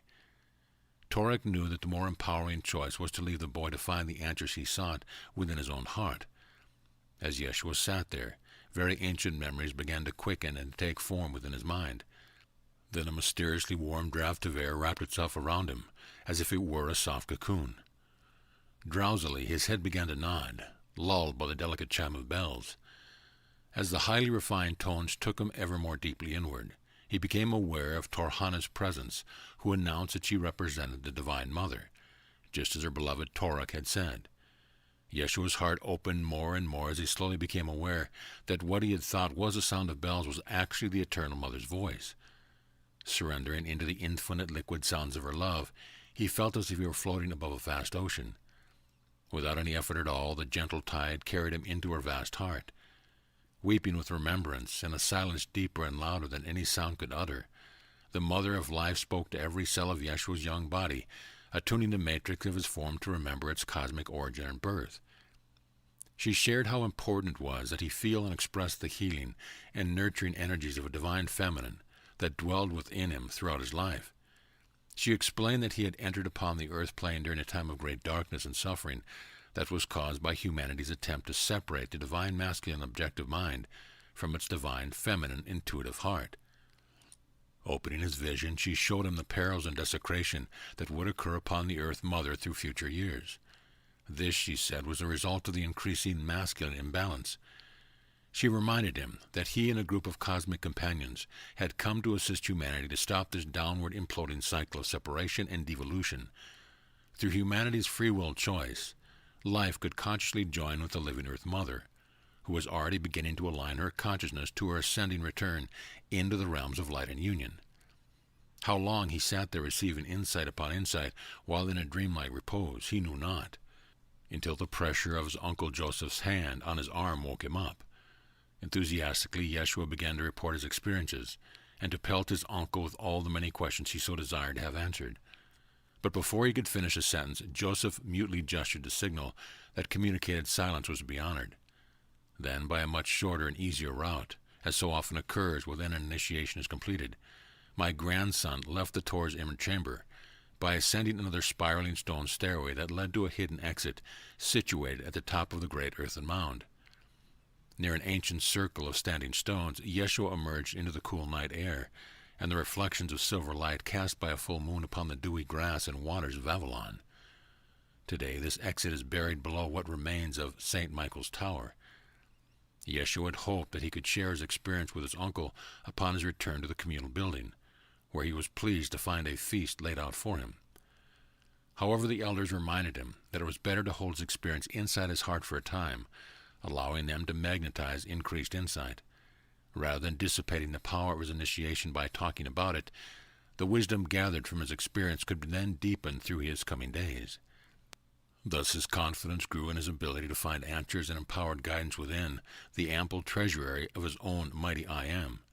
And in this way he continued to understand how his small self could be tempered and aligned with a greater purpose and bringing glory to himself. But more important still, my grandson began to fully understand the nature and work of the Divine Mother, whose empowering and loving presence heals the suffering of the world. He learned how to be still and allow her presence to comfort him in these moments of feeling lonely or confused. Likewise, let us linger and absorb the energies of divine love's nurturing embrace. Attune your ears, and you may hear the delicate chiming of Torhana's silver bells calling you home to the Divine Mother's heart. Breathe and also receive the essence of an elder brother whose exemplary light shows the way. Chapter 27. Yeshua returns from Britain. I fondly remember the day that Yeshua returned from Britain. Before sunrise one August morning, I was compelled to rise and walk to my favorite precipice that overlooks the great sea. I had created a small altar here many years earlier. As I knelt beside the familiar stones and prayed, I began to be absorbed within an ocean of bliss and ecstasy. When I began to sense my body again, the early rays of the sun were beginning to penetrate the deep dark of the night. Within my inner ears I heard, "I am come." As my outer vision focused into clarity, I scanned the horizon. Yes, it was a small fleet of sailing boats. Their lamps bobbed like dancing stars. As they approached in the dawning light, I beheld the colors and design of Joseph's heraldic banner appliqued upon the mainsail, the leading vessel. I removed my shawl and began to wave it upon the gathering breeze. The shore was rocky and dangerous. Consequently, the boats could only pass by at a distance as they sailed to a small port of Dor a few miles to the south. Nevertheless, they were close enough for me to see the individual forms of the crew. It would be at least another day before Yeshua arrived. Then I saw him. Yeshua waved, and the next thing I knew, he was diving into the sea. I watched, somewhat alarmed at first, but then taking a deep breath. I could clearly see that he was a very strong swimmer. His lean body surfed the waves as he guided himself to a narrow spit of sand along the towering cliff. He gathered himself up, a small bundle tied to his waist, began to climb upwards. Long ago the ancient ones who once lived here had carved handholds and narrow ledges that they might be able to escape captivity by marauding nomadic tribes. So it was that Yeshua had explored this precipice path as a young boy, and he remembered it well. Indeed, this treacherous route was one of the many tests of courage and intuition he had passed on a foggy, moonless night shortly before going to Britain. My, how he had grown these past 3 years. Now he towered above me, grinning from ear to ear. His long, wet hair smelled of the sea, salt and sand glistened on his tan, sweating body. My heart ached with a swelling ecstasy as I surveyed the extraordinary beauty of my grandson. He breathed deeply once the effects of the long climb had gradually subsided, restoring his lungs to normal breathing. We stood there, looking at one another, so very joyful to be together again. It was easy to see that his uncles Joseph of Arimathea, Andrew, Josephus, and Noah had done well in preparing this young man for his coming test. Suddenly we both broke into peals of laughter until we began to shake all over. We were not able, nor did we desire, to stop this unexpected return to childlike innocence and joy. Yeshua swept me up in his arms as he had long ago upon his return from the Sinai. Around and around we whirled until we both were dizzy, laughing all the while. Finally we came to ourselves, realizing that the day had already begun in Carmel. A distant bell could be heard for the gathering to morning prayer. Nearby were the sounds of bleating and merry jingle of sheep and goat bells. Then we heard a welcoming hello as Nathaniel Bartholomew strode into view. Nathaniel was a shepherd boy who had kneeled before Yeshua when he was a newborn babe in Bethlehem, and had been one of his most ardent friends and confidants during the 5 years Yeshua was at Carmel, Nazareth, and Qumran. Nathaniel had hoped to accompany his friend to Britain, but the elders had decided that it would be more empowering for Yeshua to go alone. Except for those occasions when he was with his uncle, Joseph of Arimathea, Yeshua was to undergo his initiation into the order of Druids with relatives he had not known before. Yeshua ran into Nathaniel's arms. They were almost the same height, slender and deeply tanned. Nathaniel was 28 and still unmarried. He was overjoyed to see his beloved friend again. Weeping, he held Yeshua fast in his breast, kissing his cheeks, which had grown a light beard. As I beheld these young men rejoicing in their reunion, my heart beat so fast that I could not speak. Finally, realizing that Yeshua was really here, Nathaniel Bartholomew held him at arm's length, looking deeply into his smiling blue-gray eyes. Then, after embracing one more time, they began to run for the west gate. I was left with the sheep and the goats, but it didn't matter. I could be still and take in my heart the glad news of his coming. After Absalom came to relieve me of the herd, I was met at the gate by Miriam, who was beside herself with joy over Yeshua's return. "We must prepare a feast for my beloved brother," exclaimed Miriam as she grabbed my arm, hurrying me toward the great kitchen.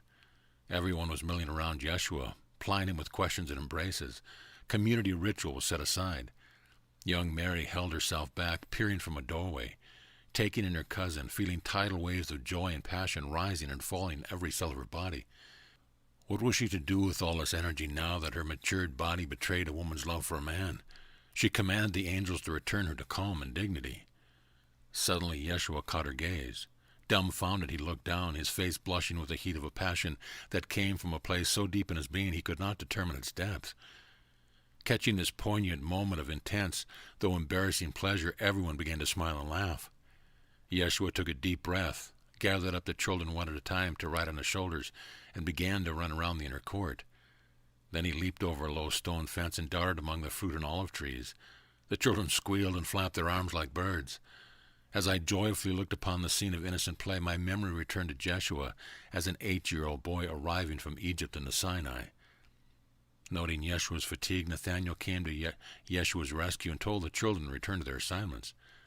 Then these two beloved young men walked to the bath, after which they went to a great dining room to take refreshment for their hungry bodies. No matter that it was not the communal hour for breaking the morning fast. Steaming bowls of oatmeal, millet, kamut were put before them. Fresh goat's milk and cheese, loaves of dark bread and wild honey were also provided. It was plain to see that the reform young Mary had catalyzed were underway. After an evening of intense sharing with the entire community of Mount Carmel, Yeshua departed for a week-long visit with his family in Nazareth, which was just 20 miles away. Mary, Anna, and Joseph were expecting Yeshua's arrival, and they were delighted with the way his 3 years in Britain had transformed their son from a precocious youngster into a maturing young man. A grand family reunion was enjoyed by all. Yeshua was overjoyed to share his experience with his parents, brothers and sisters, James, Jude, Joseph the younger, Ruth, Thomas, and Simon.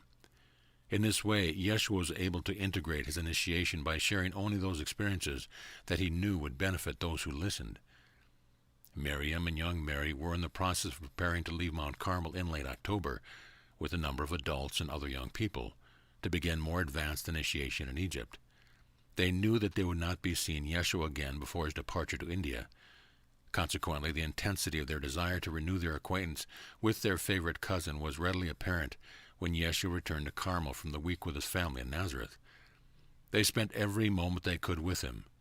Miriam and young Mary had bonded so closely that the shadow of jealousy was barely discernible, except for an occasional biting word or fearful glance.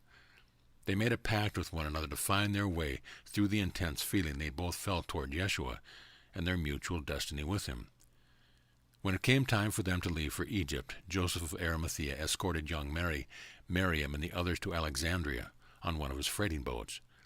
Docking for a month before continuing his trade route, Joseph showed them the wonders of this rather sophisticated city and introduced them to a number of their distant relatives who later took them on to Heliopolis. Isaac and Tabitha had brought their light-conceived daughter Sarah to Egypt several weeks earlier and were waiting to greet them when they arrived at their Aunt Miriam's home. Miriam and young Mary had heard stories about their dark-skinned cousin that aroused their curiosity, and they were very eager to meet her. So it was the rest of us had the immense pleasure of Yeshua's presence at Carmel and Nazareth, prior to his departure for India. He would leave the following April, shortly after his 17th birthday. How good it had felt to Yeshua to be with his beloved parents and younger siblings again. The 3 years' absence had seen much change in the children who had been Yeshua's playmates. Now that he had matured through his initiation and had much more refined sensitivity of subtle energy, Yeshua looked to both his parents with deeper insight and acknowledgement of their journey that had prepared them so well through the years. Although they appeared to be quite ordinary and went about their work unnoticed, it did not take long for Yeshua to discover that both his father and mother had more spiritual power than he had realized before he left for Britain. Often he would take his mother or father aside in privacy. He asked for their counsel concerning how to go about cultivating his spiritual gifts. On such occasions, he also asked deeply probing questions about what the angels had said concerning him and the work he had come to earth to do. Of Yeshua's brother, James and Joseph the younger seemed the most interested in his spirituality. They loved to join their older brother and parents in lofty discussions and long meditations. Jude, however, was more taken with the wonders of the natural world, which he demonstrated by cultivating his mother's garden and raising animals. As the months passed, Yeshua's esteem for his humble father increased. He so desired to follow his father's example. Although he had not known his grandfather Joachim, the stories that I told about Joachim's great spiritual strength and devotion inspired my grandson. When he realized that much of the wisdom that these two men had gained had come from their years spent in India, his eagerness to depart and gather the same wisdom for himself multiplied every day. Even though the journey would be long and dangerous, he vigorously applied himself to the necessary preparation for leaving as planned. James, of course, also felt that he must go, and when young Joseph also implored his parents to let him go with his brother, he was firmly told that they would pray on the matter. Joseph of Arimathea understood that it would be wise to have a close relative act as the boy's guardian, since their father would be staying in Nazareth. After taking his daughter and the other young initiates to Egypt, Joseph proceeded to southern Gaul and Britain, as was his custom. While in Languedoc, he met with his half-brother Isaac and Jacob. When he informed them of the news that Yeshua would be taking pilgrimage to India, Jacob immediately knew that his dream of advancing his initiation in India could now be realized. He gladly accepted the invitation to go with his nephews. Consequently, Joseph of Arimathea returned to Palestine. Jacob immediately went to Nazareth and Mount Carmel to meet with family members he had not seen in many years. It did not take him long to make the necessary preparations that were required to accompany his nephews to the Indus Valley and the high Himalayas. Looking at Jacob, who appeared no more than 40 years of age, amazed me because his appearance was so much like his father's at the time we first met. Having received his advanced initiation in Egypt, Jacob had also mastered the secret of longevity. Thus his robust appearance made it very difficult for most people to believe that he was 62 years of age. One of Joseph ben Jacob's cousins, who had made a number of journeys to India as a trader, was hired to act as a primary guide and outfitter for the expedition. It was agreed that the boy's father, as their spiritual advisor and overseer, would also be one of those who traveled. However, because of the worsening physical infirmities that had recently begun to affect his eyesight and joints, the long journey to India was ill-advised. It was decided that Joseph would remain close to home, or so it seemed to the uninitiated, because Joseph had mastered the manipulation of subtle energy in interdimensional time and space. He would bilocate as often as possible in order to be with his sons. On other occasions, when necessary, he promised to teleport his physical body. Yeshua had seen his father do both, so he knew his father would keep his promise. The remainder of us who knew how to bilocate and teleport would join them from time to time. An overjoyed Joseph the Younger was ecstatic when his mother, who was against his foreign traveling at such a young age, consented he could go. Several days before their departure, many of the family gathered at Mary Anna's home for a farewell gathering. After a simple meal, we celebrated with music and dancing, and then brought forward the gifts we had prepared for the pilgrim's journey.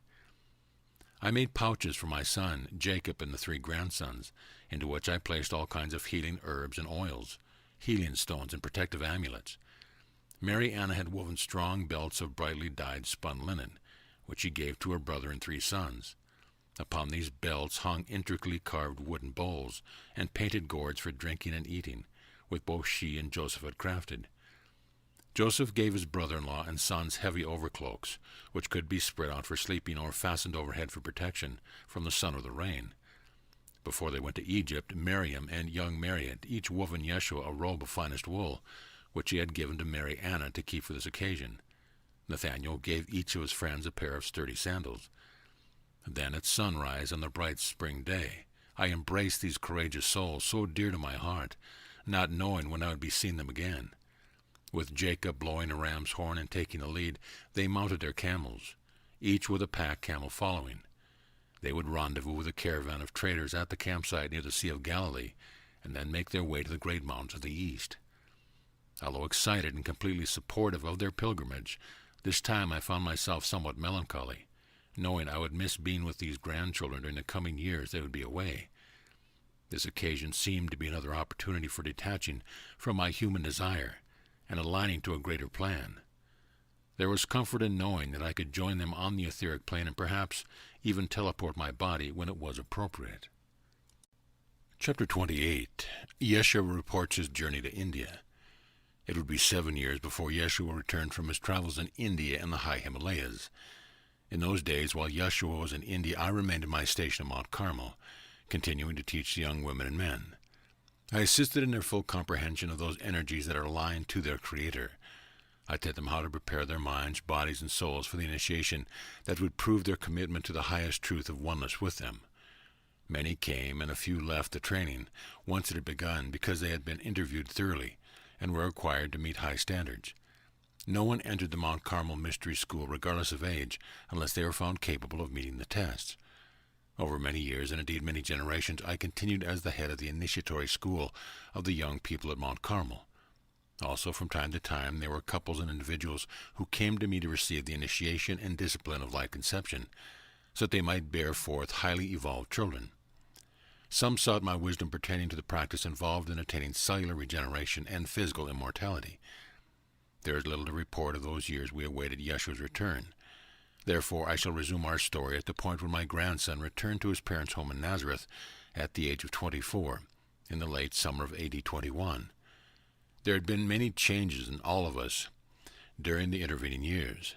Mary Anna was now almost 41 years of age, even though she appeared to be no more than 30. Ruth was almost 16. Esther, Salome, and Simon were 13. Some of the children and their descendants had passed on to the other side of the mortal veil, and there were other souls who traversed the veil to take up bodies on this side. Needless to say, when the news arrived that Yeshua had come back with his brother James and his uncle Jacob, there was a family gathering at Mary Anna's home to celebrate. With mixed feelings, we were told that Joseph the Younger had chosen to remain in India as a married householder. He had been welcomed as a son-in-law by a wealthy rishi, and had established himself as a promising Ayurvedic physician. Then my grandson revealed that his father, Joseph, who had teleported for the last time to India during the month before Yeshua and James were to begin their return to Palestine, had ascended into the light and would not be returning. Yeshua explained that he would share his story with the extended family later, after James, Jacob, and he had given a full account to Mary Anna. So it was that a week passed before we came together again. Mary Anna was in silent retreat the entire time. She had confided to me several months earlier that she had been called on the inner planes to come into Maha Babaji's presence. She did not share with me all that she had heard or seen, but she did reveal that Joseph was taken up into the light, and he would not be returning to her in the physical. She was resolved to hold him into her heart and to carry on as best she could without him, and it had not been easy. Although material comforts were abundant, loneliness often disturbed Mariana's peace. Yet she brought herself out of the potential valleys of depression with renewed vigor and constant availability to ease the pain of others whose losses were greater than her own. Thus, Mariana was challenged to achieve a greater balance between her highly developed feminine nature and to express her latent masculine abilities. Her providential skills increased, as did her extraordinary wisdom and compassion. Her counsel and presence were sought by many, and seldom did she have time to consider her widowed condition, except when the night hours grew long and her bed knew no comforting warmth. Yeshua and James were now returned to her. Fully matured, these young men made their presence felt in Mariana's small but comfortable home. It was clear that they had come into a stature of which she was proud and grateful.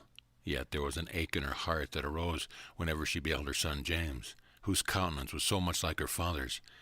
Tears spilled from her eyes when she looked upon him during their first days after his return.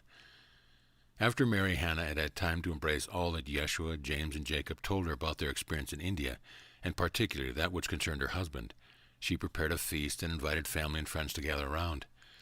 So it was that Yeshua began to share with us the highlights of his 7-year pilgrimage to India.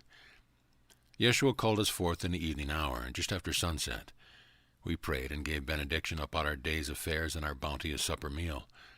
Bodily hunger satisfied, we then took our places in the outer court of Mariana's home. In this sweet and sublime garden we found repose and solace. The sweet fragrance of citrus blooms, jasmine, and roses wafted through the warm, tranquil, late summer breeze. All were hushed and deeply inward.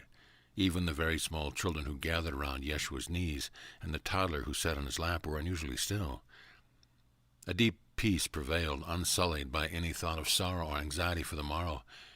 We waited in silence until Yeshua sighed and began to give utterance. These are the words I recall him speaking to us. My beloved family and friends, into whose presence I am returned after a long journey, I am now of a man's stature, and the law of one does rest within me, though not all is yet fulfilled in me. Of this I am now certain. I await the full awakening when God comes and dwells permanently within my consciousness. This I also know. It is not who I doeth the work, but my Father, Mother, who moves and breathes me. You now look upon me as one who is returned to you. You remember me as son, nephew, brother, and cousin. But I say to you, this is both a truth and an untruth. I am Yeshua ben Joseph, and I am he who transcends my family name to receive the name unspeakable. So have I returned to you, as I am held in the balance of yesterday's fading memory and tomorrow's realized dream. I am with you fully in the present moment. Now I shall say to you further that I bring you greetings from all my earthly father Joseph. I represent to you as well the fond greetings of my brother, Joseph the Younger, whom many called Joses, who had made the choice to remain in India. During the course of our wanderings over the past 7 years, my brother and I developed a deep love and appreciation for our uncle Jacob, whose enlightened and compassionate presence enriched our travels immeasurably. From time to time during the course of our pilgrimage, our beloved father Joseph walked with us. Both the wealthy and the poor welcomed us, and with those we are invited to impart our wisdom. We read from sacred texts and traced the lineage of that wisdom to Atlantis and Lemuria, even to golden eras before. So ancient was this wisdom that I quaked in the magnitude of those great minds that had gathered these truths and set them to writing.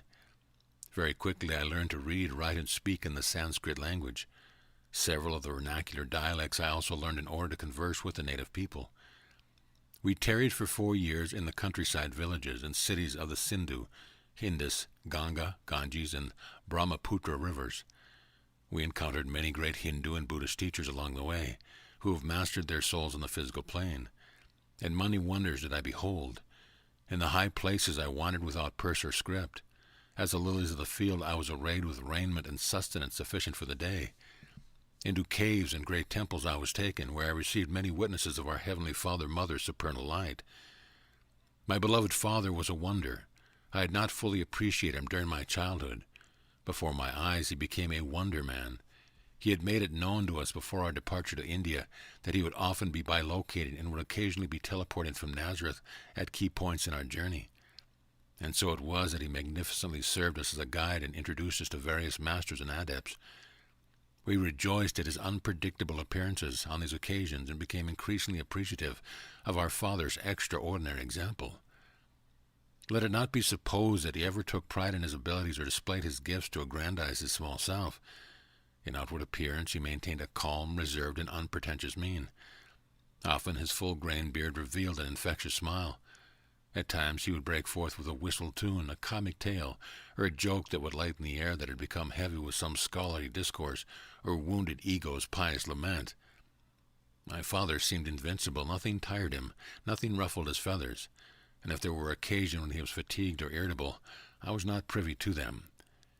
Yet I also knew that he embraced his humanity, and was compassionate towards the human condition. Certainly he desired that I not put him on a pedestal to worship him, even though at times my unabashed adoration of him became so great I could not help myself. It was at such times that he would assist me to reclaim the energies I projected onto him. Gently he suggested I expand my veneration of him into a deep reverence for the Father-Mother's glory, which dwells within my own heart in that all of life. What a mirror was this father of mine! He knew exactly the moment when I was giving my power away. Never did it take for his own purpose, but he would call me to heed and follow the leaking energy until it came back to me. And this was not always easy. Sometimes my thoughts and feelings flew on circuitous routes, taken and qualified by anyone, seen or unseen, who coveted power to bolster their perception of an inadequate or insecure lower self. So did my father teach me to also know my connection with the whole of life. He taught me reverence for the life force and showed me how my energy substance could sustain and empower life, or conversely, be drained away by my inattention, ignorance, or naivety, to feed the phantom addiction of those untransmuted aspects of myself that still identified with fear, conflict, and lack. We ventured into the cities of Kanyakbhuja, Kanuj, Benares, Varanasi, and Pataliputra, Patna.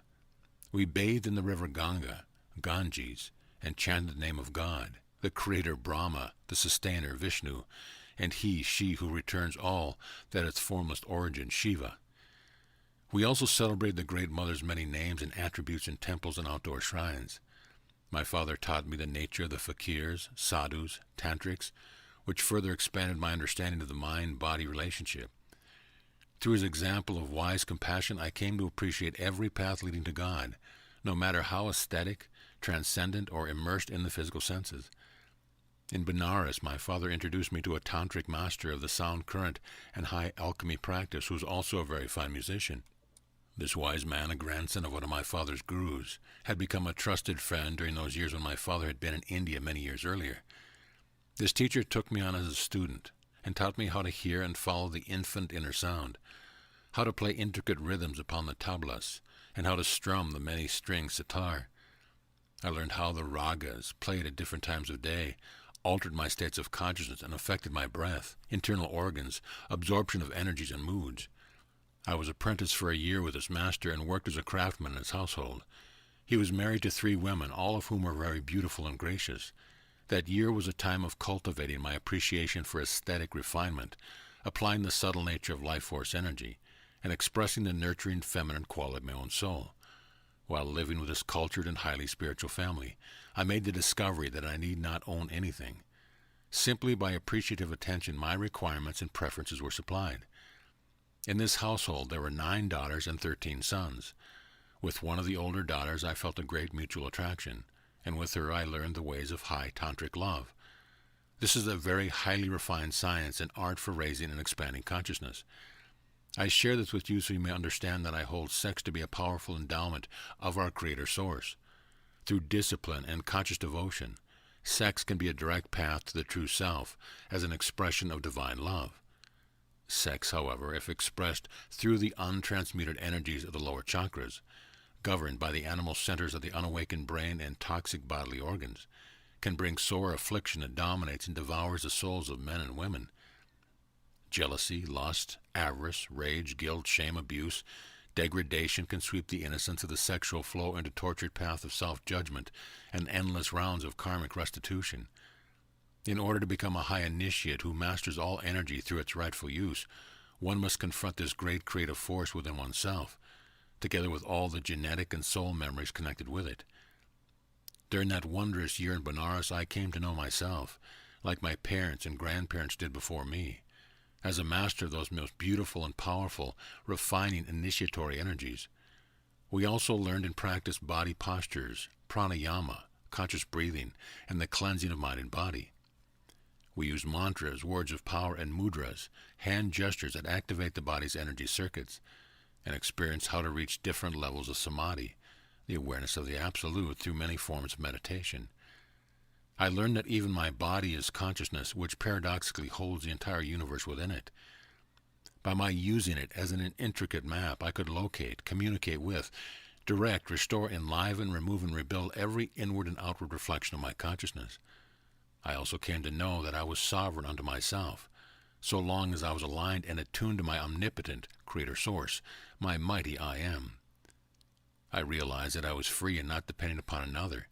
Yet how lovely and empowering are relationships nurtured by the heart, when we know that we are all flowers within the garden of the Beloved, who gives life equally to all its creation. I was grateful that our Father took us into such a school, where life's important matters were practiced liberally, with wise conscience and compassionate discipline. I will invite James to share his experience later. Although we differ in our philosophies towards the physical plane, and I feel my brother's judgment of me from time to time, I am glad for my experience and our Father's support of us both. So our father Joseph assisted us to follow the path he had trodden long ago, when he was preparing himself to be our father. However, it was not only for the sake of being our father that he had gone to India in his youth. Clearly it was to attain mastery, so that he could be of the greatest service to humanity. When my time was complete with my master teacher Guru and my tantric lover, our father then led us to a village in the lower Himalayas. My brothers James, Joseph the Younger, and Uncle Jacob accompanied us for a year and then returned to Benares. Joseph had spent most of his days with our Uncle Jacob in the home of one of our host physicians, who recognized my brother's inherent healing gifts. So it was that James, Joseph, and Uncle Jacob later returned to the great temple complex. James continued his studies in the library. Joseph began his formal Ayurvedic medical training. Knowing that we were in good hands, Uncle Jacob prepared to journey to many other sacred places in India. Reviewing our experiences, I now realize that our father knew more than he is willing to share with us at the time. At any rate, well before taking his departure from the earth plane, he carefully prepared for us our first meeting with the one called Babaji. That encounter, the first among many, would forever transform our lives, as you will come to see. After we had some refreshments with my beautiful mother as prepared, I shall continue my story. Chapter 29. Yeshua meets Babaji. Later that evening, Yeshua gathered us together again and said, "Now, my beloved ones, I will share more fully about our experience with the great master Babaji. You have heard of him through my grandmother Anna and my grandfather Joachim. My father's words concerning Babaji were few. I did not know why my father spoke so little of this one, yet when we met face to face at the abode of one of his disciples, I began to understand. This great master, who was known as the Immortal Yogi, appeared to be a young man in his 30s who had clear brown eyes and long black hair. So powerful were the energies that emanated from his presence that I could barely maintain my conscious state. When I saw my father go to him and kiss his feet, I began to see my father in a new and revealing light. Babaji placed his hands upon my father's head and slowly lifted it up, so that they could look into each other's eyes. Tears spilled from my father's eyes as the golden light spread throughout the room. Soon I began to tremble, as did my brother James and Joseph the Younger. We sat very still. Slowly the heavens opened to our inner vision, revealing rank upon rank of angels, masters, and saints. Next we saw a corridor of light open to our view, and we were invited to follow Babaji. By this time I was aware that Babaji's form had changed into the most luminous body I had ever beheld. Directly before us was the sun, a radiant orb of intense white light. The central energy began to spin, gathering us into its vortex. Then we were taken to the very center of our solar system sun. There we were greeted by beautiful solar beings who said they were known as Helios and Vesta. After we had been taken into and had merged with the sun, we returned back to our bodies. Babaji smiled and assured us that this was the first of many such journeys, utilizing our sun as an interdimensional portal. Turning directly towards me and raising his hand, Babaji beckoned me to come forward. My father took my place beside my brothers and my Uncle Jacob as I went forward to lie prostrate before Babaji, my hands upon his bare feet. Communicating telepathically, he then gave me the Maha Mantra, I am the light." Gently he laughed and touched a finger to the crown of my head. As if there were a lightning bolt, a piercing light shot through Babaji's fingers, striking me mute. So I remained for many weeks. James, Joseph, and I, together with our father and our Uncle Jacob, remained with Babaji for a full year, having experiences I am informed from within that I am to hold in my heart. After the year had passed, Babaji told us that it was time for James and Joseph the younger to return to the temple in Benares. There Joseph would continue his Ayurvedic studies, and James' path would unfold among the monks at the great library within the temple complex, where he would abide until it was time for us to return home. Uncle Jacob was asked to accompany them, resume his studies with James, and prepare for traveling to other sacred sites. After my brothers and Uncle Jacob left, Babaji became mysteriously quiet. My father and I had few interactions with him physically, but on the inner planes we were constantly together. We spent most of our days in meditation, eating little food, bathing in the ice-cold water, and tending a small garden. We slept very little. Then one night, when the moon was full in May, my father and I were called on the inner plane to attend a gathering within a sacred valley high in the upper Himalayas. There we experienced our bilocated bodies coalescing to stand around an altar. A chalice and a bowl were on the altar. Behind the altar stood Gautama Buddha, and one who announced that he was called Maitreya Buddha, a representative of a lineage of energies called the Cosmic Christ. As I looked, my very core melted. I wept. The door of my heart flew open, as if all eternity revealed itself. Through the door of my heart a gentle, clarifying wind blew, transforming my being. Then I was told telepathically that I must bring my physical body to this valley, where I was to enter a monastic community far removed from the world. My father turned to me and took my hands, pressing them to my lips. Tears flowed. Our hearts merged as we went outside, walked off a distance, and lay beside one another upon the snow. When we awoke, we know that the snow had melted from the great heat that abided in us. All around us, in a circle 12 feet in circumference, were white alpine flowers, growing in an emerald field of fine cropped grass. They gave further the sweetest perfumed scent which filled our nostrils and nurtured our lungs. Then our consciousness returned to our physical bodies. We opened our eyes that gazed at one line on our pallets in a small room. How long we simply gazed and drank each other in, I know not. Perhaps we might have continued in this manner indefinitely, except that a soft knock attracted our attention. Babaji entered carrying thick woolen robes, fur boots, and leggings in empty leather packs. He said it was time to go into the retreat of the masters whom we had met last night. Little did I know that my beloved father, Joseph, would not be returning with me. I was so taken with the exquisite, tantalizing feelings of being with a true avatar that I hardly noticed my father's loving looks, which spoke more to me in hindsight than in those few remaining months we had together. So it was that Babaji escorted us through extraordinary high mountain passes. Finally, we came to a sheer wall of granite cliff that had a foot and handholds carved into it. It was required of us to rope ourselves together, take off our packs, and then pass our packs along on a rope to the first one who arrived at the other end of this precipitous passage. However, this was not the last test of our determination to arrive at our destination. After several more days of long trekking, we came to a deep gorge where we could hear the distant echoes of a roaring river below, which appeared as a thin, white ribbon. There was no bridge. Nothing could be seen that would convey our mortal bodies across this narrow chasm. I sat down, puzzled and somewhat downcast. Had Babaji erred? I searched for a glowing face which was expressionless. Except for a twinkle in his eyes, I looked at my father. He, too, gazed back at me with no hint of being disturbed or unsettled by our state of affairs.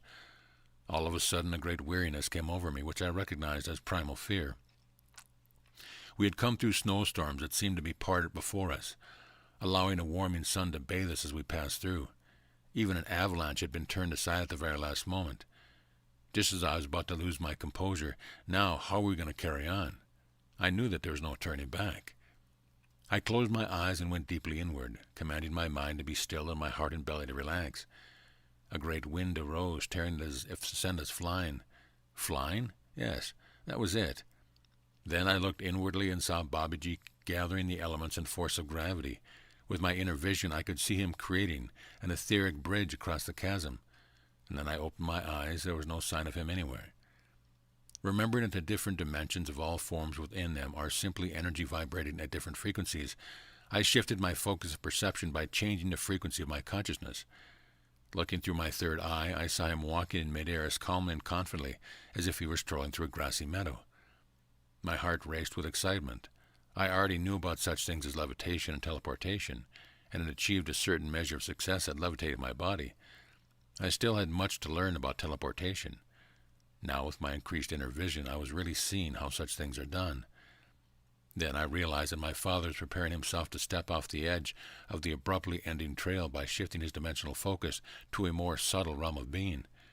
He looked back toward me and smiled.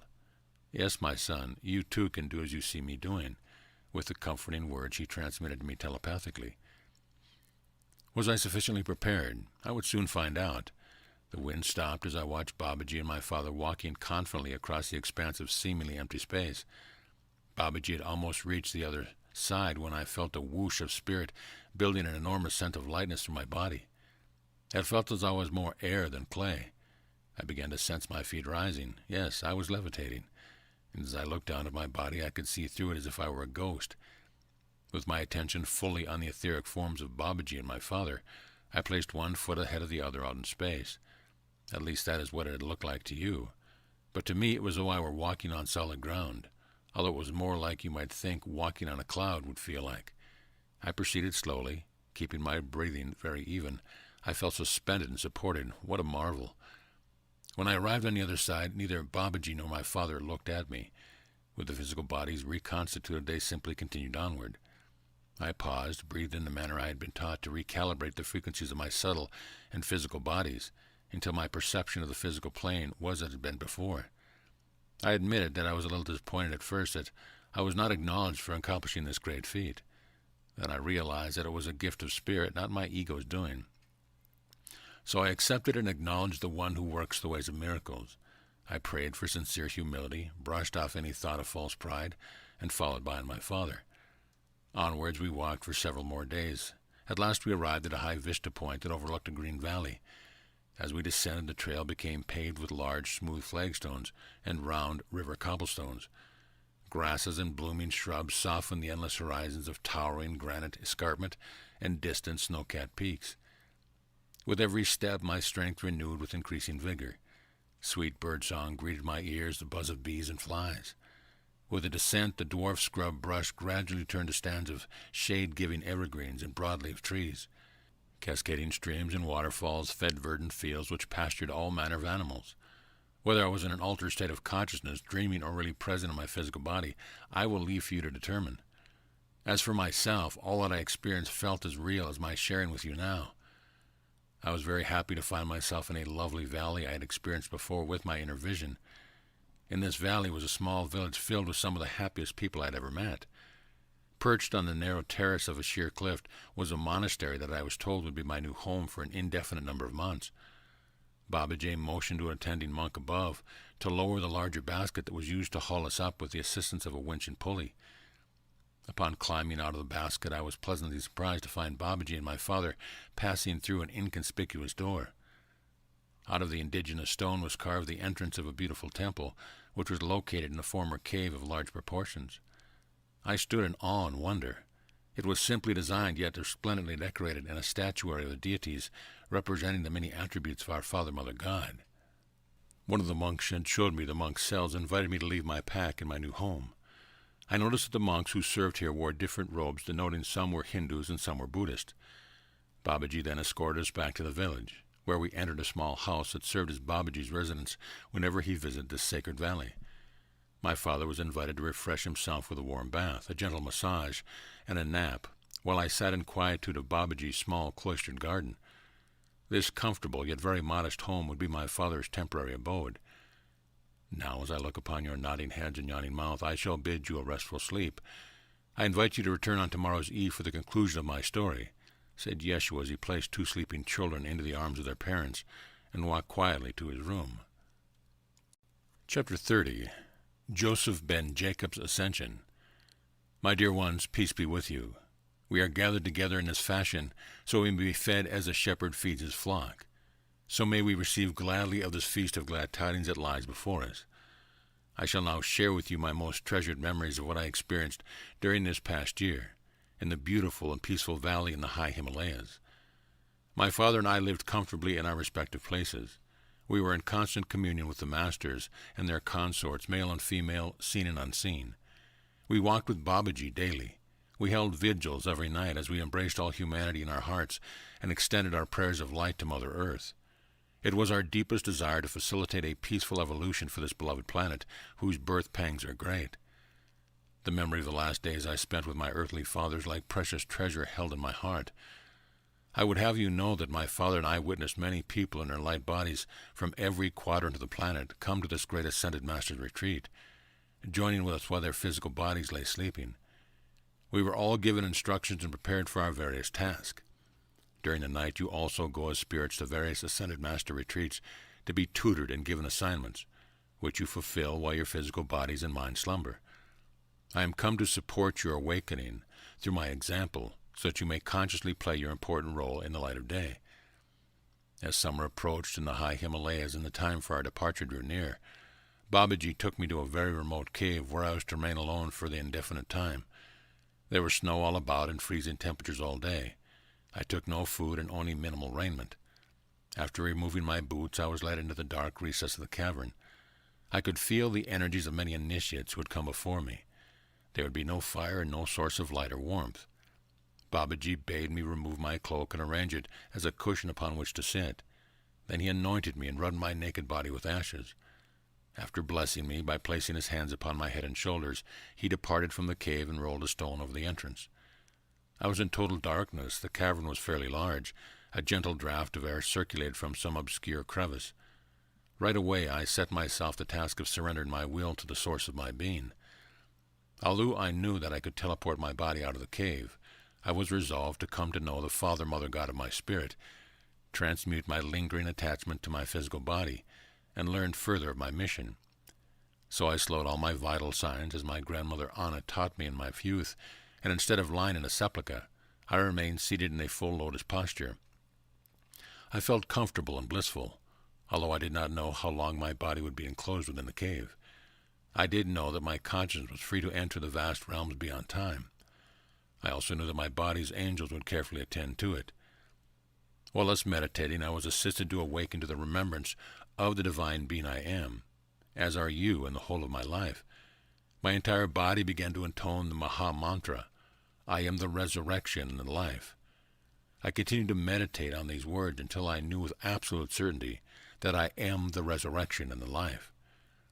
While I was practicing this mantra, my father appeared to my inner vision. Gradually he began to look more and more like a very tall pillar of light within a great sphere of golden white light. I could see that his physical body remained seated just as my grandfather Joachim's body had when he passed into the light. As he slowly lifted his etheric arms as would a crystalline butterfly, a golden white light radiated from his heart. I could feel this great light enter my heart as if it were a tidal wave of love. This experience will be a blessing of comfort to me through all my days. Then the brilliant shaft of light coming from his heart became a dazzling, expanding ball of light, which began rotating incrementally faster and faster. It gradually encompassed my father until no further distinguished features could be seen. Then slowly, ever so slowly, my father's essence lifted up until he entered into an even greater sphere that I recognized to be our son. I felt great, ecstatic joy. No thought of sorrow crossed my mind. It was not until after Babaji came for me, and I had returned more fully to my body consciousness, as I was walking away from the cave, that I realized I had witnessed my father's ascension from the physical plane. A silent and tender Babaji escorted me to the place near the temple where my father's body lay. It did not smell of death, but emitted a sweet fragrance, as of lilies for a week. Then his body was placed upon a great funeral pyre of flowers and wood, as in the Hindu custom. In the consuming flames, the elements of our Earth Mother returned from whence they had come. And so it was that I gave my love and honor to our father and our mother's husband at his passing. Let us pause now and offer our prayer and psalms to the memory of Joseph ben Jacob. And so do I now give you witness that death is nothing and our Father lives on, his immortal consciousness quite accessible through our prayers. Believe as you choose. Of this I am now certain. Every initiate embarked on the journey into self-mastery must remove the last vestige of fear concerning physical death. I am come to invite you to follow the example my father set, and that I shall set for you, thus fulfilling all things. I realize that some among you are skeptical. You question and doubt my sayings because I appear to be human, and one of your relatives, the son of a carpenter. However, it is only because you have forgotten your own empowered divinity that you question my saying. But I say to you in a time yet to come, when I have accomplished all the Master showed me, I will come to you and give you an inner witness, whether in this body or another body in a time far distant. Your soul shall come to know my Father, Mother God, who has sent me to be an example of eternal life. I shall now leave you to contemplate and rejoice in the good news that I have given you. James, Uncle Jacob, and I have returned safely into your midst. Our brother Joseph the Younger abides in India, where he renders valuable service to the multitude as an esteemed physician. Let us everyone say a prayer of thanksgiving for all that is ours, for we are amply provided with every good thing. I am here on the earth plane to do my Father's will, and to prepare the way so that you may return to the one who is calling you to rest from your soul's long journey. So I have shared my treasured memories with you, even as I fulfilled all and more than was my intention when I set out on my pilgrimage to India as a young man. With the assistance of my beloved father, Uncle Jacob, my brothers, and my wonderful teachers, I have matured in wisdom and self-mastery. I now understand the wondrous working of my physical and subtle bodies. I have witnessed the power of focused and expanded states of consciousness that can accomplish what could be called miracles to most people. I have enjoyed the nurturing beauty and touch of a feminine nature in women. Now I have come to honor my own internal feminine that continually balances my masculine expression. My heart has been open to the suffering of the world, and with compassion I honor every soul's path of evolution. I have overcome my mind's fear of death. My remaining desire is to open myself completely to my father and mother's presence. That desire prompts me to leave you again next spring, after making an appearance and an offering within the Temple of Jerusalem during Passover. I am called to pass through the desert of the Sinai, renew acquaintances with the brother-sisterhood there, and then proceed to Egypt for further initiation. Until that time I am with you. We have plenty of time to become reacquainted. Let us now make merry and celebrate our own blessings. Come, my little ones, let us go to the table and partake of the sweet refreshments my beautiful mother has laid out for us. Come, my brothers and sisters, let us take up our instruments and sing a glad song. Praise be to the Father and Mother who gives birth, sustenance, and homecoming to all life. Chapter 31. Yeshua's Egyptian Initiation. The week in which Yeshua abided with us after his return from the Himalayas were profound and enlightening to all who were in communion with him. We all benefited by his presence as he continued to grow in spiritual stature and strength. We encouraged and delighted in Yeshua's frequent visits to Carmel, one of his preferred destinations, as he traveled and acquainted himself with the diverse populace and countryside you call the Holy Land. On the spring equinox of AD 22, part of our family gathered to celebrate at Mariana's home in Nazareth. Yeshua announced he would be traveling to the Sinai in Egypt for an extended stay, and that he might include a visit to Greece before returning home. As we discussed Yeshua's approaching pilgrimage, it was decided that many of us would go to Jerusalem for Passover.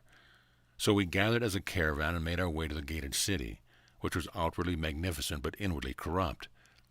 Although Yeshua had visited Jerusalem with his father on numerous occasions, it was the first time I had accompanied my grandson inside the city of David. On the day before Passover began, Joseph of Arimathea and I walked with Yeshua through the ancient, narrow streets thronged with all manners of pilgrims, merchants, and Roman soldiers. Needless to say, Jerusalem was radically different from the way it had been 600 years earlier when I first came to live there. During Passover week, Yeshua was now almost 25 years of age, spent most of his time in the court of the scribes discussing, reading, and expounding upon the law of the prophets. The elders marveled at his knowledge and wisdom. Some sought to test and discredit him, setting snares whereby they might catch him. Throughout it all, my grandson maintained a calm, assured manner.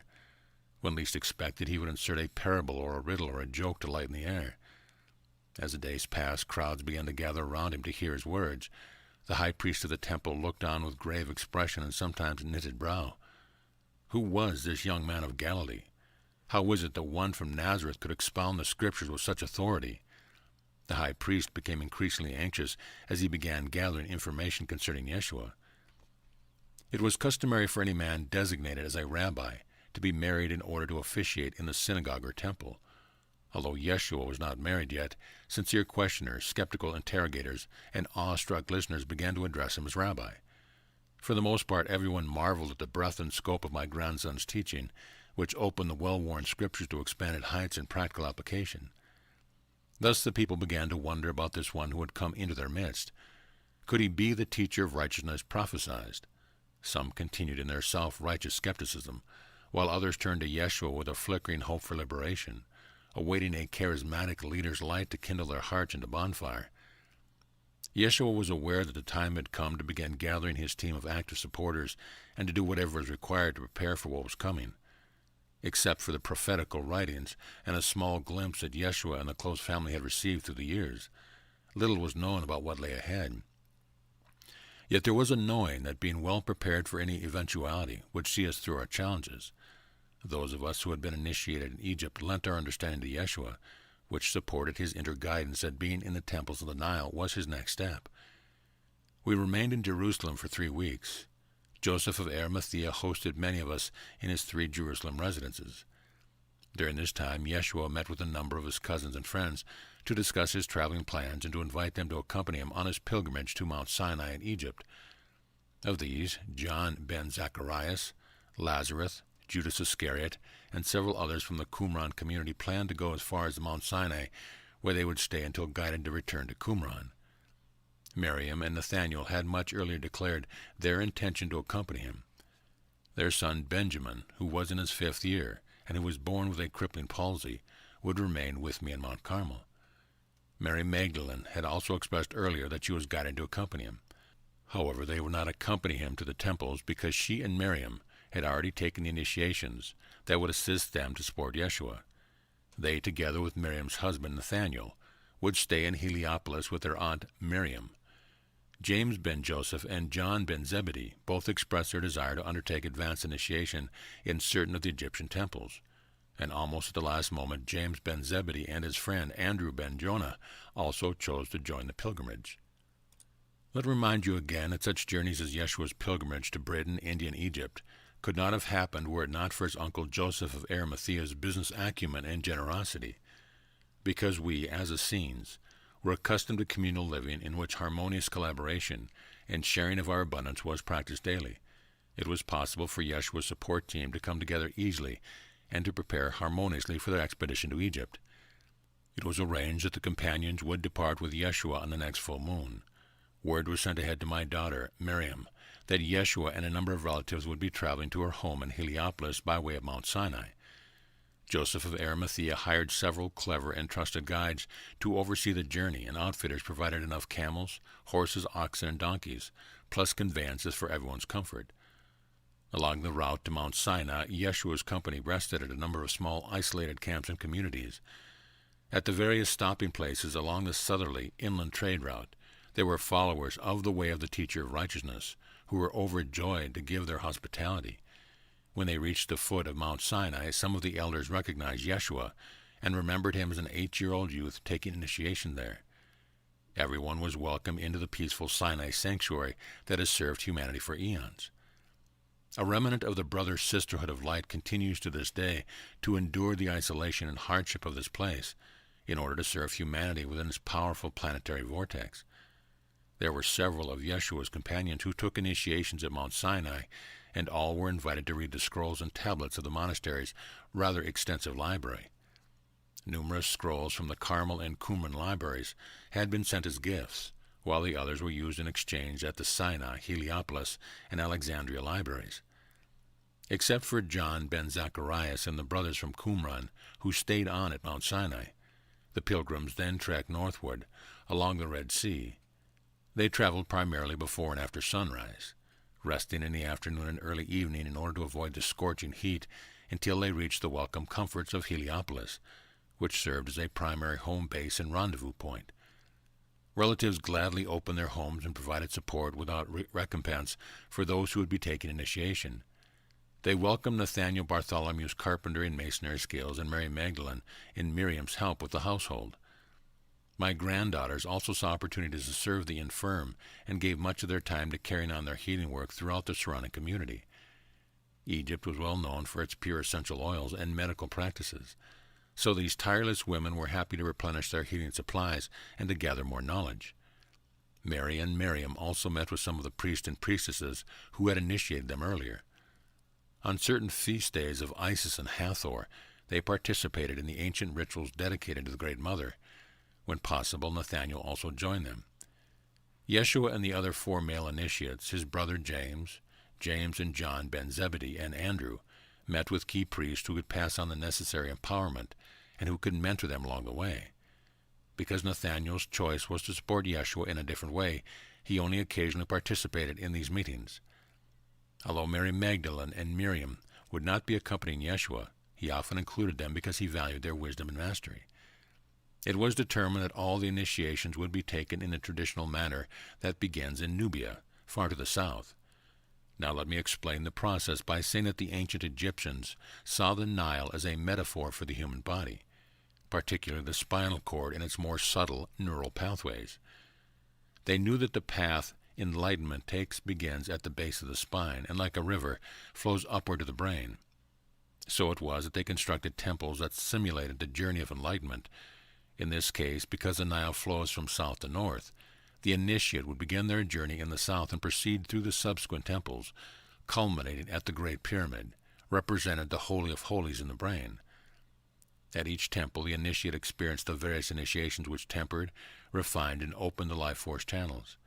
In order to progress to the next temple, the initiate proved that they were ready to meet, unify, and alchemically transmute the opposing forces of love and fear, light and dark, spirit and matter, life and death. Although all the temples enacted the Osirian mysteries, each temple enacted a particular aspect of the archetypal journey of Osiris, Isis, Horus, Set, and Hathor. These mysteries involved light conception, crucifixion, and resurrection. Yeshua and his faithful friends traveling up the Nile, sometimes by barge and other times on foot or on donkey, in order to avoid turbulent cataract-white water, until they arrived at the temple of Isis on the island of Philae. This was a long and arduous journey, one that very few of the native Egyptians ever accomplished in a lifetime. Again, I will say that the magnitude of this pilgrimage could not have been accomplished without such a relatively short period of time, if it had not been for the companions' spiritual readiness, communal cooperation, and the financial funding they received from Joseph of Arimathea. Yeshua, James ben Joseph, and John ben Zebedee underwent their initiations at more or less the same time at the same temple. Because they had already taken advanced initiation in India, the additional experiences in Egypt further refined their consciousness and strengthened their constitution and character. Now that they were in the motherland, out of which all they had learned in India had come, they humbly and gratefully received any added portion that could be gleaned. Their consciousness was open to the subtle energies of the mythic, archetypal realms, and they were tested according to the practice of the priesthood in those days. Although much of the original power of the ancient mysteries had been lost, the purity of the Osirian, Pythagorean, and Sibylline orders were maintained by a secret remnant of high initiates and adepts, who still functioned as officiators when required. Great beings of the Brother Sisterhood of Light facilitated the rites of initiatory passage on the inner planes. I will now share some highlights that occurred in several of the temples that Yeshua later described to me. One of the first temples encountered was Kom Ombo, the initiation chamber of the crocodile god Sobek. Having successfully passed the qualifying test to enter the path of the initiate at the temples of Isis and Osiris, the novices were then required to test their intuition and face their greatest fears with regard to physical survival. They swam underwater through a labyrinth passage that passed through a pool of hungry crocodiles. Through the process of mastering the lower centers of their animal nature, which clings to security, lust, and competitive power, the heart and intuitive centers were cleared and opened. In this way, the initiate was prepared to receive the higher alchemical energies that activated greater spiritual powers. The goal of all this work in the temples was to attain enlightenment, as the archetypal high god Horus demonstrated, when he attained his highest spiritual body called the Sahu. The halo depicted around a saint's head, or the hooded cobra at the Egypt deity's forehead, symbolizes the attainment of the Sahu, and the precursory light anointed called the Ures, activating the Sahu and Ures, also signifies that the initiate has been anointed within the brain center by a very high vibration that permanently changes neurophysiology and consciousness, thereby allowing the experience of conscious immortality. Those souls who have attained this mastery are called a Christ, Buddha, or Ascended Master, whose destiny it is to function openly or secretly as a planetary server. Yeshua knew that the same path Horus followed was also his own. In fact, the similarities between Isis and Osiris, and his own mother and father as well as Horus and himself, were strikingly clear. Because of his experience in India, he knew that he was well on his way to achieving his highest immortal light body.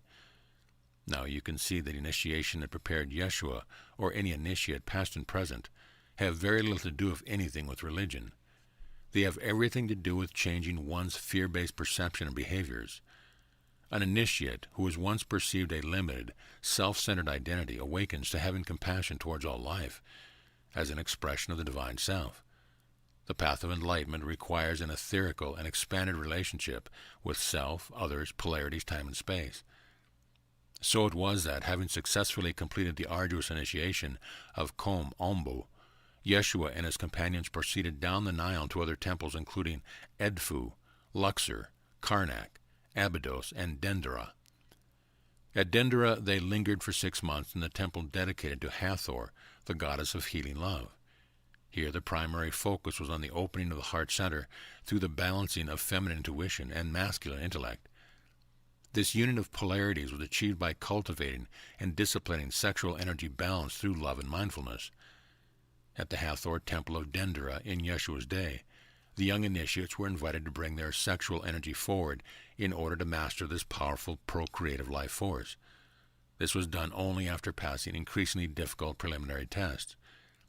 When the initiates' hearts were sufficiently clear and open, meaning much of the subconscious shadow material had been brought up into conscious awareness and healed, they could then engage in ecstatic rituals with the Hathors through interdimensional contact. Sometimes initiates remained in the temple of Hathor at Dendera for months or years until the tests were successfully passed, and various astrological conditions were ideal for certain individual and group initiations. As a consequence, Yeshua and his companions abided at Dendera for 6 months, learning more about the keeping of time, the goddess Hathor's cycles and rituals, and how to channel life force and sexual energy, Sekhem, within their body. Yogic disciplines of breathing, posture, toning and chanting, meditation, tantric arts, internal energy practice, purification and cleansing of body, mind, and soul were given. For those who sought full enlightenment in order to be of service to others, initiates were also given higher levels of regenerative practices, sexual energy practices, and the conscious conception, birth, and rearing of children. You may have heard of these unconditionally loving ascended beings, but they are very active today, assisting humanity and Mother Earth through the ascension process. Their expertise with sound healing and the alchemy of transmutation through love is available to anyone who chooses to call on them for assistance. On the occasion of Yeshua's last initiation at Dendera, I bilocated my consciousness in order to be one of the Hathor high priestesses who witnessed his most beautiful empowerment. When you are ready, like my grandsons and granddaughters, you may also realize internal empowerments, such as those the Hathors facilitate according to your asking and belief. Chapter 32, The Great Pyramid Initiation. So it was that Yeshua, his brother James, and his cousin John progressed through all the advanced enlightenment initiations of Horus, representing the human journey that unifies and ascends the spirit-matter connection as an embodied soul. From Dendera they went to Abydos, the ancient temple site that commemorates the resurrection of Osiris. Here they participated fully in the rite of the sepulchre.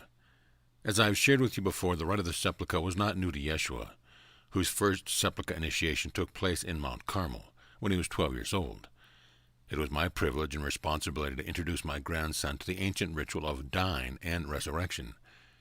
He completed the final rite with Mahababaji in India nearly 12 years later. Going through the process again in Abydos gave new insights as well as an opportunity to assist his brothers and cousin. Just as I represented Isis in Yeshua's first experience, so it was that Isis herself brought forth the full presence of the Divine Mother within the tomb at Abydos, where these 3 faithful friends lay for 3 days. As the wings of her love enveloped them, all fear stilled, and the life force within her vast energy field resurrected every atom into a new awareness of eternal life. Yeshua owned every thought and reclaimed the energy he had previously projected outwards into the astral realms that hold discordant emotions and disempowered thought forms. In the secret chambers of Abydos, Yeshua met with enlightened beings who had directed the seeding of ascension codes into human DNA, including his ancient ancestor Akhenaten. He also took the initiation of the elements of earth, air, fire, water, and ether. He went deeply into the atomic structure of his body and found the entire cosmos within himself. He studied the infinite weaving of light into the ascension matrix that is called the flower of life. Through the understanding of electromagnetic fields, sacred geometry, and the threefold nature of light, sound, and color, he took his body completely into a field of light that was impermeable to involutional spin factors. In this way, Yeshua took complete control of the forces of life and the illusion of death. He continually contemplated and spoke a mantra that he received in India: I am the resurrection and the life. After Abydos and rather leisurely journeyed by barge down the Nile to participate in the temples of Memphis, Yeshua, James, and John rested for several months in Heliopolis, awaiting the return of others who were still completing their initiation. Miriam's spacious home offered quiet and peaceful surroundings that allowed integration of all that had passed through. Yeshua enjoyed this time of repose, solitude, and familial surroundings. If the trials of Britain and the Himalayas had all been intense, the Egyptian initiations, taken all together over a relatively short period, were even more arduous and trying for the soul. Yeshua was grateful for all the preparations he had received, his companions' support, and for the wise teachers who had supported his journey into self-mastery. Now he welcomed a time of refreshment and reconnection with his cousins, Miriam and Mary Magdalene. With Miriam he found a deep, consoling peace, and with her husband Nathaniel he could relax into laughter and celebration. With Mary Magdalene, Yeshua felt awakened desire for courtship. They both sensed a divine timing in their being together in Egypt. Now a spirit of freedom helped them to cultivate an intimate, though celibate, relationship. During this time of renewal, while waiting for the rest of his companions to arrive back in Heliopolis, Yeshua was taken inwardly to council meeting with the Brother Sisterhood of Light. He was introduced to the master plan for the public demonstration of resurrection and ascension to humanity. The plan was designed to assist a very unconscious and stubborn people to know how they might overcome every fear. Since the greatest fear was of death, he was told that a complex, multidimensional process would be undertaken, which would indelibly imprint the resurrection and ascension principle into all life through all time and space. Thus it was that a foundation was laid in Egypt for Yeshua's later mission. Yeshua's final initiation in Egypt, as is the case for all initiates who are sufficiently prepared, was in the Great Pyramid. This, the largest of the pyramids, which represent the chamber in the human brain where enlightenment occurs, had been designed long ago to serve both as an individual ascension chamber and as a planetary ascension chamber. Although it stands somewhat dormant in your day, its true function will be fully restored when a sufficient number of human beings are ready to make the transition from separation consciousness into unity consciousness. When that pivotal point is reached, a chain reaction will occur, synergistically awakening other vortices that focus energy within various etheric grids located on, above, and within Mother Earth. I will now give you a brief account of Yeshua's initiation in the Great Pyramid, located at the necropolis of Giza on the west side of the Nile. Nathaniel traveled overland to the Great Pyramid with provisions in a wagon, while Yeshua and 6 companions began their underground journey by accessing an ancient underground chamber below Heliopolis. Standing by the heavy iron door to the chamber was a very old guardian priest who had been awaiting them. He took them through a series of chambers whose doors operated by sound frequencies and compatible resonance. They passed through unharmed. Then they journeyed through a long, narrow, descending tunnel under the river Nile, where they occasionally came upon catacombs heaped with bones and the decaying corpses of those people who could not afford burial in the necropolis. There were various junctions, some gated, others were dark, gaping holes. Everyone carried lamps, small flasks of drinking water, and sufficient faith that they would somehow get through this ordeal. Guardian priests met them at 3 different junctures. The initiates were tested to determine their readiness to proceed, and then the station priest led them through the next segment of a long journey. When they finally arrived at the very large chamber located directly beneath the Sphinx, many hundreds of feet below the surface, they were astonished they no longer required their lamps. Here they were greeted by a conclave of 12 ascended masters, including Serapis Bey and Thoth, who showed themselves in physical body. Yeshua recognized this room from the childhood stories that his father and mother had told him when he lived earlier in Egypt. He was told that the Sphinx had had a consort twin. The still visible Sphinx represented the masculine solar principle. The second Sphinx, which represented the feminine lunar principle, had been desecrated, her stones used to build some of the smaller Giza pyramids. The masters issued various instructions and passwords, which took the initiates to the underground city further below them. After they had received refreshment, each was assigned a specific role that would support Yeshua's initiation into the Great Pyramid. James went alone into another chamber below the Sphinx, where he was taught how to maintain certain sound frequencies that would be broadcast into the Great Pyramid. Priests led Andrew and James Ben Zebedee through adjacent connecting tunnels leading to chambers within the small and middle pyramids. There, at these strategic points where coordinates and harmonics could be struck, they would also broadcast specific sound frequencies into the Great Pyramid. Yeshua, Mary Magdalene, Miriam, and John Ben Zebedee were escorted through mysteriously lit passages to the vertical shaft that is now called the Well. They were then required to proceed on their own through a convoluted ascending tunnel to what you now know as the Pit of the Great Pyramid. The ascent to the pit was fraught with challenges, because they had successfully completed the various initiations that had taken them through primal fears. They easily passed upwards against the gravitational and magnetic forces which pressed down upon them. There were times when they felt almost weightless, their bodies vaporous. Then they found themselves in complete darkness, a darkness so dense that a flame could not be sustained. Each one felt completely alone. In order to continue, it was required to remember and put to use all the wisdom they had gained throughout all their previous initiations. There were times when they felt so faint, dizzy, and disoriented that to go on was an immense test of fortitude and a communal support to one another. Onwards, through passages that your sonic devices and psychics have detected, the companions passed.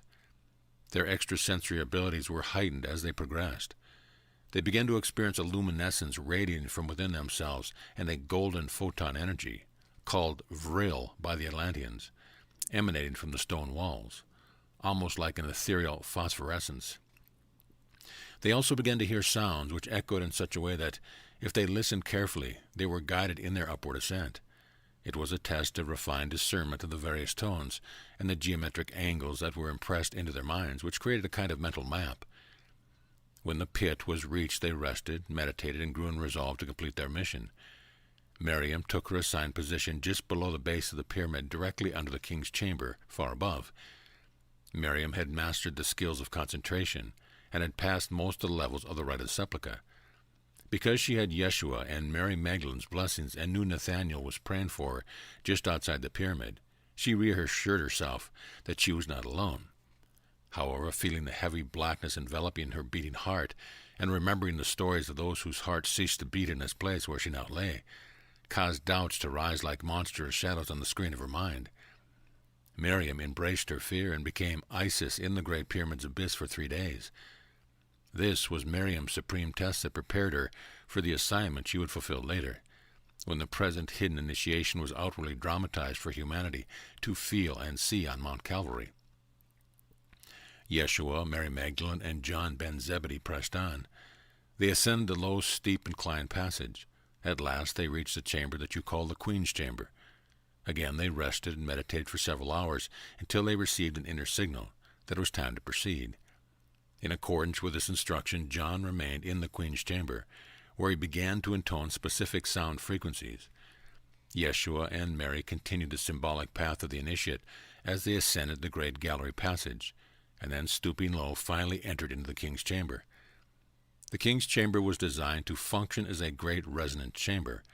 Once they were inside, they began to sense the glorious combination of sound frequencies that were being intoned by all those in their variously assigned places, including a number of priests and priestesses who were stationed in hidden chambers within and beneath the Great Pyramid.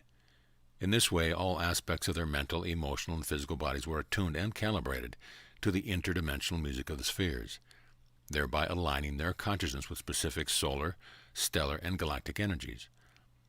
Although much of the energy that had been transmitted to initiates in former times was no longer available, the energies generated by planet Earth, when augmented by those of the ascended masters, were still sufficient to transform the Great Pyramid into an extremely powerful virtual reality chamber. Miriam and Mary Magdalene had each undergone initiation in the king's chamber 8 years earlier. Consequently, they were now qualified to serve as the attending priestesses of Isis at Yeshua's initiation.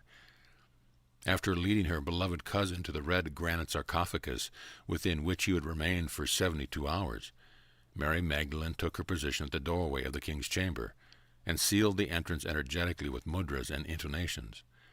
Acting as a Magdalene high priestess of Isis, trained in the powers of concentration and simultaneous realities, she energetically connected all the participating disciples into a grid of oneness. Everyone who was involved in supporting the individual and planetary scope of the Great Pyramid Ascension initiation began to transmit frequencies that focused vibrations of light, sound, and color into the sepulchre where Yeshua lay. The king's chamber began to vibrate with a subtle timbre as a multidimensional geometric matrix was created around the sarcophagus. Within this atomic accelerator, Yeshua's physical body began to glow with translucent light, as it was gently infused with the divine blueprint of the cosmic Christ. And for those who witnessed according to our capacity to receive this blueprint, we too were awakened to our full potential. Now I shall say further that the sarcophagus within the king's chamber was positioned in such a way that the subtle energies that were generated by the powerful vortex of the Great Pyramid passed directly through the pineal gland of the initiates within the sarcophagus. Thus, far from serving a monumental tomb for one of the ancient Egyptian pharaohs, the Great Pyramid was and is not only an initiation chamber, but also an extraordinarily powerful ascension chamber. It was designed to help initiates awaken to the full remembrance of their true identity. This, my beloved friend, is the secret of the pyramid. In this instance, however, the initiation ceremony was not simply a matter of facilitating Yeshua's individual process of spiritual awakening. In a carefully orchestrated way, Yeshua's crucifixion, resurrection, and ascension initiations were facilitated in the Great Pyramid, so that the entire earth and all of humanity could be seated collectively for planetary ascension in your day. I would ask you, my friend, to contemplate how you might take advantage of this seeding of ascension consciousness in your daily life. Surely when you realize that you have access to great assistance each day, your challenges can be met with faith and hope instead of fearful dread. Every soul that was destined to play a significant part in supporting Yeshua in the public enactment of crucifixion and resurrection was present at this particular point of preparation.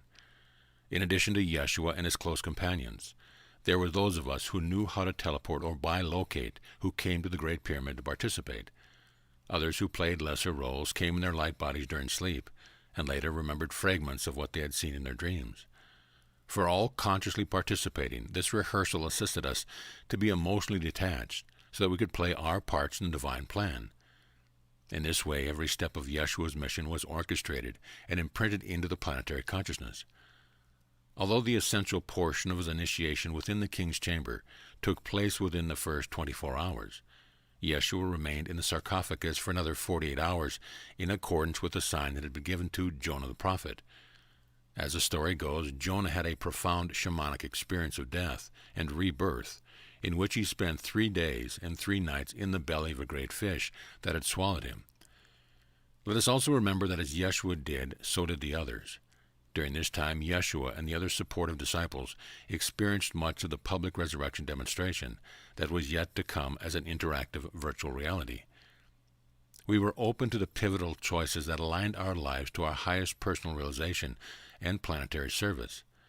When the Great Pyramid initiation was completed, all participating inside made an easy exit through a concealed door. As we bring this summary of Yeshua's Egyptian initiation to a close, I wish to further reemphasize the importance of cohesive group action, which this story illustrates.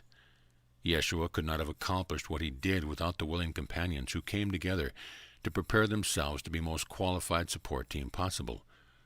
Likewise, we could not have achieved what we did without the vast consciousness, focused dedication, and impeccable example Yeshua provided for us. While I have said, and will continue to stress, that all that Yeshua did you may do also, and even more may you do, allow me to explain that your initiatory experiences may express differently than Yeshua's. Yes, Yeshua was and is an extraordinary being whose task encompassed a planetary and cosmic scope of ascension activity. Your personal life, which just as importantly will contribute to the success of planetary ascension, may not impact as many as did Yeshua's. While your responsibilities to humanity may not be as great as those of my grandson like Yeshua, you also have the same personal responsibility to increase in self-mastery, co-create harmony where there is conflict, and add your enlightened, loving presence to the collective ascending body of consciousness.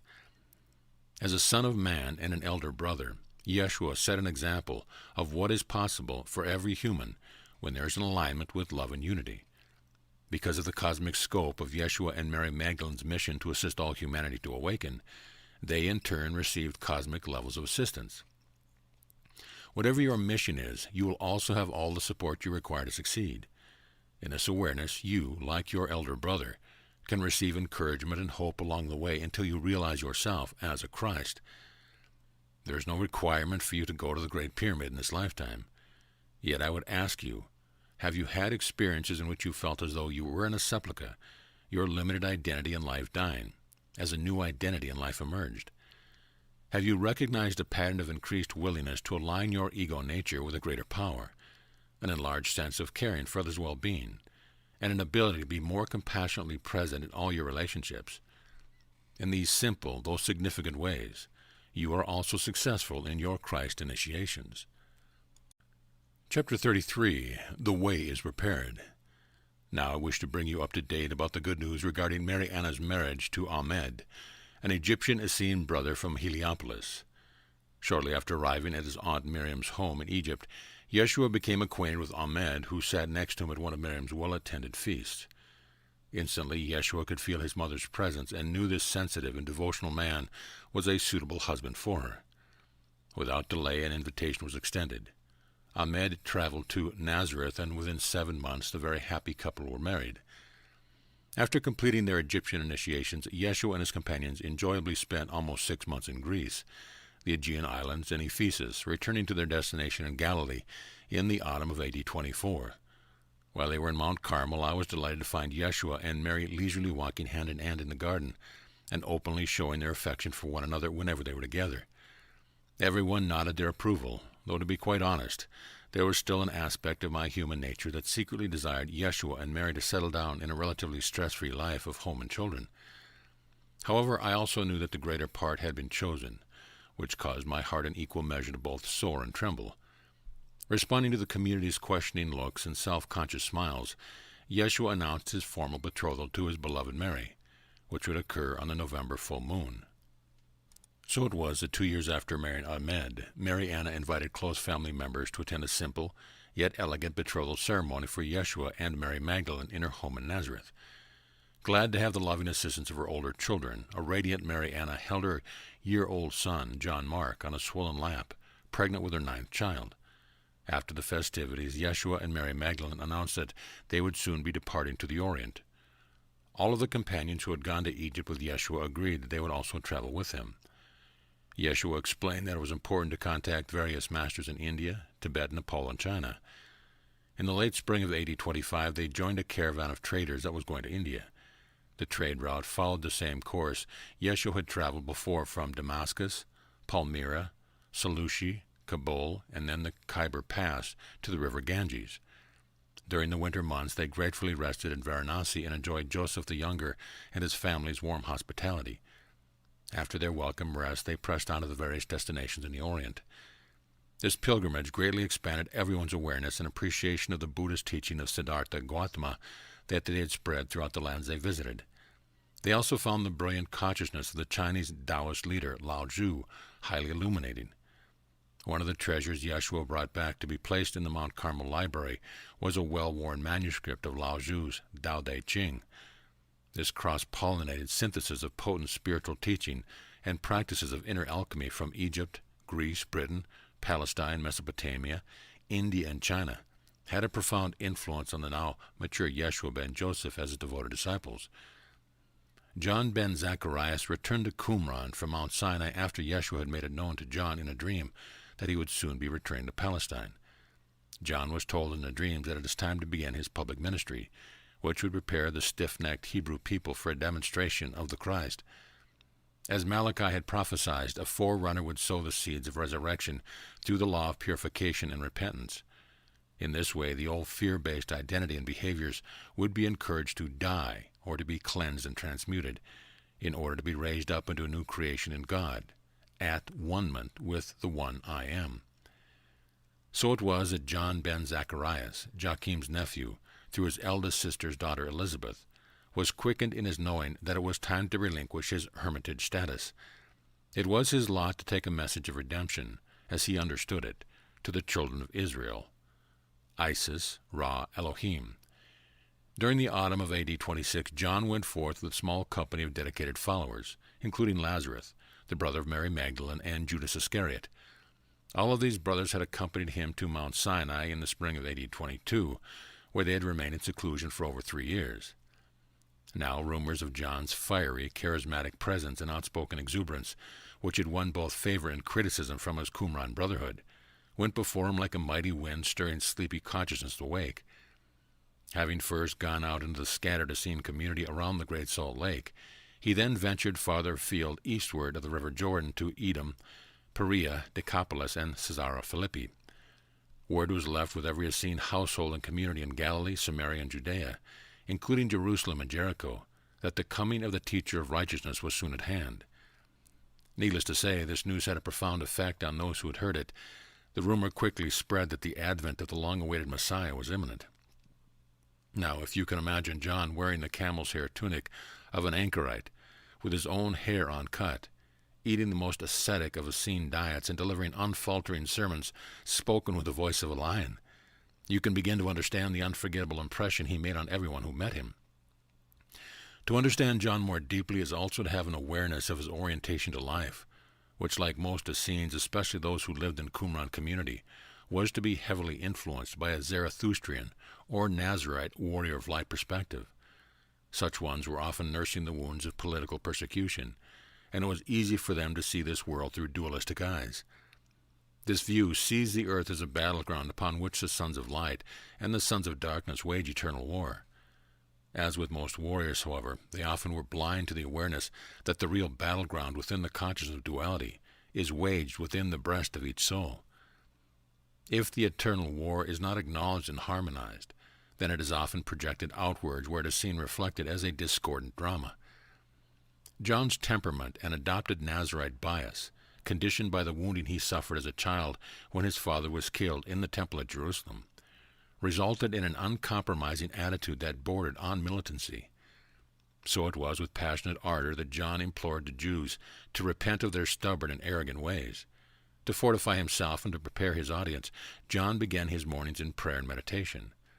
Often he was unavailable to the increasing crowds that began to press upon him until the sun had reached its zenith. When the sorrowful and anxious hearts of his audience were filled with eager anticipation, he began preaching his electrifying message.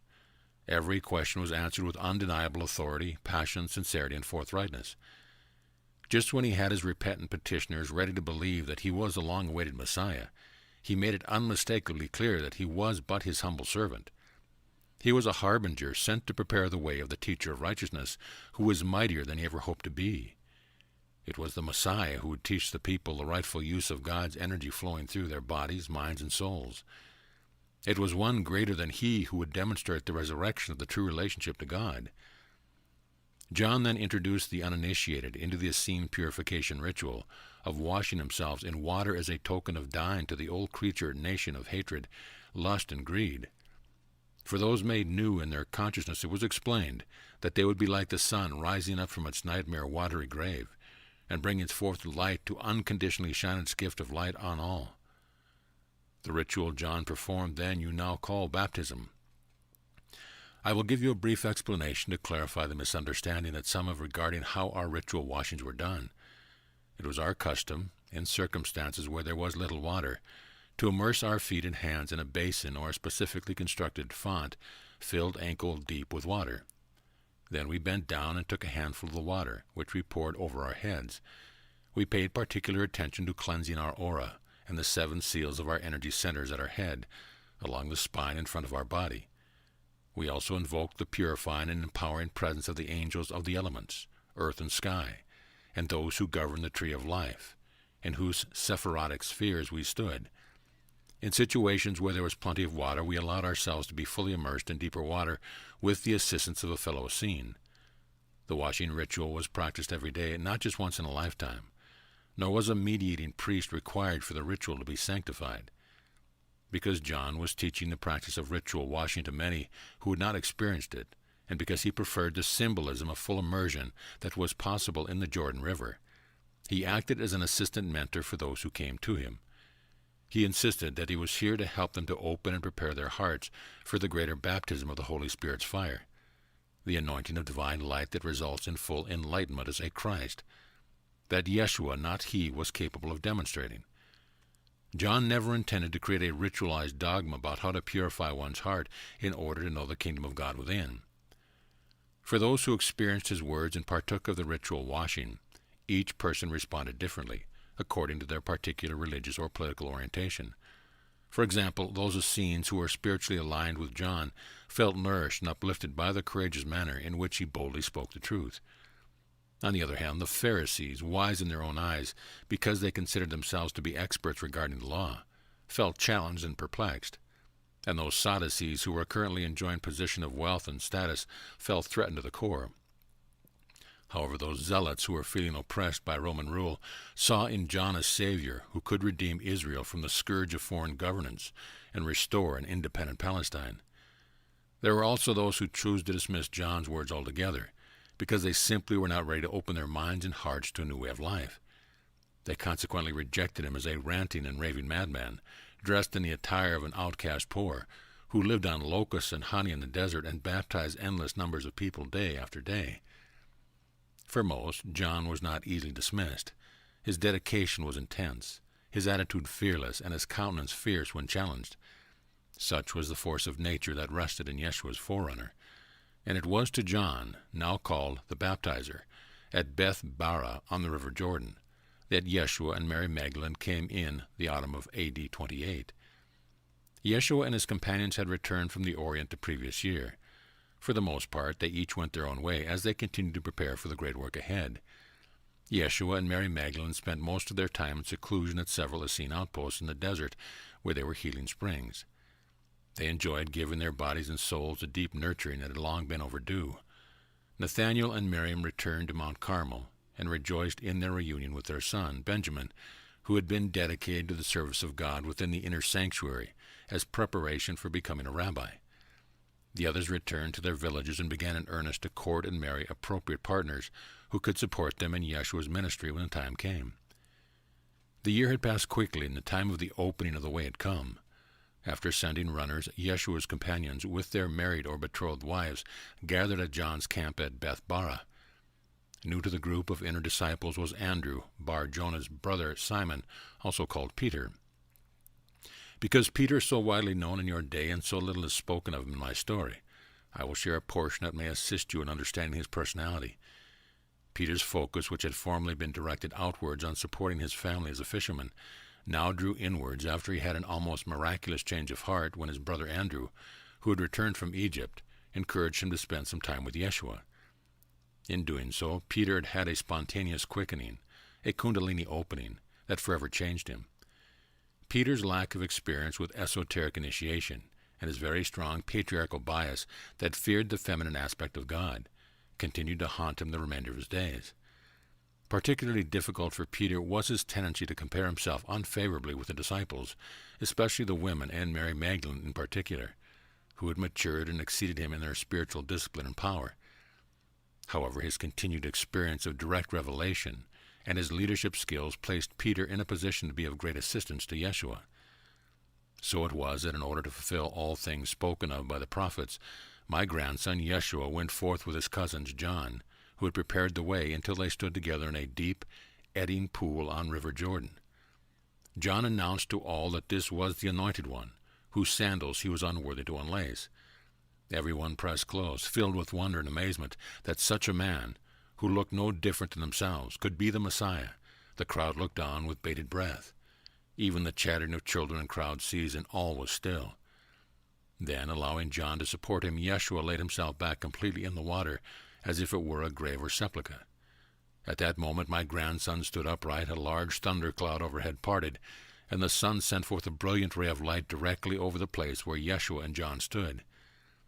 The light was so dazzling upon the river's rippling water and the illumination of these two men so stunning that a suppressed sigh escaped the lips of those gathered along the banks of the Jordan. Then a chorus of hosannas was sung that unforgettable hour. John solemnly raised his right arm, signifying that he was now acting as a witness to Yeshua's obedience and humility, which was an example for all. The sunlight continued to illuminate as though it were a stage spotlight. As the heavens opened, John announced that he had heard the word of God the Father saying that he was well pleased in the Son. He also confided that God the Mother, the Holy Shekinah, had descended and rested upon the chosen one as a dove. So in like manner was Yeshua's baptism recorded in your Holy Bible account. However, no mention is made about Mary Magdalene. I therefore add my witness that she also went to be baptized by John, and thereby to set an example that she was equal with her mate. Few recognized her as an adept, or what she was doing at that time. However, many wondered when the same signs that occurred when Yeshua were seen and heard following her baptism when she rose up out of the water. Then all of the other disciples who were present were baptized with John's assistance. Thus a remarkable day ended and a new chapter in Yeshua's public life began. After a time of solitude, cleansing, and fasting, Yeshua and Mary Magdalene gathered their support team that you call the 12 disciples. However, it has been removed from your records that these 12 men also had female counterparts. As I indicated earlier, after their return from the Orient, those companions who had been preparing for their work with Yeshua began to find their appropriate mates who would provide the required feminine balance that Yeshua and Mary Magdalene insisted upon having. So it was that the number of the close inner circle began to grow until there were 12 men and 12 women. And then, as the populace began to hear of the miracles and teachings that Yeshua and Mary Magdalene wrought, the circles of 12 men and 12 women multiplied, so that the required assistance that those who sought healings of body and soul could receive in equal measure. Although I did not have a mate to whom I was married, I also became a member of the second circle of 12 men and 12 women disciples. Over the next 4 years, the 12 multiplied to a total of 144, 72 male and 72 female dedicated disciples. What a joy it was to my soul to release my position at Mount Carmel and to be in intimate contact with Yeshua and Mary Magdalene, as well as others of my beloved family as we traveled among the people of Palestine. Chapter 34, Yeshua's Sayings. It brings me great pleasure to share some of my fondest memories of Yeshua's deeds and sayings that were accomplished during his last years on the physical plane. These remembered sayings are given to nurture the seed of light that has been placed in from the beginning of the world. Thus I share with you a few of the numerous experiences in which I was present to hear and bear witness to my grandson's life and teachings. This covers some of the highlights of his brief ministry in Palestine, which began in the late September of AD 23, culminated in the early April of AD 30, just in a year and a half later. Now, these experiences offer small portions that you may increase your awareness that there is a fuller meaning, power, and grace within his works and words that you have not yet received. Your holy scriptures reveal only a meager portion of the bounty that Yeshua freely gave to those with ears to hear. For those whose soul is hungry and thirsting for love's liberating light, I invite you to explore these lesser-known works, such as the Dead Sea Scrolls and the Nag Hammadi Scrolls, which reveal more of the Son of Man translated directly from the rich Aramaic language he spoke. I will now share more fully about Mary Magdalene, who was a mature woman, adopted 3 children. As you recall, I have told you that she had been the founder of a number of orphanages, hospice, hospitals, and sanctuaries for the homeless and society's outcast since she was 19. With the financial generosity of her father, Mary Magdalene converted his estate near Magdala into a hospital and orphanage. With her mother's assistance, my granddaughter also expanded her Bethany home into a sanctuary and refuge for the infirm of mind, body, and soul. As with Magdala, it was also a place where unwed mothers could birth their unwanted children, and where their children could be sheltered until they were old enough to make their own way. Some of these children who showed a desire for a seen monastic life were then taken to Qumran. Yeshua and Mary Magdalene adopted 3 homeless children after their betrothal.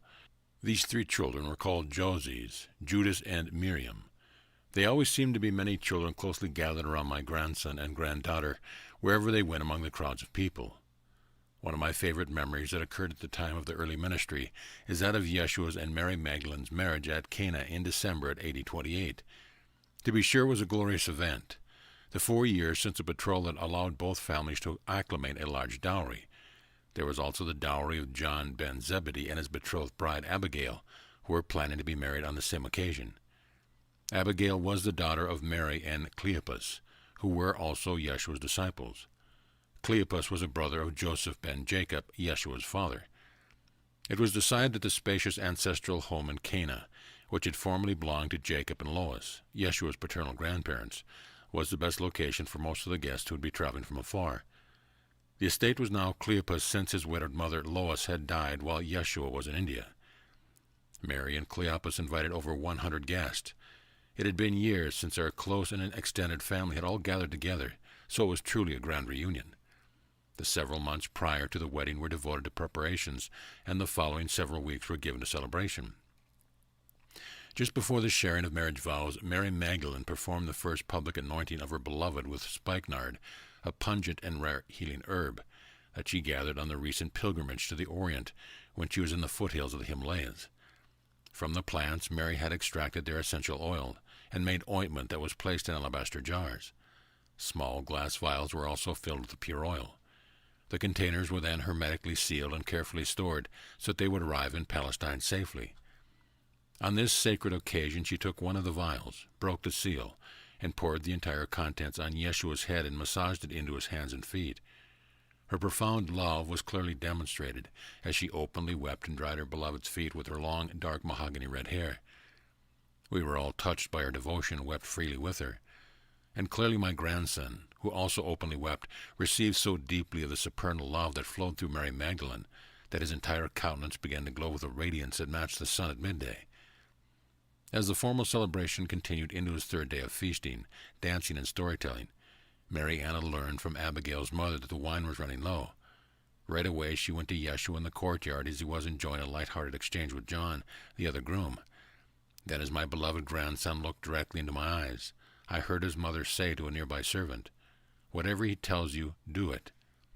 Yeshua asked to be taken to the wine cellar, where the casks of wine, both grape juice and fermented wine, and large earthen jars of water were kept cool. After he ordered the servants to fill several of the water containers to the brim, he then asked to be left alone. I was not present while Yeshua worked with the angels of the elements to change the water into new wine, or the grape juice that was preferred by those Essenes who kept a strict diet. But I did drink the new wine when it was served, which was sweeter by far than that which had been served previously. I was not surprised by my grandson's ability with alchemy, since he had turned water to wine one season at Mount Carmel, when the grape harvest had been shortened by a severe early frost. This was one of Yeshua's first public miracles, as his spiritual manifestations were called. Come with me now as I recollect a dear memory of a glorious spring day, as Yeshua spoke to a large crowd that had gathered on a hillside overlooking the community of Bethesda. From our vantage point, we could gaze out into Galilee's great freshwater lake and the surrounding hillscape.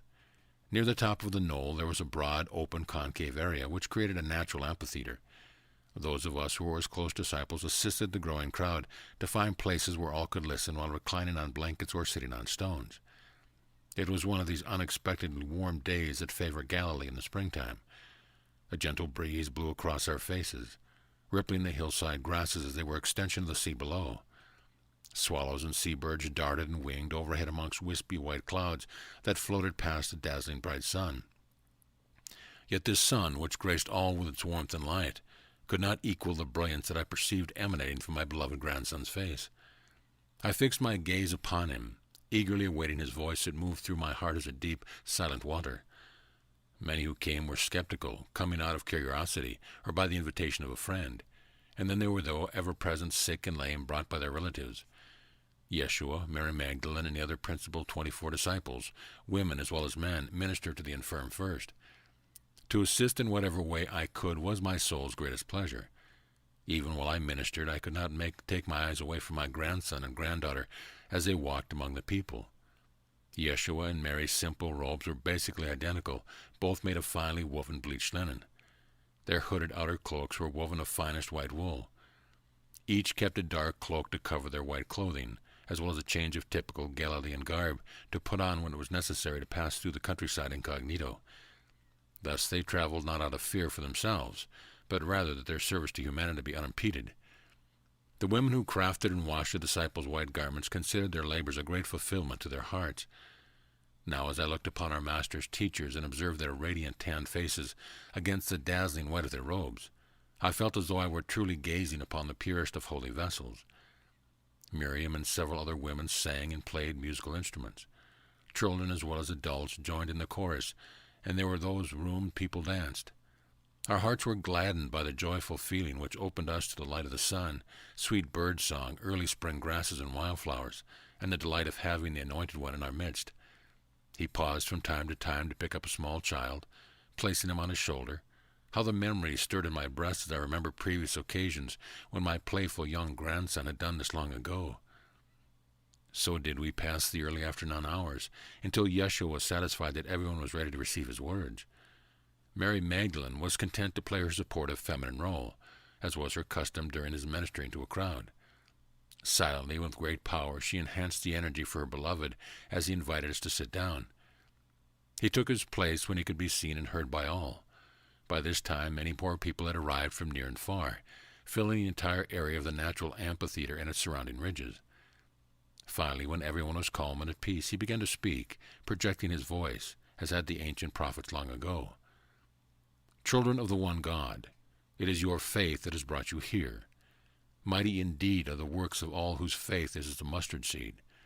Though your faith may be small in the beginning, if given nourishment, it will grow into the great bush wherein the birds may rest. So it is that I have come unto you because your faith is sufficient for the hearing of my words. As with the mustard seed, may my words find a place within your fertile hearts and minds, so that they may germinate and become fruitful in your daily lives. Thus do I speak to you, that you may be glad of heart and strong of spirit. For to walk in the way of the teacher of righteousness is to remember no more your idleness, which yields a poor harvest, nor your rebelliousness against Father, Mother, Creator, whose strong arms bear you up from day to day. If you have ears to hear and eyes to see, you will know that I say only that which my Father gives me to say to you. What you see me do also comes directly from him. And the Mother of Wisdom, Shekinah, Sophia, the Holy Spirit of truth within you, shall bear witness that this indeed is so. Therefore hear well these sayings, let go these cords of guilt that bind you in judgment to another's trespass, and release your neighbors from the hidden snares of your judgment's clasp. Raise not your arm in protest when your cloak is taken from you, but give that which is your surplus also. Be not cast down in weariness when one who is needy asks of your supply, but be glad of heart that you may do unto others as you would have them do unto you. Know your true self and the passionate depth of your innermost being. Gather up all the energy that your small self attempts to hoard or scatter, and offer up to all that you are to the giver of life. This is the first commandment that empowers all others. And then likewise, with generous compassion, bless that friend who is drawn to walk beside you, offering you reflection.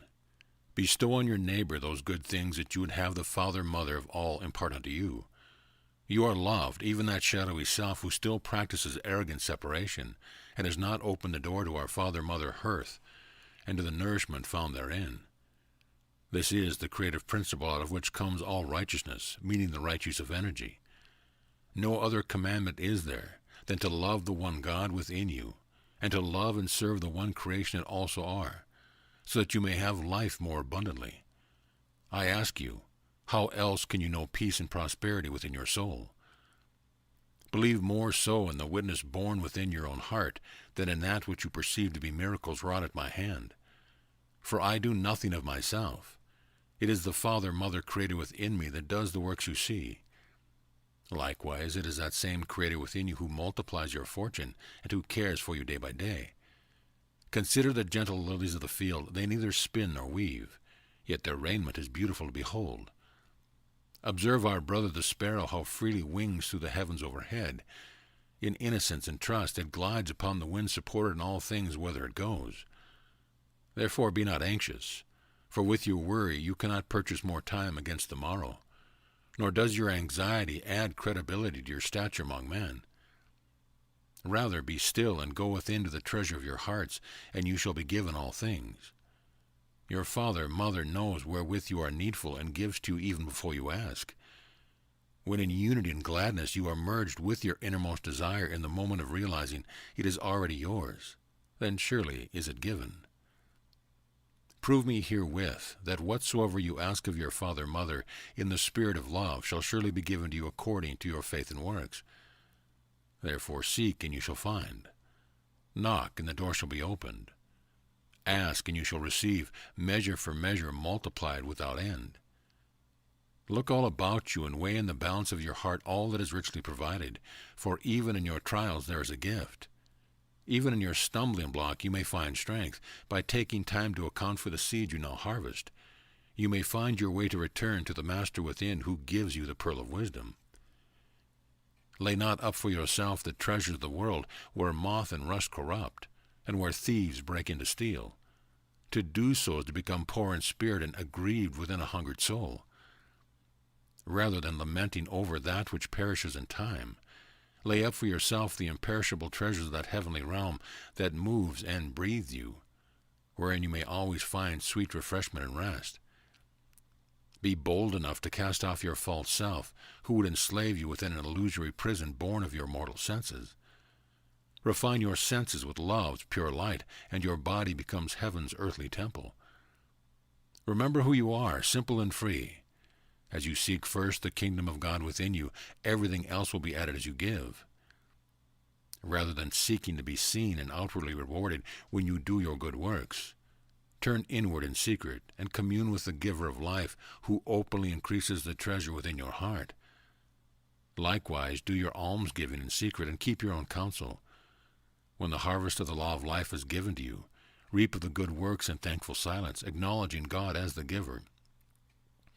When you fast to cleanse yourself of defilement born of fearful self-loathing and resentment, do it in a spirit of release and gratitude, without false humility and self-righteousness. Judge not your brother, nor attempt to remove the speck of dust in his eye, until you have removed from your own eye the beam that distorts your seeing. Indeed, judge not at all, for with the measure that you judge to invalidate another, you shall also be condemned. I am come to prepare my Father's banquet table, even as does the husband who invites his bride to come and have sup with him.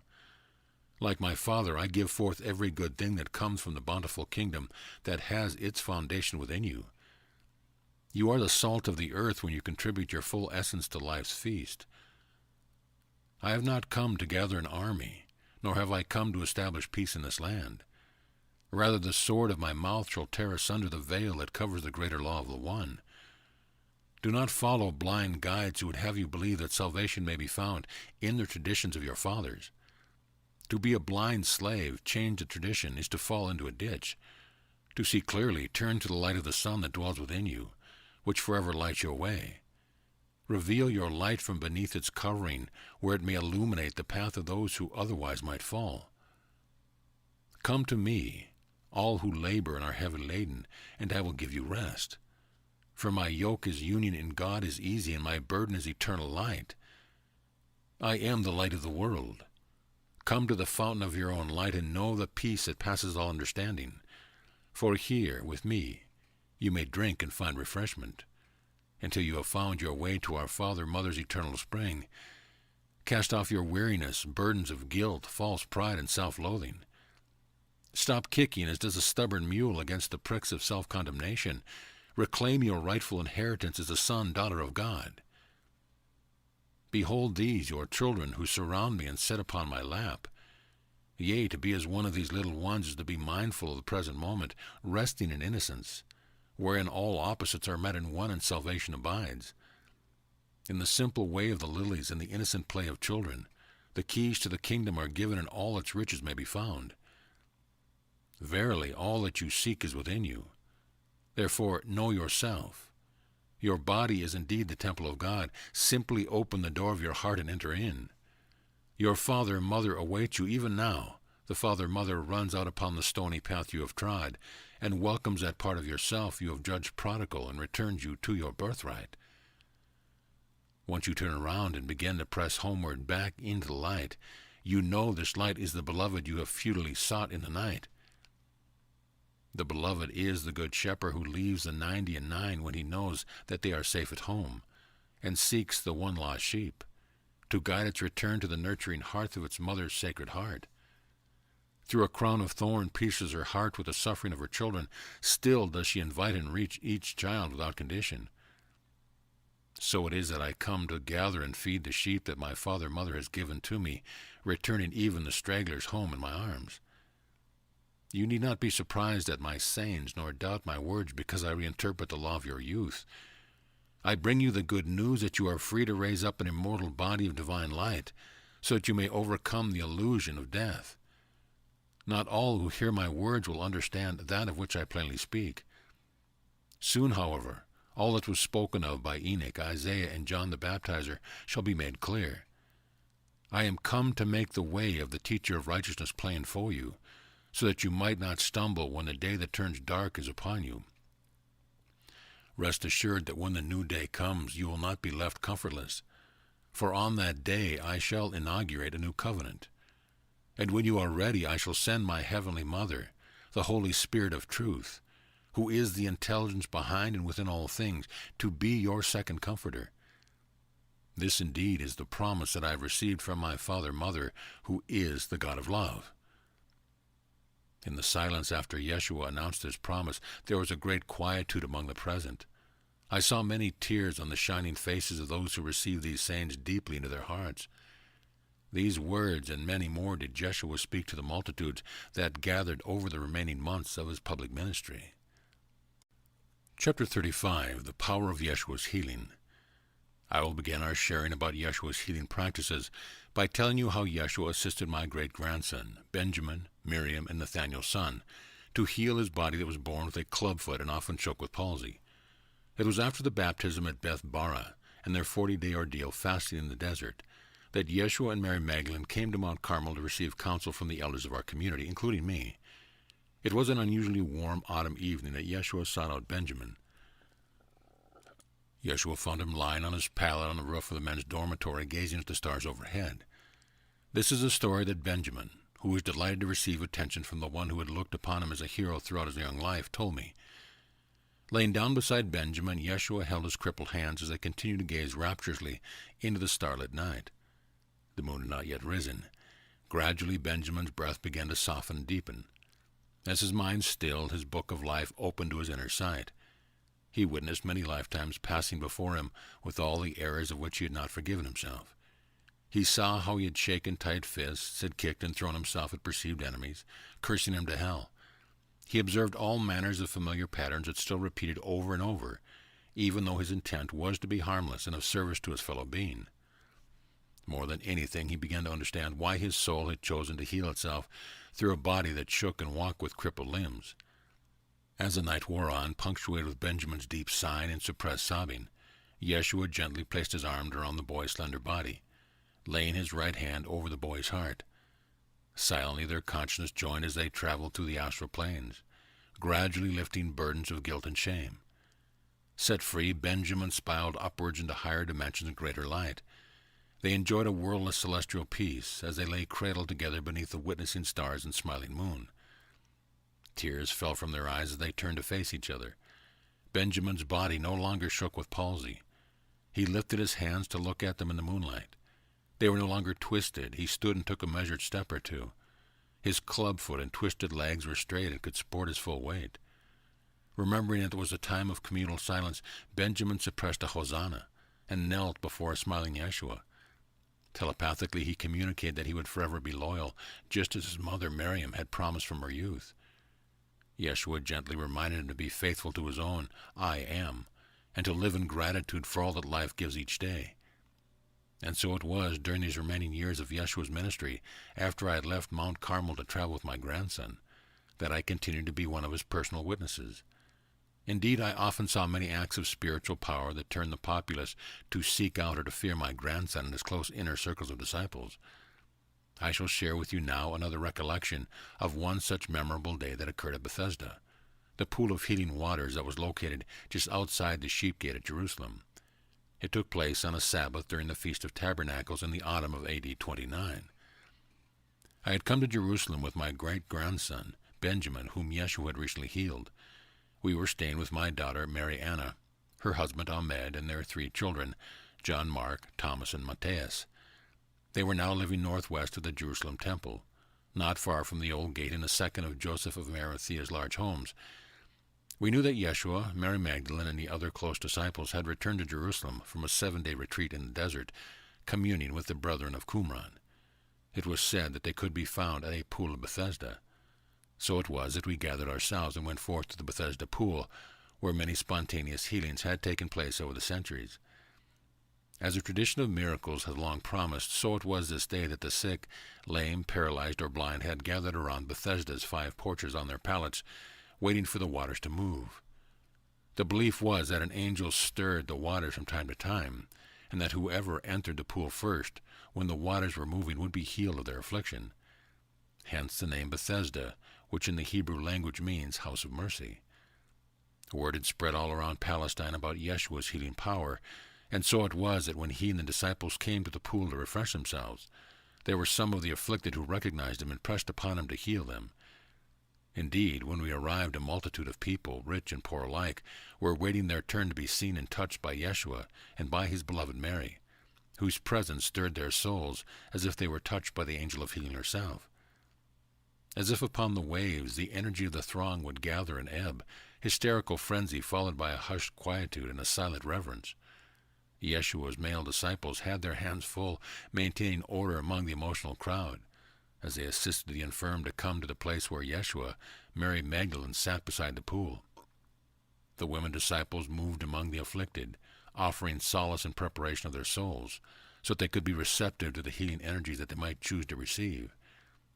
Many questioned among themselves how it was that the young rabbi from Galilee dared to work as a healer on the Sabbath. Whispered murmuring could be heard. I recognized that some of these who murmured were Pharisees, and when they suddenly took their leave, I knew Yeshua would be confronted before too long. As is the nature of this world, when the Son of Light comes among humankind, the Son of Darkness comes also. So it seemed that the false belief of duality always created shadowy patterns of fear wherever Yeshua went. I felt uneasy. Yet when I looked upon my grandson and granddaughter and observed their calm compassion for these innocents, I too felt a desire that this be a day of healing, regardless of the sanctioned functions that were arbitrarily ordained. And so, forgetting the Pharisees, I joined the other women, turned my attention to those in need. Yeshua took crying babies in his arms, cradled aged and emaciated bodies on his lap, poured oil on the heads of the twisted and infirmed, mixed his spittle with clay and placed it on eyes or into the ears, all the while speaking gently with those who were being healed. Children stopped crying, and the palsy stopped shaking. The lame walked, the deaf heard, the blind saw, and the sick became well. All the while the healing energy came in waves, as if the angel of Bethesda had stirred the pooled water. So it was that the ebb and flow of the healing energy was reflected by the crowd's soft weeping, loud wailing, suppressed sighs, and uncontrolled laughter, and an occasional exclamation of Hosanna, the Lord of hosts is among us. Praise be to God most holy. Now let it be known that it was not Yeshua who did the healing. He was like a hollow flute through which higher consciousness could orchestrate and perform these seeming miraculous events. Before administering to each one, my grandson always paused to commune in the silence. While scanning each supplicant's energy field to determine the metaphysical cause of his or her condition, he communed on the soul level to determine whether a healing was the highest empowerment. Then he emphatically tuned into the supplicant's heart to discover whether she or he was willing to lay aside the heavy stone of grievance that created the disease. He looked to see if there was an equally measured resonance with the healing power of divine love that was concentrated in Yeshua's heart and auric field. Only when these were an affirmative response to each of these queries did he proceed. He began by holding each outpictured soul in its perfected wholeness, no matter how deformed or diseased the body appeared to be. Next, he aligned himself with the overlighting angels of manifestation, and tuned into the intelligence of the soul manifesting through the various axiotonal grids of the physical and subtle bodies. After merging with the soul's latticed matrix and assessing the soul's blueprint for this incarnation, he then inwardly struck a resonant series of inward tones, sometimes heard by the physical ears. These vibrations reverberated through the congested organs, tissues, and bones, until all terror, grief, and rage were embraced and transmuted. Gradually, he lifted these discordant and incoherent fear-based energies into love's coherent expression of harmony, skillfully projecting light, sound, and color. He cleansed and purified the aura. Holding each individual in innocence, there was a release of fear. With the letting go of fear, there was room to breathe. And with each relaxed, connected breath, the perception of time and space expanded into a greater awareness of the eternal presence of love. Through co-created harmonic resonance, the divine healer, who dwells in every heart, worked miracles through Yeshua, Mary Magdalene, and the other initiated disciples. It was my grandson and my granddaughter's alignment together in unity with the law of one, which made it possible for the emancipating love energy to flow. What appeared to be a miracle, caused by the transmission of a power from an external source, was in truth a self-healing in the flow of oneness. There was a shift in ordinary perception of limitation as time and space expanded into the unlimited quantum realms. Mastery of the physical and spiritual planes comes when there is an alignment with universal laws. Miracles manifest when there is a matching resonance with love and the vibrational harmonics of creation. Therefore, healing only occurs when the individual, on some level, consciously accepts, feels, and becomes one with coherent love energy, as it concentrates all around and through their body, mind, and soul.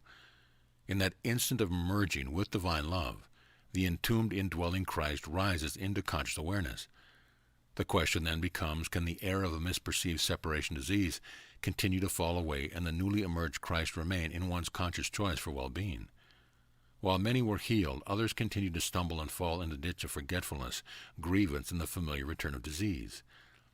As the shadows of a long day lengthened and Yeshua and his close disciples were preparing to leave the Bethesda pool, a temple priest, accompanied by a group of Pharisees, angrily confronted him after elbowing his way through the milling crowd.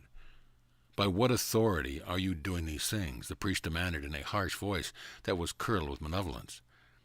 Gazing directly into his eyes, Yeshua calmly replied, "I do not seek my own will, but the will of my Father who sent me. The Son does nothing of his own accord, but only that which his Father shows him. It is my Father, Mother, the birther of the cosmos, who does these works that you see. I have come in the name of my heavenly parents, but you do not receive me because you do not acknowledge your own sonship in God the Father, nor do you feel the love of Mother God who gives you breath. He who does not honor the Son that he truly is, does not honor the Father, Mother who sent him." Shaken but unmoved, the temple priest persisted in his attempt to intimidate my grandson. He ignored Mary Magdalene with contempt as she courageously stood beside her beloved. Then with a shrill voice the priest shouted, "Don't you know that it is against the law of Moses to do healing work on the Sabbath?" Unperturbed by the hostility of this one who had assumed the role of adversary, Yeshua replied, "Who among you would fail to respond if your servant fell into a well, or remove your ox mired in quicksand on the Sabbath? The Sabbath was made for man, not man for the Sabbath. If you truly believe in Moses, then you would believe in me, because he wrote about me. But if you do not believe his writing, how will you believe my words? You search the Scriptures, for in them you think you have eternal life. I tell you, he who hears my words and believes in my Father who sent me, and my Mother who sustains me, it is he who pass from death into life everlasting." Saying no more, Yeshua motioned to his mother with his hand, telepathically communicated that he would meet her in Bethany. Then he, Mary Magdalene, and his 24 close disciples took up their traveling bundles and made their way down the terrace steps. When Mary Anna and I took our leave a few minutes later, the Pharisees and the temple priests were still arguing among themselves. Joseph of Arimathea met us at the sheep gate with 3 donkey carts for the short journey to Bethany, where we joyfully celebrated the Feast of the Tabernacle with an abundance of savory dishes that had been prepared for us by Martha. Thus I have shared with you another of the many examples that reaffirm my grandson's and indeed my granddaughter's demonstration of what it means to be a Christ. In so doing, I have pointed you in the direction of that great healing light that reveals the eternally open door to the kingdom of heaven as within you. Now, my beloved friends, you stand at the open door that leads into the healing waters within your own house of mercy. Will you, in a moment of effortless spontaneity, enter in? He who showed the way has said, "I do not seek my own will, but the will of my Father who sent me. The Son does nothing of his own accord, but only that which his Father shows him. It is my Father who does these works that you see. It is by my Mother, Grace, that you receive them." He also said, "He who chooses to save his life shall lose it. whereas he who chooses to lose his life shall save it. So I ask you once again, my beloved, will you exchange your small life of separation so that you may fulfill your greater part? By aligning your heart, mind, and soul with the Father, Mother of life, you may freely claim the life you truly seek. Know that you are never alone, nor the obstacles too great, though at times the journey of the Christ will seem too difficult to bear. Remember, you will experience the beloved of your soul as your inner shepherd, who nurtures and protects you. You will walk in life's green pasture as long as you acknowledge and align your will with your indwelling Good Shepherd's rod and staff that eternally connect you with the source of your being. So it is that the eternal presence of Yeshua, as your friend and brother, will reflect back to you your internal Good Shepherd who cares for you each day. Perhaps unseen, yet often felt when you still your mind, Yeshua, Mary Magdalene, Mary Anna, and I are closer than you think. Know that we are ever present, applauding the progress you make. We will never interfere, for you are the Lord of your life, which is your kingdom. Your free will choice is always honored, and your individual sovereignty is esteemed. And if, in an eternal now moment, you choose to come face to face with the God of love, our co-created purpose shall be fulfilled. Chapter 36, a message of hope. During this time of great chaos, as most of humanity feels despondency and despair, it is vital to instill courage and hope. Not just a hope that is founded upon intellectual inquiry or childlike fantasy, but a courageous experience of that greater power and eternal life in which a certain trust and expectation of something better can be fully grounded. From a more expanded viewpoint, you may, on a very personal level, bring Yeshua and Mary Magdalene's eternal example of forgiving, empowering love into your present choices and life experiences. Through doing so, you can effect harmonious change in the world and midwife the earth into the next golden age of peace.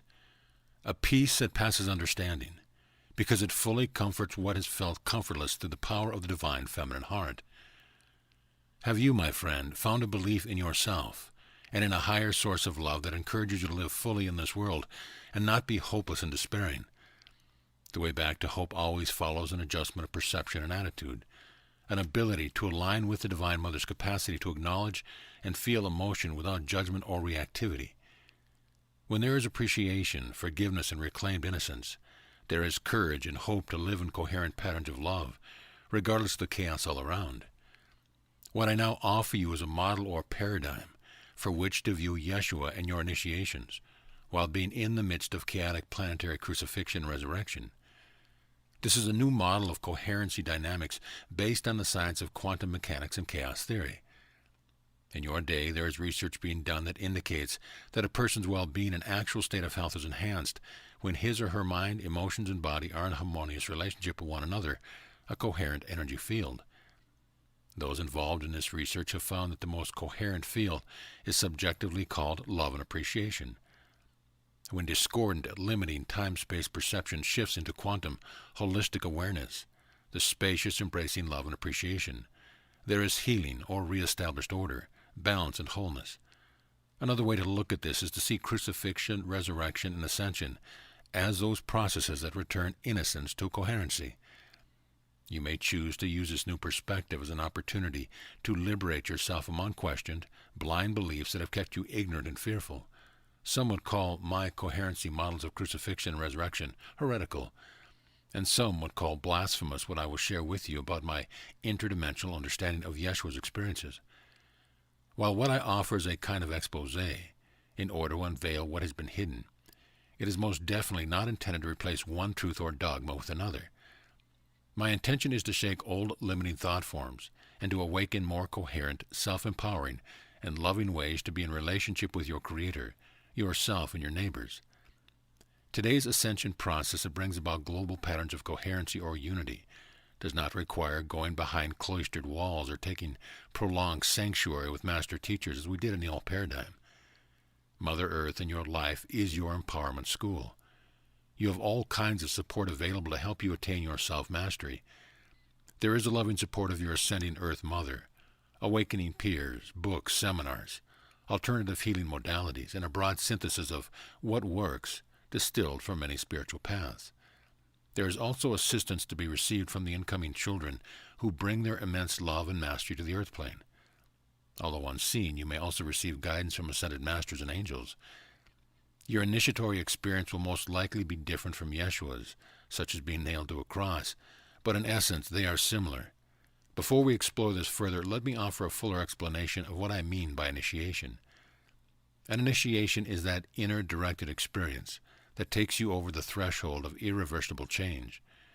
In the initiations of resurrection and ascension, your former limited identity transforms into a more expansive awareness of inherent potential. This is illustrated in the transformational initiatory process demonstrated by the butterfly that emerges into a new life, resurrected from its crucified caterpillar life. As you read the following 5 aspects of initiation that could be affecting your own life, please ask yourself which ones seem to have a personal meaning for you today. 1. A marked attitudinal change that brings a committed willingness to align limited consciousness with a higher will and purpose. 2. Physical changes in which toxins are cleared and dormant DNA codes, endocrine glands, brain and neurological functions are activated, all of which result in enhanced health and increased potential for demonstrating paranormal abilities. 3. Emotional clearing and greater emotional maturity and stability. 4. Changes in self-perception in which there is a greater sense of divinity, sovereignty, interconnectedness, heightened creativity and/or superconscious abilities such as telepathy and clairvoyance.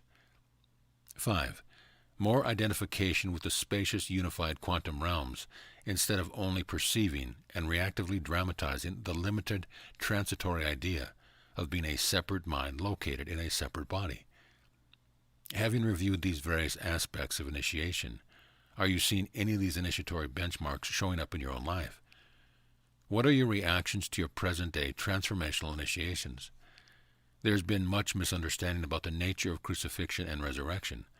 However, these are the foundational initiations of empowerment that anyone who chooses union in God experiences.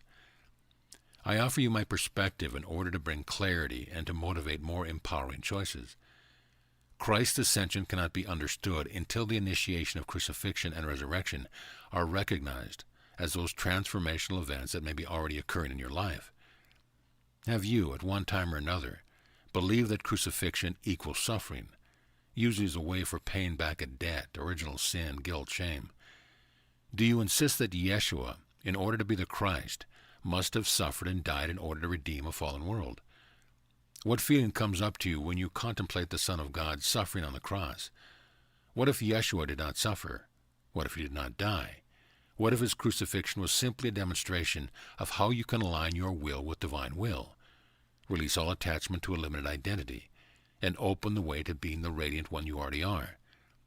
Not the false self you think you are, entombed in the material world, but the self who is looking and breathing through the mask of pretense. Are you ready to take Jesus and yourself off the cross of endless suffering? Are you ready to shift your focus into resurrecting your consciousness into enlightened states of happiness, joy, and bliss, instead of justifying why you feel betrayed, abandoned, trapped, helpless, and hopeless? Are you ready to take back your power instead of blindly giving it to meditating priesthood, saints, teachers, or unquestioned limiting beliefs? When is it time to allow growth and expansion of your inner authority and divinity? Are you willing to fly free of self-imposed prisons that were the structures and teachers that once served you? If your answer to these provocative questions is yes, then I genuinely celebrate with you. Once you understand that Yeshua learned from his youth how to pass through crucifixion, or dying to limitation, and resurrection, aligning with eternal life and original innocence, you can begin to allow for the possibility that he did not suffer to pay any form of debt. As you recall what I have shared with you about the rite of the sepulchre, you can also begin to understand that he did not die, even though all his vital signs ceased to support his physical body for a time. Having mastered the physical and subtle realms throughout his life, Yeshua did not suffer in the gruesome way you may have been taught, or that some subconscious part of you may insist that he did. He did not die for your sins. He lived to model love and forgiveness so that you could choose to live by the same qualities he demonstrated. I encourage you to let go of the idea that transformation, change, and detaching from the nails of limitation or crucifixion has to be a hard struggle, full of tragic drama and fraught with suffering. As you allow your separate consciousness to die into unity consciousness, you may pass much more easily through your crucifixion initiation into resurrecting and ascending yourself as a living Christ.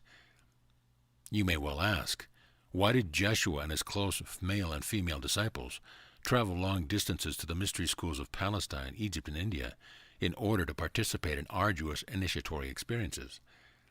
My experience was at the mystery schools, and being in cloistered community provided the necessary support my peers and I required, so we could embody immortality and ascension while living in a disbelieving, dense outer world that was fixated on fear, mortality, suffering, and separation. Just as it was important for us to feel supported in our process of ascending our consciousness, so is it likewise important for you to gather the tangible, harmonious support of friends and family who encourage your spiritual growth.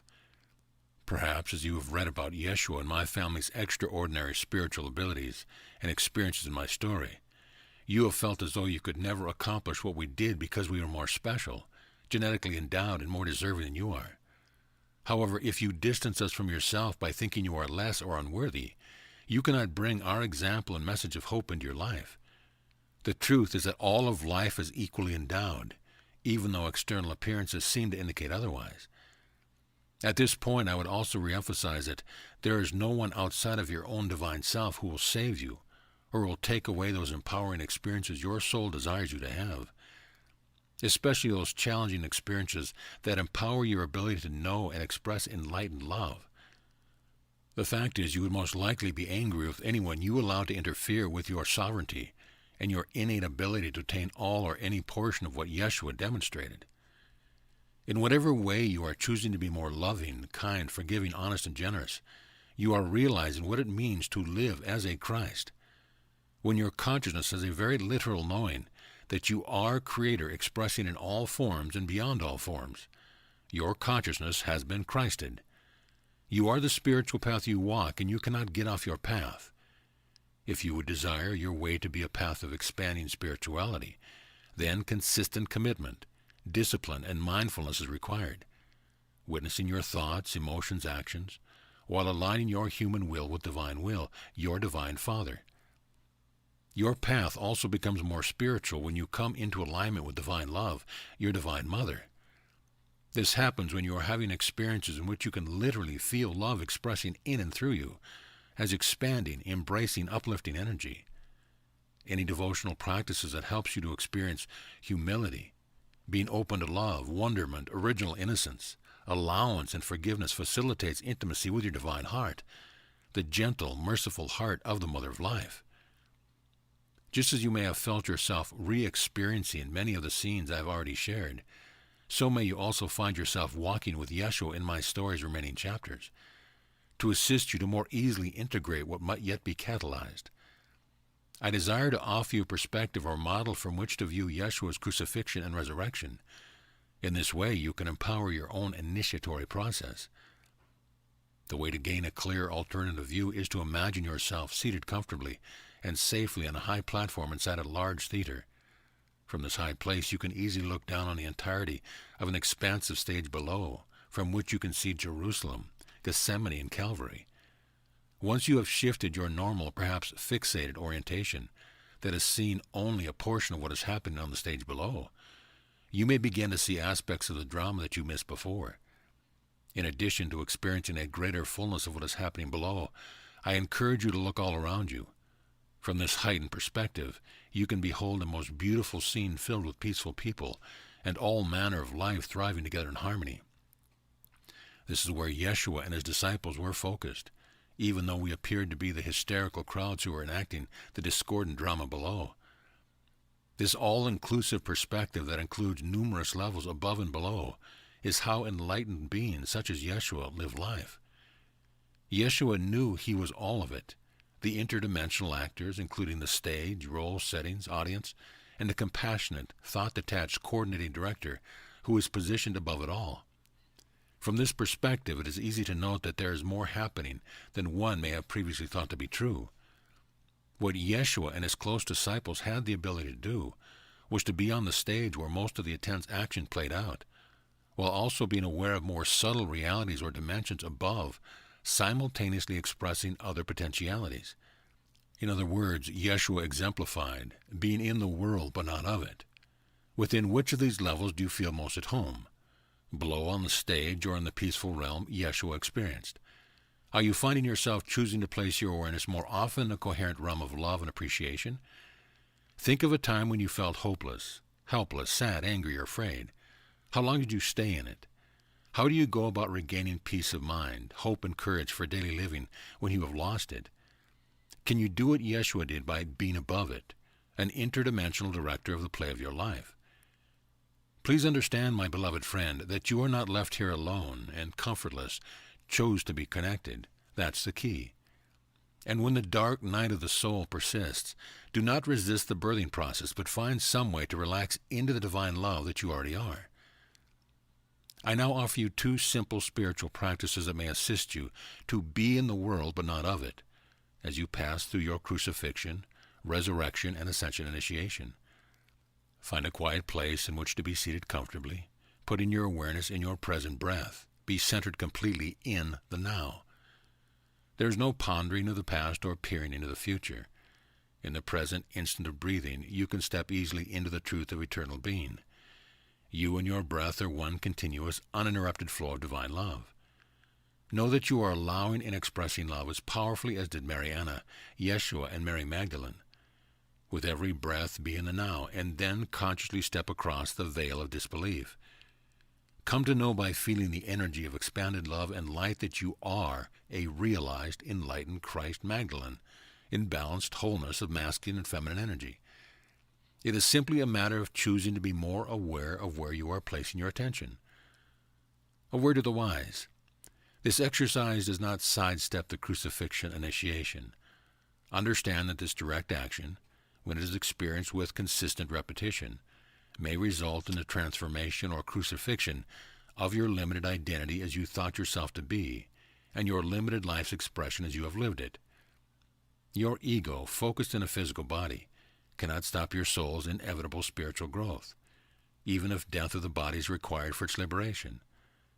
Whether you experience your soul's endless growth as suffering depends on how and where you are holding your consciousness. Mastering this exercise is not for the purpose of leaving the opportunities for growth on the earth plane behind. It does not remove you from the joy of practicing being divine love, embracing and ascending all your consciousness, including your body. Although only you can step across the threshold of disbelief into the realization that you are a mighty I Am, fully presenting yourself as a Christ, you are not alone while receiving the support you require. You are not alone when you realize the many opportunities that you have to share and express the power of your love with others. Remember, where two or more are gathered, there I am. And do not underestimate the power of unified prayer and action. I will now share another simple exercise that was taught to Yeshua by his parents and grandparents. If you do not already have an ascension practice, I offer you this simple spiritual exercise that may assist you to let go of attachment to separation agendas that armor you against completely feeling and expressing divine love, your Creator as you. Begin with 5 minutes a day, choosing to step into the resurrecting Christ conscious being you already are. Not trying to ascend, but actually feeling the energy shifting as you align with your I Am. Then act from the empowered, kind, forgiving, and gracious place of resurrected love. When you can sustain 5 minutes of being fully present with love flowing unhindered through you, benefiting life within and around you, add another 5 minutes until you can do 3 increments of 5 minutes each day. Then stretch the 5 minutes to 10, and so on, until you are effortlessly living the truth of your being in every now moment, day and night. Throughout his life, Yeshua continued to choose to step into the true kingdom of his I Am, until every cell in his body knew and accepted union with its Creator. In this simple, direct way, Yeshua simultaneously passed through crucifixion, resurrection, and ascension, and so can you. Prepared with this new lens through which to view the greatest story ever told, we will now enter the weeks of Yeshua's life when he demonstrated to the world how to become a realized ascended Christ. As he exemplified the truth of eternal life and the power of love, so did many of his beloved disciples. and so may you in this day. You are in an initiation process that is assisting you to be willing and loving participant in a cosmic and global divine plan. My beloved friend, take notice. The very purpose for which you have taken birth is now happening. Chapter 37, The Storm Gathers. During those last 2 weeks before Yeshua's crucifixion and resurrection, I remained with him throughout, even into the following weeks in which his ascension process began. It was a most empowering time, for we all felt every possible emotion deeply. We were buried within the tumultuous waves of the most intense agony of despair and desolation, only to rise to the glorious heights of enraptured ecstasy. We wrestled so intensely with the collective fear and the terror that found any resonance within our human consciousness, that there were moments in which we knew not if we could go on with the plan. While in these times of doubt we trembled within the raging maelstrom of our personal hells of self-denial, guilt, abandonment, and judgment toward God, our Creator, and ourselves. How could the realms of light have ever contrived such a dangerous plan as the one we had agreed to enact? I knew that what my grandson and granddaughter chose to do would most likely catalyze and expose all of humankind's most benevolent and hateful imaginings. I knew we would all be put to the test as the extremes of duality, light and dark, life and death would equally be brought together, so that all that was ever seeded might be harvested and returned to its source as one. In those darkest of times I recall the days long ago, before Yeshua's birth, when I walked the burnt hillside of Galilee. In the midst of the hot, acrid dust and ashes, I felt similarly to what I felt now. Oh my God, how am I to do this thing required of me? Such were my thoughts and feelings. As I surveyed the souls who were among Yeshua's closest disciples, it was clear that I was not alone in what I thought and felt. I found comfort only when I completely stilled my mind and surveyed the world from a much higher perspective. I found peace when I felt Yeshua and his beloved Mary's calm assurance that all was well, even though they also experienced personal and collective ambivalence. In spite of the internal wrestling of opposites, there was the renewed hope that every fragment of Radiant One scattered across this burning world would be gathered home in God. In the total embrace of that which we had most feared, judged, and cast aside of ourselves, we now had the promise of gathering all that we were into wholeness, holiness, insofar as we also aligned our wills with the divine will of the Father-Mother, who knows the greater part, as we watched Yeshua and Mary continually do. So in us was the hope of the world. Nevertheless, the weight of the separated consciousness, which contracts itself in order to preserve the illusion of duality, weighed heavily upon our shoulders. Our own sense of human limitation, the collective density with which we were in empathy, was a millstone upon our hearts. For you see, the heart of divine love is open to feel the energy of emotion that moves through all life. Yeshua took us apart from the crowds as much as possible during those days of intense preparation. We each, according to our capacity to understand and to align our emotional and mental bodies, received Yeshua's counsel. In some of us, the pressure to immerse ourselves in the illusory world of chaos was so convincing that the full light of understanding was obscured. Fear increased in many of us because of the confusion, disillusionment coming from preconceived expectations of what we thought Yeshua would do as the Messiah. It had been prophesied that he would conquer Jehovah's perceived enemies. When he continued to emphasize that his kingdom was not of this earth, many became anxious. Even some of the disciples who were closest to Yeshua began to nervously murmur among themselves. It was a terrible time and truly a most wondrous time.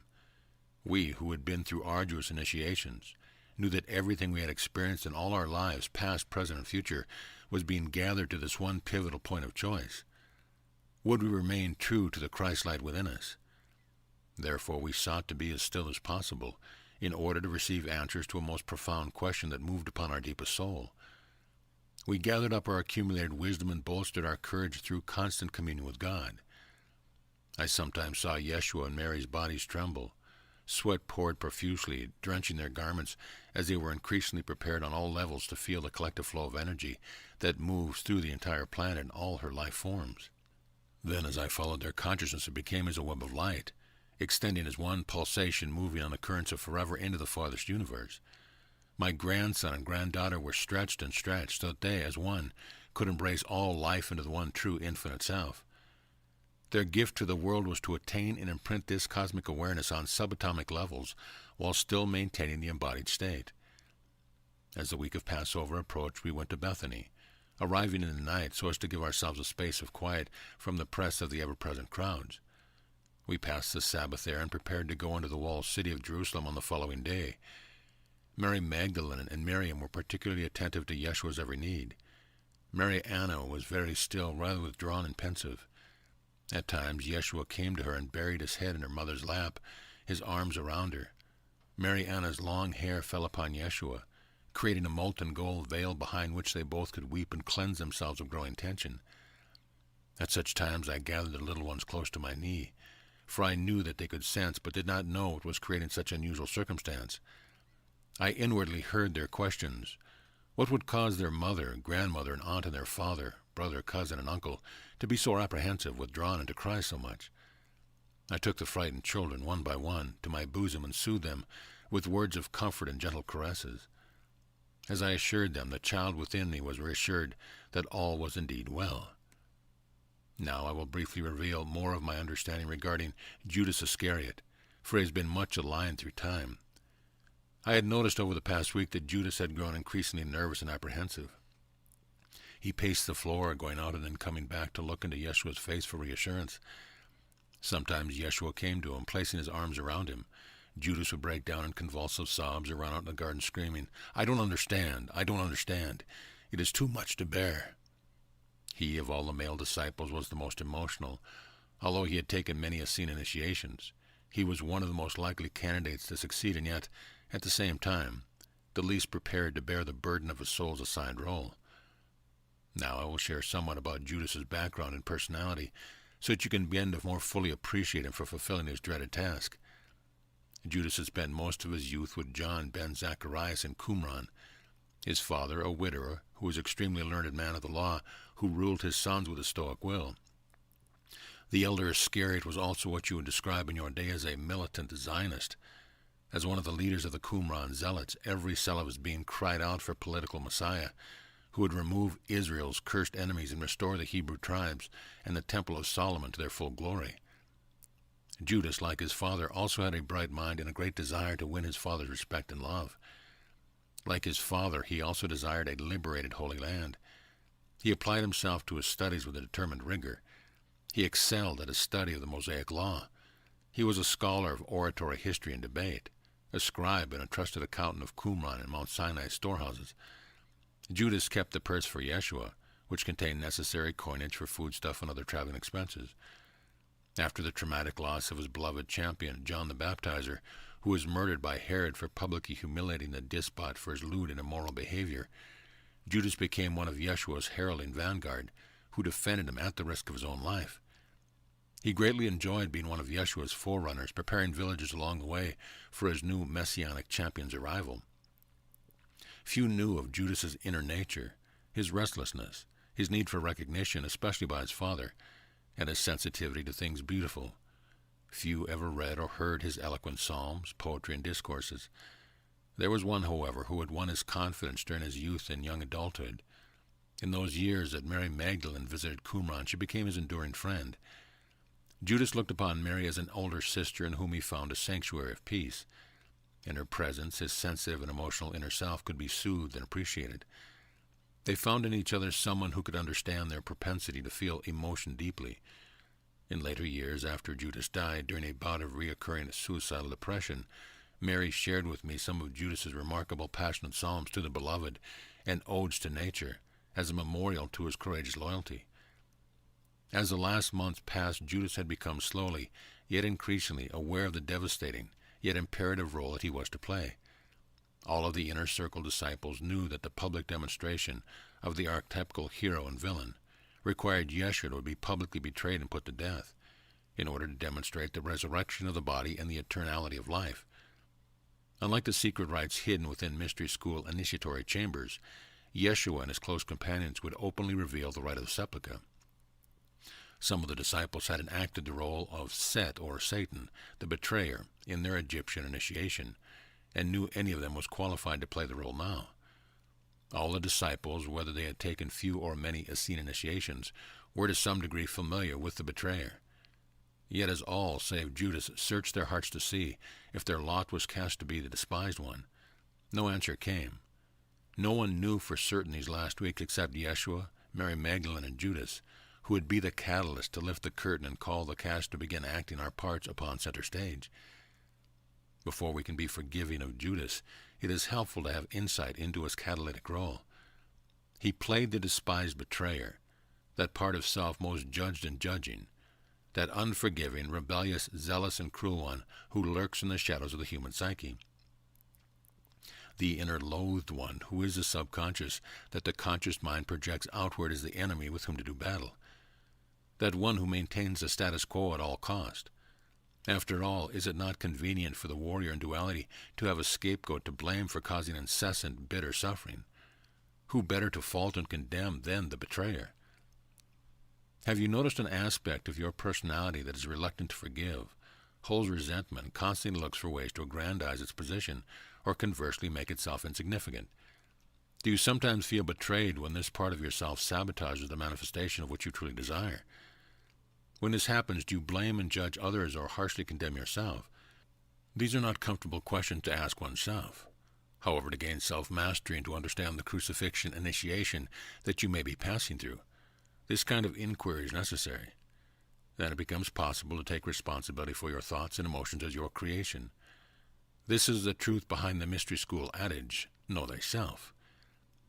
We each have a perfect inner guidance system and an inherent capacity for love and expansion of consciousness. In truth, there is betrayal of self and creator when one ignores or rebels against one's internal intuition, instincts, common sense, and wisdom. From a more expanded perspective, the oversoul or higher self guides the heart purity of intent to be harmless and assesses the soul's readiness for advanced levels of empowerment. Your internal guidance system often acts as a kind of braking or accelerating system that assists every evolutionary step to be taken at the right time and place. If you are forcing your spiritual growth, your soul slows you down by orchestrating obstacles to be placed in your way. Likewise, if you are resisting being more authentic and true to your power, love, and wisdom, your soul will uncannily orchestrate the necessary factors to have your fortress life and armored identity toppled seemingly overnight. When you understand that your soul or higher self is the captain of your life, and that you are not a pawn victimized by an outside force, you can become an empowered team player with your life's divine director. Then listening to and aligning with the divine guidance can create more and more grace and ease in the flow of life's constant evolutionary changes. When it is time for the transformational expansion of crucifixion and resurrection, you will be challenged to look at your attachment to beliefs, relationships, and possessions. Everything that limits you will come up for review. You may feel betrayed when your limited identity and world are falling apart. Or on the other hand, you may begin to realize that your soul is liberating you. When the betrayer, as the catalytic, Judas, appears on your threshold and knocks, will you open the door and behold a welcome friend or a foe? Yeshua recognized and welcomed Judas Iscariot as the friend little understood. Now I remind you, my dear friends, that these understandings, which often run contrary to accepted traditions, are given to you from the viewpoint that it is your responsibility to be discerning about what you accept as true, and how will you use this information in your life. Without hesitation, receive only what your inner being tells you is aligned to your soul's growth and evolution, and judge not the rest. Put the remainder aside, and perhaps upon taking upon my story at some future time, you may find what used to be Anna's blasphemous and heretical sayings now have value for you. I have come in this hour in response to your mutual call to reveal many things that have been concealed and hidden. May you likewise unveil yourself and remember who you are. In the empowerment that occurs through this self-revelation, may you be increasingly comfortable, relaxed, and vulnerable to your soul's inevitable evolutionary change. There need not be suffering during crucifixion's birth contractions, when your attention is on the caterpillar's true self, taking flight as the butterfly. Chapter 38, The Last Supper. So it was that the greater tide of emotion among the populace had turned from jubilation to bitterness. The same crowd, shouting triumphant hosannas and laying palm branches before Yeshua when he entered Jerusalem 5 days earlier, now hid themselves in the shadows. Fearing retribution by the self-righteous priests and Roman soldiers, especially after Yeshua's cleansing of the temple, where the money-changers and hypocritical priests were chastened, those who had once welcomed him now denied they knew him. Clearly they reasoned if Yeshua were really the Messiah, he would turn his anger on the Romans, not the priests to preserve the traditions of the temple. Seeing an opportunity to gain support from the populace and to turn them against the rebel from Galilee, the scribes, Pharisees, and Sadducees sowed seeds of discontent and doubt among the crowds, and like sheep they followed. When Yeshua spoke with authority, they attempted to snare him in his teaching through their cunning and deceit. As my grandson spoke against the priestly leaders' hypocrisy and arrogant pride, the agitated poor who looked to Joshua to save them seemed to be caught in the riptide. Buffeted, they turned this way and that. Looking for a Messiah who was a military leader strong enough to free the Holy Land from Roman oppression, the common people soon aligned with those in power when their lives were threatened. Yeshua's miracles, revolutionary teaching, and enigmatic example could be tolerated, even welcomed by a few as a sign of the promised Messiah. But his persistent political passivity did not win popularity. Those whose bodies and soul had been healed with Yeshua's assistance, who had humbly turned their lives over to God within, continued to support the Son of Man, no matter how they were chided for their belief in him. Those others who had also been healed but could not handle the criticism and blatant attacks made upon them by their relatives and priests turned away in angry disappointment. All in all, the masses that pressed against the walls of Jerusalem became a seething turbulence that could not be contained. The Roman sentries sent word to Pontius Pilate that civil mutiny was brewing. Annas, the temple high priest, turned to Herod Antipas, demanding that something be done with this blasphemous heretic who threatened the Hebrew leaders' positions. The Sanhedrin was called to meet and put an end to this volatile situation. It was hoped that what had occurred with John the Baptizer would not happen again. After all, Herod had lost much sleep over it. But if the stubborn people could blindly follow such a wild man, then what might they do if they chose a revolutionary such as Yeshua ben Joseph to be their leader? Annas and the other priests had heard the zealots were saying this carpenter's son was the prophesied Messiah and the rightful heir to the throne of David. It would be better for all concerned, they reasoned, to do away with this impotent wine-bibber, this ridiculous impostor who broke the Sabbath, railed against the priest who upheld the law and the prophets, and kept company with prostitutes, tax brokers, Gentiles, and the unclean. Never mind that he worked miracles.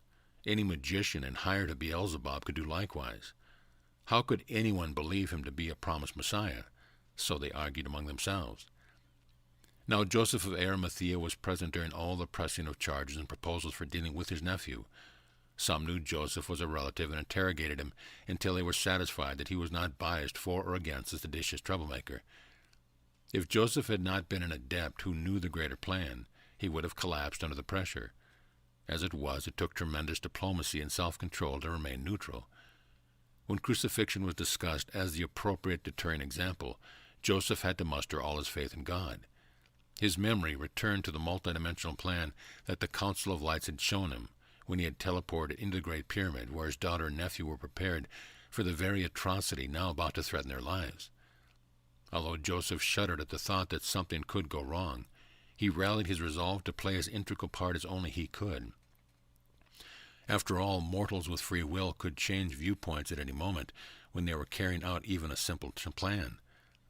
Joseph knew the risks involved in this very complex orchestration. As you may recall, it was in the Great Pyramid when Yeshua lay in the sepulchre, with Mary Magdalene holding the space that bridged the dimensions, that the hologram for planetary crucifixion, resurrection, ascension was first put into the Earth crystalline grid.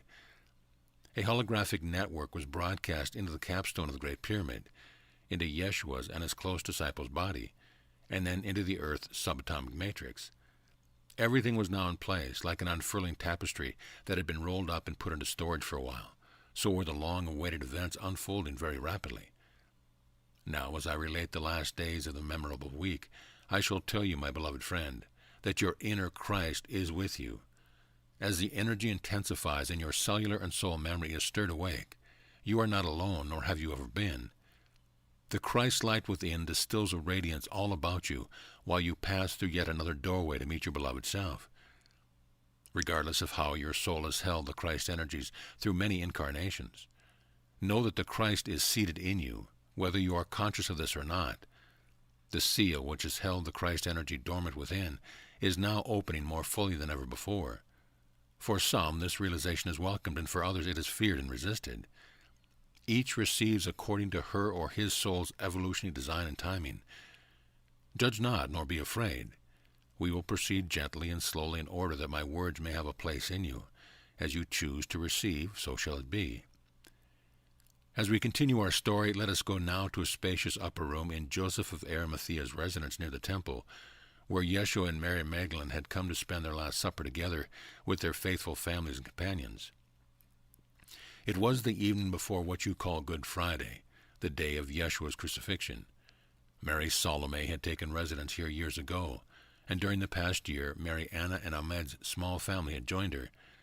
There were numerous rooms for the guests Joseph entertained.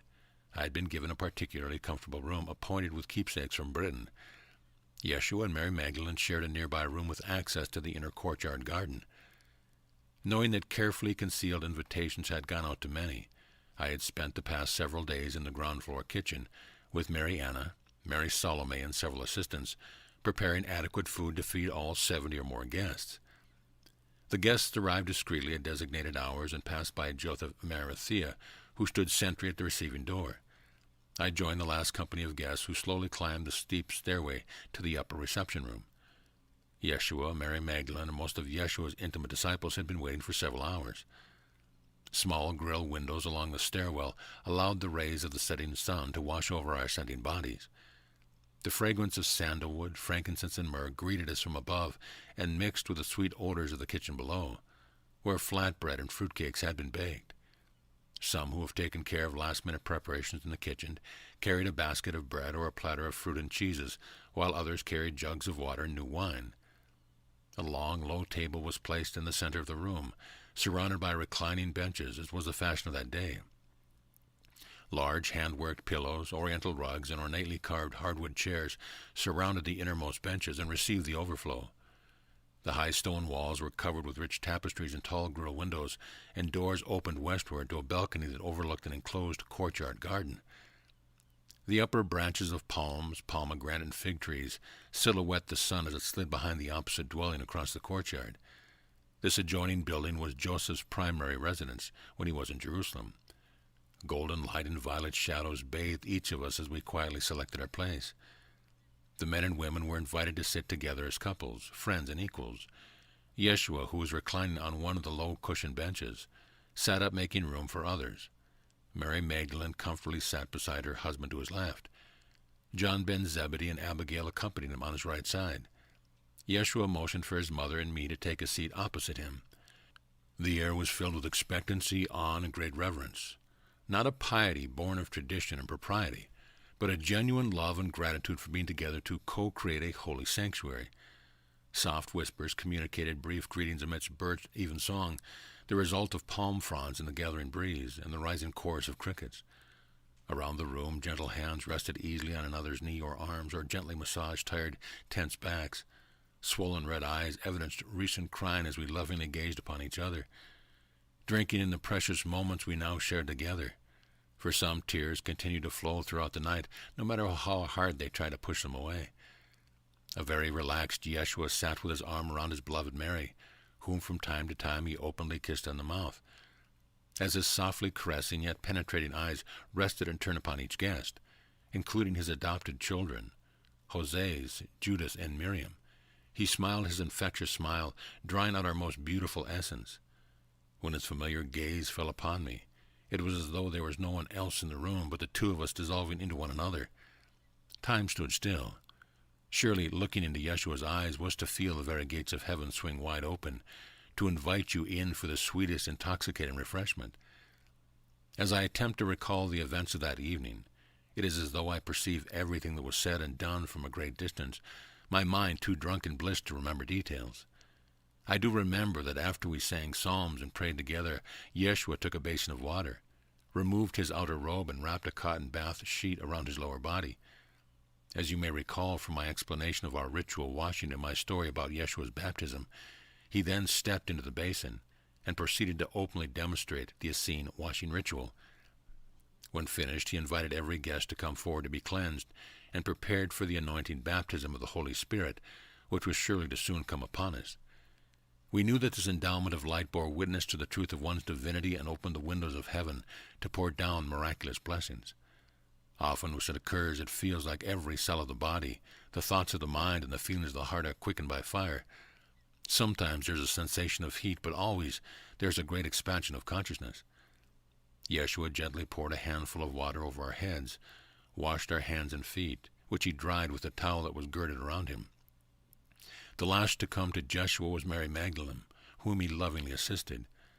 After receiving the cleansing ritual, Mary Magdalene removed the white hair band that caught back her thick, curled hair, letting it fall in a mahogany cascade to her waist. She invited Yeshua to sit on a chair in front of her as she poured fresh water into the basin. Then Mary knelt before Yeshua, washing his feet.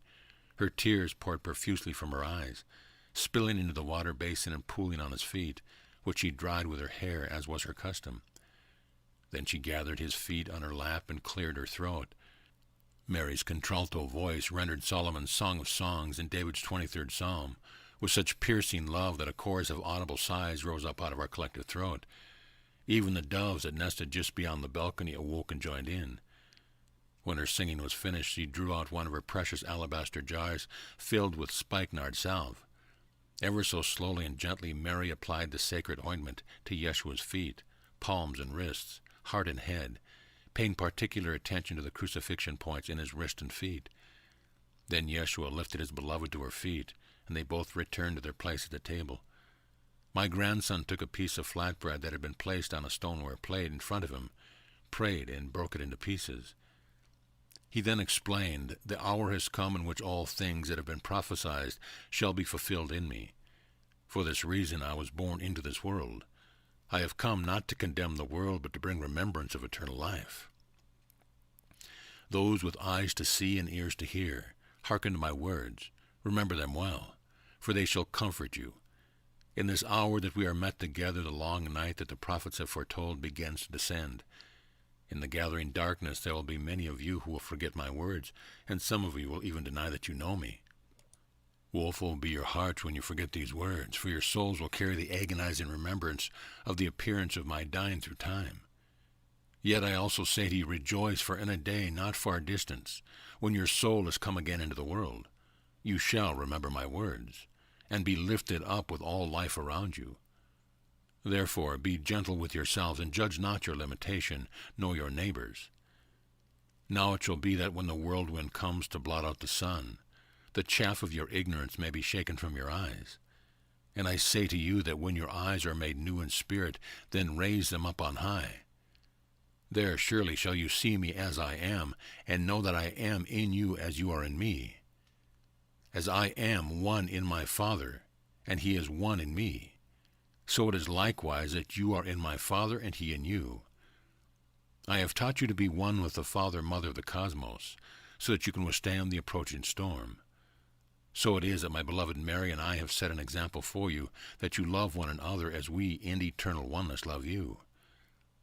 I will now say to you, how you shall see me will be in accordance with the content of your heart. If your heart is filled with many Father's light and my Mother's holy love, then so shall you see me also lifted into the same light and love. If your heart is pressed down in the darkness of the fear raging all around you, you shall see this body being broken upon the tree of crucifixion. My earthly body of flesh shall appear to be as this bread that lies broken upon this plate. Therefore eat of this bread in remembrance of me and my words, so that you may be filled with the light and life that is eternal. Now I pour out this new wine as an emblem of my heavenly parents' covenant of peace that has been made new in me. This I do that the vessel of your body and the wine of your blood may become light, white as a new fallen snow, through the awakening of your inner Christ, who lies asleep within the tomb of ignorance. So rise this communal cup of the Christ who dwells in you to your lips. Drink and remember this new covenant. Partake of this light as if it were leaven, raising the bread that is your body to rise up as Christ. The same light that lifts you into the bosom of my Father, Mother, gives eternal life to all the worlds and radiance to the heavens. Even as I raise the temple of my body into 3 days hence, so may you witness all things unto the world, that what you have seen me do, so may you do likewise. Yea, my beloved children, in the holy name of your mighty I Am, even more than this shall you do. My hour comes, and I shall leave you for a time. But know this, I shall not leave you comfortless. Were I not to leave you as you presently know me, you would not know the witnessing second Comforter I shall send you, who shall bring all things I have spoken to your remembrance. This second Comforter will be a baptism of the Holy Spirit as an expression of my heavenly Mother's grace. My peace I give you, not as the world gives, give I unto you. Be not troubled, neither be afraid. Know, my friends, I am with you always. Amen and amen. Then, going to a troubling Judas Iscariot, Yeshua embraced him and said, Go, my brother, do the thing which now moves upon you. In paradise I shall await you, that where I am you may come also. Now go forth into the night, and do not look back. As Joseph of Arimathea led Judas out into the night, they shook hands in the handclasp that is understood by initiates. Although the handshake was a sign of fellowship, little comfort could be gained from it. Too much was at stake. A cold, bone-chilling wind blew through the open courtyard doors, banging them against the stone walls, compelling a now very pensive Yeshua to rise and close them, standing still, gazing upon everyone with tear-filled eyes. My beloved grandson motioned to his close disciples that it was time to take our various stations. Mary Magdalene slipped her hand into his and led her husband to their room to prepare for the appointed rendezvous in the garden of olive trees called Gethsemane. Thus I have spoken my remembrance of what has come to be known as the Last Supper. Although the appearances of darkness will now gather thickly around the next words, I shall share. Let us remain resolved to know the unfailing light that is always present and brings life to all things. Chapter 39. In Gethsemane. We now return to the closing scenes of the Last Supper, after which we had exchanged our white clothing for street apparel. We secured hooded cloaks around us to provide protection against the night's early spring chill, as well as camouflage from unwanted observation. We exited Mary Salome's warm house located on the lower slopes of Mount Zion, just inside the first wall. After passing through the shadows of a nearby alleyway, we met Yeshua and Mary Magdalene, who were awaiting us. Mount Moriah and the temple complex toward to the east of us, we spoke in hushed whispers as Yeshua raised his hand and beckoned us to follow. We comprised a company of 48 members, 4 circles of 12, plus Yeshua and Mary Magdalene, who represented the circumscribing principle of the 13th. John ben Zebedee led 24 of us by an alternative route through the city to the Fountain Gate. We accompanied Yeshua down narrow, well-worn cobble passageways until we arrived at the Valley Gate sentry point. Peter had gone ahead, paid the necessary bribe for silence, and waited for us in the shadows outside the city walls near the spring called Kidron. After John ben Zebedee's group arrived at our designated rendezvous point, we ascended the well-worn path that crossed the Kidron Valley and took us up the Mount of Olives' southern slope. We found cloistered sheltered within the Garden of Gethsemane's oldest grove of gnarled olive trees. A cold, desert-born breeze gently stirred the pungent odor of crushed, dry leaves underfoot. We silently took our places surrounding Yeshua and Mary Magdalene. Mary Anna and Ahmed sat beside me.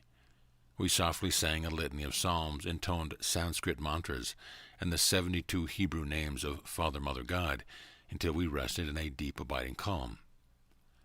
Then Yeshua spoke. The hour comes for which we have long prepared. You are the chosen ones that my Father, Mother, God has given me to hold the way of the teacher of righteousness secure. While the world sleeps, you have chosen to be awake, and so it is that we have come together to prepare all things. Even with all your knowing and wisdom, more shall be accomplished these next 50 days than you can presently understand. For I say to you, my heavenly Father, Mother, has established a new covenant in me and my beloved Mary, that you know not of, but soon you shall be our witnesses. I testify that what we do shall be imprinted in you, even as the signs of crucifixion imprint my hands, wrists, and feet as a testimonial that the old patterns of atoning for guilt through blood sacrifice are to be done away. So shall it be that every cell of your physical body will likewise be imprinted with the universal codes of light and truth that shall surely set you free. In the midst of serenading cricket song, Yeshua paused. Our attention turned to embrace the nocturnal sounds of nature around us. Then he crushed an olive leaf between his fingers and allowed the gentle breeze to send the fragments aloft. Next, my grandson picked up a nearby clod of earth, which crumbled in his hands and slowly sifted through his fingers. Smiling and acknowledging each disciple, he softly whispered, causing us to draw close to him, "Yea, even the least of these, which are of the mother's earthly body, will be likewise imprinted with ascending light. No creature hidden in the deepest place will escape the irresistible pull of our cosmic mother's love, when she brings all opposites together as divinely harmonious complements in union. She shall surely bring down the Heavenly Father's cosmic light in order to give this earthly body new form. We have come together at this time to assist our cosmic Mother and Father to prepare humanity and earth for Ascension's bright day in a season yet to come. All of you, whether physically or in your light body, were with me as I lay in the sepulchre of the Great Pyramid of Egypt. I have taken you aside and have given you additional instructions these past 6 years. Therefore, understand that what was placed into your conscious and subconscious knowing is now being opened to you. Now you may release the old covenant of our matriarchal and patriarchal ancestors who believed that original sin required blood sacrifice to appease an angry, jealous God and to keep the earth mother fertile. Likewise, it is you who will usher in the New Testament or New Covenant of the ascending and eternally living Christ, who proclaims all life as innocent and in eternal union with its Creator. It is the same Christ living within you who whispers this irrevocable truth to you day by day. Seek and you shall find, knock and it shall be opened to you. It is you, my beloved companions, as you are and shall be in a day that you know not, who shall join with humanity to unite the highest heavenly realm of our Father with this, our beloved Earth Mother, to birth the universal Christ into your consciousness. If you would enter the kingdom of heaven on earth, allow the differences that provides contrast to inspire you. Make the two one by joining the inner with the outer and the outer with the inner. Allow your feelings of love to flow, giving and receiving as one. So likewise, make the upper like the lower and the lower like the upper, merging the Heavenly Father and earthly Mother, male and female, light and darkness into a single one. In this way you shall enter the bridal chamber where the bridegroom claims you as himself. Then you shall surely enter the kingdom. Now Yeshua stood in the center of our intimate circle, lifting Mary Magdalene to stand beside him. With his arms securely around her, he said, "Mary and I shall now go off a short distance to pray and prepare all things. Remain here, watch and pray also with all your might, mind, and soul. The time is short that we have together. Soon I shall be taken from you. Let not fear overcome you, but do the part that you have long prepared to do. Though what we shall now pass through is indeed the partaking of the bitter appearance of death, humbly replaces the illusion with the true sweetness of your Father, Mother's will, which is eternal life. Remember this," said Jeshua, his lips trembling, "as the sun is darkened and the earth mother quakes, keep your eyes single and look into the heaven world. There you shall find me, and know I have not left you. On the third day this body shall rise, and you shall see me as I am. So be it. Amen and amen." With these last words of comforting counsel, Yeshua stooped low and tenderly pulled his mother to him, kissing her forehead. Yeshua motioned to Peter, John, and James, ben Zebedee, and his brother James, and a small number of other close disciples, both male and female, to follow him. They could be seen about 15 feet away, sitting huddled in the shadows of an ancient olive tree. Yeshua and Mary Magdalene went off a short distance further, sitting face to face, their cloaked forms barely discernible. We followed the example of the others and knelt on the ground, our bodies quaking with an ever-increasing intensity of energy. For some, the energy became so great that we fell prone upon the ground. Below our bodies we could feel a low, humming vibration within the earth that seemed to be rising to the surface from our core. As our consciousness expanded into a greater sense of oneness with the more subtle realms of intelligence that are often unacknowledged, but nevertheless are always co-creating with humanity, we became aware of web-like patterns of light enveloping us, uniting with our hearts in profound unity and love. I witnessed legions of angels and ascended beings of this and other worlds providing us with their loving support should we choose to receive it. I was also aware of the ethereal city of light that we called the New Jerusalem.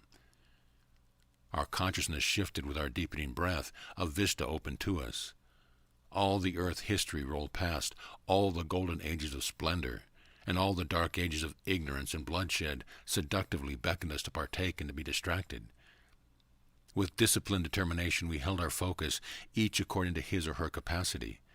As the amplitude of the energy increased, Mary Anna and I stood and went occasionally to our neighboring companions, to place a gentle, reassuring hand on trembling shoulders, backs, or chests. One time I saw Mary Magdalene also administering to the bodies of those disciples who were now lying near her. Although their bodies had entered into a deep sleep, their minds were very lucid and awake. Then she returned to silently sit in front of her beloved Yeshua. So we passed the next few hours, although it seemed an eternity. The energies were so intense that it literally felt as though the imploding energies of the earth were sucking us down into her belly to be crushed. The upward attraction of the expanding ethereal realms of light, which represented a refuge to escape physicality's increasing density, was so strong that it felt as if we were being torn apart. So it was that the immense push and pull of opposites were felt through our entire body. Although I experienced the intensity greatly, it is clear that Yeshua and Mary Magdalene felt the energies beyond my ability to understand at that time. I will now say this, that when they returned to tell us to arise and prepare to leave, there was an extraordinary glow radiating from their eyes and bodies, and upon closer scrutiny, tiny rivulets of blood-flecked sweat, where small capillaries close to the skin had ruptured, can be seen on their faces. Small red stains had also soaked into their damp, clinging robes. So it is that you can begin to imagine the intensity of the internal experience of bringing the most extreme of opposing and attracting polarities into union. We then created several concentric circles, the men surrounding the women, and invoked our Father, Mother, God, and our ethereal companions to continue to support us. As we were finishing our last psalms, dogs began barking in the makeshift itinerant's camp below us. While the darkness began to fade in the east, we quickly embraced one another, and then stood still, awaiting Judas Iscariot and the torch-bearing soldiers, priests and aroused curiosity seekers. When the surly mob stopped within 10 feet of us, Judas nervously came forward. With bowed head, he approached my grandson with an embrace and a kiss on each cheek, thus signifying that this was the one whom they sought. Then Yeshua stepped forward and asked, "Whom do you seek?" The temple high priest, Annas, had sent his chief steward to bring Yeshua to him for questioning. Anna's liaison, alarmed by the power of my grandson's words, fell back, but then recovered his composure and queried, "It is said that you are called Yeshua ben Joseph of Nazareth. Are you he?" And Yeshua responded, "I am he. And I say to you, if it is I whom you seek, then let these others go their way." The steward, after clearing his throat and motioning to his guard to take Yeshua into custody, said, "Annas, who is the father-in-law of Caiaphas, the high priest of Jerusalem, has sent me to bring you before the elders for questioning." Then as the guard reached to take my grandson's arm, Peter reactively drew his dagger and cut the servant's right ear, whereupon Yeshua rebuked him. "You have not understood, Peter. Return your blade to its sheath. I go willingly, so I may fulfill my Father's will and receive the greater part." Then he placed his hand on the side of the wounded guard's head, causing the bleeding to stop. As if startled out of a trance, the guard realized what had happened and roughly manacled Yeshua's wrists, pushing him forward into the throng of soldiers. Shocked to our core, we realized that the terrifying drama had begun. What remained for us now was to stay together and play our respective supportive roles as masterfully as possible. So it is that I have further expanded upon the biblical account. I will also do this with Yeshua's crucifixion and resurrection, in the hope that an increased empowerment may occur as you pass through your Christ initiations. Yeshua and Mary Magdalene, in concert with the assistance of vast cosmic and planetary levels of consciousness, co-created a seeding for global ascension, which is coming into its full realization during your new millennium. They did not experience this assistance as coming from a rescuing agent outside themselves, taking their power away. Their consciousness was in unity with the cosmic realms. In this way, the assistance they received was experienced as their cosmic presence facilitating ascension through the physical aspects they represented. When you know this kind of co-creative unity, your initiations will be like doors opening to greater and greater opportunities for self-mastery and service to life. Chapter 40, The Secrets of Calvary. After Yeshua was taken from the garden, Simon Peter and John ben Zebedee followed immediately behind the guards. Judas Iscariot walked with Annas' steward and entered in Caiaphas' palace. Mary Magdalene was joined by a small number of the other male and female disciples on the steps outside the door. The remainder of us continued past and made our way to our various assigned stations, both in and outside the walled city. It was my lot to remain with Mary Anna and several of the women until we were given further notice. One of Joseph of Arimathea's assistants had escorted us to another of his residence located northwest of Bethesda Pools. This small home was inconspicuous and few knew of it. We were brought here because it was relatively close to Joseph's expansive garden beyond the outermost wall. We knew that he had ordered a large tomb to be excavated into the steep hillside that was not tillable for gardening. This would be the sepulchre site for the resurrection process. Although I was not present to witness the interrogation of Herod, the high priest, or Pontius Pilate, I viewed and felt with my inner vision and empathetic heart the harshness and brutality of the flogging that tore my grandson's flesh. I could not help flinching occasionally when his back and legs were severely struck, even though I knew he could withstand it by transmuting his physical sensation through mastered spiritual practices.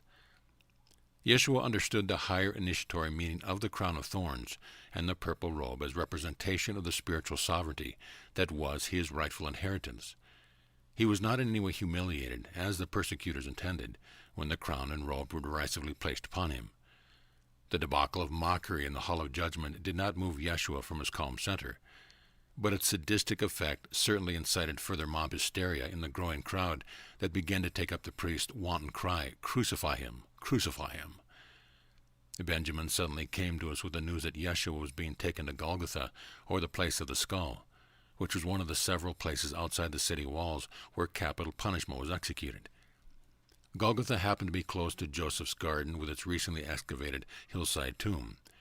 We began to hear dreadful screaming, the pounding of drums, and the sharp, repetitive sound of horse-shod feet. My task was to remain calm and centered, but how, as I acknowledged the vibration of fear knotting my stomach?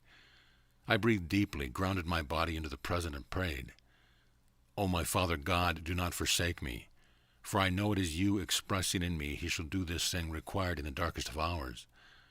Holy Mother, in your mercy transmute the hatred and suffering in the hearts of these your children, who know not what they do. O Blessed Mother, Mother of all things, hold me steadfast in your compassionate heart, which is a clear fountain of forgiving love. May my heart, that has been broken open through my life's tribulation, love today as I've never loved before." Then, remembering my beloved grandson's words whenever he calmed the raging elements, I stood tall and decreed, "Peace, be still, and know I am God." Beside me, Mary Anna quaked, her face ashen. Then she stood erect, resolutely smoothed her skirts and pulled her stooped shoulders back. Her jaw was set, her lips skewed tight, as they used to be when a storm of anger moved through her little body as a child. She came to me and squeezed my hands, holding them to her heart. We looked deeply in each other's eyes and dived into the bottomless well of the Divine Mother's love. Breathing together, we did not move until we firmly anchored ourselves within the core of our God's presence. Although at first it felt as though our hearts would break at any moment, we were comforted by the grace of angels. Even though our feet felt riveted to the stone floor, our souls soared heavenward. Uplifted, a peaceful calm came over us. As clarity came, Benjamin carefully escorted us out into the thronged street. Joseph knew the Sanhedrin would most likely summon him, so immediately after Yeshua's arrival, he personally escorted Miriam and Nathanael, Andrew, Luke, and their wives directly to the site of his garden tomb. Then he went directly to the house of the confidant, who was also an adjunctive member of the Sanhedrin. Together they quickly joined with other council members and went to Caiaphas' palace in order to witness the interrogation. The disciples who took their assigned positions inside the garden tomb assisted holding a powerful energy matrix from this strategic point.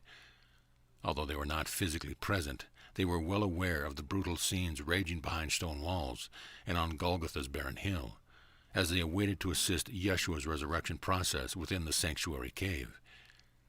Mary Magdalene and other key disciples followed Yeshua to his various trials and awaited him as he emerged from the hall of judgment.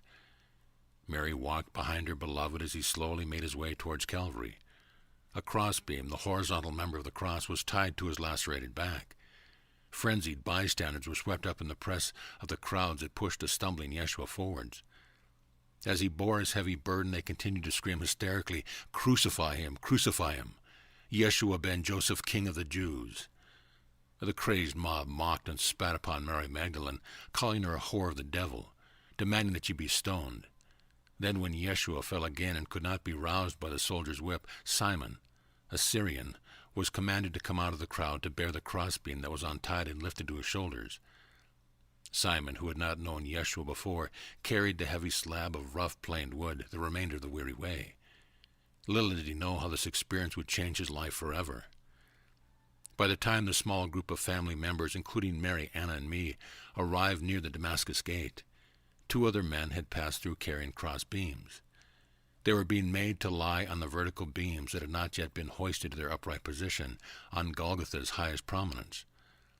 Other of the disciples joined the 2 being crucified on the wind-blasted knoll. Their places of crucifixion were on either side of Yeshua's. We awaited Yeshua inside the gate and fell in behind him as he slowly passed through, following a faltering and sometimes cursing Simon, who did not fully understand what he was being forced to do. Time seemed to stand still as we watched Yeshua's body being crucified on the assembled cross. Then the vertical beam was hoisted and dropped into the hole. The wind suddenly whipped into a gale. Within a short time, sandstorms darkened the horizon, whirlwinds swirled around us, pelting our face with unleashed fury. Ominous clouds darkened the sun, piercing the sky with bolts of lightning. Incessant rolls of thunder deafened our ears. The moon slowly slipped between the earth and the sun, eclipsing the sun's light. I remembered Yeshua's words. When the whirlwind comes and the sun is darkened, look up into the heaven worlds. There you shall find me. I remembered Yeshua's words spoken as he broke bread at his Last Supper. How you shall see me will be in accordance with the content of your heart. If your heart is filled with my Father's light and my mother's holy love, then so shall you see me also lifted into the same light and love. If your heart is pressed down in the darkness of the fear raging all around you, you shall see this body being broken upon the tree of crucifixion. My earthly body of flesh shall appear as the bread that lies broken upon this plate. I also remembered my promise to hold the way secure for those who would now publicly demonstrate the mystery school crucifixion initiation in an extremely violent and literal way. So it was that I continued to gird myself in the truth that all is well, although the chaos around me told my physical senses and emotional body that I was deluding myself.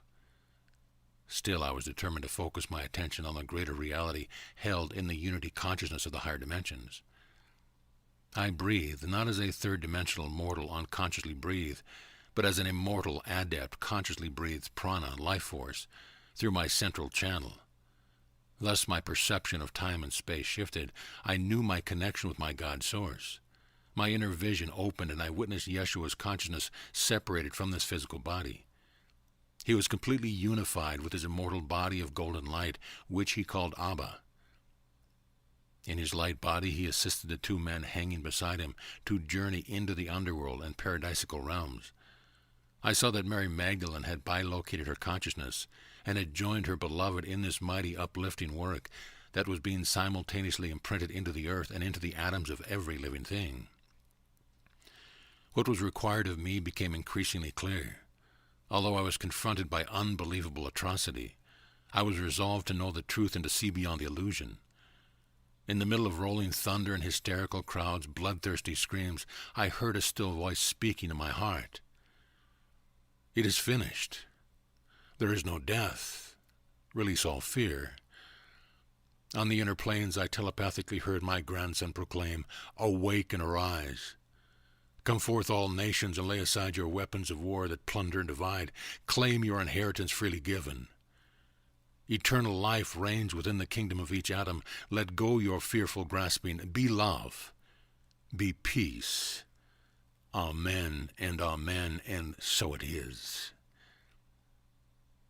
As our consciousness connected, I could feel that my grandson registered no pain as his vital signs completely ceased. Yeshua was not poisoned as some have postulated, but fully utilized the mastery he had gained from many years of initiation and practice.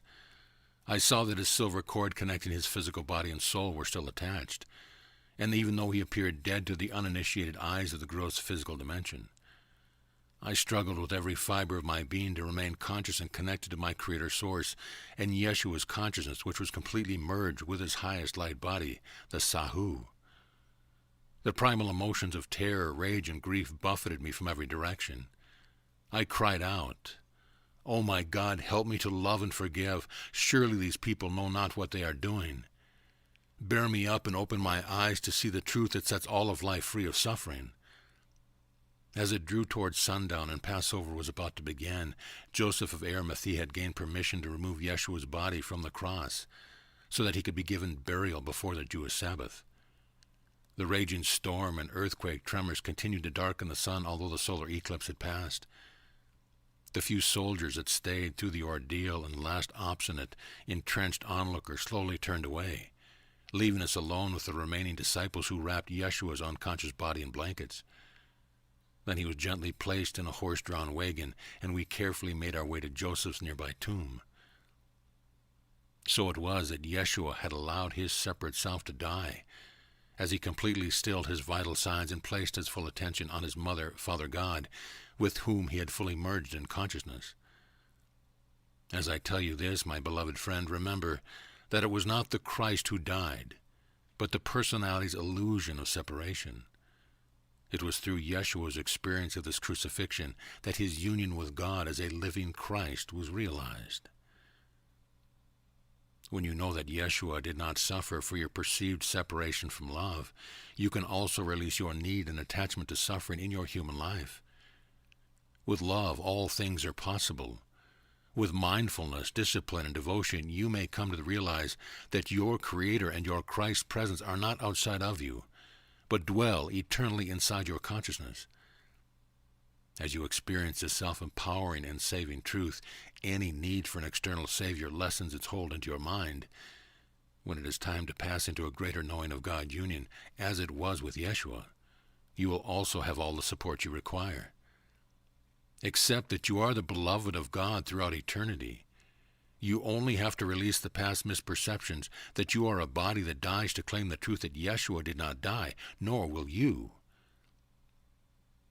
As in the example of the theater, in order to attain the realization of a Christ, it is helpful to practice viewing your human challenges from a higher perspective. Now, breathe with me. Heal the anguishing misperceptions that have burdened your soul for centuries, even eons. Raise your awareness to another level and view Calvary with new eyes. Forgive yourself and the God within of all outer appearances of suffering and damnation, powerlessness and betrayal, punishment and martyrdom, and human victim-tyrant dramas. Breathe slowly. Relax. Relax. Relax. Your soul has a permanent passport to eternity. Knowing you cannot go back to the limited self you once were, you are able to welcome the chaos of great planetary change that is occurring all around and within you. With confidence and ease, you can allow the birth of your ascending Christ consciousness that has been lying hidden and sleeping in your heart's womb and tomb. The caterpillar cannot become the butterfly without its crucifixion initiation that brings about its liberating transformation. As a butterfly's chrysalis is its birthing chamber, so is the chrysalis also the caterpillar's tomb. And so it is that we proceed now with Yeshua into his chrysalis womb of resurrection. Chapter 41. Raising the immortal Christ body. Yes, my dear friend, let us enter into the rite of the sepulchre and join with all the disciples who were gathered in Joseph of Arimathea's tomb on the night that you call Good Friday. The storm continued to rage. Once the great round stone had been rolled into place, covering the low door, the screaming wind and violent thunder outside were barely discernible to our ears. Now that we were safely cloistered inside the spacious tomb, we moved swiftly, without hesitation, into our next phase of the great work. Luke, my son, who was still a practicing physician, had ordered ample linens, herbs, essential oils, salves and ointments, water, lamps, and all the necessary medical tools for this high occasion. He had placed everything in his half-brother Joseph's tomb the day before. Those of us who had experience with embalming the dead and or the ritual of the rite of the sepulchre took the initiative in leading the others who were less informed. These disciples became our willing assistants. As I looked upon Yeshua's scourged body lying in front of me, memories returned of his blemish-free 12-year-old form lying in the sepulchre in the cave of initiation at Mount Carmel.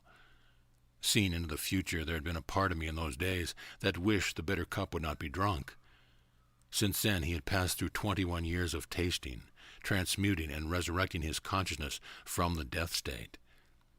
Yeshua's vital signs, which had completely ceased earlier, were now barely discernible as he lay in a very deep sleep or state of samadhi.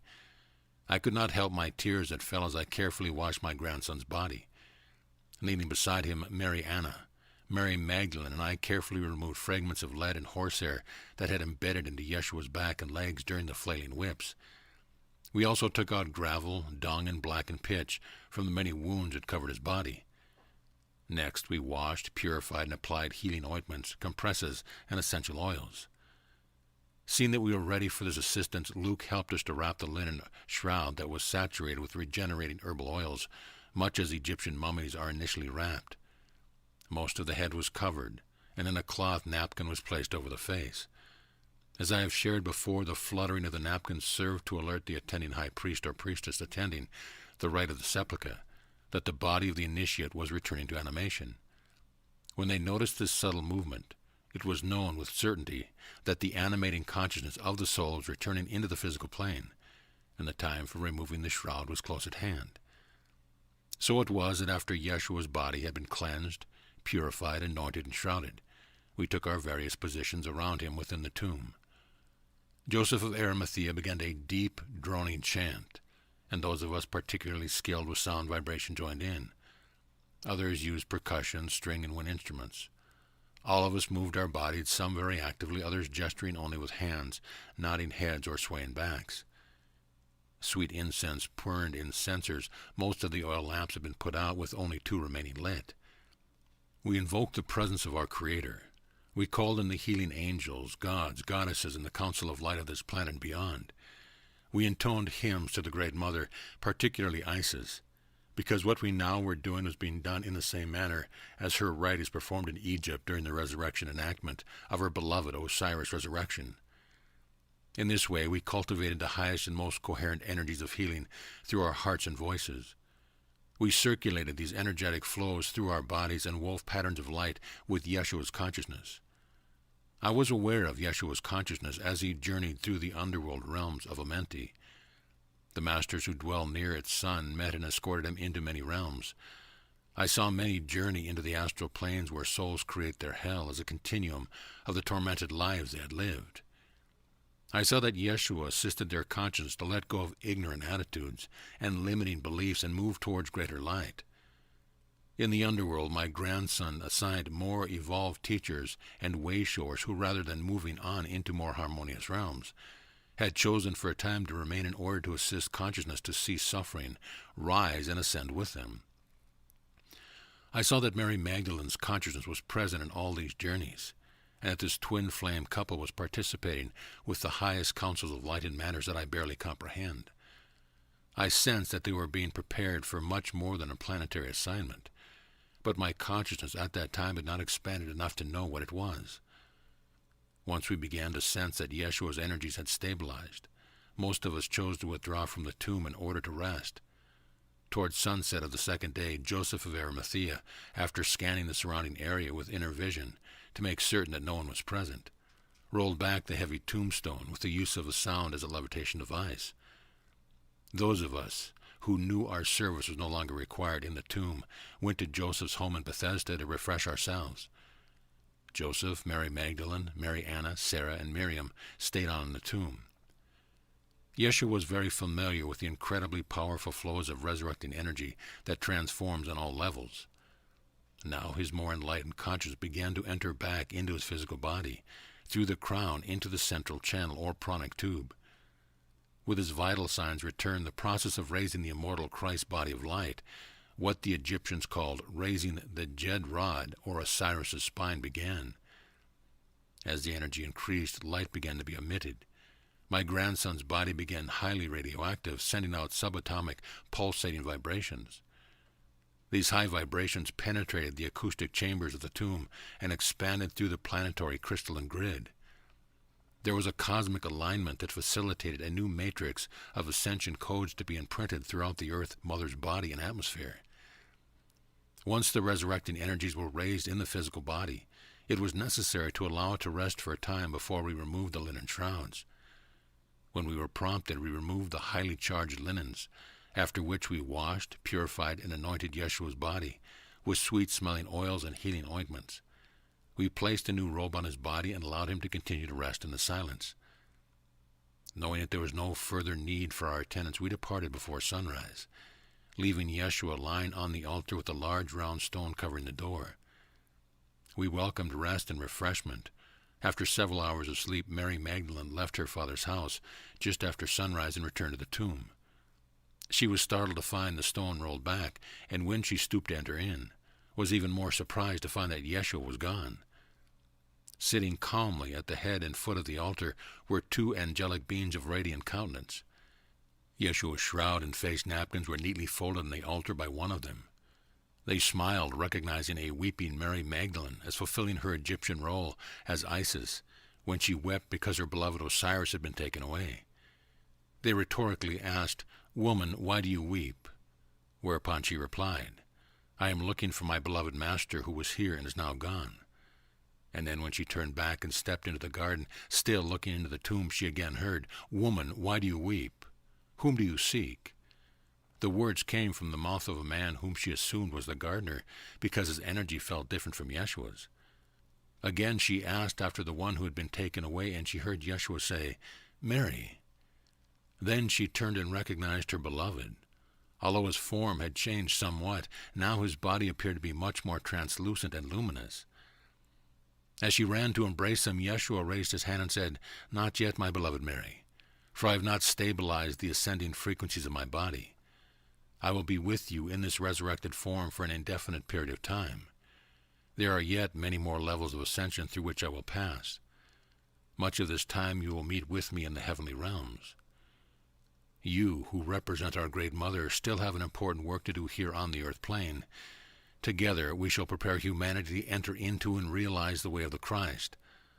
Although we will be together in our merged consciousness, you will be more focused on this side of the veil, and I on the other, just as we have done so many times on the other worlds.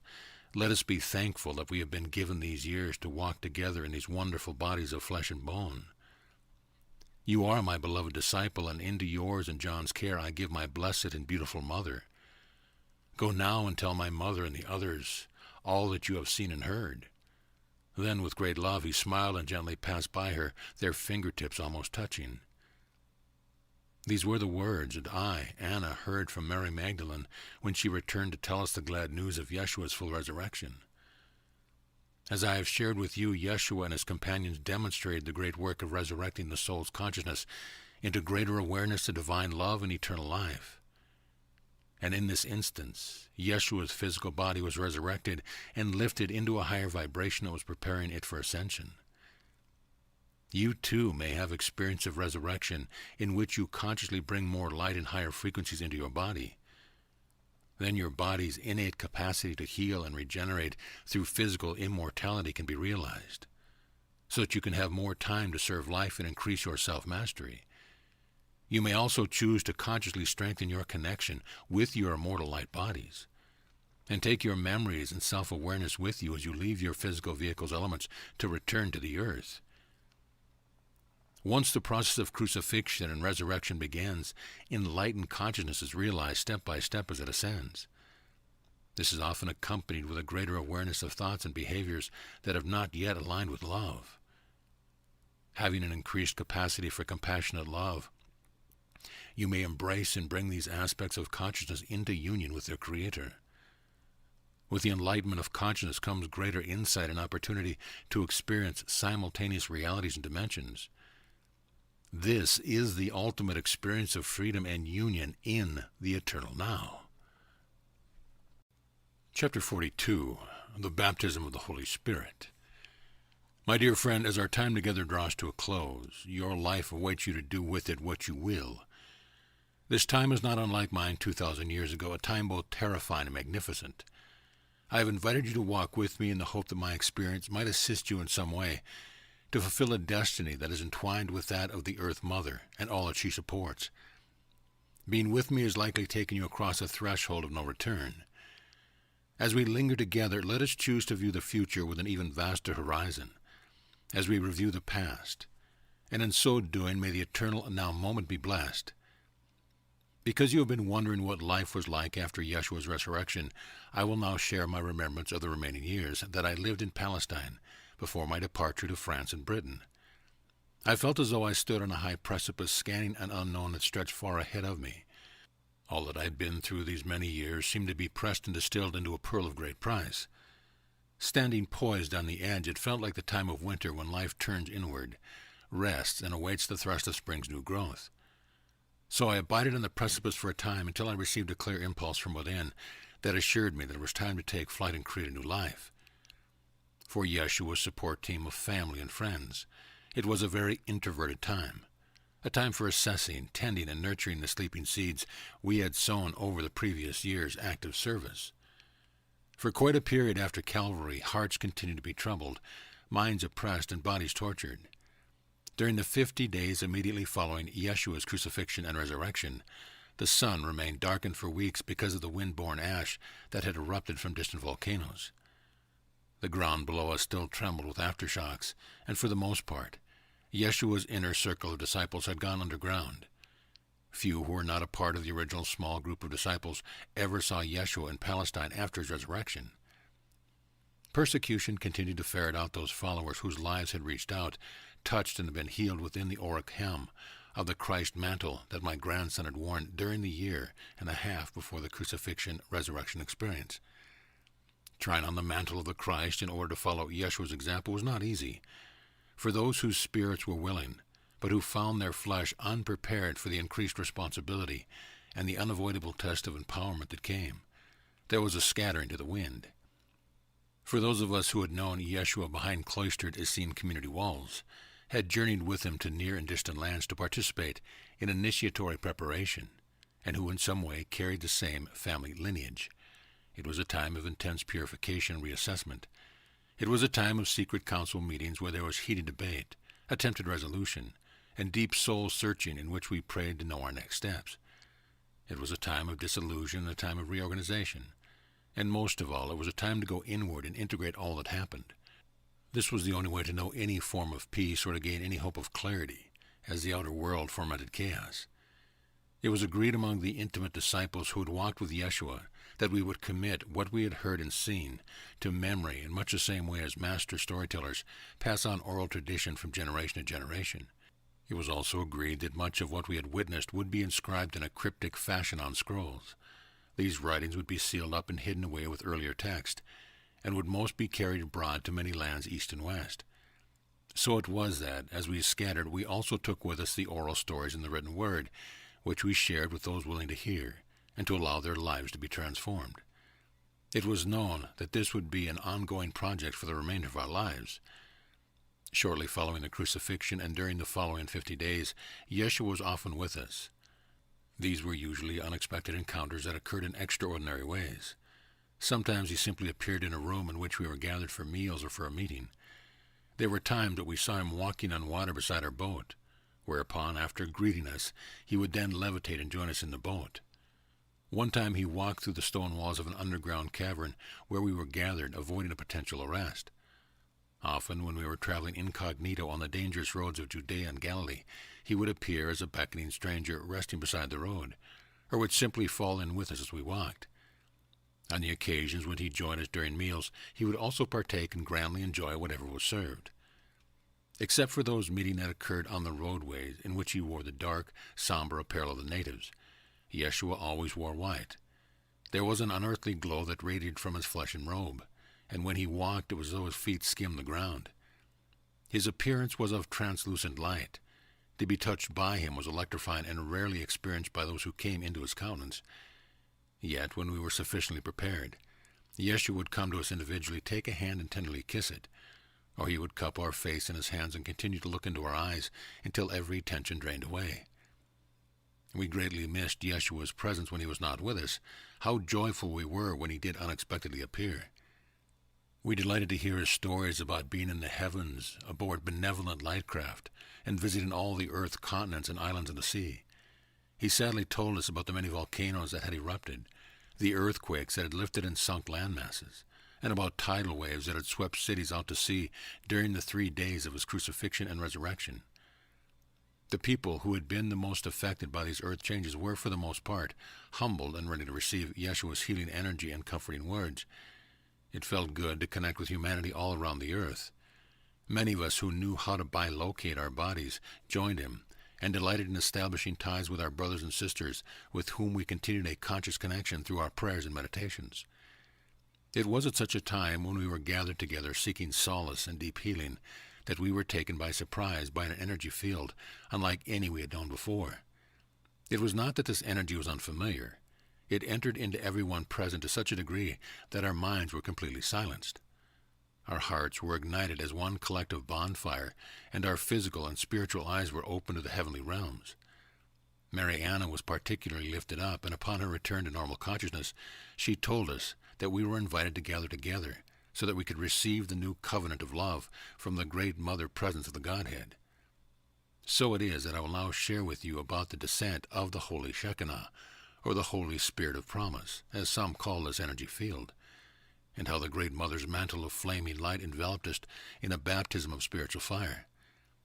Yeshua had told us that she would come as our second comforter, witnessing in our hearts everything that was required to be known and remembered, so that we could also accomplish our own Christing.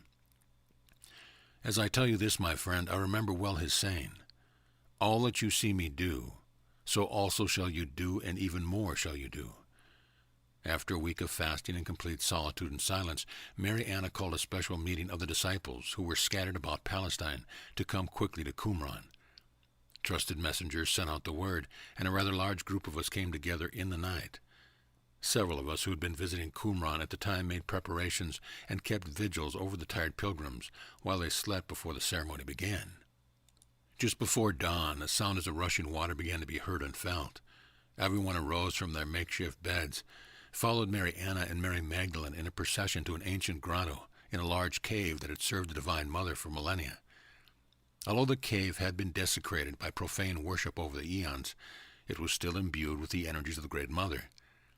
Because of the male Qumran leaders' increasing patriarchal bias, the main entrance had been closed for many years. Thus very few knew of the secret entrance that still gave access to those who chose to continue to enact the Great Mother's rituals. Most of these spiritual ceremonies were associated with the ancient Sumerian goddess Ishtar, Inanna, and the esoteric practice of the Magdalene, which is an order of Isis. Because of our association with Yeshua, the leaders of Qumran opened the main entrance to us on this occasion. Mary Anna had done most of her fasting and prayer in the grotto. She had cleaned the ancient altar and placed a few flowers, herbs, and incense on it, along with a basin of water containing precious oils. After we had taken our seats inside, we sang psalms and ancient chants to the Divine Mother of all things. After a lengthy time of silence, Mary Anna went to the altar, anointed herself, and then invited each of us to come forth. One by one, we knelt before her. She crushed flower petals and herbs in her small hands, scattering them over our heads and shoulders, and then she burned the remainder in a flame of a brazier on the altar. After we parted our outer garments to expose our hearts, Mary Anna then dipped a small gauze cloth into the perfumed water that had been poured into the simple salted cup used by Yeshua at his Last Supper. She gently washed our faces, hands, and chest. Her right hand lingered over every heart until a warm glow could be felt. She kissed teary cheeks, solemnly gazing into each wet eye, before she turned to the next supplicant. Mary Anna selected a long strip of cloth from a bundled sheaf. She then placed the cloth, as it were a scarf, around each one's neck. These torn strips were from the cloth that had been Yeshua's robes. It was not for the sake of worshiping Yeshua that his mother performed this ritual. The cloth was a token of love and our willingness to accept our eternal union with God, even as her risen Son exemplified. Then Mary Anna quoted one of Yeshua's sayings, which was told when Thomas, who had not been in the tomb during the resurrection process, asked that he also see and know that the one who appeared before him was indeed of flesh and bone. Although visible as before, Yeshua's body was now much more refined and translucent. He said to Thomas, "Look, see and feel for yourself, that it is I, your brother, and that I have come to fulfill all things that my Father, Mother, God has given me to do. I have set an example, so that you may know how to worship the one God, who breathed life into all, Make of your body also an emblem of light, and an instrument of peace, so that all in the world may have light and life more abundantly.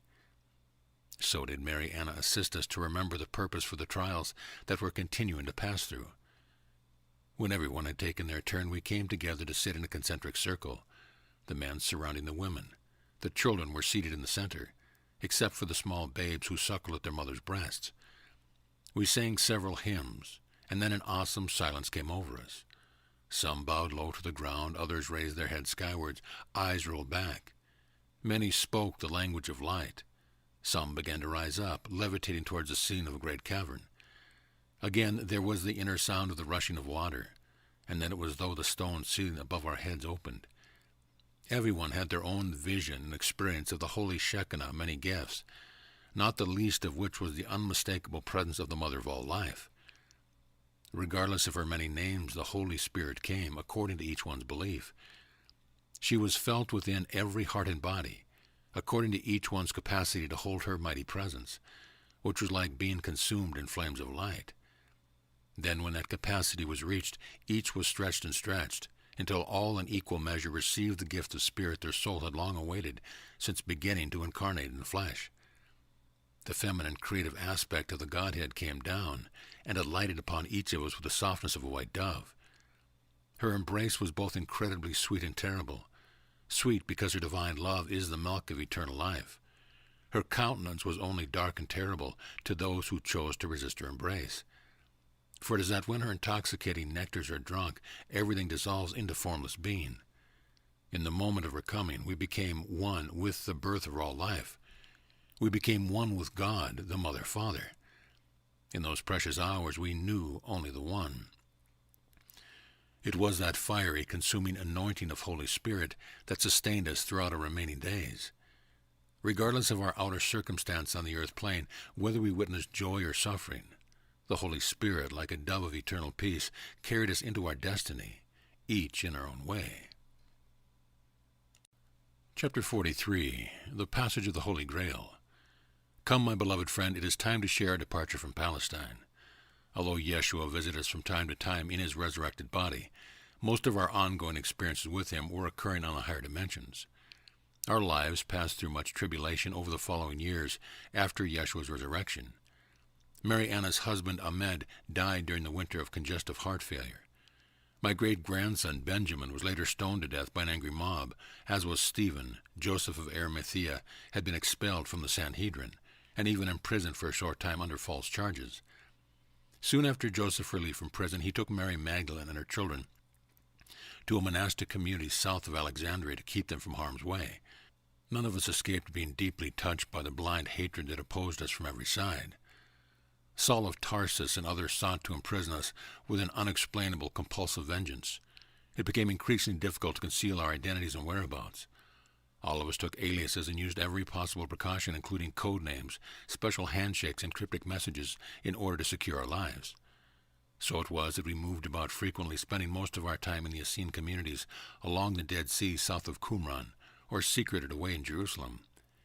Very rarely in those 2 years did I return to my beloved Mount Carmel. Most of its monastic inhabitants were evacuated when the Romans began to use its strategic promontory overseeing the Great Sea as a sentry point. Even our simple Essene sanctuary was rededicated to the Roman god Zeus. We used the name Damascus as a code name for Qumran, and so it was that when Saul of Tarsus had learned that many of us were staying in Qumran for the winter, he sought to find and kill us. It was when he was on his journey to Qumran, Damascus, that Saul was stopped by Yeshua on the roadside.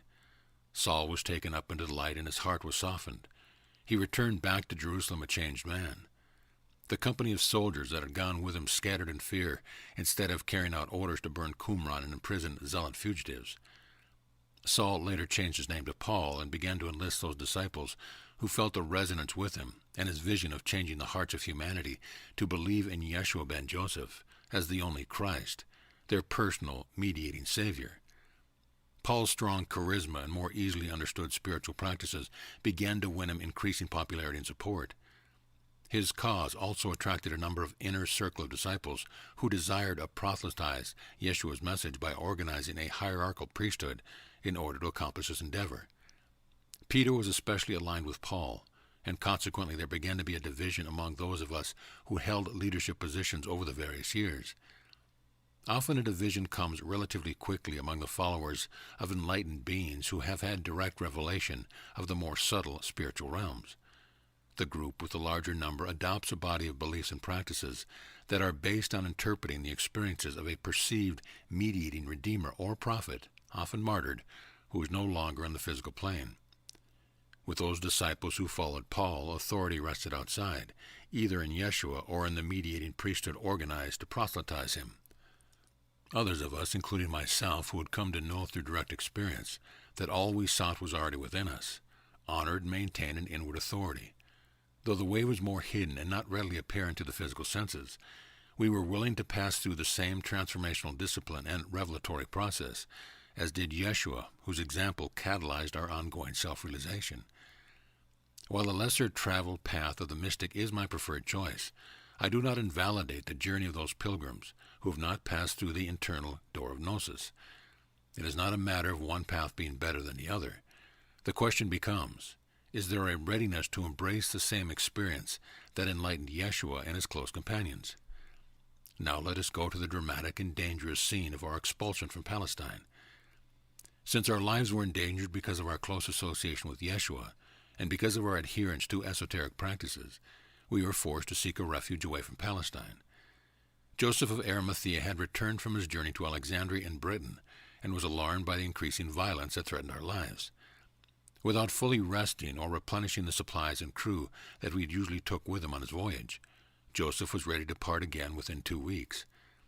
Those family members who were choosing to leave Palestine had gathered our few belongings and made our way with Joseph to the port of Joppa. By the close of the second day, we had set sail for Alexandria. Instead of the usual 3 or more boats, Joseph only enlisted 2 of his freighting fleet for our journey. One would primarily hold passengers, and the other carried supplies and trading items that had been ordered for Joseph to bring to Gaul in Britain on his next return. Our intention was to arrive in Alexandria within days, stay there for a few weeks, depending on sailing conditions, arrive on the southern coast of Gaul well within 2 months of our leaving Palestine. Beside myself, there was Mary Anna and her 4 younger children, Miriam and Nathaniel, Sarah and Philip, and Joseph of Arimathea and his children, Lois, Salome. Martha, Lazarus, together with their children, we made good time to Alexandria and quickly found shelter with relatives. We rejoiced at being reunited with Mary Magdalene and her children. Mary informed us that she was very eager to move to Gaul, where she had been told telepathically by Yeshua that he would be waiting for her. As I have said, Yeshua had told Mary Magdalene at the time of his resurrection that she would continue to assist his enlightened body to pass through additional ascension processes. He had made it known to Mary that much of his higher work of alchemy would occur in Gaul and Britain. Once we were comfortable, Joseph and the men set themselves to the task of gathering the necessary supplies and crew that would see us all the way to Britain. Initially, it felt like a great relief to be away from the constant stress and vigilance that had colored the past years. While there were many Romans in Alexandria, Yeshua was for the most part unheard of, except for the stories that circulated among the Alexandria Essene community and relatives, who were very eager to hear all the news we could tell them. For almost a week we enjoyed the hospitality of our hosts. However, the sense of welcomed rest and relaxation soon evaporated when a transport of one of the Roman legions, which had been previously stationed in Jerusalem, was transferred to Alexandria. One of the centurions within the legion had been present during Yeshua's trial and crucifixion. Not only that, but he was the same centurion who, for some unexplainable reason, had resented Joseph of Arimathea for meddling in the situation. Several weeks after the crucifixion, he had had Joseph arrested and jailed under false accusation that he had been planted in the Sanhedrin by the Zealots in order to aid and abet Yeshua's revolution.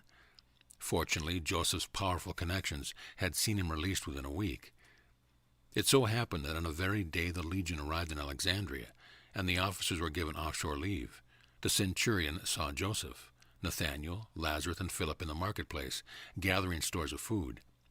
Recognizing them and thinking that Joseph had escaped from jail, the resentful centurion arrested him without trial and put him in the dungeon of Alexander's old fortress. Wasting no time, Lazarus convinced a lower magistrate that his father had been certified credentials showing that Joseph had been granted the right and privilege of a Roman citizen. They were then granted audience before the Roman governor, to whom they presented Joseph's paper with the stamped seal of Augustus Caesar. These showed that their leader was a minister of mines in good standing, who commanded a fleet of ore boats that served the Roman Empire. Incensed and humiliated, the centurion had Joseph beaten, reluctant released and dragged to the wharf where Philip and Nathanael were waiting for them. Then he insisted that Lazarus, under military escort, immediately gather everyone in our company and come to the dock, where only one of Joseph's boat could be seen. We were forced to proceed onto the smaller boat, which had all its crew, supplies of food and water, and trading goods confiscated. As we looked about the boat, we also saw that the main sail had been shredded, most of it gone. There were no oars, no wheel, no rudder, and no anchor. Once we had all been shoved on board and the mooring rope removed, we slowly slipped away on the outgoing tide. In a state of shock and disbelief, we watched Alexandria slowly fade into the distance. As the cries of the children became more incessant, I paced the deck, assessing our deplorable situation. Joseph sat in deep meditation, his bruised head in his hands.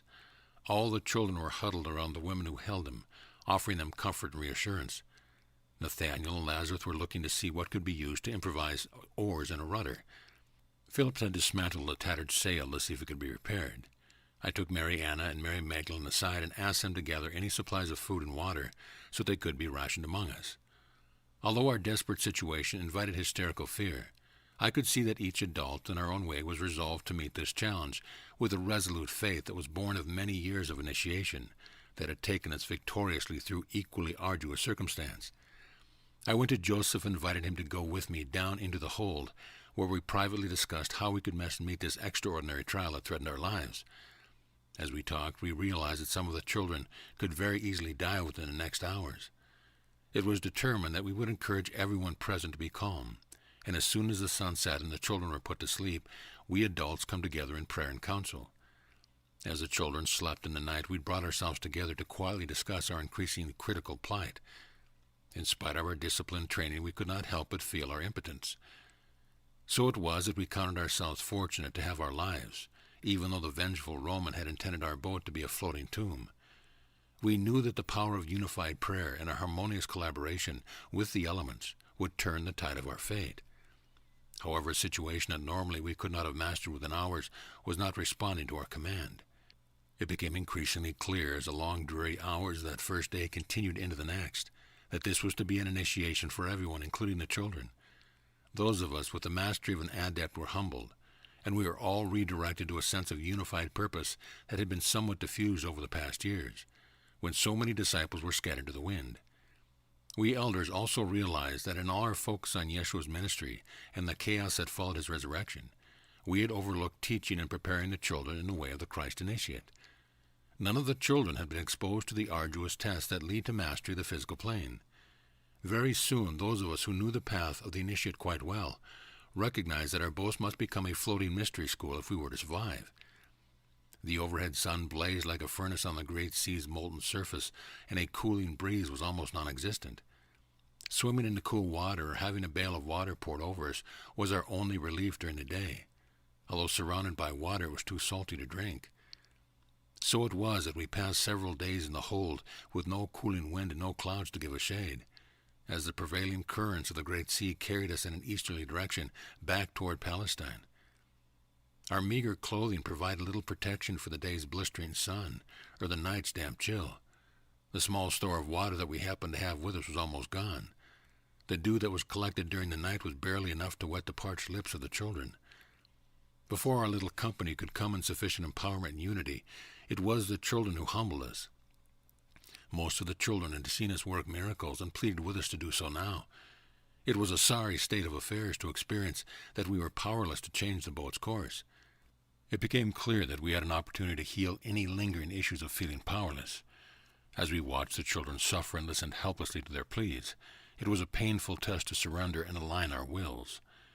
Even though my heart ached to personally intervene for the children's sake, I knew little could manifest to save our lives until our entire group had come into some kind of cohesive unity. If there was to be a miracle, it would be done as a co-creative community with Father, Mother, God, our commander. By the time we were in the third day, the children realized that the adults could not save them, and they were willing to hear our counsel. They began to really listen instead of shrugging off the stories we had been telling them about our own initiation, especially those of Yeshua. Inspired instead of complaining, they began to look at our plight as an adventure. With humility and courage, everyone was ready to come together in mighty prayer and conviction that our destiny lay ahead of us in Gaul and Britain, not being hopelessly adrift on the sea. Having brought ourselves into an ununified resolve to turn the currents, we began a non-stop vigil of prayer. After several hours of incessant silent prayer interspersed with strong vocal decrees, our little company had generated sufficient momentum for manifestation to occur. First we noticed a cool breeze rocking the boat, subtly shifting its course. Then we noticed dolphins swimming all around us, leaping into the air, making a chorus of joyful sounds. Next we found that the color of the water had changed, and with it the direction of the current. Slowly but surely our little boat turned its direction, as if carried by the force that was more than a current of wind. Joseph and Nathaniel had earlier fashioned a kind of rudder which they had attempted to use, but the prevailing current had been too strong for it to be of any use. Now the little rudder offered more precise steering as we followed the course of the stars by night and our dolphin navigators by day. Clouds coalesced and sent forth a gentle showering of rain. We collected the blessed water into every possible container. Although I realized my story must sound quite far-fetched, fish began to jump into our boat, and the flimsy nets made from the remnants of the sail, which we attempted to use before with little success, now began to catch all the fish we could ever want and more. With our physical needs met, our spirits high, and our course struck, we continued our voyage beyond impossible odds. We chose to stay away from any land masses, knowing that we'd reach our destination best by maintaining our unified focus, rather than dissipating our energy by engaging in another encounter with the Romans. Although we were seen by a number of passing boats, the appearance of our crippled vessel told them we were fugitives put on the water to die, with nothing of value to pirate. Joseph knew the coastline of Gaul very well.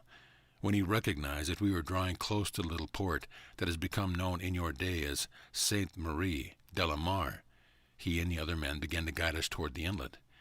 We found that our boat moved easily upon the incoming tide into the estuary, where several small wharves hemmed the banks. Beyond was the welcome sight of thatched stone cottages, with smoke curling into the sky from their hearth chimney.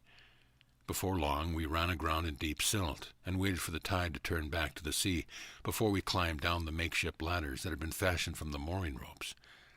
Some of the local villagers, primarily fishermen, curious to find out who we were, had ventured out to us in their small skiffs. Seeing that we were mostly women and children, they returned to their wives, who then prepared shelter and food for us.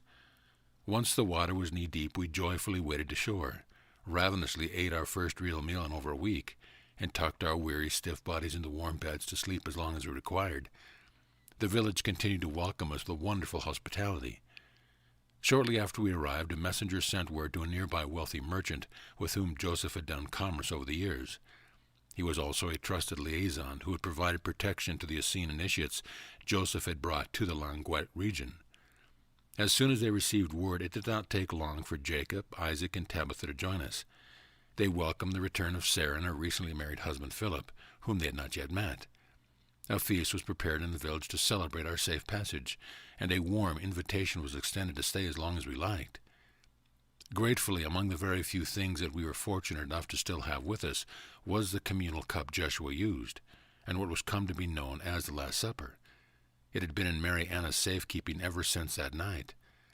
This simple wooden cup, which was crafted in Britain, with its simple Celtic knot overlay of gold and silver, had been used frequently when the disciples gathered for communal supper, prayer, and meditation.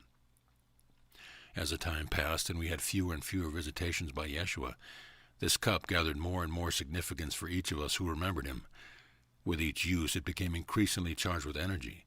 For those with inner sight, a very distinct golden glow could be seen emanating from it, and as we held it, we felt tingling warmth in our hands and a feeling of love expanding our hearts. With gratitude for all bounteous gifts that were poured out on us, we slowly gathered strength and renewed peace of mind. Jacob and Isaac guided us to their home, situated in a small village nestled in a valley on the northern Pyrenees foothills. The land was fertile and the water was pure. Our simple Essene way of life easily blended with that of the rural natives, whose language we gradually adopted. There were enough immigrants from Palestine that we felt an immediate sense of family and community. So it was that a new life received us, We had taken flight, and now we could find rest from our long labors. We had seen the Son of Man come and walk among us. We had given him shelter and nourishment, and we accompanied and comforted him when the hour of greatest darkness stole the light. He, in turn, gathered us to him, showed us the way of eternal light within all forms. All that Yeshua did, we came to know that we could also do. Perhaps we would accomplish even more before our time on the earth plane was finished. Yeshua had continually emphasized and supported our sovereign empowerment as Christ initiates. He reminded us that we could also be Christ's, and that as a brother and a friend, he was equal with us in the sight of our Creator. I will further add that as the years passed, Yeshua told us that he never intended to be worshipped, nor create a religion centered around him, nor did he desire to create a dynasty of earthly rulers. Across many spiraling thresholds we have waltzed, weaving many colored threads like into a seamless tapestry. What I have shared with you may have raised many questions. My hope is that I have catalyzed the answers that rest within you.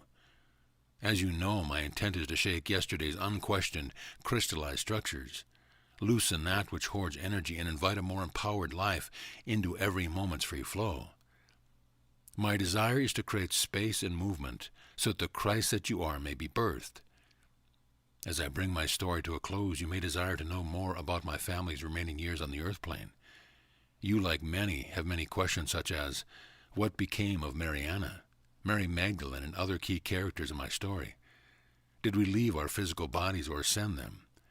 What is the true meaning of the Holy Grail?